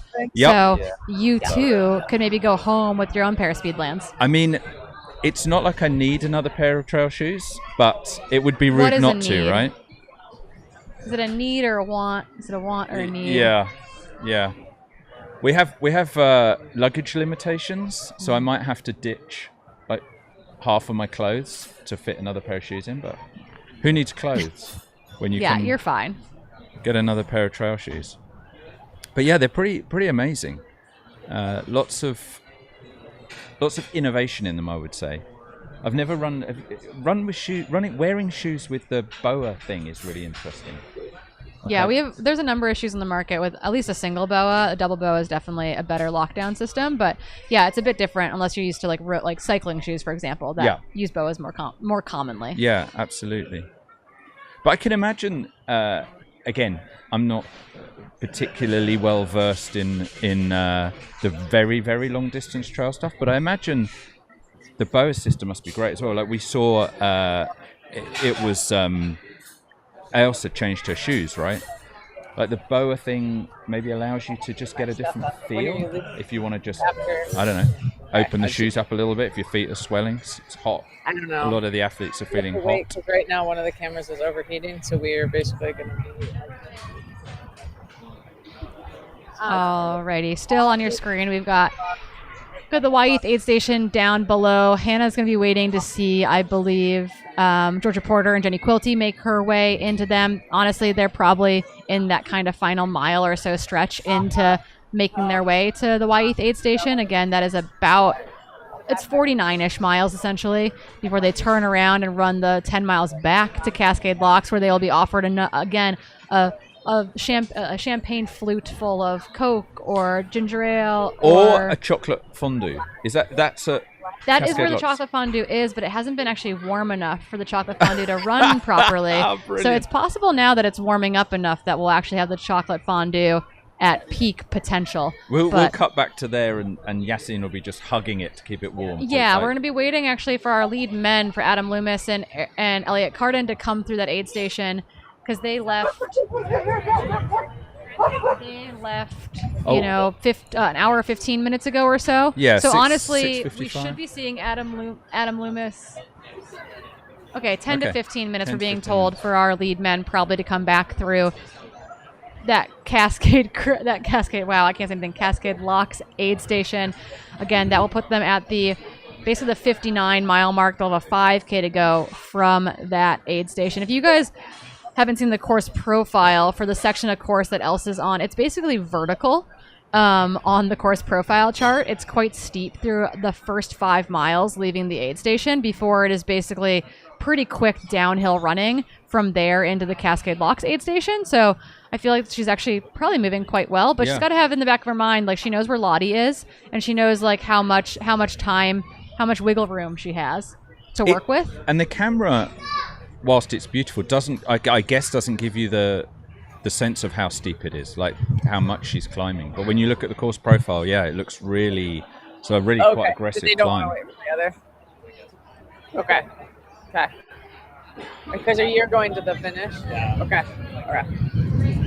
Supposedly somebody else there that's going to be doing the commentating. If not, I guess it's going to be me. Yeah, no, Tara's there. Okay, Tara's gonna be there. Yeah. Awesome. Okay. Cool. Good luck.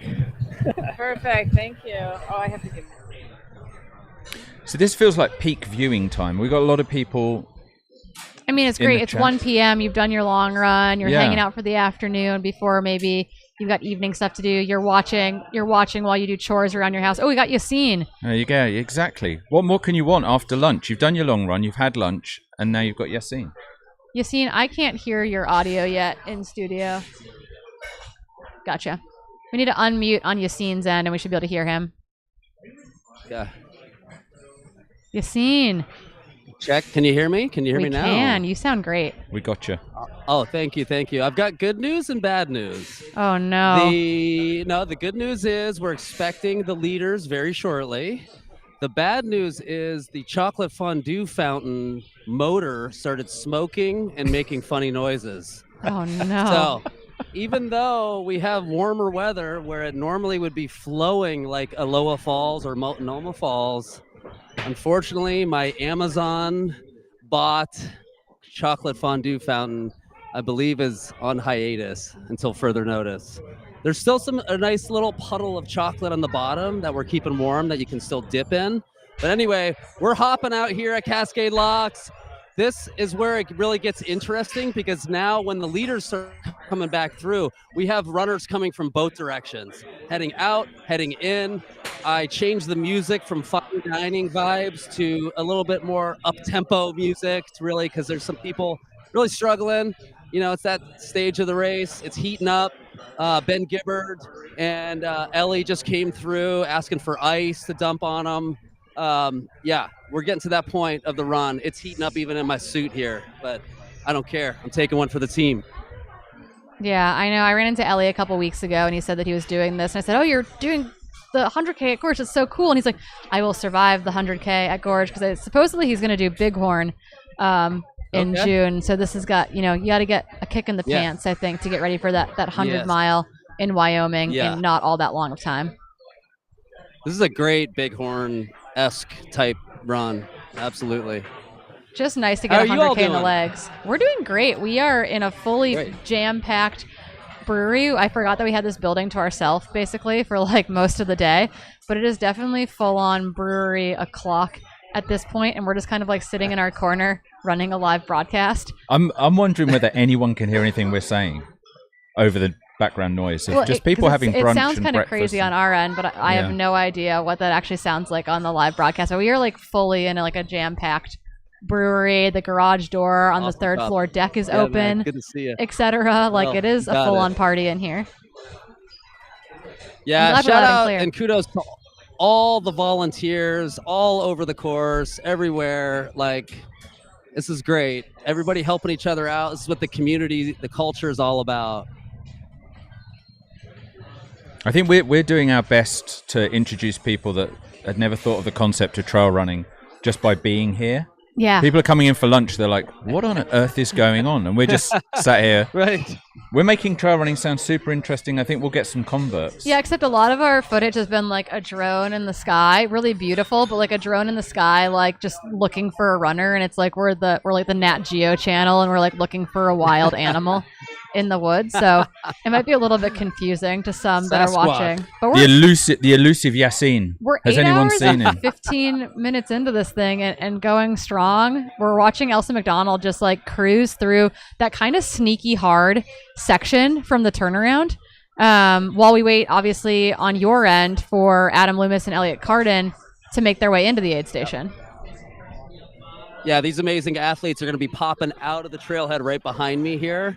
And again, this is also the Pacific Crest Trail. This is where so many thru hikers. I myself did the entire Oregon Pacific Crest Trail one year. This is where you're literally coming down to the Columbia River, which crosses into a new state. So I often think about all the people that have like struggled and like really like all their stories and memories that they have as they pass through this same section. And we've over the years seen a lot of really tight races coming through where we're only like 5K to the finish here, and we've had people just like cheering, and then they blow through the aid station, and the crowd just even erupts even more, and it just gives you goosebumps, that the spirit of competition, right? So we're looking forward to some of that this afternoon too. This is my obsession, is the stories. Like, I love the sports side of things. It's all an education for me. Listening to Corinne in particular, and the level of knowledge that you have is fantastic. But for me, I'm always super interested with like the Win magazine, talking about people's why and what motivates them, and then you can be talking to a mid-packer, backpacker, elite athletes, kind of becomes less relevant. But there must be some incredible memories being created on the trails today. Well, I think the cool part too, like with Yassine out there, with Clark out there, people that are like really kind of key in the Portland running community in general. You both know so many of the runners who are racing, so like watching those moments has been really, really cool too, because you're like calling out your friends, your training partners, your athletes. Like it's like that to me is absolutely phenomenal. Well, yeah, and I feel like I'm here on the camera and I'm on the mic, and I keep seeing people that I like forgot that were running, and I'm just like, oh yeah, there you are, yes, and they're looking at me dressed in a suit because they probably didn't realize I was going to be full on, maitre d' style. But yeah, it's super fun. It's such just good vibes all around, supporting people, and this is the give and take of the sport, right? Yeah, truly the give and take of the sport. And I think that we've been talking a lot. Actually, I think we interviewed Nick. I always just butcher his last name. A German guy who's living in Portland. He is amazing. Very like ingenuitive guy. Makes really cool running like quivers for poles. More recently, I got my hands on one. They're super sick. But I think he's out helping with some sweeping, etc. And he was saying, yeah, it's really cool, like as a European here, like seeing this, what is like inherently a grassroots event, feel really high caliber, feel really high class. etc. And I think that we experienced that at Big Alta back in February as well, where it was very much a grassroots race, but it had this kind of high production value feel. Obviously, you're coming to us from the field in a suit, which I think is just like even better. You're really driving the point home, but I think that that's been wonderful to hear from the runners, that is also their perspective of what this race weekend's been about. Yeah, absolutely. I mean, just seeing the sport grow with all the different technologies that are introduced. Like you said, I'm standing here and I'm hearing drones flying up overhead. We've got tripods. We look super official as people walking behind the camera now. Like, wow, there's commentators here. There's broadcasters here. You folks in the studio do such a great job. Yeah, I remember when this race started, it was put on by Rain Shadow Running. It was very low technology, like literally no tracking, was like a band at the finish, and that was basically about it. Like, and pizza party. and growlers as awards. And pizza, exactly. But I will say Adam Loomis is flying downhill towards you as we speak. Okay. We've got, I think an ice, I don't know if that's the top of his pack or an ice bandana, but he is, I mean, the all black kit, he might have regretted that today, I think, in the warm sunshine. But Adam Loomis he's got the, you know, when you run fast downhill and you kind He's like windmilling. You kind of windmill your arms a little bit. Hey, he's fully got that going on. Yes, absolutely. I mean, this is really impressive at this stage of the race. Yeah, he can smell the barn at this point, and he's honestly probably running a bit scared. I'd be like, Elliot's coming for me. Elliot's coming for me. You can smell the barn, or like us, you can smell the fries. I want to give the crowd a heads up that the leader is going to be coming through here, just to give cool, because it's quite crowded in here. Yep. Just to let you know, the leader is going to be coming through here very soon. So just FYI, they might be flying through. Okay. All right. Thank you. Yeah. So this is one thing about this aid station is it does get quite congested here. Luckily, it's been improved with a bigger parking lot and more space. In past years, this was just a narrow dirt road with a few parking spots, and crew and everybody was here, and it was very tight. So definitely got a little bit more room, but with people coming in both directions, it still gets a little bit congested in here. Yeah, he is absolutely flying. He's on that bit of trail that has a bunch of work done to it. It's got logs on both sides type of thing. Like they've really worked to like groom out a bit of it. I mean, the PCT in Oregon is just like a super highway, I feel like, and he is hopefully very thankful for the super highway nature of it right now. He still has to lift up his feet a little bit for a rock here and there, but he is screaming through the forest right now towards you. And this is mostly downhill into this aid station too. So if he's got some you're gonna see him in a second. Any second, he's popping out right now. Leader's coming. Here we go. Here he comes. Our leader, number 240, Nick Loomis. Awesome. Adam Loomis. I'm sorry, Adam Loomis. Yeah. Excuse me.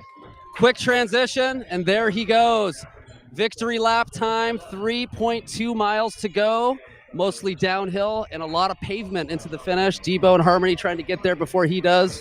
Yeah, they got their vehicle. We've got our infield correspondent Tara Fraga at the finish line, so we'll have someone there waiting for him. But yeah, 8:22 on the clock, so they had about a 9-minute gap between he and Elliot Carden coming into the section. Elliot did leave with a pacer from Wyeth and looked really, really strong. So I'm really curious to see what, if any, gap there is between between Adam Loomis and Elliot Carden when he does make it to you, because it could be fairly darn close together. I mean, we're talking still several minutes, but I'm wondering if we've come down from that 9-ish minute mark at all between the two of them.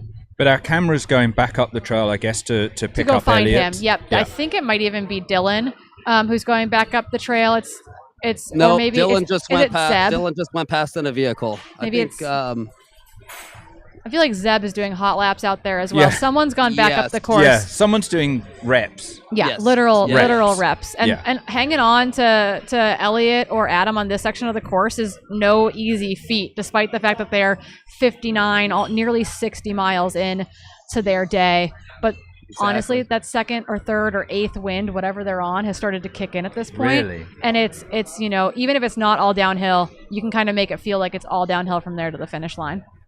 The windmilling arms was really impressive. I mean, crumbs, that's Yeah, he was flying. We're talking Adam as he came down that last section into the aid station. And how long was he there, Yassine? No seconds. Like no seconds. Not long at all. No, about maybe 1.5 seconds. He might have shrugged it was out a of quick. I think he shrugged out of his Cheers. he shrugged out of Pinkies up. his running vest and picked up just a Just single took a handheld. Yeah. Yeah. So he No, and I took we made eye contact for a quick second, and he definitely looked that like that kind of intense, like get this thing done quick. Oh, 3 miles to go. I got this. You know what I mean? But also feeling like he's looking pretty worked. You know, I mean, rightly so. And he's going to spend the next 2.5 miles thinking there was a dude in a suit. I'm sure I saw a dude in a suit. Yeah, he's gonna be like, was it a dude in a suit? It was maybe like, it wasn't. Maybe I'm hallucinating. well, it's like Katie Scheid maybe he wasn't met in a Scott suit. Jurek during Western States at one of the aids at Hal Corner's aid station, and she got to the end of the race, and she was like, after the aid station, she turned to Topher Gaylord, and she's like, wait, was that Scott Jurek? Did we just get a picture of Scott Jurek? And he was like, yes, I'll have him send you the photo later. Yeah. Because that really happened. mile 85, mile 90 or something. Yeah. Yeah, that's a classic aid station at Western States. I always look forward to that. They used to call it Brown's Bar. But yeah, those guys are bringing similar vibes, you know, again, just that give and take of the sport, right? It's so fun to be out here. You know, a lot of times my wife, for example, is more of like an introvert.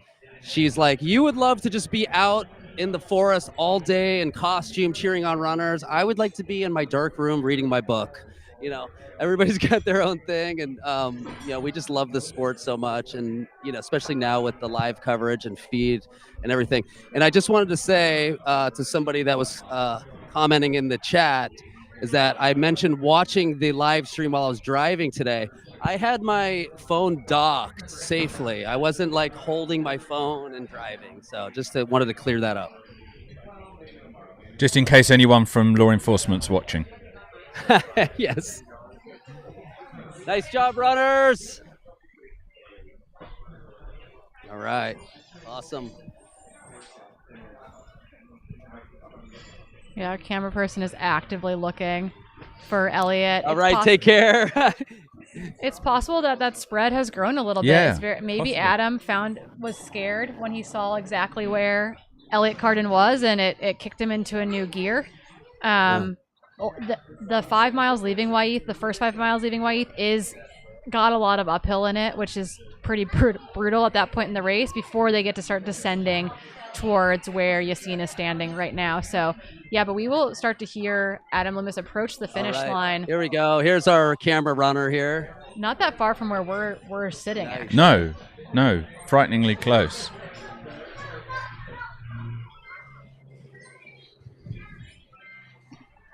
We're going to be sat here as the finishers are coming in just across the road. Yeah, literally. We'll be able to see. Oh yeah, we can see him coming down the road. We're just going to go and smudge our noses up against the window to watch him when coming Christina down the comes high through, street. I might have to go to the balcony to yell at her, just FYI. Yeah, you should do that for sure. For sure. Oh, the last race I did commentary for, I was like, excuse me, I've got to go give some hugs. I'll be back. I was like, hope you got it. And my co-commentator just like held on for 10 minutes by themselves while I went and delivered hugs to a few runners. I can do that. And I think you've earned it at this point. 8.5 hours into your commentary work. Yeah, I mean, as the crow flies, Simon and Corinne, I mean, you could almost like peek out the window and like see us up in the neighborhoods here. We're not very far because the course kind of doubles back, and then there's a kind of a sharp switchback where they cross underneath the highway down into town. And you know, just to remind folks, like a lot of the roots and rocks, once you get to us, are behind you.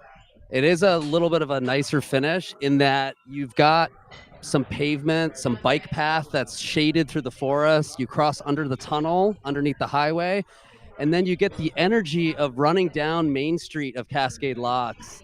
You know, there's tourists, there's people out there cheering. They're just like, oh my God, wow, like finishers, runners, you know, and you get that energy. You know you're getting closer to the finish line. And once you drop down to Marine Park, it's literally downhill into the grassy field to see the finish line arches, and that's always a sight for sore eyes when you're doing these long distance races. I was checking out the finish this morning, and you say it's a sight for sore eyes. It's also punishment for sore legs. Like there's actual stairs. Like you come off the you call it sidewalk. I was going to call it pavement. You come off the sidewalk and you actually have steps, quite small stone steps. Yeah, after 100K. Pending when we finish up here, I think I'll probably be doing my shakeout just from the brewery. To move my legs a little bit before I drive another 30 minutes out to White Salmon, and I think I might just run backwards on the course out run up here. Out towards where our finishers are coming from. Just shake out 20 minutes one way, 20 minutes the other way, but get to cheer on some of those folks that are going to be finishing in that 5-6 p.m. window. Yeah, absolutely. I mean, I'm sure you've already covered this, but it might be people that are just coming online. The cutoffs situation. Did I read it's 18 hours cutoff for the 100K? That's pretty standard for 100Ks in the US. Is 18 hours. That feels kind of generous. No, I was going to say the opposite. I was going to say there are races due to limitations with permitting where, Miwok, for example, coming up in a couple weeks is only 15 and a half hours. And if you think about that, 15 and a half hours is averaging 15-minute mile pace for 62 miles. That's not including having to stop for some reason. That's not including aids. It's not including bathroom breaks, etc. And 15-minute mile pace, through rolling terrain like this, or like the San Francisco headlands, for example, that's not terribly slow either. But that's what that equates to essentially. It doesn't give you a lot of wiggle room. Yeah, you're I have to. You can't really walk out the entire race. You really do have to be turning it over into a run in order to make it in under those cutoffs. Yeah. We have. Yeah, and if you start adding other variables like heat, that's another thing that slows runners down. We have camera footage of. This is on Adam. Okay, you got to stop doing whatever that is, though. That's not cool, Pacer man. That would be considered muling. Just a little FYI, but we did actually just see our pacer for Elliott Carden spray him with his water bottle. Really sorry that's not kosher. In the sport, that's not what your pacer is for, and that is a reason why pacers, I think, in a lot of these races will probably end up being restricted in the elite field in particular. But right now, Elliott Carden is approaching the Cascade Locks aid station.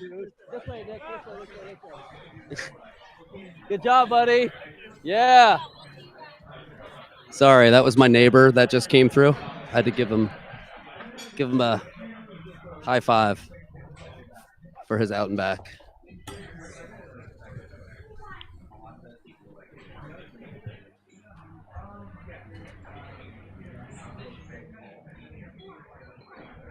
It looks as though Elliott's really close, Yassine. Okay.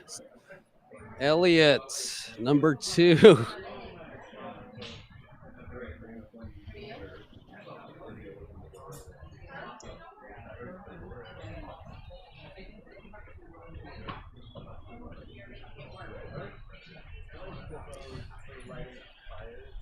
So thinking race. Oh, go ahead. No, I was going to say. So thinking about the other folks who are on the course, are you seeing a lot of people leaving? Well, we can see them just in the corner of that shot. They're leaving on their way out for this 20 mile out and back. Yassine, how's everyone? Correct. How's that feeling for you? Yeah, I think people are because there is a 10-mile section ahead of them without aid. I've been seeing a lot of people really trying to take their time, get some food in them, maybe tuck another extra water bottle in their pack, gather themselves for 10 miles out. And I've been really trying to tell people to just so much of our sport and so much of these long races is breaking things down into smaller, more digestible chunks. Yeah. So really just trying to just don't think about the whole monstrosity of the remainder of the race. Really just try to get to, Herman Creek, where you might get cooled down a little bit and then make your push to Wyeth at the turnaround. And then once you get there, then you can think about the return, right?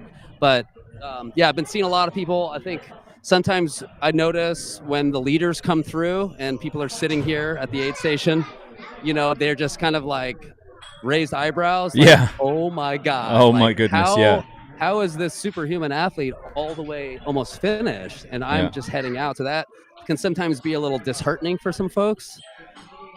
But, comparison is the thief of joy. Absolutely. And, everybody's on their own different spot in the fitness spectrum. And so coming in right behind you, Yasin. Here we go.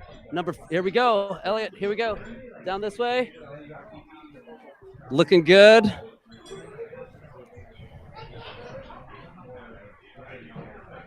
Okay, he's going for the champagne flute inside the bottle. Nice, like that. Double champagne flute of ginger ale, 1 Coke down, 2 Cokes down. That should get him to the finish line there. Yeah, I think so. You got a downhill Awesome 5K, stuff. more or less. Oh yeah, there we go. Oh Hopefully yeah. that's water and not electrolytes. Yes, That'd sir. be This way, this way, horrible. this way, this way. There you go, buddy. Right on. Excellent job. Congratulations. Super strong. Yeah, I love that. You know what? Grab the bull by the horns. Grab that pitcher of water. Pour it on the head. Cool yourself down. And open the mouth. Gulp some down. And get me to that finish line. He's on his way. Second place. Gorge 100K. Nice. You see, people want to know what footwear you're wearing with that suit. Are you in dress shoes? Are you in running shoes? I'm in the new. They're not quite out yet, but they're the new Columbia OmniMax trail shoes. Fancy. Yeah. I'm a Columbia athlete who also they make Montrail. So a lot of people new in the sport don't know Montrail. Montrail, when I got into the sport, was the trail running brand. That's speaking of Scott Jurek and some of these legends of the sport were all sponsored by Montrail, and then Columbia bought Montrail. Columbia is a local Portland, Oregon company. They're super comfortable. They're not like these ones are not like shoes that I probably would wear too much in like a long distance trail race or performance. They're more of like kind of kick around weekend warrior type stuff. Super comfortable though. I really wanted to wear something, and it also matches my outfit, of course. I was going to say the monochrome. Yeah. Monochrome is okay. That's important. Yeah, that's important. So had to have something comfortable. I thought about wearing black dress shoes, but then I knew I was going to be on my feet all weekend, and I was like, I'm training too. I gotta ration out my fatigue a bit. So I went with the OmniMax here to answer your questions. Yeah, it was that or some sort of recovery slide. I think would be the move this weekend for sure. I was able this year to have this be a recovery week for me though, in terms of training. Whereas last year I was training for Hard Rock, and I was just piling on the miles and vert amidst this crazy weekend of crazy weather. And that was, and I had family visiting from the East Coast. And so there was a lot going on last year. So I learned from my mistakes. Yeah, no, planning a rest week. Hopefully Coach Hannah Allgood gave Debo a rest week this week too. Race week is definitely not a great training week. So hopefully that all. Well, that I just all got works done smoothly. talking to Debo too. This is, I work a lot with kids and different areas of my work, my job, and that stuff that doesn't make it onto Strava is really kind of my secret sauce training. Whereas I was talking to Debo about that as well, where him going into a dead sprint interval with some of these athletes, and then stopping and resting, and then recruiting those muscles again and those energy systems again, and doing it once again, chasing these elite athletes through the forest. That's also some good training, and there's no doubt that he's exhausted come Sunday night. Yeah, I was just pulling up the splits too. I wanted to see what the official split was between Elliot Cardin and Adam Loomis. Again, Adam out front right now. It's about 13 minutes, 12-ish minutes or so. So that we went back out from that 9-minute mark back out to that 12 Awesome. minutes or so. So that is what that gap looks like between M1 and M2. I think what's really impressive that we should note is that last year's winner ran sub 8:30, kind of low sub 8:20s actually on the day, and it was really, really wet, and it was really cold, and it was slippery and gross, etc. out there. And I think that just really highlights how impressive Vincent's run last year was, and really how high caliber of an athlete Vincent Bouliard was, who was a name that many people I don't think were familiar with, at least in the U.S. audience. in a big way. And I think that was just like, it's really cool to be able to reflect on those performances after the fact and be like, wow, that is a really stout time. That was a really good run. Time, yeah. Yeah, fastest banana shirt on the course, he says. Excellent. No, you're absolutely right, Corinne. I was here to witness that. And if you haven't seen Vincent's finish from last year, I highly recommend finding it on YouTube if you can or something, because it was cathartic. I mean, I believe he just broke down emotionally at the finish. Like, he left everything out here last year. And it gives me goosebumps to think about him like falling into his partner's arms and just like crying, you know? Definitely one of the parts of the sport too, where you're just stripped down and really just pushing, giving every last morsel of energy to get to that finish line or to get that W. Yeah. Yeah, it was incredibly impressive. I think we were probably on a pretty near watch for the women's course record time. Women's course record being Hannah Allgoods, who's been out on course all day with us. 9:34 is the time to beat on the women's side of things. And what that's going to look like, though, is that she, I think, it was probably Cascade Locks outbound. We could probably do her split from Wyeth as well, because we've got those splits written down essentially. But she really needs to probably make it to you by, I would say, let's call it 9:10 on the clock. And then she could turn on if she could do a downhill 20-minute 5K at the end, we'll see. Yeah. But 20-minute downhill 5K. I mean, I think if anyone can do it, Elsa McDonald probably could if she knew that she was close. But I don't think it's going to be a 9:15 race for Elsa. I don't think we're going to see a sub 9. We're not going to see a sub 9 on the women's side. But I do think we're probably close to that. Like, can she break 9:30? Where is she going to be? It could be really close. It could be, she might get it by a minute type of thing. But I think she's pretty darn close to where Hannah's time was. And I think the courses are comparable. I think they're virtually the same course. There might be some slight changes, but I think we can more or less compare the two of them. Yeah, I would argue that from 2022 really to 2024 are the course times we're comparing. Okay. Oh, okay. Gotcha.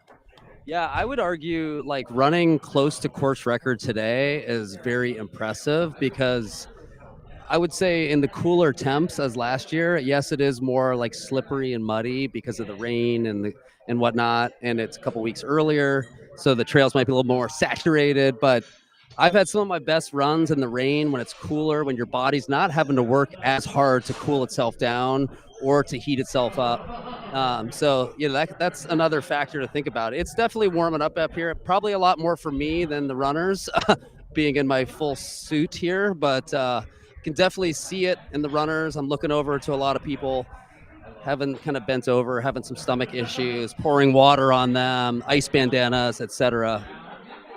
Yeah, no, they definitely look warm out there. But I think on the women's side, the course comparison is not to last year's time, but to Hannah's time from 2022, which I think were pretty ideal conditions that year as well. I don't know how warm it got, if this year was warmer than that running of it, but I think the bigger comparison might be, is the course the same length completely? I don't actually know if there were any differences between the 2022 course and this one. I know you're that, right. That's a question that I would need to ask Dylan or Aaron or Jeremy Long probably. But no, you're right though. I think 2 years ago it was the same course and it was ideal conditions. I was here. I remember that. And you're absolutely right. I thought you were comparing last year to this year. Yeah, no, I mean, last year when we were looking at ideal times for today and looking at the women's times last year versus the women's times the year before, this year, etc., we did have some of those questions a little bit, just because you could say, we have noise on the balcony. That means Adam Loomis is on his way into the finish line. Maybe he's practically there with... Adam Loomis is almost to the finish line. We have people on the balcony yelling at someone. I'm assuming it's Adam Loomis. Otherwise, I don't know who they're yelling at. We got the drone up. We can see... Is that Adam? Just turned left down onto that little bit of trail? Adam is on the little trail. There he is. He's descending to under the tunnel right now. He's not going to get hit by any cars as he makes a hard left-hand turn into the tunnel. there he goes. He's getting motor paced in to the finish line as we speak. Drafting off of somebody getting their parking spot.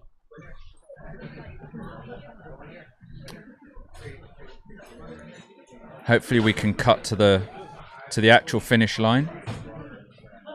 Yeah, and then I think, well, we do have a finish line camera set up there. I think Jamil is on it, so Here we go.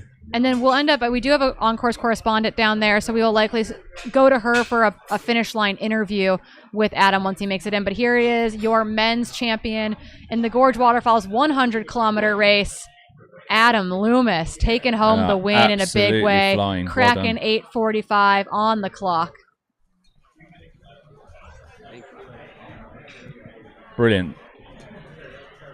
Hey, he looks happy with that. He looks very happy. We got a winner. Happy to be done, I think, might be He the looks bigger happy thing. with that. Yeah. Maybe that was it. Done. Stop running now. You can stop running now. Yeah, and then I think we're probably another, maybe even close to 10 minutes before we see our third, fourth, and fifth place guy are actually pretty close together. And I think you'll see them come in relatively short order in the next 8-ish minutes or so, maybe Yassine, to your location. Awesome. I'm looking forward to it. Here's a funny story for you, Simon. You like stories, right? I was always. at the finish line of 100K once, and this guy came in. I won't say his name, but he came in, I don't even, mid to back of the pack, I guess. And he's like, oh, he comes in, finish, right? We're all like, congratulations, hand him his pint glass or whatever. And he's like, I'll be right back.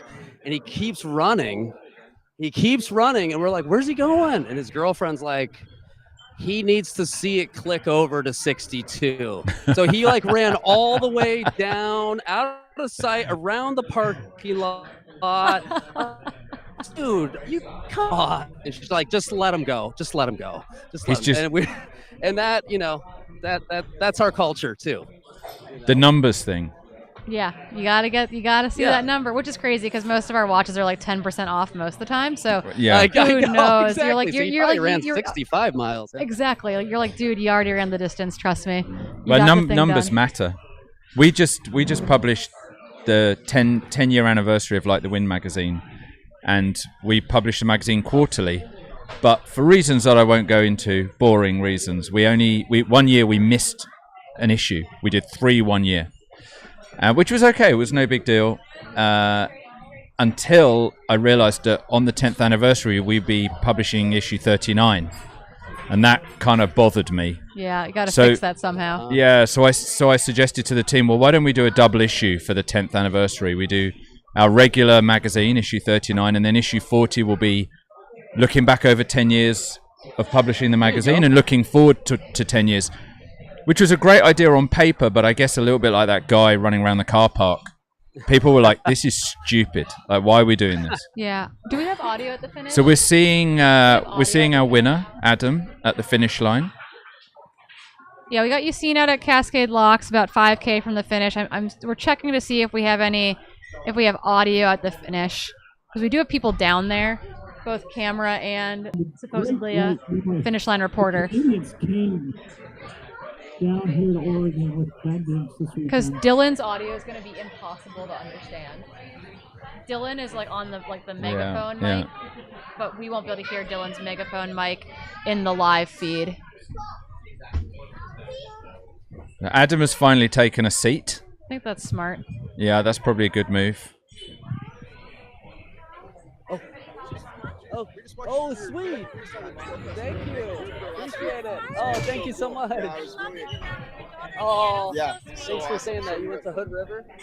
Hood River? Yeah. Oh. Corinne, can you hear me? I can. We have a finish line reporter. You can just go sit on the ground next to Adam. I cannot actually. I'm attached. You're tethered. All right, we'll see you back here. You can slowly drag him towards you. Give him a minute to breathe. And then we'll grab him and ask him a question. You can have Dylan carry him. Dylan's a big man. He can carry Adam, I think. You have to get creative now about what is going to tempt him to get up and walk over to you at this You gotta point. have a bunch of nice, comfy seats. Yeah. Right where. Yeah, I need to have food. candy that I Food, like. yeah, food, maybe a beer. Maybe we need to take a beer Come over. over. Yeah, That'll- where's Harmony? Can she help you with that? Maybe find some nice like cushy beanbag chairs or something for you guys. A lounge. That's a good question. Stand by. So our goal here in the coming minutes will be to snag a finish line interview with Adam Loomis, taking the win. Big 100K performance, coming off of snow out of Utah winter. Really excited to see him put together a really, really solid day. We anticipate that Elliot will probably be 10 to 15 minutes back from him at the finish line, so that clock has started. We've collected a few of those minutes already, but we're probably looking at another 8 to 10 minutes or so before Elliot makes his way into the finish line. We'll be warned by the eruption of applause that will take place on the balcony. Yeah, we'll try and sitting keep next an to eye us. on the street. We're sat underneath the sign that says "Drink in the View," and we do have a view up the high street, so we could conceivably see Elliot as he's coming down. Just need to be watchful. And once again, feels like we're going to say, Dylan, you're in the way. Appreciate you. Yeah. Yeah, the camera is really great. Oh. Oh, look at that. You got the tiniest chairs in the world, Zach. Nice.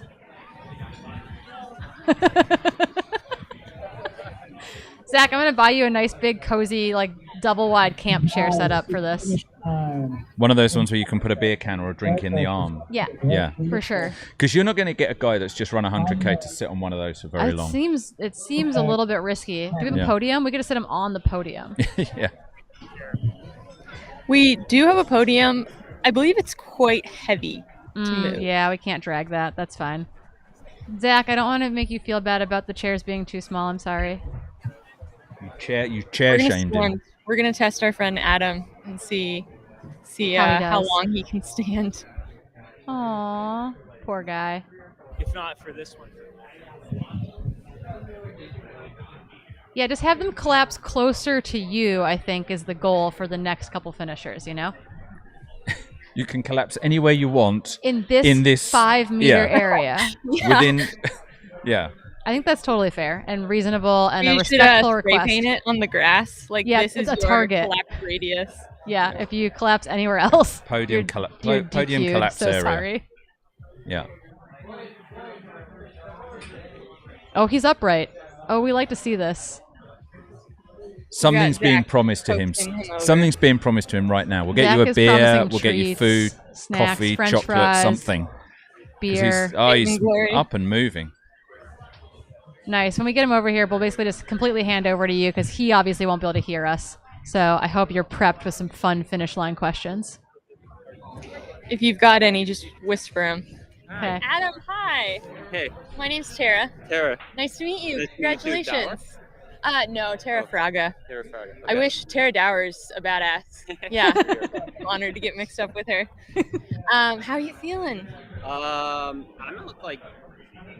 I mean, I'm definitely wrecked, but I'm a little bit in shock. Like, I obviously like you got to give yourself a chance of being able to win, but I didn't spend a lot of time expecting this to happen. Really? Yeah. Okay, cool. What was sort of your goal when you first signed up for it? What were you hoping to get out of it? I understand you're a skier primarily, or a ski mountaineer during the, skimo during the winter. Yeah, exactly. So not only am I a skimo athlete, but also coach and run the local programs for ski jumping and skimo. So my winters are in Park City. Yeah. So my winters are super busy, but I was able to keep the volume certainly high on the skiing side, and then a little bit of running too. When I initially decided to do it, I was like, well, I'm going to race through November running, and then like, why not try to keep it going through the winter? Because every year I spend like, I don't know, a month and a half just beating myself up trying to get back in running shape. Yeah. So I thought maybe I can just keep it going. And starting, like, I really didn't take a whole lot of time where I stopped running or like lightened up. Like I tried to keep keep touch with running throughout the whole winter.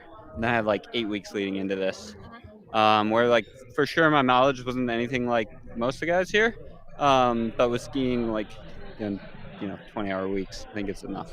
Definitely. Yeah. The fitness like definitely translated super well. That's Yeah. awesome. Yeah. Could you tell us a little bit about how your day played out? Yeah. Battle with the other guys? Yeah, it certainly was a battle. I didn't start off trying to push the pace at all We got the because Red Bull backpacks in the building. it was Anybody needs it was wins? high enough that I had no reason to push. And there were a lot of times where I was like, this is really freaking Yeah, we're fast, gonna be but looking out for our second I don't know, place sea level, finisher, Elliot Carter, like let's go any see what minute here. happens. And then 10 minutes. at some point it was like, oh, I Since can our just try to champion keep finished, this we've got a level 12-minute gap at the Cascade Locks aid station, so and start any to pull into the second lead. now, we So expect to it's not see like I Canadian ever made a move. Elliot Carter finishing that 'Cause we race. started so hard, like making a move was kind of impossible. But like the best I could do. It's a big group, which was super fun. Running with some new guys, running with Brian Sullivan, who's like got out with him a couple times. I'm good buddies with his brother. So it's super fun to share miles with guys like that. Yeah. Did you know any of the other guys that you were racing against? No, none of the other guys besides Ryan, besides just by name. Okay, cool. Yeah. Do you feel like that helps you at all? Because you like don't get in your head about it, or is that not something that you struggle with? Yeah, it probably helped a bit. I mean, it's still like, the field in this race is super stacked. Yeah. And I mean that made it exciting and also scary, like the entire race. Like it wasn't one of those races where once I was in the lead, I was like, all right, I got this. It was like running a little bit scared the whole time. Yeah. It's good though. Pushes you. Yeah. You Oh, did- totally. Yeah. Well, congratulations again. You've been Thank so you. awesome. Have you Where'd the spent any? beats go? Sorry, just a second. Corinne, when Dylan gets on the mic, does it interrupt the audio? You hear it a little bit, but it's not horrible. It's we hear it as background noise. It doesn't come through as clean audio. So you're golden. Okay, perfect. Just for the viewers to know, it's really loud for us, so it's a little bit hard to focus when he's doing that. So I'm impressed that you're able to like continue on with your answers when he's doing it. But I wanted to ask you if you've spent any time running in the Northwest, what you thought of the trails, if there's anything that surprised you. Oh man, I mean, it was stunning. Like I had seen some of the footage and photos, and it like, I feel like at most cool races, you watch the highlight reel, and that's like everything. Yeah, and this race was just like mind blowing the whole time, and I really tried to soak that in and just be stoked about it. I've ran a little bit up in the Pacific Northwest, but like I ran on the Chuckanut trails a little bit last year. I didn't race, but I was up there. I'm definitely a fan of soft dirt, and been to this area once. Didn't do a ton of running, and yeah, I mean, like it's hard to beat this course. Yeah. Sure. It's gorgeous. Yeah. Awesome. Well, what's up next for you? Actually, that's a good question. I think I'm gonna see kind of what sounds good for the next couple months. I know the next 100K I'm gonna do will be most likely Tushers, back in Utah. A little more mountainous, closer to home. That should be a good one. Yeah. Elliot's Great turning one. the corner, just so you know. He'll be coming into the park here in a couple minutes, like probably 60 seconds. Okay, perfect. Okay. All right, let's cheer him in. Yeah, but congratulations true. again, That's and lovely. can't wait to see you crush more this season. It's awesome. Way to go. Our second place runner, Elliot Carden, is on his way into the finish line. He jumped down those stairs. I don't think you saw that. Fully hucked it. That could have been a tuck and roll skipped some moment, stairs. On his way into the park, he's going to round the corner here, and he's going to be coming home for second through the tunnel. Going to hit the green here and send it for home. Finisher is in the lead part. We should see him any second, and there he is, folks. Put your hands together. Under the barricade and cheer this young man on all the way from Quebec. That's a lovely finish line, isn't it? From Canadian flag Nice place to finish. Elliot Carden up and back to Cascade Yeah, a Locks. beautiful finish line with perfect weather this weekend. Elliot Carden. Through 100 kilometers in the gorge. Just under 9 hours, 8 hours, 58 minutes. Yeah, he's coming under 9 hours. 30 seconds. Second place finisher, Elliot Carden. There we go. Yeah, super impressive run. Pulled it together, caught a lot of guys, closed really hard. That was like a 10-minute gap.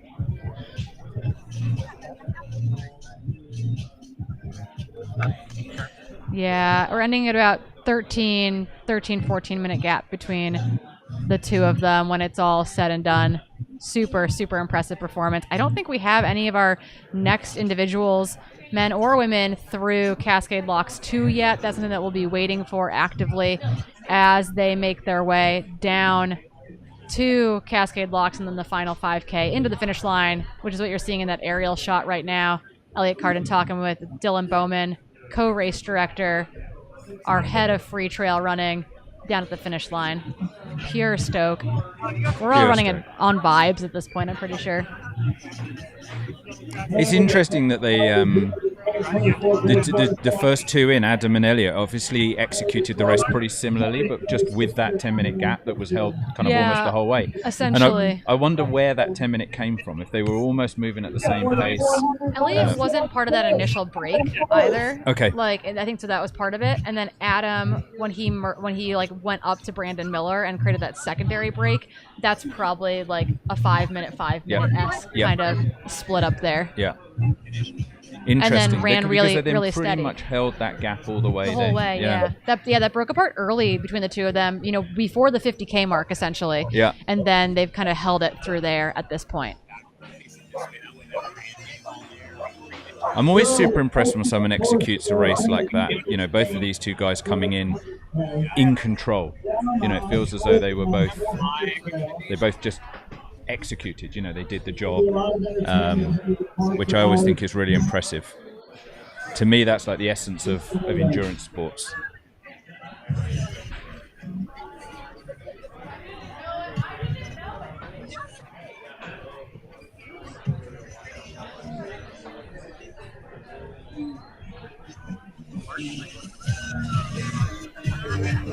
And again, if you're looking for a specific runner out there, what you're going to do, we have pinned the live tracking link to the top of the chat function in YouTube. So you can go there, you can search by bib number, you can search by last name, you can search by town, etc. And that's going to get you to the athlete that you're looking for as we follow the front of the men's and women's race over the course of today. With the out and back nature of the course, we've caught a few more runners out there, for sure. But that's where you're going to track down and locate your runners.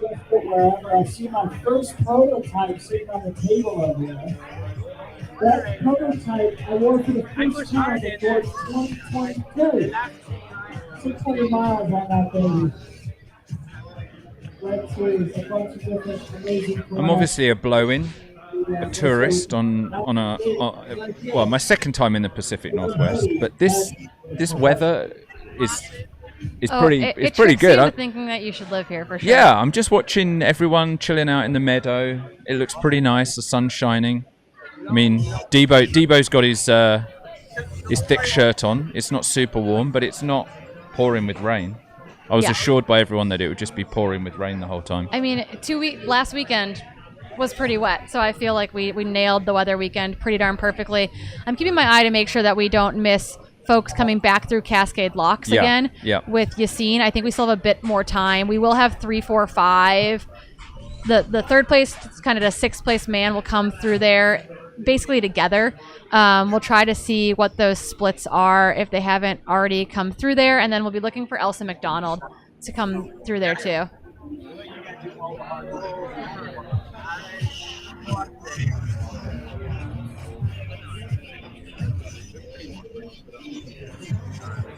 So just to remind myself as much as anything, Elsa was sitting in, this isn't accurate, is it? She's not in 7th. Was she in 6th place? I think she was in 6th. In 6th. No, yes, because she passed Brandon Miller, so she's in 6th overall. So men in 3, 4, and 5 should be in to Cascade Locks 2, and then Elsa McDonald should be kind of right there with them. So we'll kind of try to get an update on what that might be looking like.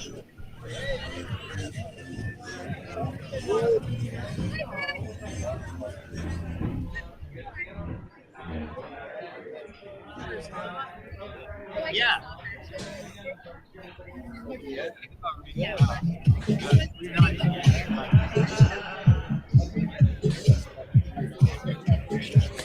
I get that. I think Yassin might be in the best place. Yeah, he's actually, in a great spot for spectating. It's because so he's seeing sick. people that are on their way out for that 20-mile out and back. So they've still got a maybe even the sort of meat and potatoes of the race still to do. That's when it gets like, you know, they've got to work for that. But he's also seeing the elite athletes coming back through. So he's in a good spot right now, despite his chocolate fondue meltdown or thing. lack of meltdown. Not lack of meltdown, not working. I feel as though I should offer him some advice on that because I live in Switzerland and I know something about fondue. Here in the lead car. The mighty Columbia River, a world-class staging area. We're super grateful for the hospitality of Cascade Locks. If you don't know, the Pacific Crest Trail comes right through this town. The crest goes to Washington. Also, walk nearly brave things out here. We're kind of in a little bit of a holding position because we're waiting for our rest of our men's podium, kind of men's top 5, to make it through Cascade Locks, which is about 5K away from where our start finish line is. Again, these runners all started here at the same arch at 5 a.m. this morning, just over 9 hours ago. And they're working their way tirelessly back to us here in Cascade Locks down at the Marine Park staging area. Golden hour is going to be unbelievable this evening. 11 p.m. is the cutoff.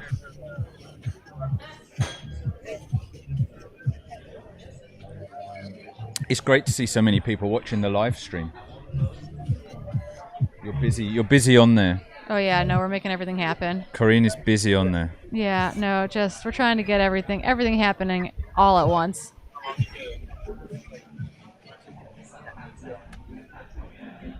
For those of you that have maybe joined us at a more ordinary hour, my co-presenter, I say my co-presenter, I'm the co-presenter, Corinne is the presenter, has been here for 10 hours now at this point. Nearly. Basically, 9.5 hours. We're going strong. You know, it's 2:00 in the afternoon. So Corinne is executing an ultramarathon all of her own. She's keeping all of the comms going. She's carrying my appalling contribution. You're doing amazing. You You're a rookie commentator. Rookie commentator. Holding it down with an accent. It's a good time. Yeah, I'm just going to keep talking. If Corinne doesn't give me the side eye and just be like, shush, be quiet, I'm just going to keep talking.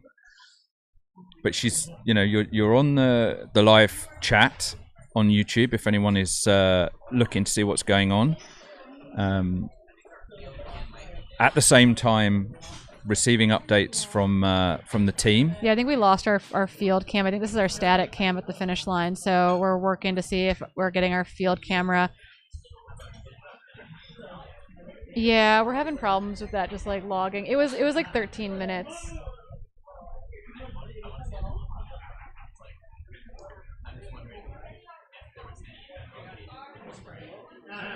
Oh, could be. Sorry, we're working on background tech issues per usual. It's great. Welcome to live broadcasts. Well, as I mentioned earlier, I'm an old man comparatively to almost everyone else here. And I just think this is marvelous. You know, when you say there's tech issues, I'm still blown away by the fact that we have all this footage. Yeah. Oh, it's really cool. We can actually see Starlinks. anything at all. You know, I feel like I'm going to do the whole back in my day thing. But people would, you know, write the results on a paper scroll or something. Yeah, and a lot of also just like responding to some folks in the comments, we're getting a finish line interview set up with second place male finisher in the 100K today, Elliot Carden. A lot of you asked about the day. He's running in a pair of prototypes, it sounds like, and many of you were curious about the prototypes that he's running in, and it sounds like our in-field correspondent is going to be able to ask him straight up about the Norda prototypes that he's in, which I think will be pretty darn cool to be able to bring you that information. Okay. Yeah, so the official finishing time for him down at the finish line looks like 8:58:30 on the clock.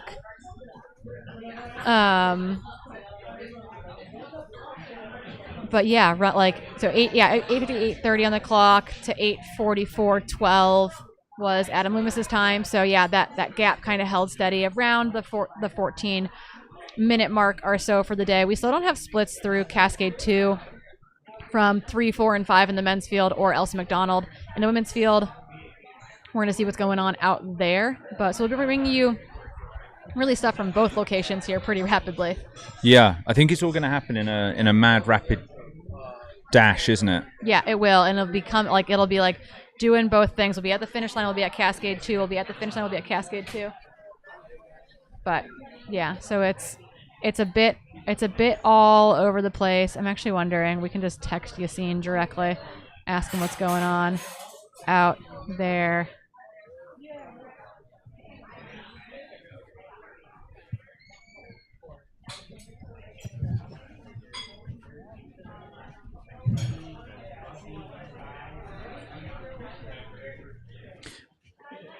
One of our comments in the live YouTube, Goat Scratches has pointed out that Corinne is probably tracking Augusta and going Masters coverage and prepping for the Trail Society and multitasking like crazy.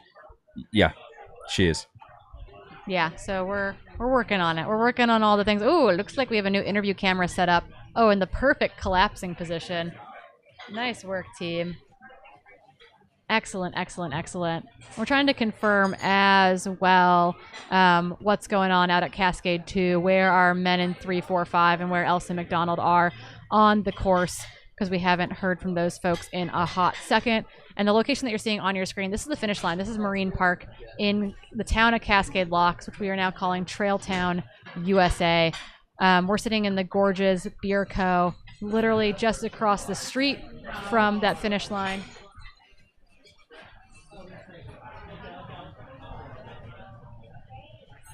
Okay, so it sounds like third might be getting close to the Cascade 2, but really, like that group has slowed down quite a bit on that section. Yeah, is the general feeling I get. Can you pull up that screenshot of their splits from Wyeth that you got sent? Yeah, here. My goodness, we've got a big old. Here we go. So this was coming out of Wyatt, right? Oh no, coming into Wyatt. So it was a 10-minute gap. So it was a 30-minute gap to Ryan Sullivan, which Yep. is kind of what I'm interested in. Is Yep. this group right here. Yep. And third is just now approaching. Yep. Okay, I'm gonna call it 34 minutes. Yep. I'm gonna do some public math. We'll see if I botch it or not. Braver than me. I'm not doing that again. So 34 minutes. Here we've got an update. Hang on, we've got a much clearer update here. Yeah, so 34 minutes for Elsa McDonald. Say that held like back to Cascade 2, for example. Yep. She's probably losing a little bit of time to Adam Loomis, and that would put her through there around 9:10, about 2 minutes ago. Let's assume maybe she's lost another 4 to 5 minutes in that section, just ballpark. So it makes sense. She should be there soon, but she's not there yet. Yep. And that is not too alarming, but it does seem like Miss Hannah Allgood's course record is going to live to see another year of running. Yes, absolutely. Yeah, absolutely. So Amelia's awaiting Ailsa up the trade from Cascade Locks. So I think we'll get an update on our WhatsApp group as soon as Ailsa comes through Cascade Locks.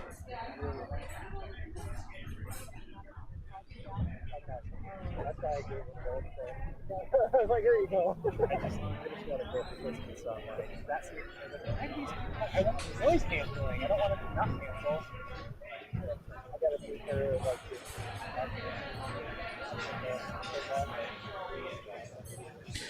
So we've got a comment here from Vi Vega says, weather looks chilly, not sunny.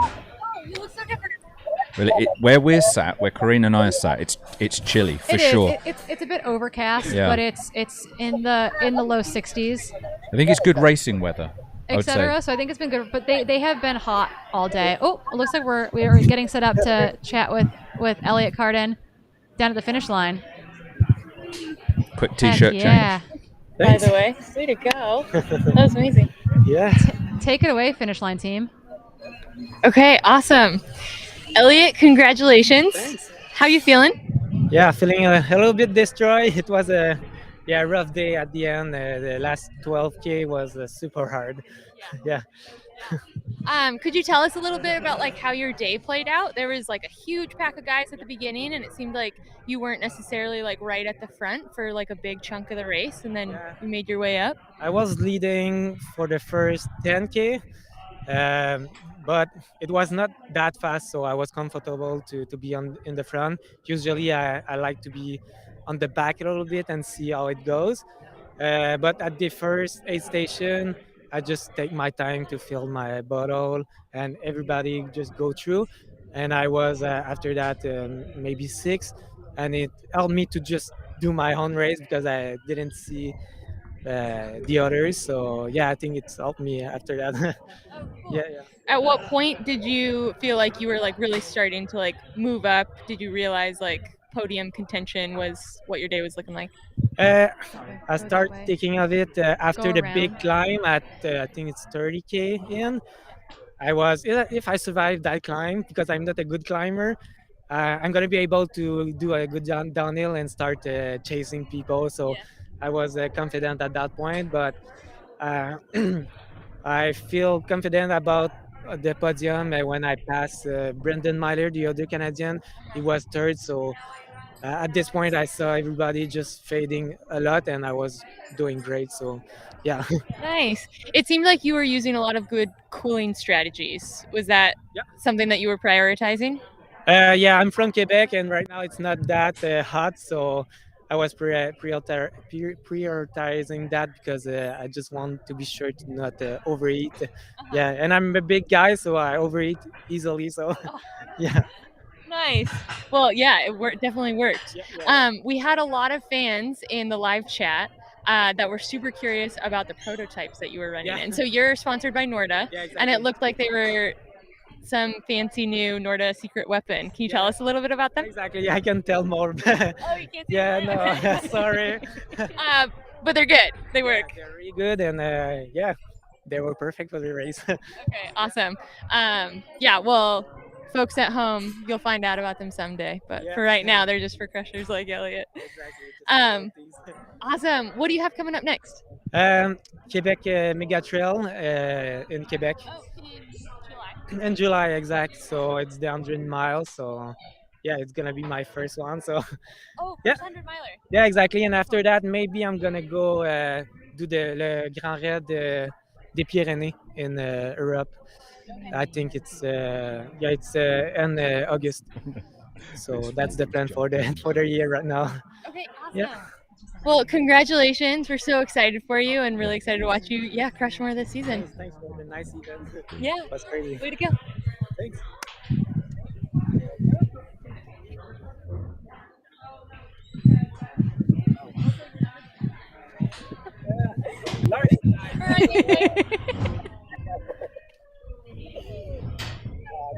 Terry, you're perfect. Elliot, you're so darn fast. For a runner, I'm kind of edgy a little bit.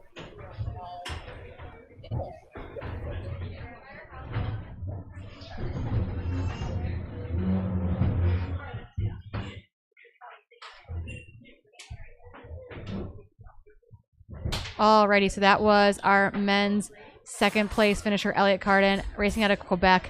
I don't know, in my head, I feel like he and Morgan Elliott look very similar, and so I expect him to sound exactly like Morgan Elliott, a U.S. skyrunner, and then the he's accent obviously comes from in. Quebec, and it's Yeah, like yeah. I was like, oh wow, Oh, okay. okay. You That's are not- two different humans. Yeah.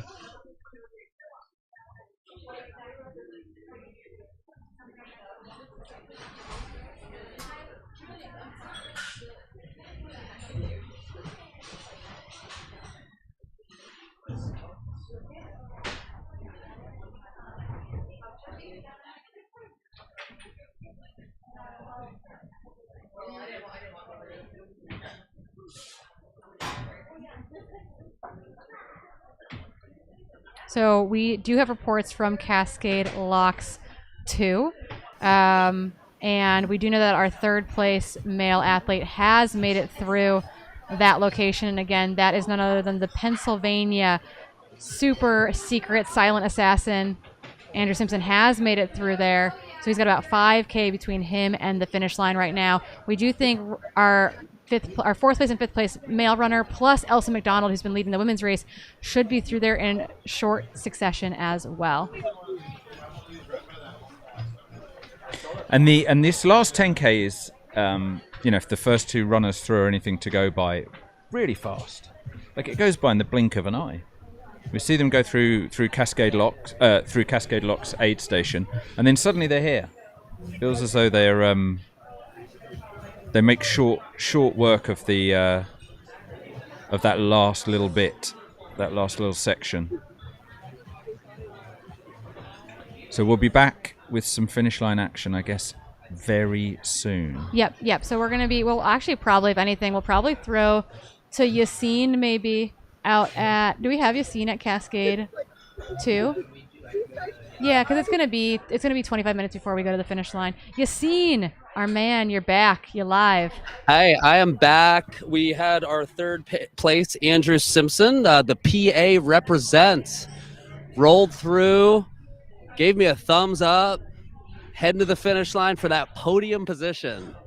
So we, on the flip side of that, dealing with some runners that are kind of struggling here heading out towards Wyeth. So I've been kind of jumping back and forth between the microphone and listening to you all to like helping people out. There was just a woman who was cramping up big time over on the ground. I had to go tend to her, helping some of my aid station workers who are doing such a phenomenal job and like giving them what they need to take care of runners coming in from both directions. How we doing down at the finish line? Looks like a nice way to come in. Some good hype down there. Yeah, it's been amazing. We got to see a really cool finish, both from our men's winner, Adam Loomis, and then we just had a great little interview with Elliot Carden as well, who finished second, a really outstanding second place finish. He's actually training for Quebec Mega Trail, which is cool. His first, which will be his first 100-mile race. Oh, just behind you, we have our next male has just made it in to your aid station right there. Exactly. And right behind him, honestly, This is Ryan Sullivan, right? This is our Sullivan. Yes, this is our Colorado guy here who moved up. Yep, fourth place. Sullivan, this way, buddy. Nice work, man. Congratulations. He's getting it done. There he goes. He sure is. Love it, love it, love it. Awesome. So we got 4 through. And honestly, On the way back.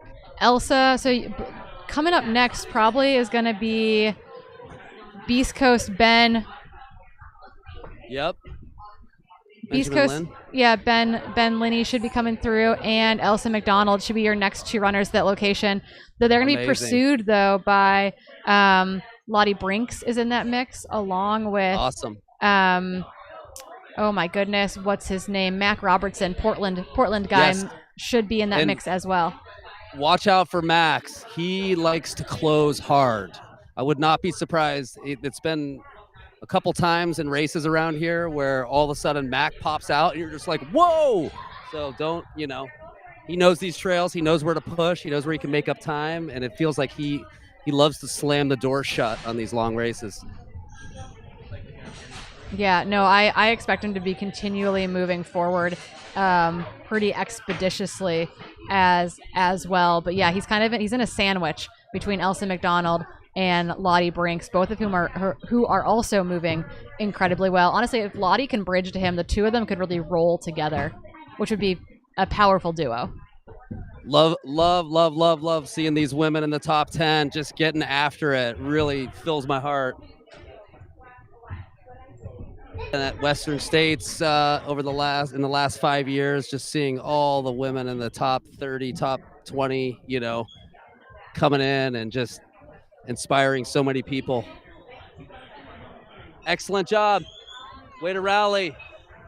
There we go. One of our crampers getting back out there? This is the runner that I was helping, who I mentioned. Yes. She had to Amazing. regroup, had to really focus on your breathing and letting your body relax a little bit as it's seizing up completely. Trying to get some electrolytes in, trying to cool her down a little bit. Yeah, I'm sure a little counterintuitive feeling for sure. Not throwing any guilt in your direction, but maybe what she needed was chocolate fondue. We still, like I said, we still have some to serve. Puddle. It's just not. It's just not the flowing waterfalls. So that's how I came to the idea. I was like, Gorge Waterfalls. What could our theme be? Waterfall and I'm of thinking chocolate. waterfall. How could I have a waterfall? And I'm thinking. This is what I lay in bed at night thinking about. And I'm like, oh, I got it. A chocolate waterfall fountain. Boom. Fine dining. Boom. Done. And I feel like we try to mix up our aid station themes, but this one is a kind of a constant here in the gorge. I just gotta get another fondue fountain. Yeah, you're gonna have to. It really feels like a staple for you all in a big way. Absolutely. Yeah. Now that the race is a couple weeks later, I think we'll have these warmer temps. I'm thinking full evening wear for your whole volunteer staff all the time when it's out there. Black tie formal for sure. It feels good to dress up. I mean, I never dress up anymore. I'm sure a lot of us live in hoodies, puffy jackets, depending on where you live. Anytime I even put on a pair of jeans and a collared shirt, everybody in my household's like, "Where are you going?" I'm like, "No, I'm just not wearing my normal running shorts and a hoodie." Just anything other than running kit. You're either going for a job interview. Pants, It's either a job interview or a court appearance. Yeah. Exactly. What did you do? What have you done? What kind of trouble? Yeah, exactly. What have you done? Yeah. So it feels good to get dressed up dapper. Yeah. No, it's honestly, sometimes I put jeans on and people are like, "Where are you going?" And I'm like, Yeah. I put what are you getting all dressed I put up hard for? pants on for the first time, Yeah. Well, and they're like, "Well, you're obviously not going running." And you're like, "Well, watch me." Well, you don't. I mean, you say that. Don't tempt me with a good time. Yeah. Good job, Exactly. buddy. You got this, bud. Yeah, excited to see all of a sudden just blitzing out of this trail. Oh yeah, we got some calf cramping going on there. He's gonna make it up this hill now. Oh yeah. We love to see it. I though. was telling, it's part of the gig. Sometimes I've done it. I've cramped a bunch in my running career. And sometimes once you get moving and just sometimes sitting down can be the worst thing for you. Yeah, I will say that when we saw video of Brandon Miller, who spent a lot of time at Cascade 1 sitting on the ground with his head in his hands, he looked really pretty darn good when he turned around to leave Wyeth aid station. So I don't know where he is in the 10-mile stretch between Wyeth and Cascade Locks 2, but he was looking, there was a spring in his step when he hit that turnaround mark.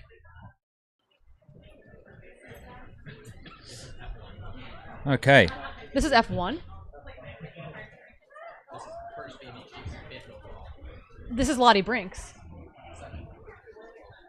So there might have been a huge shakeup in the women's field because right now on your screen is Lottie Brinks, and we're being told that she is F1.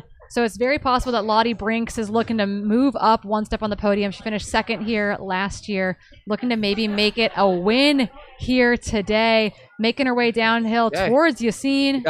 That's Ben. Awesome. We got Ben coming in. Right this way, Ben. Right this way. Ben Lynn. You need anything? Okay, good. Congratulations, man. All right. He's moving. Here we go. I think, Yassine, breaking news, though. Yes. I think Lottie Brinks is in first place right now. I heard that, and this is the exciting part of ultras right here. It's also because we have this 20-mile out and back with a little bit of a, we don't have the timing mats and whatnot. Surprises happen out here. It happened with Matt Daniels last year, as I said. This is super exciting. Lottie wanted to come back here after last year, and if she's moved into that pole position, this is super exciting. news to hear. She's very close to you now. Like you'll be able to confirm. Okay. All right. In what I'm here very for. short order. Potential first female coming any minute. Holy Toledo. Lottie Brink's rolling smoothly, one hand held in hand, ice bandana around her neck. Making it look easy when it's not, obviously. Yeah, looking really, really smooth as she makes her way down towards you right now. Wow. Where's Elsa? What's going on? This is thrilling. Yeah. We need to send someone back Cramping? up the trail. Who knows? They will. This camera will turn around. Yeah. I want to run up the trail with this microphone. Too bad it's not like a wireless microphone. I could That'd like run be up the trail sick. in my suit. They and would be just like, hallucinating get for sure. Get some like interview like on the trail. Like, how are you feeling, Lottie? Like, tell us about how you made the move. And, I could like, get it on course instead of waiting to the finish line to hear about it. Yeah, no, we're so curious. Yeah, she's hitting that kind of manicured part of the trail. She's headed your way. Seconds. Right Awesome. now. Seconds, yeah, Jesse. like Right less on. than a minute Okay. till she gets to you. But in the few seconds we have left, we'll put in a request for a wireless mic for you next year. A Bluetooth mic. I mean, come on. There you go. 2024. Right. Yeah. We must be able to get you a wireless mic. Yeah. Yeah, Wow. you could have even like one of those little drones following me, above head. Yeah. Hey, times are changing. Hands just free. Pushing the limits of technology. Yeah, we can see semi-trucks in the background. Yeah. You're about Yeah. to see her pop out of the woods. Yeah. 30 seconds, 10 Okay, seconds, coming all your right. way. If that. Oh my God. All right, Lottie. Yes. There she is. Yes. This So way, that's this way, confirmation. Lottie. Awesome work. Good work. There we go. Confirmed. Lottie in blowing Straight through through. the aid station. Not stopping. Barely think she giving me a left with high a pacer. five. Did she drop Thanking him? us. I mean, I thought she left with a pacer, and doesn't have a pacer with her now. Whoa. Amazing. Lottie That Brinks. happens sometimes. So our camera's headed back up the trail to go try to find F2. But here's the question. If something's going really awry with Elsa McDonald, all of a sudden Christina Randrup and Andrea Terrace are going to find themselves fighting for second place, Yeah. not for third and fourth place. Uh-huh. And that is super intriguing and a really cool is. kind of plot twist, unfortunately. Yeah. So Lottie's just gone podium through. plot Lottie's twist. gone through in 6th overall. I think, yeah, 6th overall. Yeah, ran Super a really inspiring. smart race. We saw her take time at every single aid station when other people were kind of blowing through them early. So really, really smart running. Oh, here's Elsa McDonald now to our camera runner. So she's not that far behind Lottie Brinks. She's about 60 seconds from you as well. So A little smile there. yeah, a little smile. She She- honestly, you know. she's running well. She's not clearly cramping. Yeah. Her legs are obviously moving down the trail, so she seems to be in good spirits. But you'll have to let us know what you think when she gets to you. But she's about a minute from you right now. Okay, great to know. Such a solid performance. Hanging on, hopefully for her to second place over female F2. Okay, 5 seconds or 10 seconds into Right you, on. Yassine. Okay, second place female. All right, let's make some noise, aid station. Here we go. Let's make some noise. Elsa, right this way, right this way. Yes, congratulations. 5K to go. Awesome. Still just, she's stopping for a little bit of that Just ginger stop. beer. Yeah, she needs Yeah. something in the Pacer. stomach, I We got a think. pacer. Okay. Yes, you can go this way. No, you can go this way. Okay. Lottie's pacer. Can you hear me? Yep, we can hear you. Lottie's pacer just came in and emphatically said, "I got dropped." So you were correct. That stuff happens. He's heading down. He's cutting through Cascade Locks to take a shortcut to catch her at the finish. I love that. Elsa stopped, going for that ginger beer again, which is really near and dear to my heart. I love me a good ginger beer, spicy.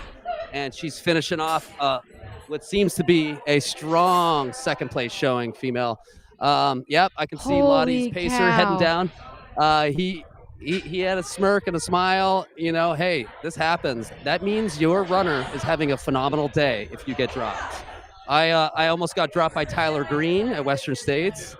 I know Dylan what a Bowman feeling- dropped Tyler Green during Yep, Hard Rock. exactly, It happens to the best exactly. of us. It does.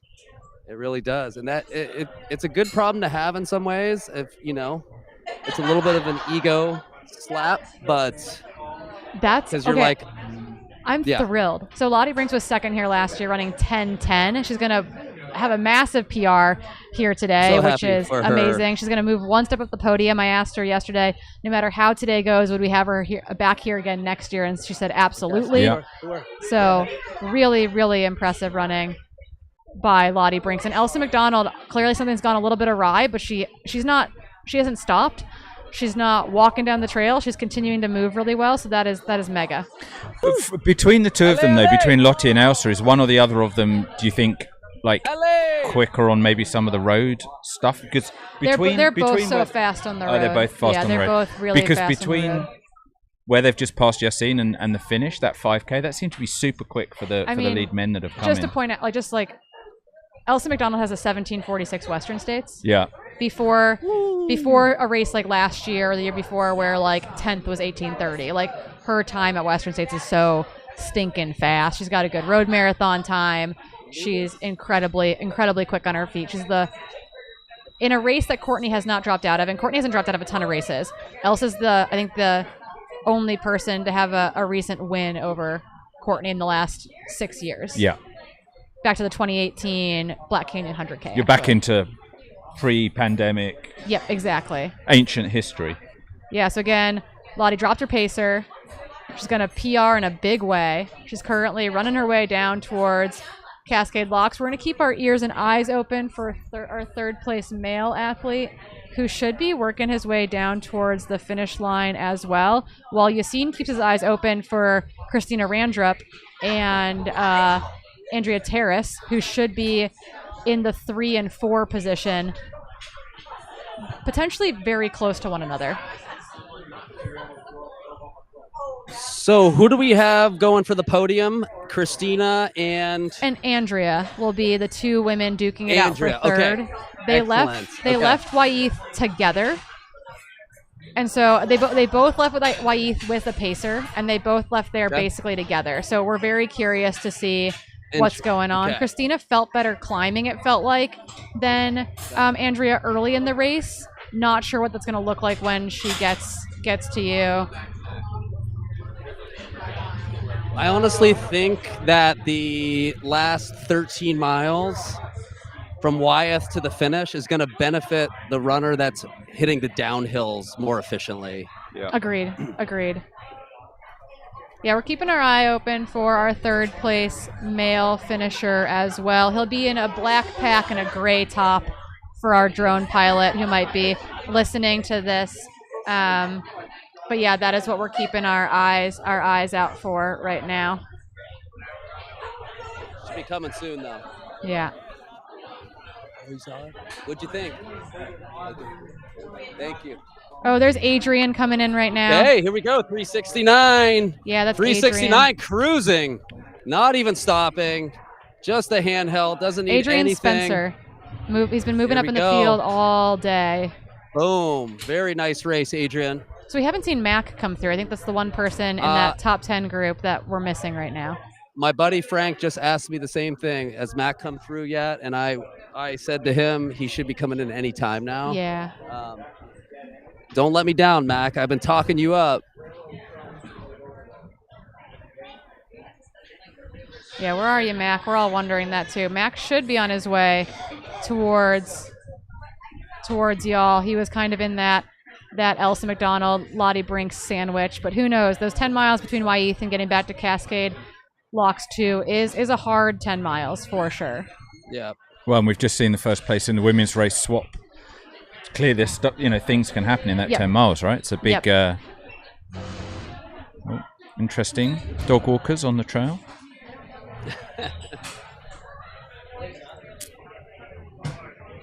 Okay, just got a text from a friend saying that Lottie passed Mac about 30 minutes ago.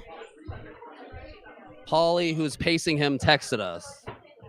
So that was about 15 minutes ago. I got that text saying that Lottie passed Mac. So Mac should be coming in in the next 5 to 10 minutes. Yeah. Cool. Maybe sooner. Yeah. Yeah, Adrian's But running man, really well. I would have loved to be a fly on the trail, seeing what Lottie was throwing down to drop her pacer and drop everyone her else pacer involved. and to just be like picking people off left and right. Yeah. Yeah, clearly moving really, really well.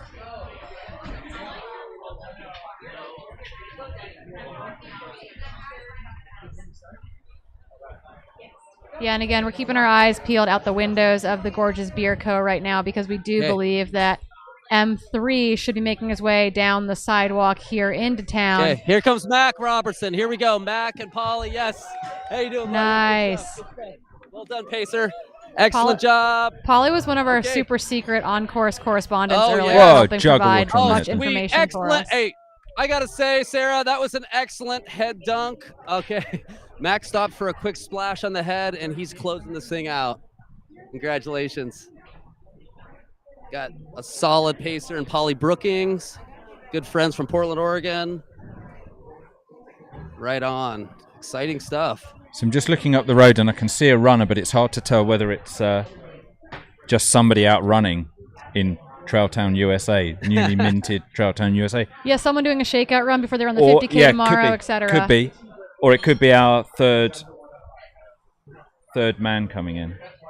Oh, that's a gray top. That might be him. We've got a gray shirt, black shorts, black pack approaching. I think that might be him. Yeah, on the we're sidewalk thinking by that might be the chevron. third man coming in. Yeah, we've got a runner coming on the sidewalk who's looking a lot like our man from Pennsylvania, I'm wondering whether I need to get glasses. Andrew Simpson. You can see the I color have of his shirt. Really good vision. You have great vision. It turns out.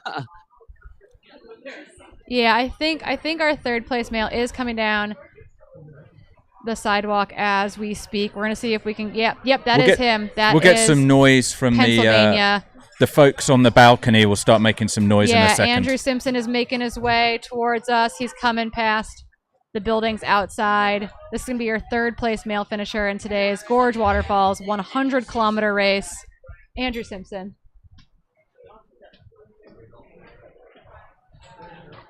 Yeah, all the way out here from Pennsylvania. Those rocks were no tall task, no tall ask for him. But M3 making his way.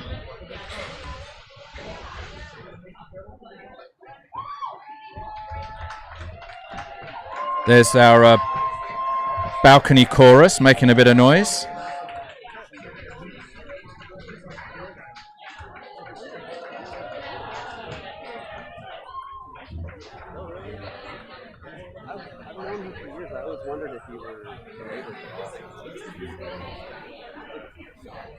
What is nice now is we're seeing on the drone footage more and more people on the spectators on the course for the athletes. And here come the infamous stairs that were talked about. Elliot hurtled down earlier. I was making a big fuss about this. I'm clearly not a tough enough athlete. I was worrying about the steps. It's only about 5 stairs right there, but that's fine. So honestly, at the end of 100K, I think 5 steps would be more than enough for me. Yeah, absolutely. You're not. So we should be able to go to the finish line.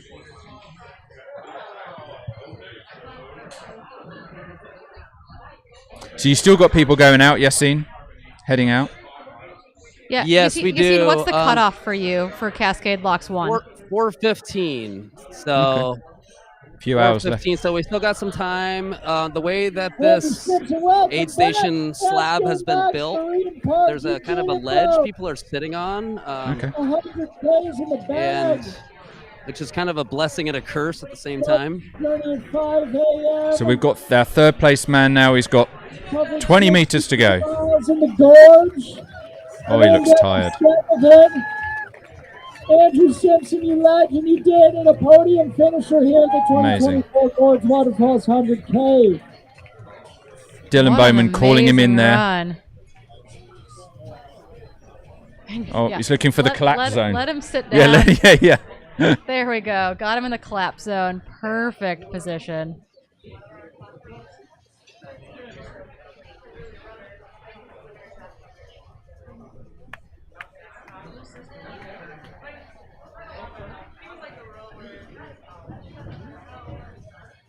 No. Oh. This can't be fourth place man, can it? Walking?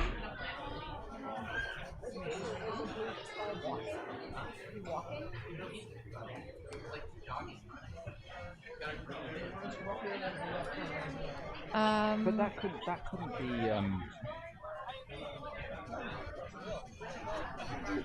that couldn't be Lottie's pacer, could it?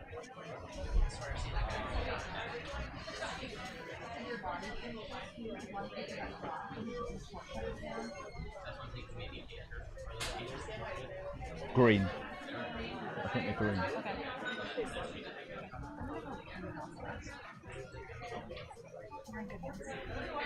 We'll kick it to Tara for an interview. Yeah. Here in a little bit.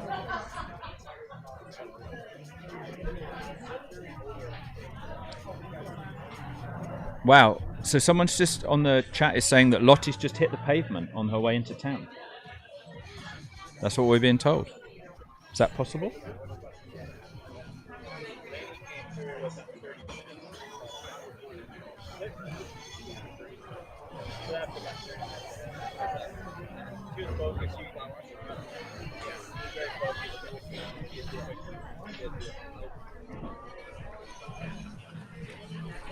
So I'm sat in the delightful Gorge Brewery pub, and I have a window to my left and I can see up the high street. So I'm now getting a crick in my neck because I'm constantly trying to look up the road and see if we can spot runners coming in. I'll wave for you, Simon, and see if you can like see me. No, I'm just kidding. Yeah, exactly. So somebody on the YouTube live chat, Christine, is saying that Lottie's just hit the pavement on her way into town and could be about to pass the fifth man, in which case she is flying, absolutely flying. But I'm trying to keep an eye. All right, way to go, runners. Awesome. Let's go. Nice. You'll loosen back up.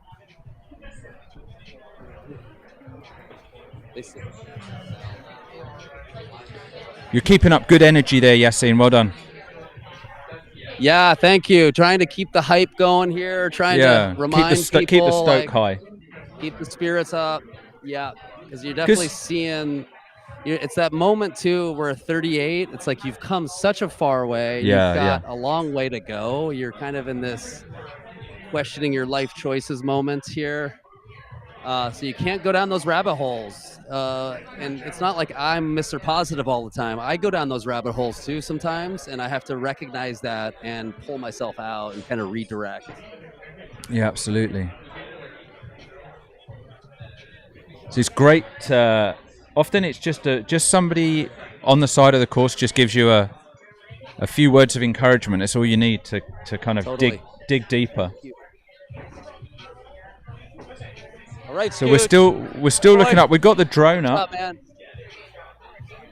And once again, I'm looking up the road and I can see a runner coming down the road, which may be our first woman. But Corinne's not here, and my eyesight's getting terrible as I close in on 50. So I wonder whether that drone is going to pick up that. Here we go. Christina coming through Cascade Locks. Christina Randrup. Okay, but it looks as though we may have. Awesome job, Christina. Who? Can we see who that is coming down the high street? All right. Is that Lottie? Okay.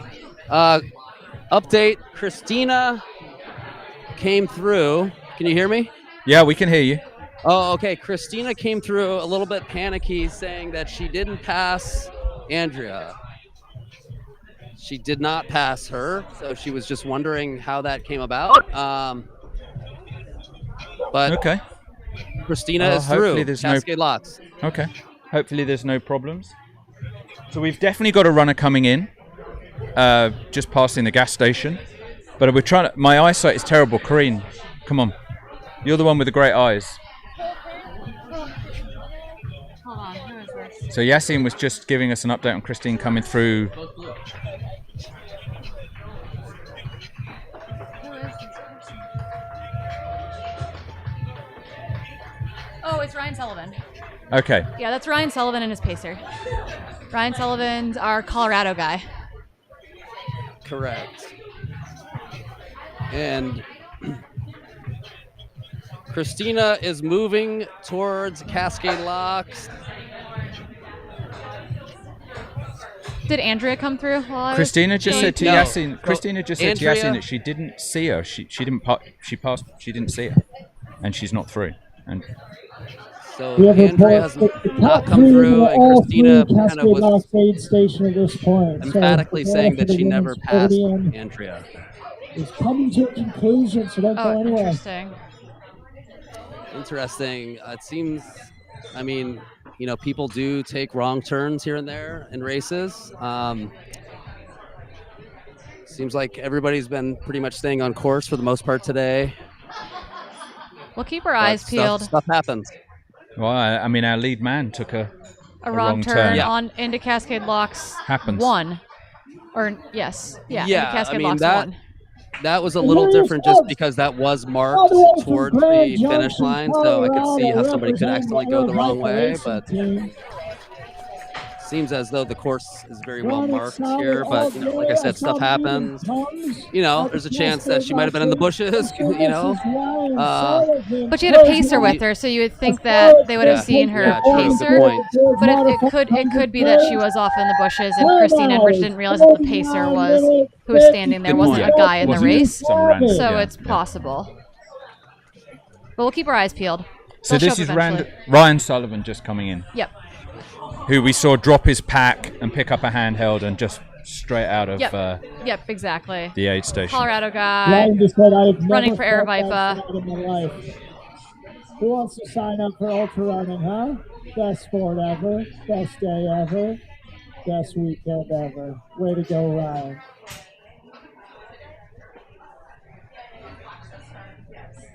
Great drone footage.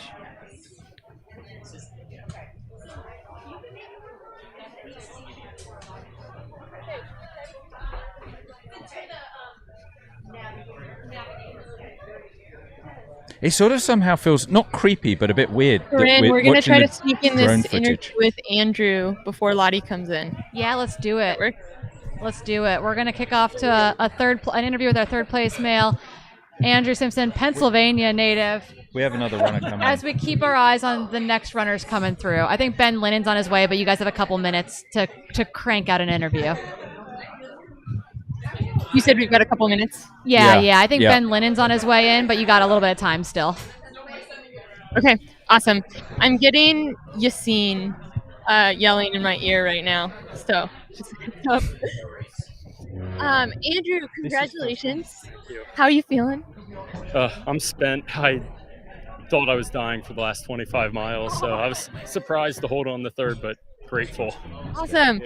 Can you walk us through the day? You were running in 6th, I believe, for a while. Yeah. Can you walk us through like picking off guys and how that worked? Yeah, I think there was a kind of a lead pack early on, maybe for the first 18 miles before that 1,000-foot climb.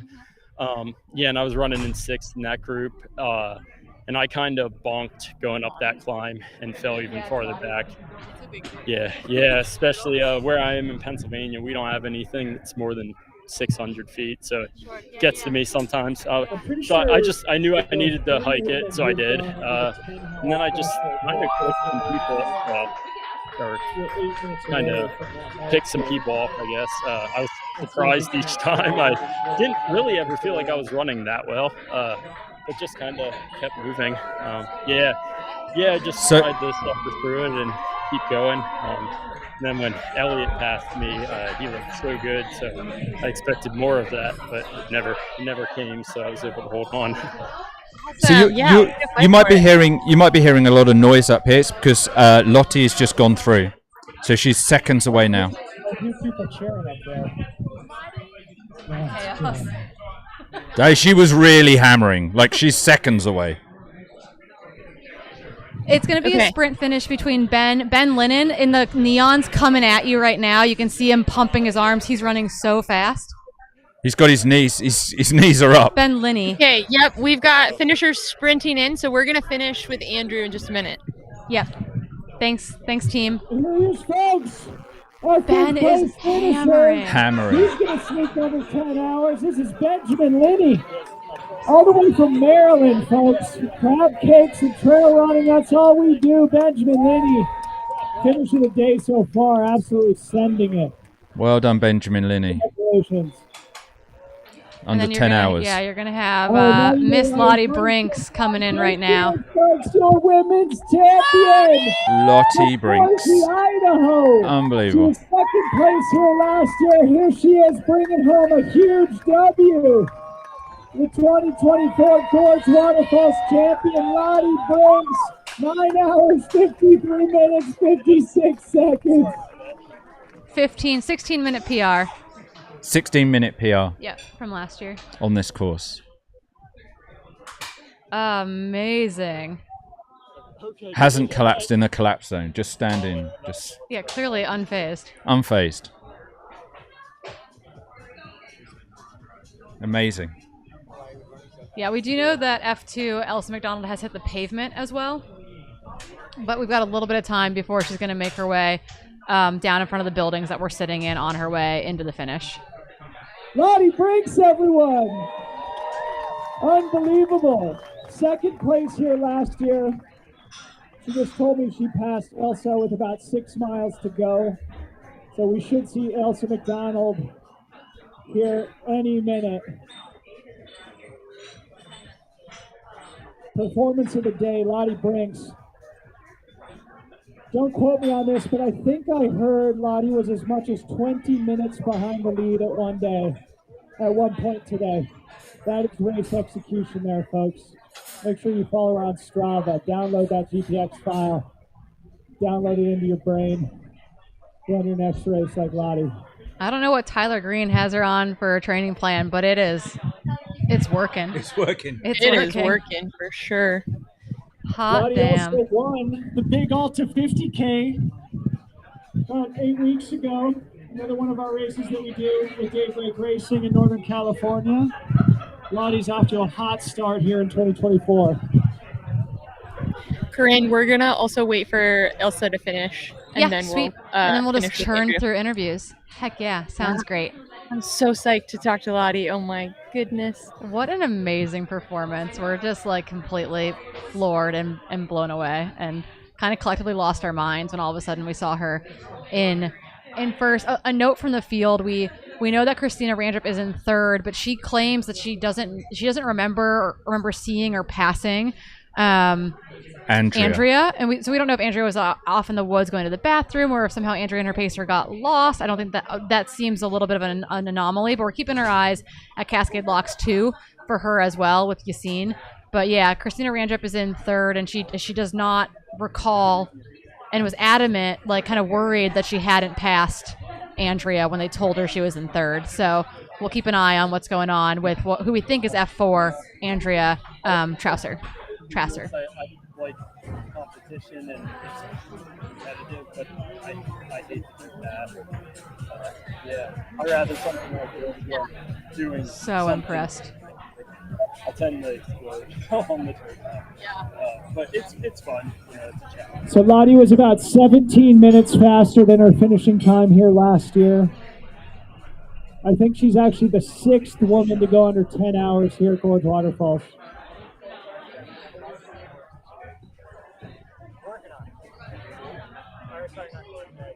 Oh, cool. It would be perfect for it because like the last, You just like bike along. the last 35 miles you can bike. Yeah.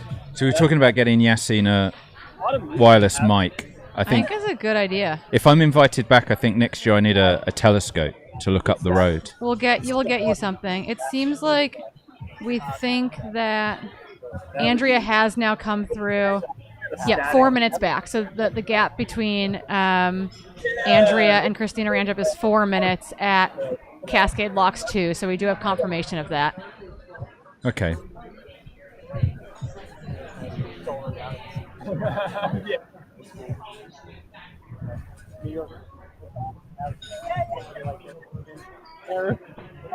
Live conversation.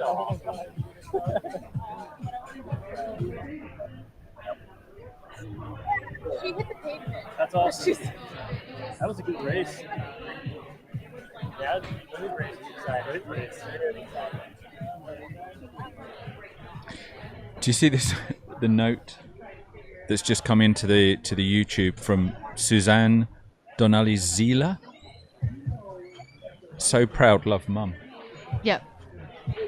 Yeah, That's so cool. It's super sweet. I say not sarcastically, very, very authentically that I do live commentary for the moms because it's really like it's often it's people's parents that are watching, and it's like I talk to many of my friends who are out there racing, and it's like their moms will text them and be like, "Tell Corinne that we followed along." Yeah. So yeah, we So do for it. those We do it for keeping the moms. track, Lottie Brinks finishing 6th Mum's, overall here at Gorge Waterfalls. Mum's always going to be chronic worriers, and so you're removing a lot of the worry. For the rest of these heroic runners in the top 10, our winner today from Utah was Adam Loomis, 8 hours, 44 minutes, 12 seconds, followed by Elliot Carden from Quebec, 8 hours, 58 minutes, 30 That is seconds. Elsa McDonald. Andrew Simpson in third, 9 hours, 42 minutes, 40 Yeah, seconds. Adrian just passed It was Elsa Ryan McDonald. Sullivan, So Adrian, whatever his last name is. Benjamin Rooney, 9:53, Adrian 31. Spencer. So Elsa McDonald is about just past the Chevron here in town. So F3, your third place female, is on her way to the finish line. Elsa McDonald, Adrian just passed her. So you've got your next guy and your next gal on their way into the finish line. Close finishes here. So we got Utah, Quebec, Pennsylvania, Colorado, Maryland, and Idaho in so far. Noticeably absent. Where's the Oregonians, man? Where's the Washingtonians? Yeah, Adrian has hit the dirt path. He's on his way into the finish line. Elsa McDonald is going to be there shortly behind him. So you've got your next two finishers on their way into Marine Park.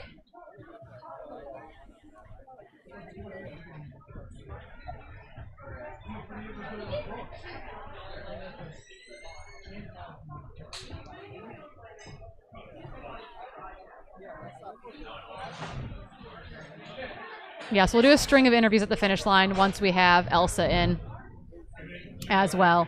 But right now, on your screen, on his way to the finish line, that is Adrian Spencer, another Maryland guy. Right here. Silver Spring, Maryland, representing Adrian Spencer. This is Adrian Spencer coming down the home straight. Finishing 6th male, 7th overall, behind Lottie Brinks. He's been moving up steadily all day. Here, Adrian Spencer, an awesome run coming in just over 10 hours, 10:01:27. Adrian, you did it, buddy. And here we go. Here's Elsa McDonald. Here's Elsa. Getting the day done. Just over 10 hours on the clock. Place finisher in the women's race. Another Canadian, Elsa McDonald. She's been second place at the Great Western States 100. The early race leader, bringing home a Lottie super giving her strong props as she's second coming place across the for finish award. line there. That's really good to see.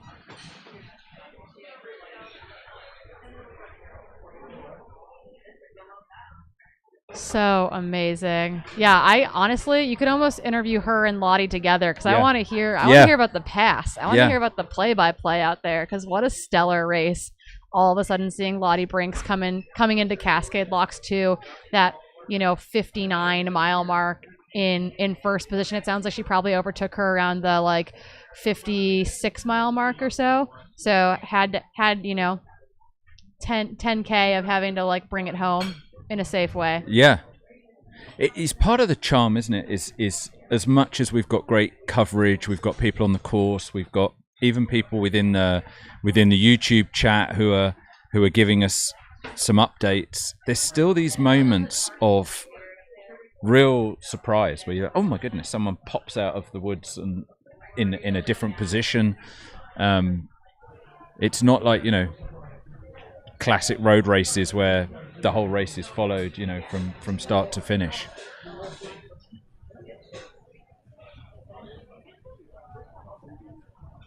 These runners are coming down the high street now in fairly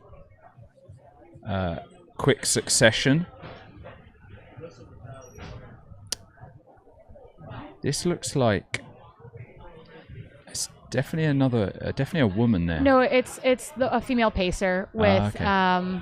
Portland's own Mac Robertson is on his way into the finish line with Polly as his pacer by his side, making his way in. We saw Mac is who got that whole liter of water dumped on his head out of that pitcher. Yeah. Very smoothly. Yeah, Cascade Yassine Locks enjoyed too. that, didn't he? Yassine was sure like, did. he gave props to the water dunker.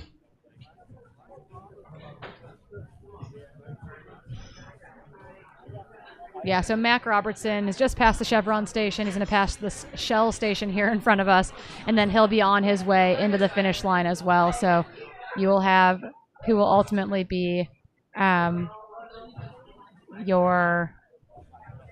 the top 10 men's group, finishing just behind our first and second place. Women today, Portland's own Mac Robertson.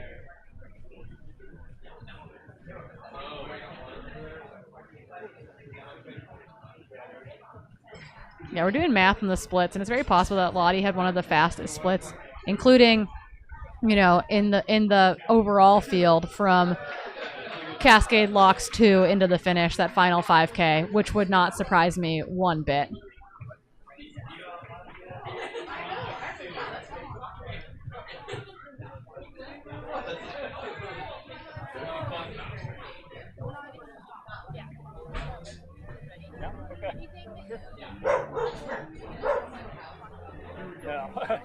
Nope.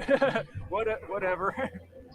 Yeah, so I think we're going to hear a little bit from Andrew as we watch Mac finish as well. You'll probably get some Debo interruption on the microphone, bringing Mac into the finish line. But yeah, you guys are good to go. Oh, okay. It's a female pacer with our next male finisher coming in. Yeah.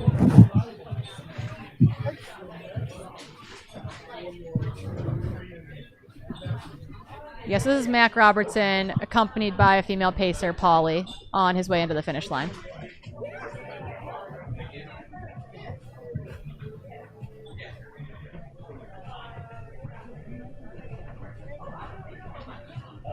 All right, everybody, let's welcome him in.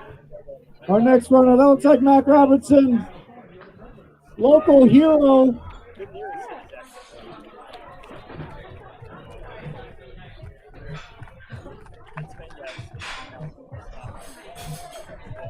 Absolutely crushing these backyard trails. 9th place overall. There it is. Crossing line, Mac Robertson. Crossing line, hug for the dog. Oh, it's Straight away. perfect. Oh, his wife's also here too.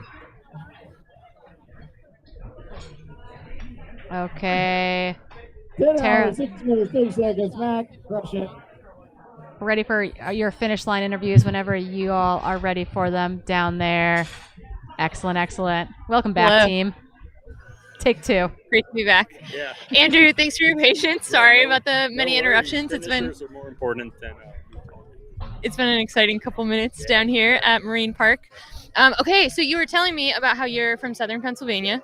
And so you don't necessarily have like big sustained climbs there, no mountains, but you do have lots of good technical trails. Can you talk about sort of what you thought of like the rocky technicality today?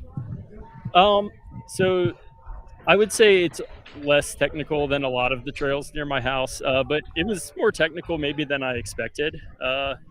But the nice thing about the rocks here is I felt like I could put my foot on them and I didn't slip on them or and they didn't move. I feel like if you step on a rock in Pennsylvania, you're taking your life in your own hands a little bit. You never know what they're going to do to you. Well, that's contrary to Corinne's theory that you can't step on a rock here Oh, because okay. they are slippery. But compared to Pennsylvania, they're very stable. Good to know. Yeah. I did fall like 3 times. So Oh, did you? yeah. So yeah. Maybe I'm just an idiot. I don't know. Well, we were looking at your ultra sign up page and it goes on forever. Like you've done so many ultras, really long ones, really iconic ones like JFK. What made you want to come out to Gorge and add that to the list?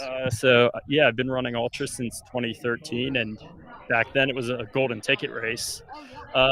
So I've always wanted to do it, and that it went away for a little bit, and then I was just talking about my calendar for this year with my wife last year, and she was like, just sign up and let's do it. And my parents watched our kids, so hi Ellie and Luke, and wow, 6 and 4, yeah. It's not hard, yeah, but yeah, 6 and 4, yeah, kindergarten and preschool. So yeah. So your wife's here today. Yes, yeah, she was my crew. Yeah, she's pretty much always my crew. She's great at it, really efficient. So appreciate it. Yeah. What's up next for you? Old Dominion 100 in Virginia. It's like a classic old school East Coast 100. They say they're the oldest. Western states might have something to say about that. But yeah, so that, and then Grindstone 100K. The golden ticket. Hopefully it's a golden ticket race. I guess it's not officially announced. And then JFK again. Yeah. Okay, you were saying you've done JFK how many years in a row now? This will be my 4th year in a row. Yeah. And off camera, he did say that the trails here were a lot more fun than JFK. I would just like to note. Heck yeah. 100%. Yeah. If this was 2 hours from my house, I'd do this every year. Yeah. Well, thank you so much for joining us, and congratulations again. You did awesome. Yeah, appreciate it. Take care. Crushing finish line interviews. It does sound like we probably have Lottie Brinks. So trying to grab 2 people for an interview can be hilariously awkward. I had to do that at Black Canyon 60K, I think I had to wrangle 3 women at one point in time, and I was like, you're all interviewing at the same time, let's do this. And everyone's being so nice to each other. Yeah, it's like, it oh is, no, after you. It is no, a joy. But yeah, I'm hoping that I we also can... do wonder about the joint interview, asking the 2 of them about the battle. I think one of them is more excited to talk about it than the other one. Well, then why don't we hear from Lottie, and then we can hear from Elsa. We can totally divide and conquer. Do you have Elsa Lottie? also sounded like she wanted to drink a beer before she talked. That is completely fair. She can drink as many beers as she wants before she talks to us. Absolutely. So I'm going to go try to grab Lottie. Awesome. Thank you. Amazing. So while that's going on too, we've got kind of our eyes in the sky. The train is going by right now. Luckily, the runners can't get impeded by the train because you go through a tunnel under the train tracks. I was thinking about that yesterday, actually, and it was stressing me out. But 5 minutes ago, when we were watching the drone footage of whoever just came in last, there was a chap just walking down the train line with a blue backpack on. I hope he's okay. Yeah, I'm assuming he's okay. I'm assuming he's okay. Coming, generally speaking. But yeah, so we've had our top 2 women in. We're looking for Christina Randrup to be our 3rd woman in, but Andrea Terrace is only 4 minutes back from her, and she is a accomplished 100-mile runner. She won the Hurt 100 back in January of this year. She won the Fat Dog 120 last summer. So she's not going to go down without a fight, I believe, but those 2 are going to be duking it out on their way into the finish. I have no idea if they know where one another are. You know, I don't know. I don't think Andrea got lost, but there was... Christina doesn't remember passing her, so maybe there was a bathroom break situation. Yeah, maybe could be a second. I'm curious to know how that what happened out there, how that experience was. But yeah, Christina and Andrea should be on their way to the finish line. I think that Christina was about 15 minutes back from... Oh no, a little bit less than that. About maybe 10 minutes behind Mac at that last aid station. So that's kind of the question I have, is like we can probably do no, maybe not. Who is that? Oh, that's okay. Just so everyone knows, Christina Randrup is making her way past the Chevron and the Shell station. So Christina Randrup will be on her way to the finish line. F3 is on her way in, and then F4 should be just behind her.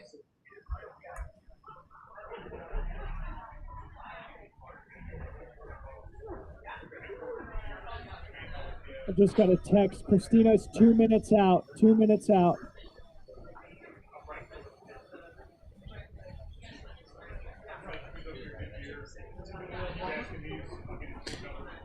You know, Corinne is a real fan as well as a fantastic commentator and athlete. So she's just left the desk to go and yell for Christina as she comes past our position here in the Gorge Brewery. Lots of noise, and maybe you can hear that in the background. Very nice drone shot of us where we are in the Gorge's Brewery. Corinne's coming back. She looks. You're so excited. You've been up since 2 a.m. or something crazy, and you still got that amount of energy. It's brilliant. She's my baby. She's my baby. She's my baby. I mean, I'm like 10 years her senior, so Yeah. I get to call her that. Yeah. And I'm. So she's just crossing underneath the railway line. Well, she's just about to turn left and cross underneath the railway line. And then she'll just be a few seconds until she's coming into the finish line funnel. So Christina kicks my butt running like once to twice a week, and I keep telling the story whenever I get to commentate a race she's running. And I'm so thrilled to get to watch her put together a good day. Yep. She was a little bit nervous coming into it, put it together, and I'm so thrilled for her. But yeah, she's now hit the grass. She's got our really good friend Rich Lockwood there with her. And here she is, folks. Christina Randrup representing Washington State, Seattle area. Washington. Heck yeah. Another stellar performance from her. A super consistent racer. Usually Just looks super happy. Stepping up to 100. 25 years young.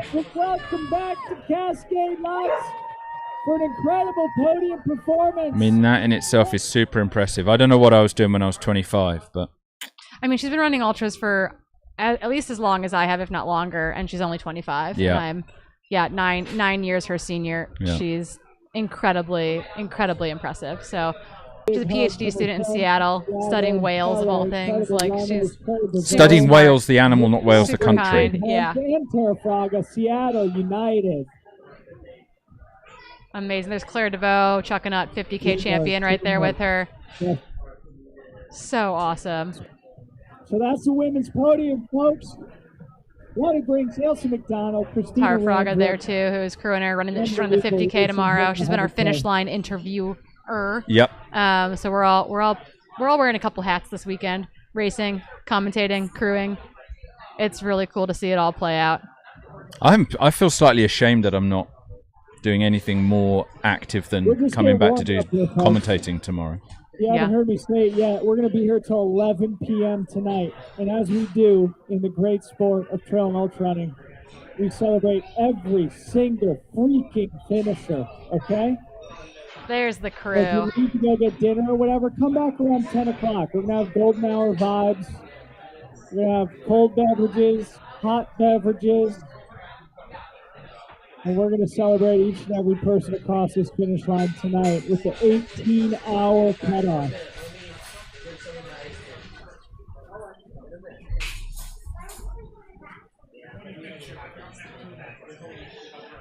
That's Andrea.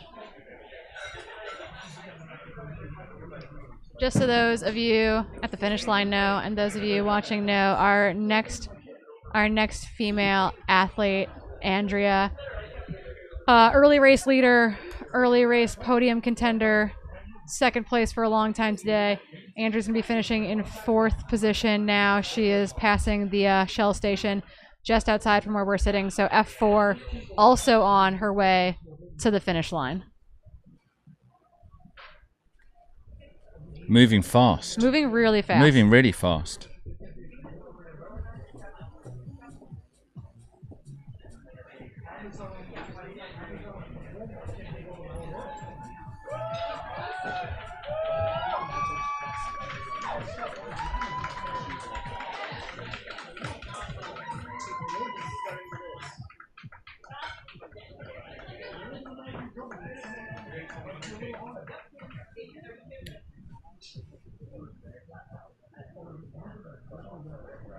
It's a really perfect drone shot of the finish line right it's there. a really a beautiful drone shot. But yeah, your 4th place female finisher, Andrea, is about to round her way down into the park, make her way down through that finishing arch.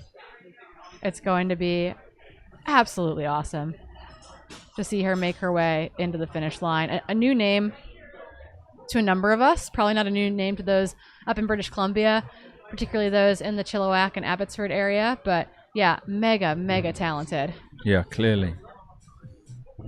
So while we're waiting for her to come in for 4th place, if anyone down at the start-finish area can spot my wife, the co-founder of Like the Wind magazine, she's got copies. She's giving them away. Oh, amazing. So go and find Julie. She's wearing a pink Patagonia jacket, and if you chat her up, she'll give you a free copy of Like the Wind magazine.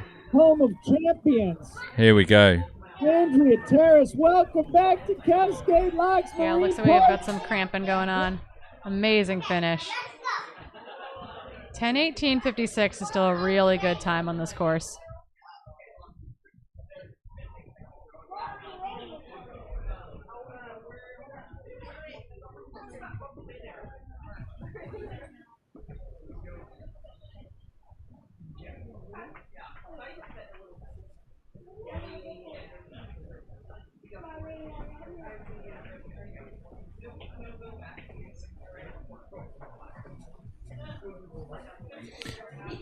So how many runners have we got in total? In total, oh boy, what did I just do to my computer?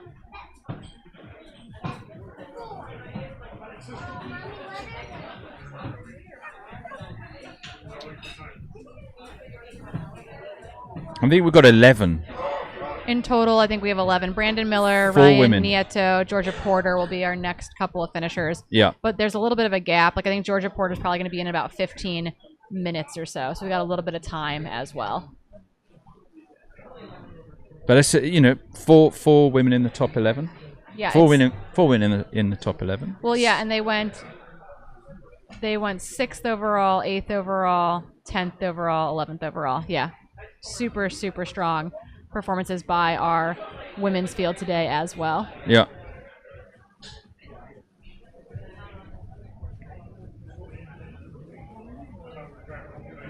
And now, when I joined the live stream, we were talking about a lot of Canadians. Seemed to be lots of Canadians that we were seeing coming through, and the top 11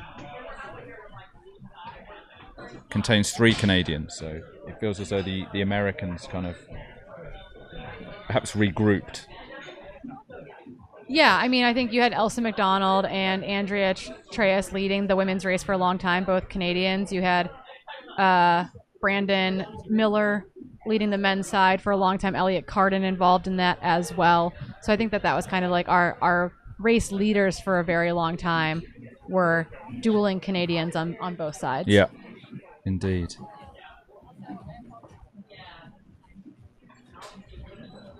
Yes, I think we're trying to line up an interview, I think with Lottie Brinks and Elsa McDonald at the same time so that they can kind of rehash how their race went and what happened in the past, etc. But just talk a little bit to each of them, making sure everything's going to work smoothly. It's fun. I hope at least, I know Elsa's drinking a beer for sure.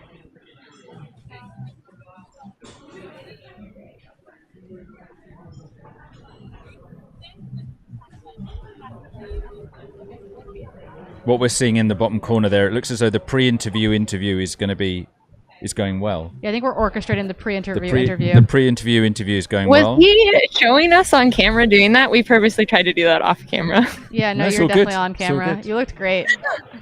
Oh, I was awesome. like, Great. this Cool. is like a pantomime game of some sort. They're playing charades. I feel like we're like the all-seeing eye. We see everything. Yeah. Sorry, Well, we'll I'm hand it over tangled to here. you. I'm really happy that we've got both of them on camera. Excited to hear about both their races individually and kind of what happened in the last, 6 to 8 miles as well. For sure.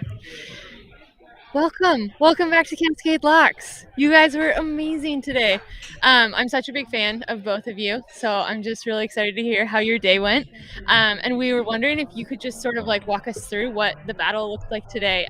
Elsa, you led for a huge chunk of the race, and we're like way ahead. And then you just battled from like further back, and it was only in like the last couple miles, I think, that you two crossed paths. So yeah, I don't know. Elsa, we can start with you. Oh, I had a great day with her. I mean, this course, and the course was absolutely spectacular, and it was nice and cool this morning. I had really fresh legs. I went out. I felt really great. I thought I was pacing myself really well. I was fueling really well, and then about 60K, all of a sudden, I started to hurt a little bit, so I was slowing down a bit on the climbs. I was still running really well on the flats and the downs, so I'm like, oh, I'm making good time. I was happy with my race. And, I went into the very last aid station there with, and then coming back out, I saw Lottie a little ways back, and we high-fived and congratulated each other on the trail. And then I thought I had about a 15-minute lead on her, and then about a couple kilometers later, she like blew by me like I was standing still. I was taking my time on the climb coming out of the aid station because I thought like my legs were pretty tired at that point, so I thought I'll save my legs for the down because I was still really moving on the down. And and then she just came out of nowhere, and it was very impressive. Very impressive. It was, and I stood by and I let her go because I'm like, I cannot keep up with her at this point. Yeah.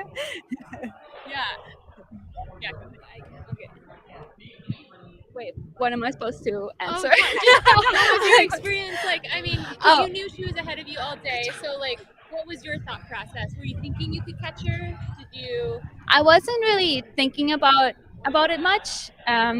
Part of the goal of this race was I usually like to go out fast and kind of run from the front, and I kind of wanted to use this race to be comfortable not doing that, which is very uncomfortable for me because I keep thinking that the race is running away from me. But I'm using this kind of as a prep for states, and I'm not gonna be leading states, so I just have to be a little. You never know, but I have to get comfortable not being in the lead from the start. And still having that confidence. And exactly.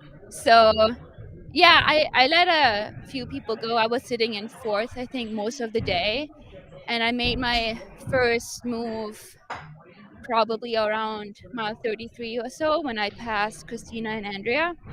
And yeah, you came in just like 30 seconds before that. Yeah, something like that. And I was taking it pretty conservatively still, and then going into Wyeth on the like making it down to that aid station, I was starting to kind of think like about gaps, wondering how far people are away. Someone told me that you were 20 minutes ahead of me, and I was like, there's no way I'm ever gonna catch Elsa.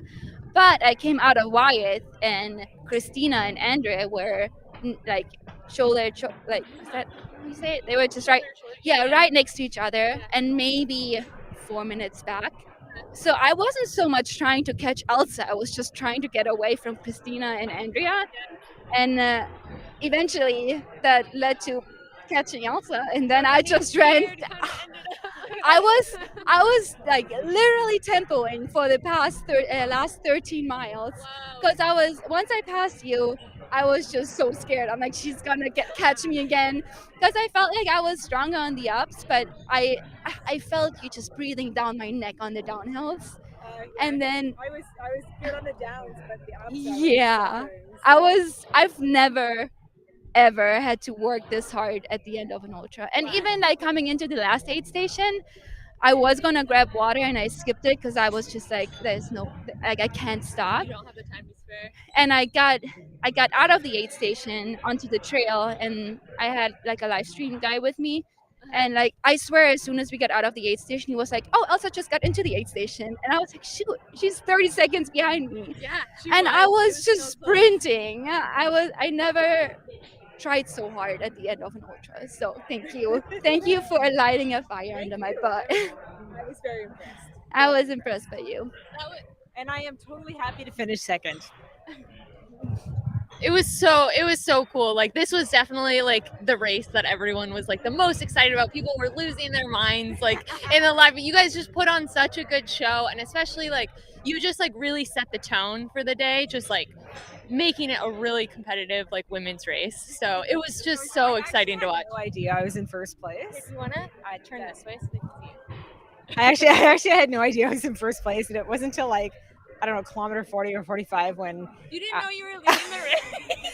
no, I had no idea because I kind of started out like in the back of the pack, and I kind of like ease into my day because it takes me a while to warm up. And I think it was around kilometer 45, and I was running with Dylan.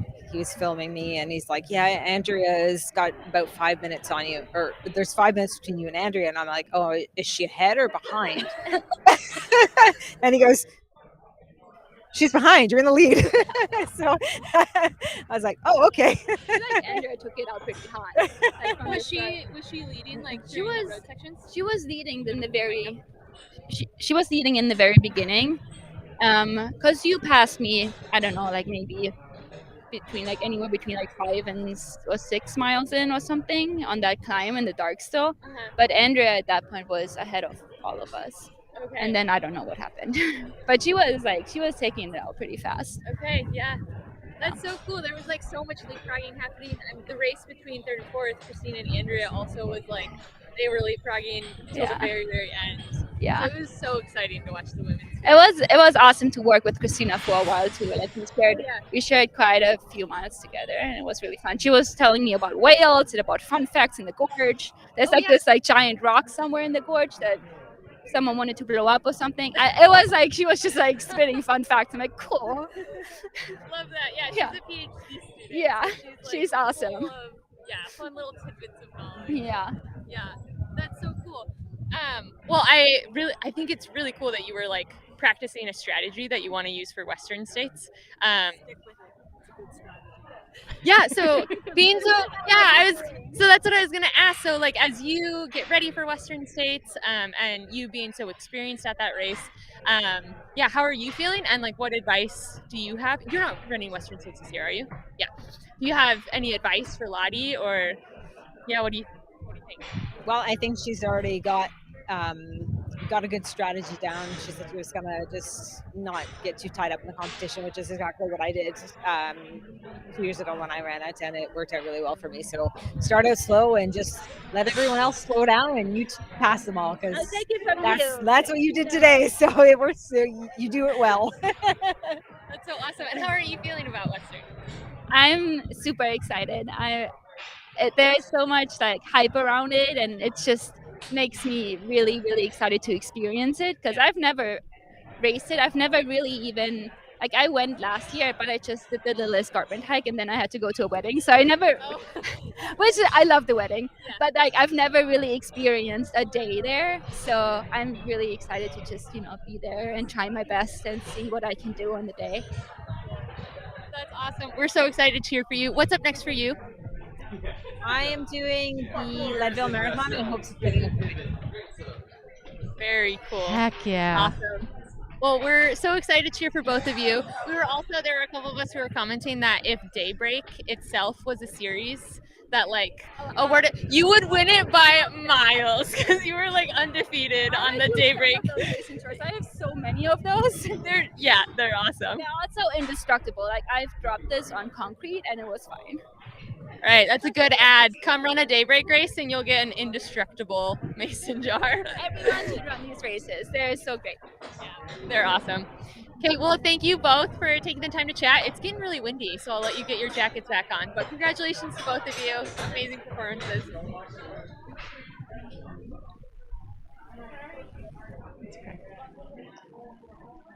Awesome. Thank you so much. That was our first and second place female in today's race. Again, Lottie Brinks bringing home the win, followed by the amazingly talented Elsa McDonald as well. I love that there was that moment of like, oh yeah, you're running this race that Elsa has done so well at. Like, when you guys share some advice to one another. Yeah. Like, and also Elsa McDonald wants to go to Leadville. You heard it here, folks. Yeah.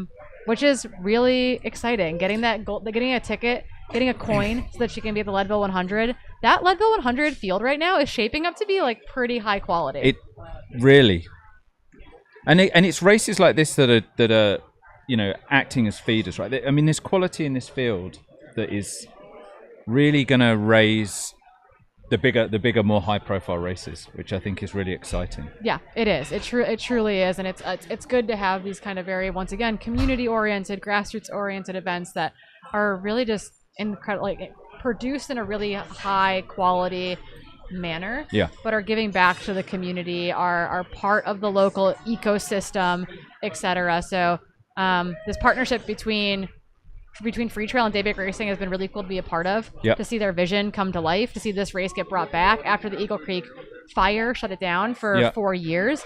Those have all been really incredible, really important moments for the community. So many folks have come out from Portland to run the races this weekend. Again, the 30K yesterday, the 100K today, and the 50K tomorrow. And I think massive props, not only to Daybreak Racing but also to Dylan Bowman and the team at Freetrail, because given what happened here with the fire, nobody would have been surprised or massively critical if they'd said, look, we just can't get it back again. We just can't well, I figure mean, out. Working with James Varner, the previous race director from Rain Shadow, running to allow, like, to help nurture this thing into existence, to not hold on to the rights to the event, etc., to work together. To hand it off to somebody that's got the energy and it's pretty massive. Yeah, that's really, that's mature, and that's what makes the sport thrive, isn't it? It's people that can see beyond, maybe their sort of commercial considerations or whatever. But yeah, props to those guys. I mean, we should, for people that have joined us, we should continue to give a shout out to Speedland, because again, I think the title sponsor making this whole thing happen. It's getting windy out there. There's Ryan, I'm pretty sure. Oh, yes. Ryan Nieto. And change. Incredible running. Way to go, bro. Nice. I think that was Ryan with his pacer. I'm almost certain. I don't think those two runners coming in together, but Ryan making his way in, having run a really solid race all day. We saw him kind of in that kind of back part of our top 10 for much of the day, finishing a super solid, it looks like, going to be probably 13th, I think, or 12th overall. And then Georgia Porter should be one of our next finishers making her way to the finish line, and she will be our F5 today. 10.5 hours. Amazing. Nothing to sneeze at.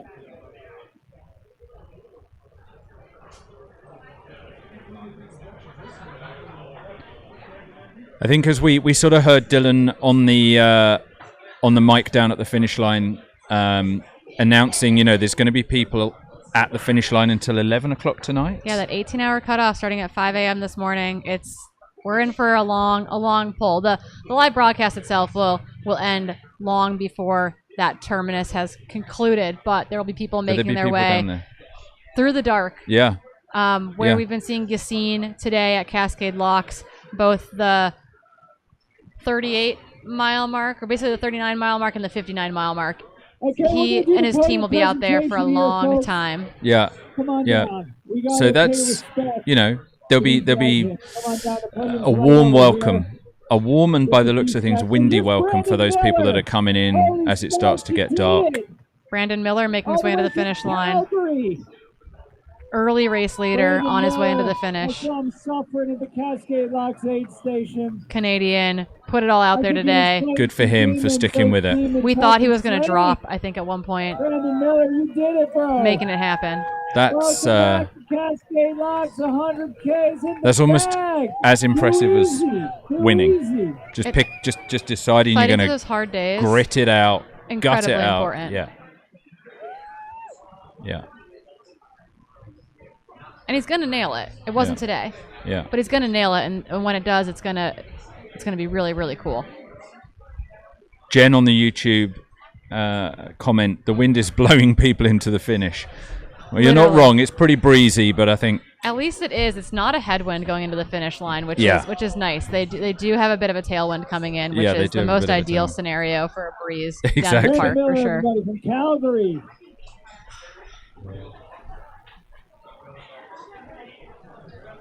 So we've just had a message from Bill, who I guess is at Wyeth.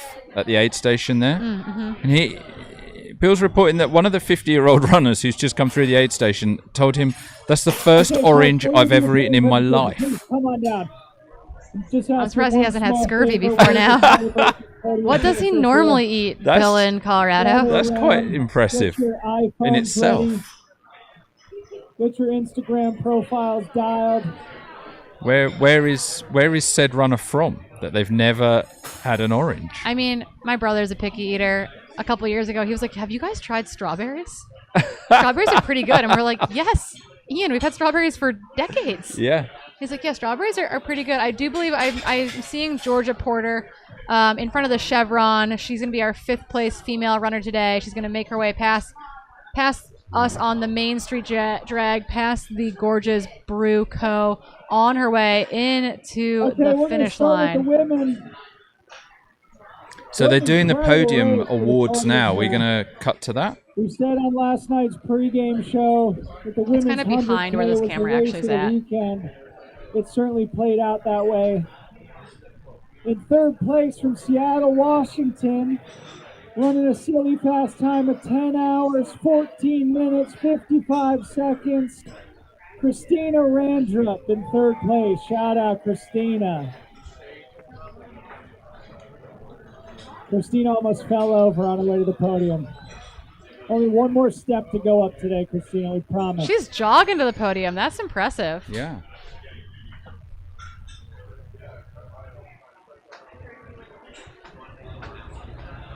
In 2nd place, one of the best runners in North America over the last decade plus. Also a Canadian. Canada showed up really strong here today, finishing in a time of 10 hours, 2 minutes, and 1 second. Congratulations to Elsa McDonald. For those of you watching from home, we got about 10:40 on the clock. We're waiting for Georgia Porter to come in as well in 5th place. Elsa McDonald up on that podium. We'll be ending our live stream today around 4 p.m. local time in about 20 minutes here. In February, representing Boise, Idaho, winning in a time of 9 hours, 53 minutes, 58 seconds, under that 10-hour threshold. The amazing Lottie Briggs, our champion.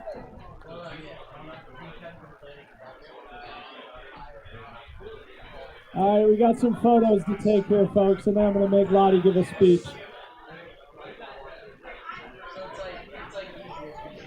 Yeah, and you guys are going to be seeing Georgia Porter on her way into the finish line. To celebrate Georgia Porter coming through the finishing stretch here in 5th place. From Arizona, Georgia Porter. Awesome running. Way to go, Georgia. 10 hours, 40 minutes and change. Awesome run for 5th place for Georgia. Okay. I'm a speech guy, Lottie. You know I make you do this. Man, you're in the second half of the race so incredibly fast. Tell us about maybe the strategy going in, how you're feeling, and at what point you sort of took the lead. Strategy for this race was to start conservatively and not lead. I usually like to race from the front, and I'm very uncomfortable when we do that. But in prep for states, I want to be smarter about racing because I'm not gonna use bullets from the gun. So that was part of the plan, and I really wanted to finish strong. And really, I mean, both of these ladies, they lit a fire in my phone and they really made me work. And I feel like I tempoed the last 13 miles. Congratulations to our women's podium. Christina Randrup, Elsa McDonald, Lottie Briggs, you guys are all amazing. Thank you for coming to our race. It's an honor. It's an honor. Thank you.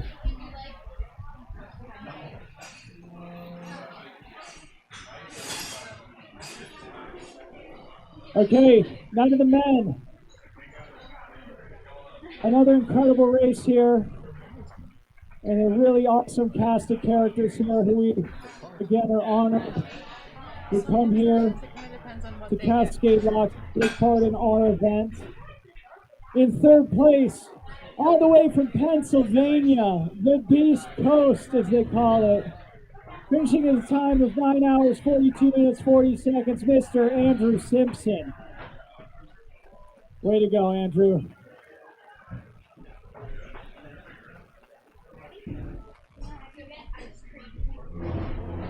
In second place, from Quebec, our guy finishing under 9 hours in a time of 8 hours, 58 minutes, 30 seconds, Mr. Elliot Carden. Elliot, congratulations, buddy. Awesome running.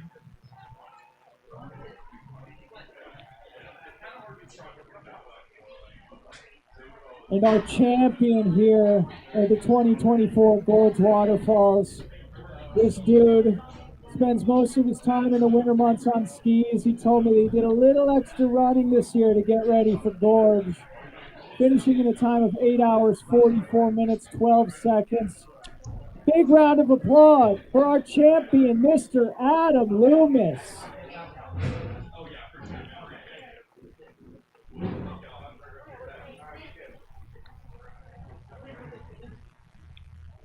Yeah, men's podium up there. None of these guys look nearly as warm as they looked for much of the day today. Adam Loomis at the top of that podium, Elliot Carden, and Andrew Simpson. Amazing win, man. Getting it done. The biggest win of your career, maybe? A little bit about, you and Brandon Miller were having a battle back and forth. Where did you break the elastic? And I know you were receiving reports that this guy was charging behind you. What was going through? Yeah. I actually started to break the elastic on the road the second time coming. It's not my forte, but I started feeling good. And I mean, we started hot, so it was kind of like strategy was to sort of hang and then to try to keep that effort up. Obviously, we slowed up a little bit, but just trying to keep that going. And yeah, most of the time I was able to push, but also know that I still had enough. Like it felt like, okay, I can do this. Except for maybe one time I was like, oh no, maybe not. He's good. Yeah, coming in hot. But I think the atmosphere, the views, all the tracking, having the crew, having you running behind me kept me pretty stoked. And guys really put together. But I didn't come up here like, oh, I'm here to win. Like, give myself a shot, maybe. But yeah, pretty tough. Amazing. Lottie just reminded everybody that she's going to be going to Western States next. What's next for you? I'm not totally sure what the next race is. I know my next 100K will be Texas. Until then, I'll have to got a couple options. One last round of applause for our podium. Andrew Simpson, Elliot Carden, Adam Loomis. Thank you guys all for coming to our race. It's awesome. Great job there by the top 3 men and the top 3 women. And Dylan. Dylan Bowman still awake. Still Yeah, on his he's feet still awake. somehow. It's truly impressive. He managed to ask some sensible questions. We got 14 total Stay finishers in conscious. now. Just under 400 people started this morning, which means we got 360 and change still out on the course.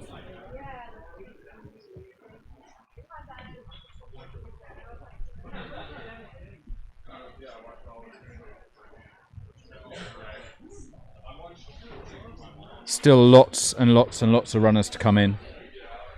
We've enjoyed watching Most of the runners. Yeah, In fact. we've enjoyed watching the front of the field, but as we heard from Yassine, lots of people were still heading out for that 10 mile out, 10 mile back section as we were watching the winners coming in to the finish. It is the casual 20-mile section of the course before our final 5K. Yeah. Into the finish. We definitely had kind of a warm midday. It's getting a bit blustery. It's cooling off a little bit, I would say. Yeah. Out there, which is definitely. I definitely think that wind has picked up as well. I mean, we can feel it. Yeah. In and around the brewery that we're currently sitting in. Yeah. I'm feeling. I feel a lot of affinity, though, personally, to these people that have, they've still got 20 miles out and back plus a 5K to go as the winners are finishing. That's totally, me. right? When you're seeing each other I'm out that. there and you're like, wow, okay, like Yeah. I have a ways to go. It's like running Western States and being like, cool, I have 20 miles to go and Jim Walmsley just finished. Like, Yeah. sick. Yeah. I'll be there eventually, my friends. Yeah, indeed. So yeah, we are going to continue to cover our runners as they come in. And again, we'll be signing off, probably in about like 15 minutes or so, shutting down the live broadcast for the day. We'll be taking our Pineapple Shorts man. Pineapple Shortsman.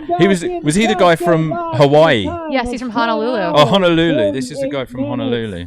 In a couple of seconds, welcome back the Pineapple Shorts guy from Hawaii. I gotta Eric. remember your name real quick. Eric. Say Eric. Eric, what's your last name? From Hawaii. Eric Wizolowski from Hawaii. We knew we'd get there. We knew he'd get there. Eric looks happy. He's giving someone a big hug. We had Utah, Quebec, Pennsylvania, Colorado, Maryland, Idaho, Maryland, Canada, Oregon, Washington, British Columbia, Oregon, Calgary, Arizona, Hawaii so far in our top 15. Pretty awesome. Dylan just pointing out to the people there that the geographical spread of the people that have finished so far. I'm still rooting for Fabio from Dublin, Ireland. I think he's one of our few Europeans in the race. Come on. Cool to see him out there. It's really a North American smattering. Although kind of pretty widely represented, obviously the East Coast really showed up in the kind of the top 15 performances today. Yeah. In a big way. Canada showed up in a big way. But yeah, we'll keep rooting on our one lone gentleman from Dublin as he makes his way over to us. The name's confusing. Fabio Baltieri suggests one of the he's Canadians not Irish. is French, who lives in Canada though too, and isn't French Canadian. Yeah. I believe. So we've got a little bit of flair in here. But yeah, it's definitely a regional race, a North American centric race. But again, we're gonna be keeping our eyes on that finish line as I wrap up what it will be nearly a 12-hour day. I just placed an order for a sandwich. Another finish charging into the home shove into my stretch face here. at some point. I think that sandwich goes on the Freetrail tab. I'll talk Come on. I'll talk to Dylan about Yeah, it later. Debo. You're paying for that, Debo. You've earned it, Corinne. Let's go! I'm in a veritable ultra marathon of Caleb effort. Schiff coming in. Ah. This might be Caleb Schiff from Flagstaff, Arizona coming in. Oh, no, I don't think it is. Manitoba Christian, my God. Yeah, you there we are. finished. You It's did it, Christian. man. Christian. I think it's Christian. Is it Christian Canham? Christian Or Canham? No, or is it Christian? Yeah. Or Christian Anders. Huh? Anders. Oh my goodness, there's so many finishers that just came through. Is that his pacer? Yeah. Yeah, it would be. We didn't get a bib number on him. We'll see when we get the official refresh. We got a lot of Christians though that are going to be finishing, I think, in the top 30 people. So he might be the fastest of the Christians today. Yeah, I think that was Christian Andreas, maybe. Jenny Quilty should be coming into the finish line soon too. Sorry, my iPad wasn't working. Christian Andres finished in 10:50:20. Yeah, we're still looking up the road. Yeah, that I believe is Jenny Quilty coming down the road. Just I don't even know what direction that is.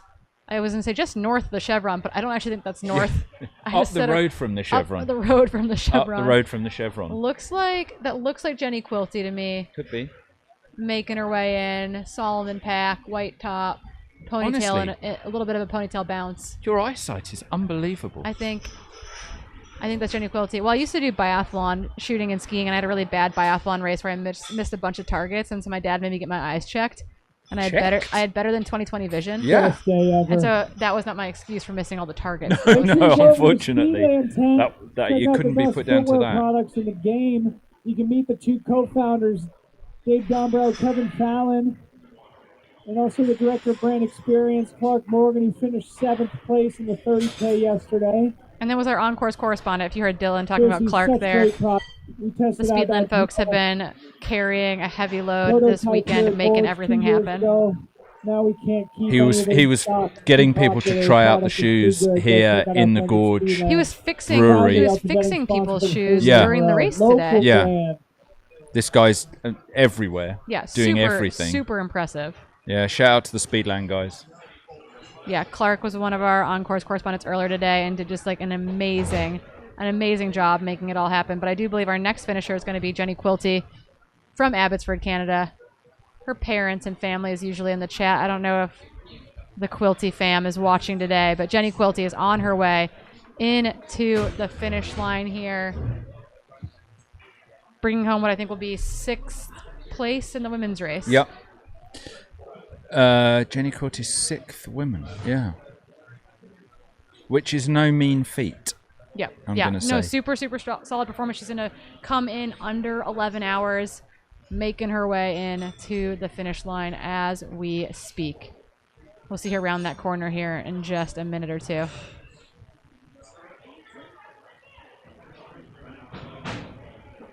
Oh my goodness. So I think we're about to do an interview with Christina at the finish line, but Jenny Quilty's about to finish, so we'll do that. We'll see Jenny finish, and then we'll go to that interview with Christina.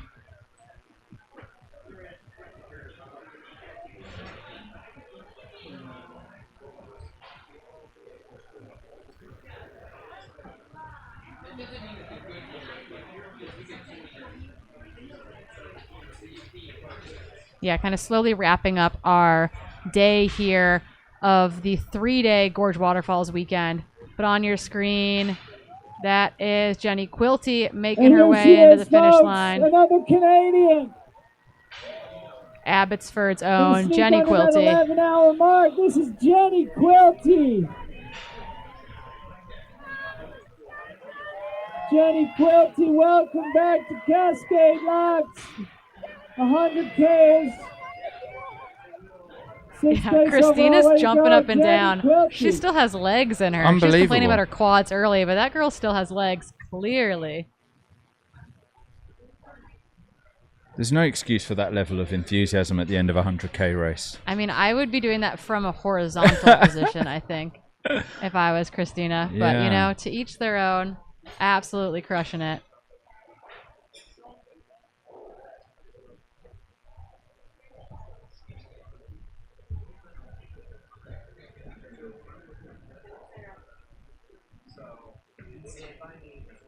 But yeah, okay. I think when Christina and Tara already will go to a finish line interview with our 3rd place female today, Christina Randrup, as we slowly work on closing out our finish line / 100K race day coverage of the Gorge Waterfalls weekend of racing. 30K kicked off yesterday. 100K kicked off early this morning at 5 a.m. And we'll be back again, actually, with the 50K tomorrow. Yeah. 50K kicking off at 8 a.m.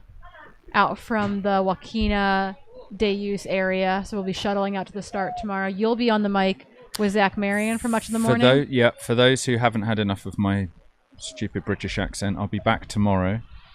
I'll be following you very closely. Hopefully. Maybe. Yeah. But we will, so what we're going to do is we're going to snag a finish line interview here with Christina. I think it looks like they're ready down there. Let's just see if we can get our camera in the right spot and get the go-ahead from those on the ground.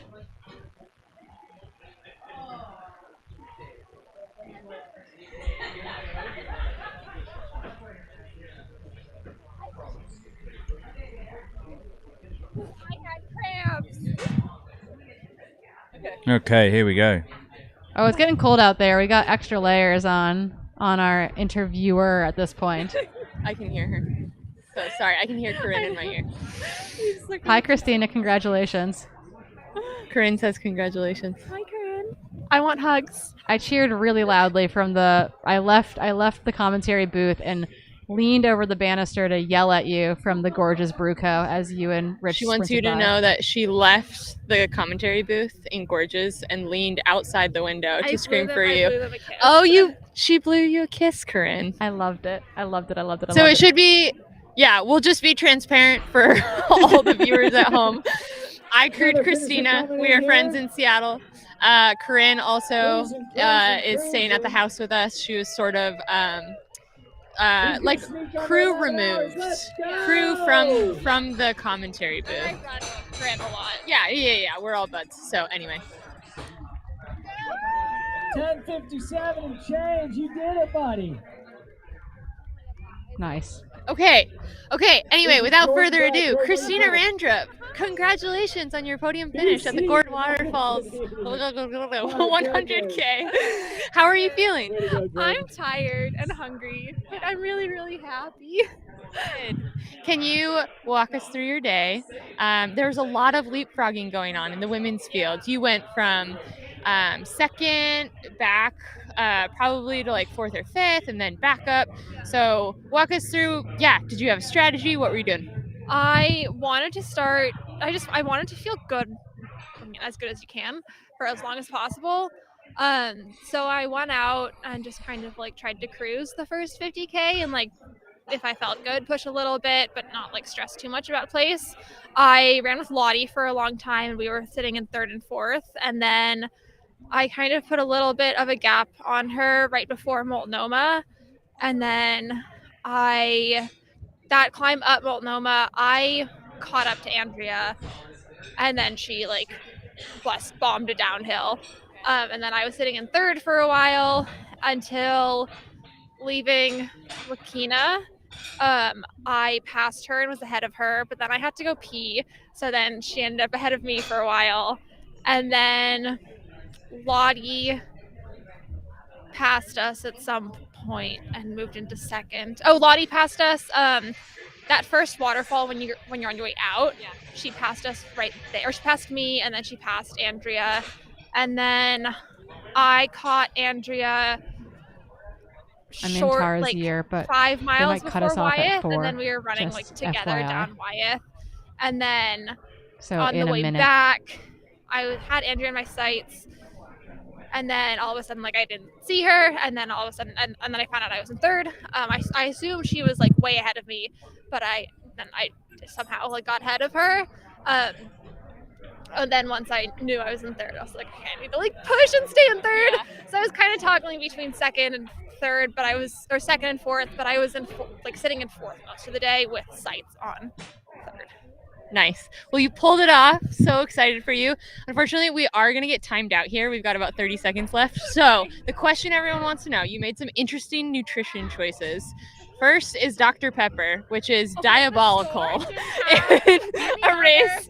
The store didn't have, they only had like 2 liters of Coca-Cola. Okay, so there was no Coke. I only like cherry. That's the reason. And the second question is, why the heck did you not drink anything? Everyone was so worried about you. Well, the real answer is my period started yesterday, so I had really bad cramps the entire first half of the race, and that made me really bad at eating and drinking for the first 50K. That's the plain answer.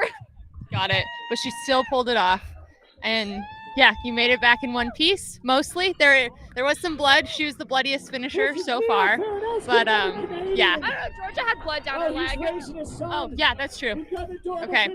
Well, Christina, congratulations. Congratulations. So proud of you. And, I'll give you a hug in a yeah, sec. I think we're signing off here. Yeah, thank you so much, our field correspondents. We're going to come back to studio real quick, and we'll sign off and let people go. Hi. Thanks for being with us for 11 plus hours today in studio, in the field, from Cascade Locks, all the way away from us, all the way back to Cascade Locks. It's been absolutely amazing. We have to give a few quick shout outs before we sign off and a few housekeeping notes. Thank you for watching the 100K today. Come back for the 50K tomorrow, starting around 7:45 a.m., 8 a.m. race start, streaming the whole darn thing. Amazing shout outs to Daybreak Racing, Freetrail, and Speedland for making this whole thing possible. Simon joined us from Like the Wind. They are on tour in the US, and I'm sure he's going to get to tell you more about it tomorrow. Yep. But anyone interested can check out likethewindmagazine.com and see where we're going to be over the next 3 months. Yeah, and they've got some magazines kicking around here, so if you ask the right person, you might get a free one, and they're beautiful. Come and grab one if you see me. Amazing. Before we get completely kicked out of here altogether, well, I'm gonna do the thing where somebody has to say to the band leader, you did a brilliant job today. Thanks for joining Because me. you're thanking everyone else. I think that we all owe Karina massive congratulations and thanks for what you've done today. Brilliant knowledge, brilliant coverage. You brought the whole thing to life. Good luck tomorrow. Yeah, running the 50K tomorrow. I'll see you guys out there. Cheer loud. Thanks for joining us, and we'll see you soon.